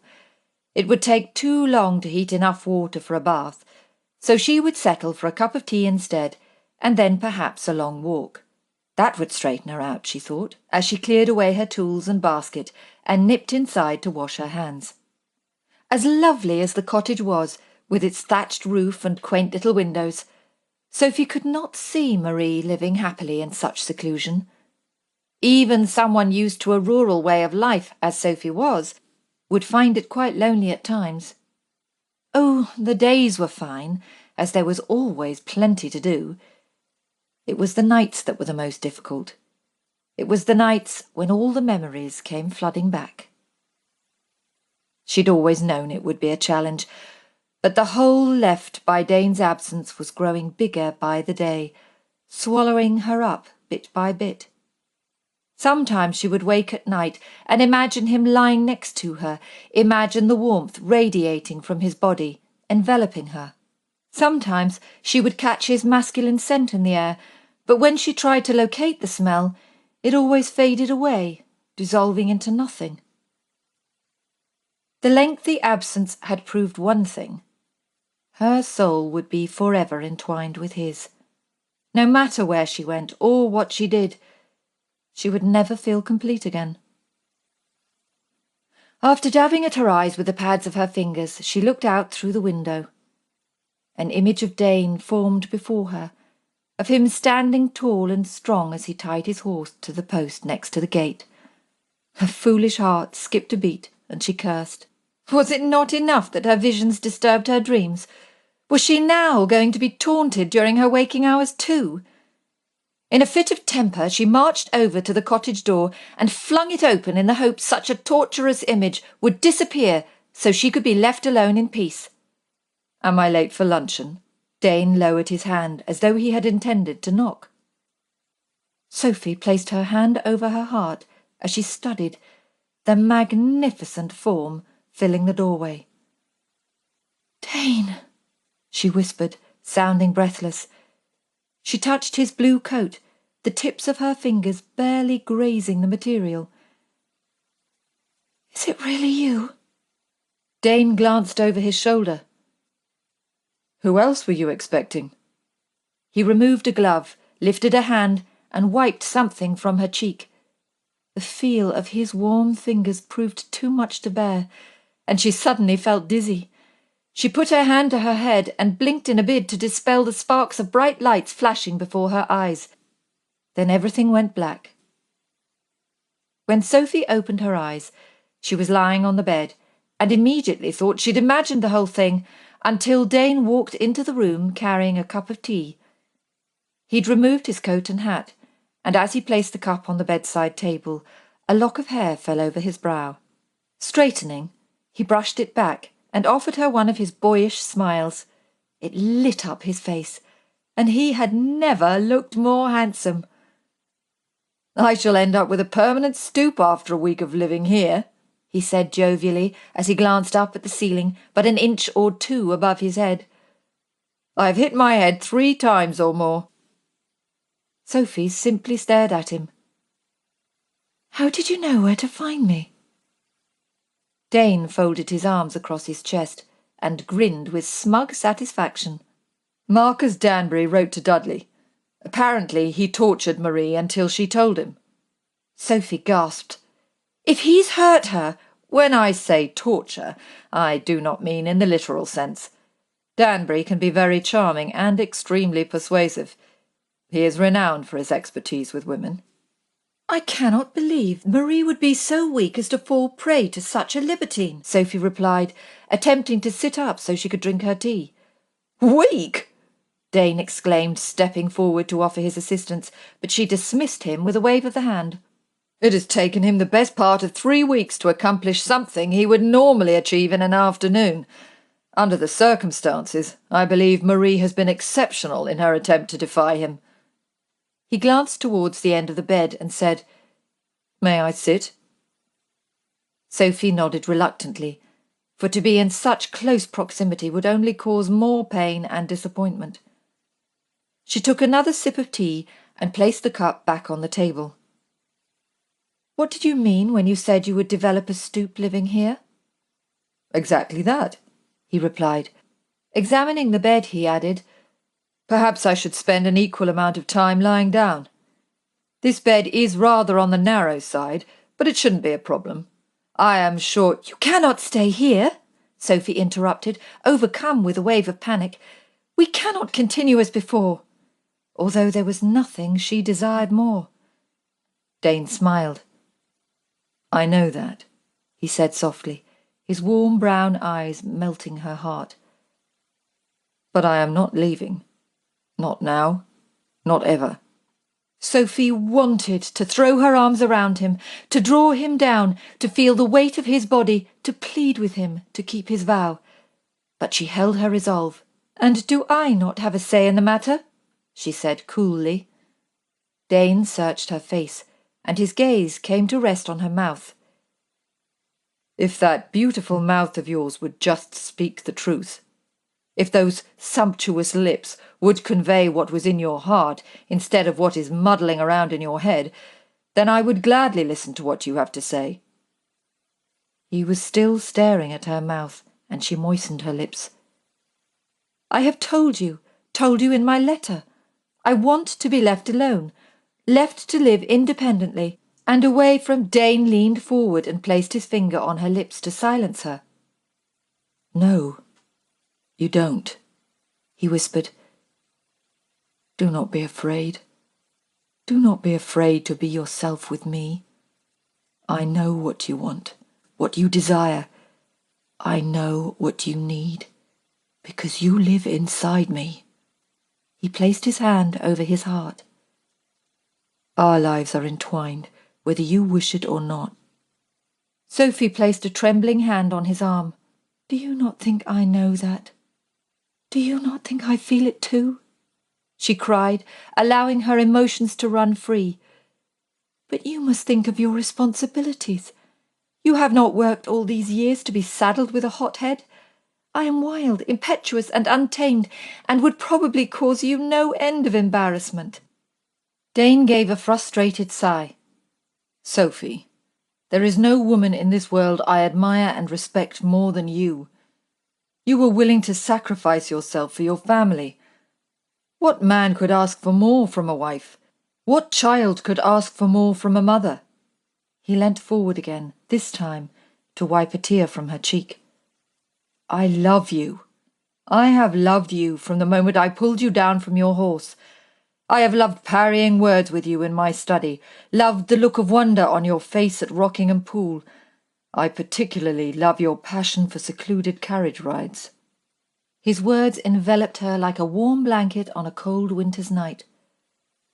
"It's because I love you so very much," she cried, "that I cannot let you make such a sacrifice.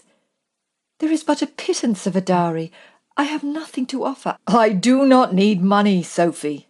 He laughed incredulously. "Dudley and we were sensible enough to invest our earnings in order to provide a yearly income. I shall never need to think about money again. Besides, if you care anything for the welfare of little Mary Hodges and the rest of my tenants, you have to marry me." Sophie raised a brow and smiled coyly. "Oh, and why is that?" "Because without you, I am afraid I may resort to buying diamond-encrusted watches or be forced to start a collection of rare snuff-boxes, all in the hope of dulling the pain." He shuffled forward and cupped her cheek, his thumb tracing the outline of her lips. I cannot live without you. I am even prepared to write to Bertram and offer him the running of Westlands, if you'll let me stay here with you. Her heart skipped a few beats, and a lump formed in her throat. He would sacrifice everything he had ever worked for, everything he had achieved, for her. She could not live without this man, and he could not live without her. Somehow she would make it work. "There will only ever be one Mr. Shandy at Westlands," she replied, "and it will not be your second cousin Bertram." He took her hand in his. "Say you'll be my wife." Too impatient to wait for her answer, he pulled her up into his arms and kissed her deeply. "Marry me." "Yes," she whispered, "I'll marry you." Amidst breathless kisses, the words "I love you" passed back and forth between them, until Dane suddenly stopped. "Wait there," he said, rushing out of the door. He returned with the red velvet pouch. "It was to be a wedding present, but I find I cannot wait." Sophie's eyes widened. "Is it my mother's necklace?" "No," he corrected. "It is your necklace." He removed it from the pouch and held it out to her. "Here, let me put it on. I have spent a whole month dreaming of you wearing this." "I can't wear it with this dowdy old dress," Sophie exclaimed, gesturing towards the brown muslin. Dane cast a lascivious smirk. "My thoughts exactly." He gestured to the bed behind them. "And I believe we have some catching up to do." Epilogue. 18 months later. Sebastian opened his eyes, stretched, and turned to drape his arm over his wife's warm body. Except the bed was empty. Assuming she had gone to the nursery, he yawned as he pulled the coverlet up around his shoulders and drifted back off to sleep. Indeed, it was some time before he was woken by his valet walking jauntily into the room with a breakfast tray. Sebastian propped himself up on his elbows and glanced at Claude with some amusement. "I take it Mrs. Bernard is in a good mood this morning?" he asked. Although looking at Claude's happy disposition, he knew the answer to the question. "She is still talking about Lord Delmont's personal compliment regarding the smooth running of the garden party," Claude answered, placing the tray on the bed next to Sebastian without so much as a glimmer of discontent. "I fear we shall all be hearing about it for months." He should invite Delmont more often, Sebastian thought, giving a chuckle as he glanced down at the tray. His stomach rumbled upon witnessing the delicious sight of sliced ham and eggs. "And what good deed have I performed to deserve such a treat?" Claude bowed. "Lady Danesfield felt that you would need sufficient sustenance for your excursion today," he replied. Like a man who had just regained consciousness after a serious drinking bout, Sebastian frantically searched his mind in the hope of remembering what was significant about the day. "Did she happen to mention where we are going?" "It is all in the letter, my lord," Claude said as he offered a bow. Noticing Sebastian's confused expression as there was no sign of a letter on the tray, Claude added, "You must finish your meal before I have permission to hand it over." Sebastian smiled. Once again Sophie had managed to pique his interest. He could barely contain himself during his meal, as her unpredictability always roused an element of excitement, coupled with an element of fear. "There, all gone," Sebastian said, swallowing down the last morsel and sounding somewhat like a boy in the schoolroom. "The letter, if you please," he said, holding out his hand. Claude bowed, handed over the sealed note, and removed the tray from the room. Sebastian leant back against the pillows and read the cryptic note, smiling when he got to the part that said, "Having experienced feelings of rapturous pleasure in every room in the house, I suddenly realized there is a case of unfinished business that requires our attention. Should you wish to bring this business to fruition, you will know where to find me." Jumping out of bed as though the sheets were ablaze, he didn't wait for Claude to return and dressed with haste while he considered the note. What possible unfinished business could they have? Scanning through once more, he acknowledged this seductive undertone. He hoped she didn't expect him to travel all the way to High Wycombe. although from his recollection there was nothing left unfinished from their time there. No, wherever she'd gone, it couldn't be more than a few hours' ride. Then inspiration struck, and he hurried down to the stables to find Haynes.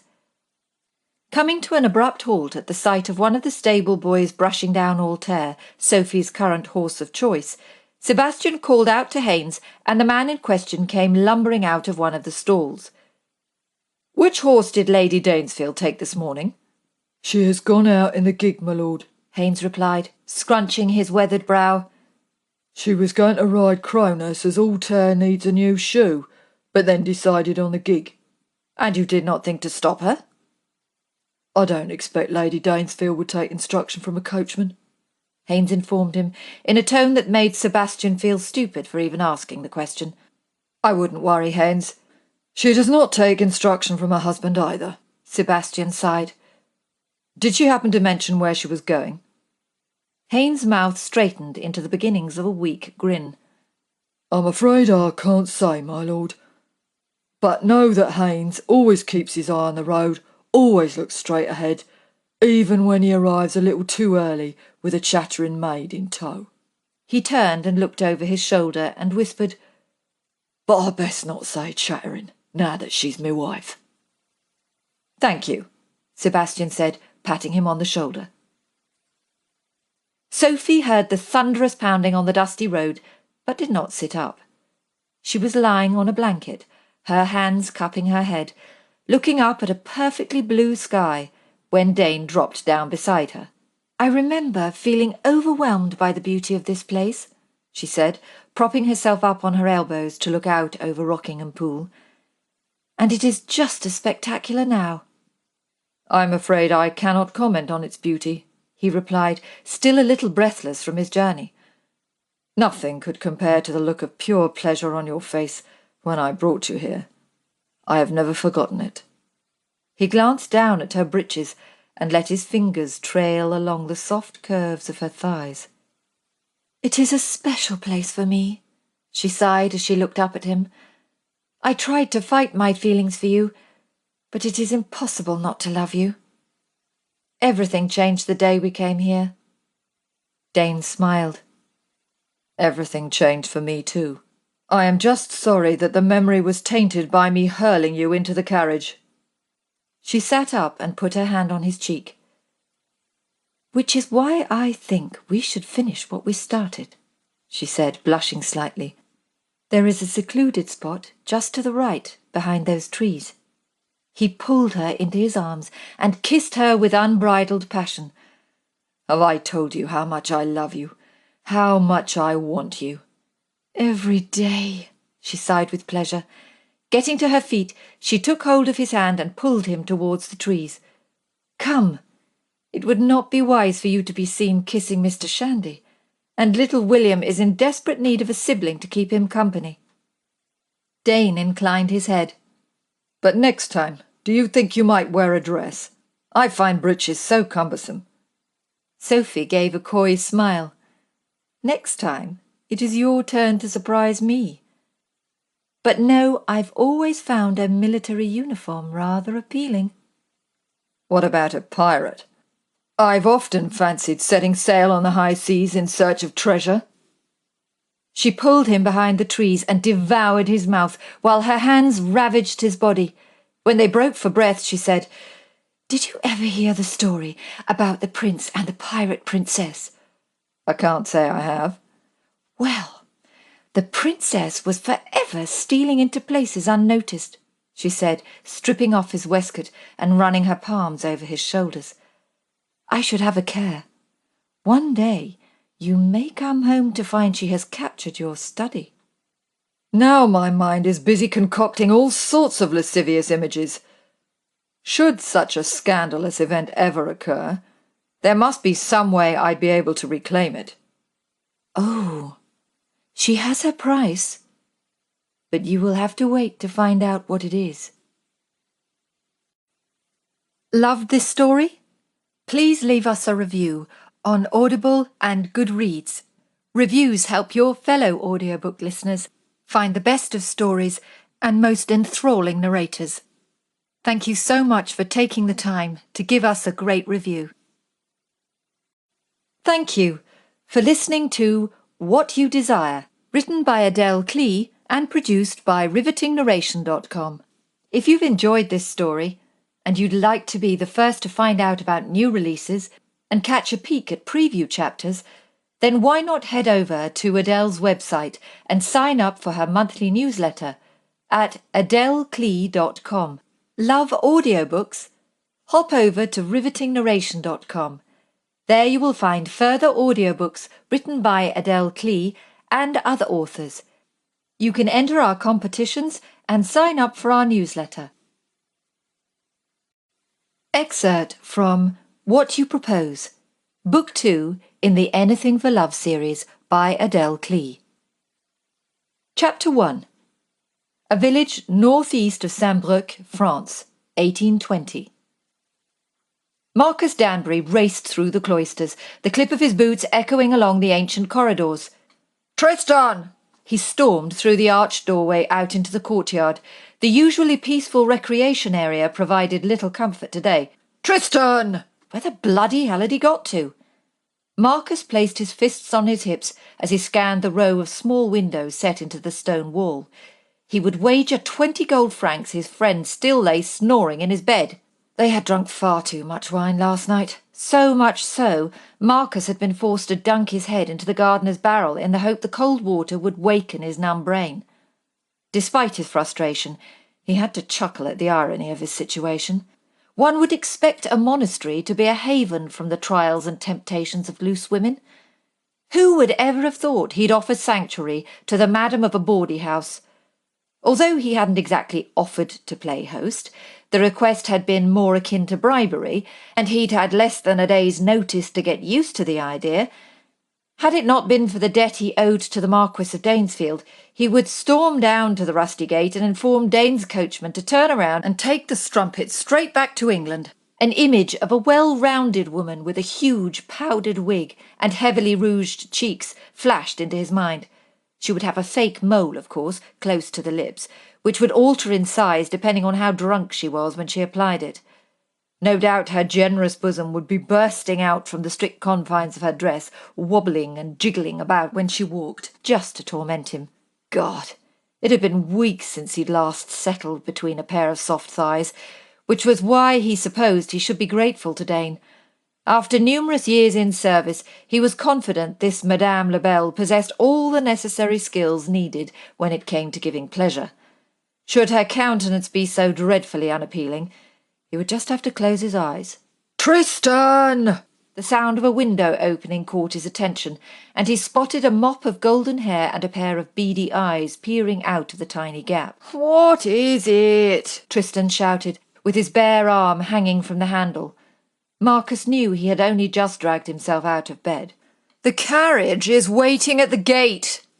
What carriage? Madame Lebel's or Miss Lebel's or whatever the hell her name is. In his letter, Dane mentioned the woman had been in partnership with a Frenchman, yet they'd never married. In the eyes of the Lord, she must be as good as wed to 100 men. Marcus shook his head. Hypocrisy was a trait he despised. No one deemed him virtuous or moral, and so he could hardly cast aspersions. Indeed, he had often wondered if living in an abandoned monastery was a form of penance. Tristan opened the window fully. So why haven't you sent someone down to let her in?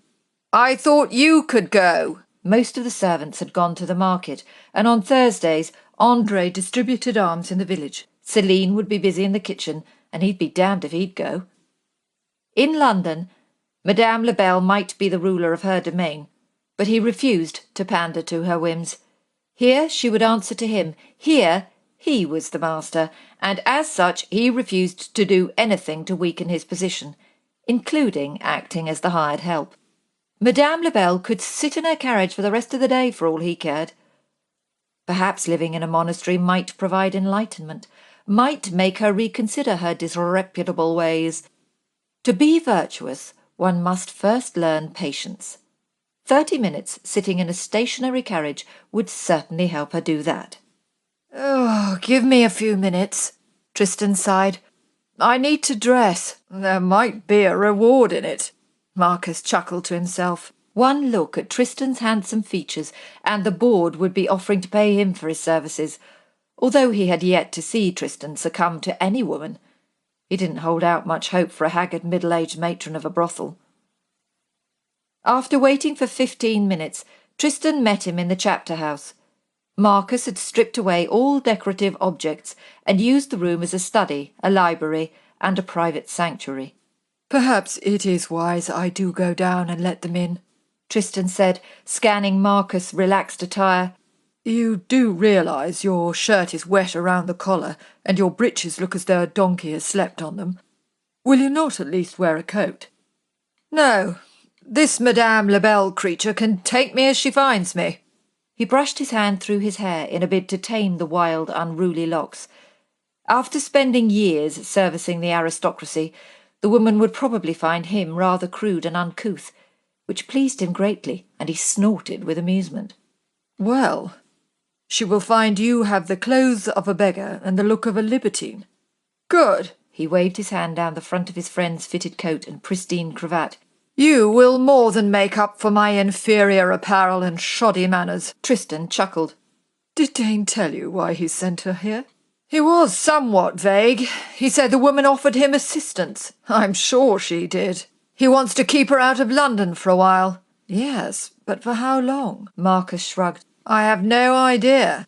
But if she's staying here, she can damn well earn her keep. Tristan's eyes grew wide. You don't mean to. I mean she can work in the kitchen, he interjected with a grin. She will learn that there are no airs and graces here. She cannot flash her fleshy wares in the hope of securing a warm bed and a hot meal for the evening. If she wants to eat, she works, just as we all do.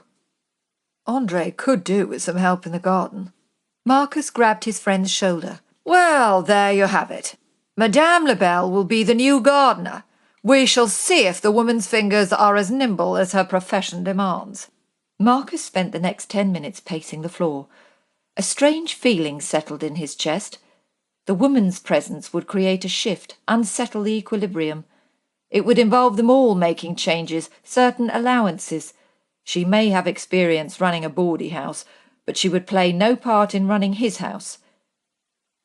Should he greet her at the door? Let her feel the sharpness of his tongue, let her know of his indifference to her plight? Should he sit behind his large desk, busy scratching away with quill, pen and ink, and pay her no heed? Damn it. He could hear the carriage wheels rattling over the stone bridge.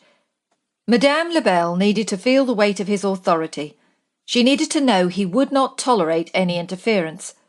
With that in mind, he strode out through the cloisters and crossed the garth to the entrance located in the west wing. With the bar already raised, Marcus pushed the reinforced oak doors just as the carriage rumbled to a halt outside. His gaze darted to the box seat of the conveyance to see Tristan perched on top, sporting a wide grin. "Look who's here!" Tristan cried with genuine excitement. As the coachman removed his hat, Marcus sucked in a breath. "Haynes!" He rushed forward. "By God, I'm surprised Dane sent you. How was your journey?" Marcus expected him to raise a weary brow and offer a grim expression as he jerked his head towards the carriage. "It was a good crossing," he said without showing the slightest sign of irritation. "Spent the time playing cards and supping too much ale. The lady kept to her cabin mostly. I don't think the motion suited her stomach, if you take my meaning." More like she'd decided to earn a few guineas and used sickness as an excuse to stay abed. "How long will you stay with us?" "Only for a day or two, just until the lady's all settled." Marcus could not recall a time when he'd heard a man refer to a whore as a lady. Haynes was probably just being polite. The man had a heart as large as his stocky frame. Either that, or he had developed a tendre for the woman during the journey. "Talking of which," Tristan said, "I should get down and help her out." Tristan wore a smug grin. Or perhaps Marcus was mistaken. Perhaps his friend was simply pleased to be reunited with the man who had once saved both their lives. Marcus took a few steps back, squared his shoulders and raised his chin. He may dress as a peasant, but he knew how to convey the countenance of a duke. Tristan opened the carriage door and let down the steps before offering his hand to the occupant. As Madame Labelle descended the 3 tiny steps with all the demureness of a duchess, Marcus almost expired from a distinct lack of air. He sucked in a breath in an attempt to inflate his gasping lungs, fought hard to maintain his arrogant facade. Bloody hell!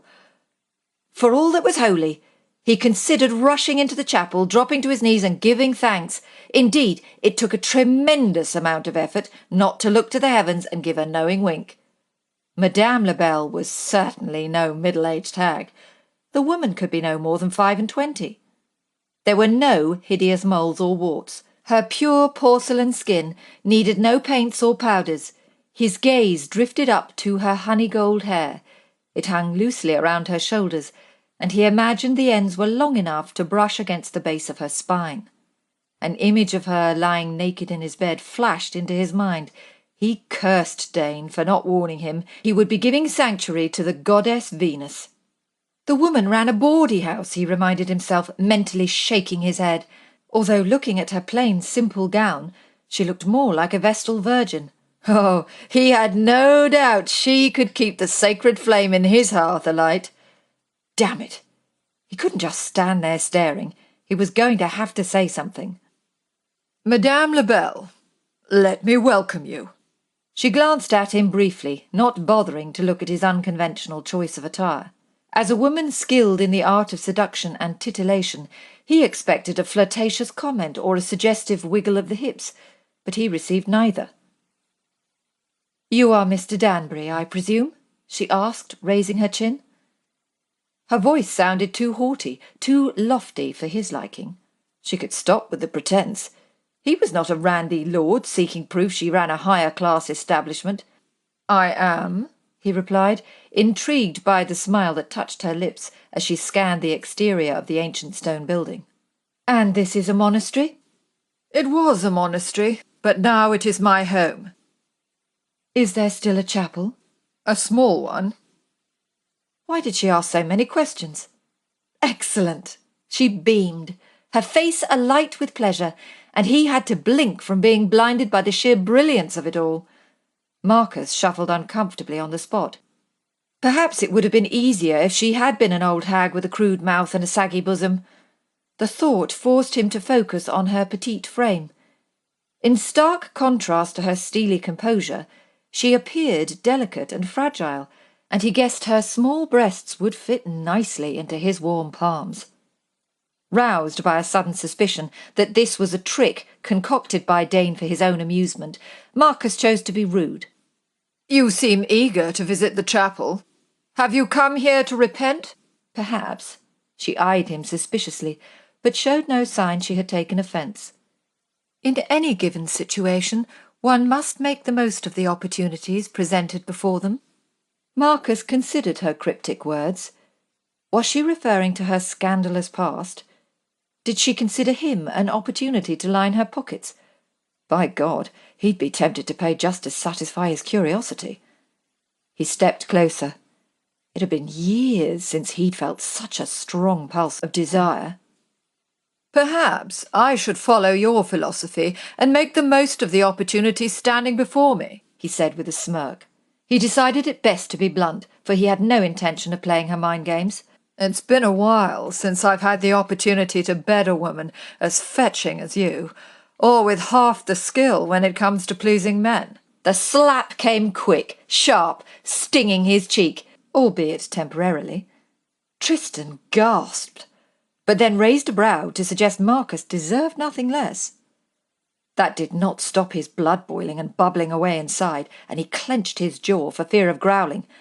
Who the hell did she think she was? Perhaps the woman had forgotten that she spent all of her working hours on her back. "Let me make a few things clear, Mr. Danbury, before we proceed any further." Her blue eyes flashed a hard, frosty stare. "My name is not Madame Labelle. That name was given to me, forced upon me, and I have borne it for far too long. I do not know what Lord Danesfield has told you, but from your crude and presumptuous manner I can only guess. You should know I have left that world behind me too." She exhaled deeply, a tired, weary sound, and a frisson of guilt coursed through him. Now, let me thank you for your hospitality and for offering me a place to stay. She held out her hand. He didn't know whether to kiss it, turn his back, or drop to his knees and swear undying loyalty. He took her bare hand, ignoring the sparks of desire flitting through him, and brushed his lips against the soft skin. It took tremendous effort not to linger over it, as the sweet smell of almonds flooded his nostrils. Forgive me if I caused any offence. If you no longer wish to be known as Madame Lebel, how would you prefer to be addressed? He could not hide the note of contempt in his tone. As she glanced up at Haynes, the coachman offered a reassuring smile and nodded his head, as though encouraging her to continue. My name is Anna. The words stumbled from her lips, but then she repeated with a little more confidence. My name is Miss Anna Sinclair. You have been listening to the unabridged production of What You Desire, Anything for Love, Book 1, written by Adele Klee, narrated by Mary Phillips of rivetingnarration.com. Copyright 2015 by Adele Klee. Production copyright 2017 by Adele Klee and rivetingnarration.com. Thank you for listening. Audible hopes you have enjoyed this program.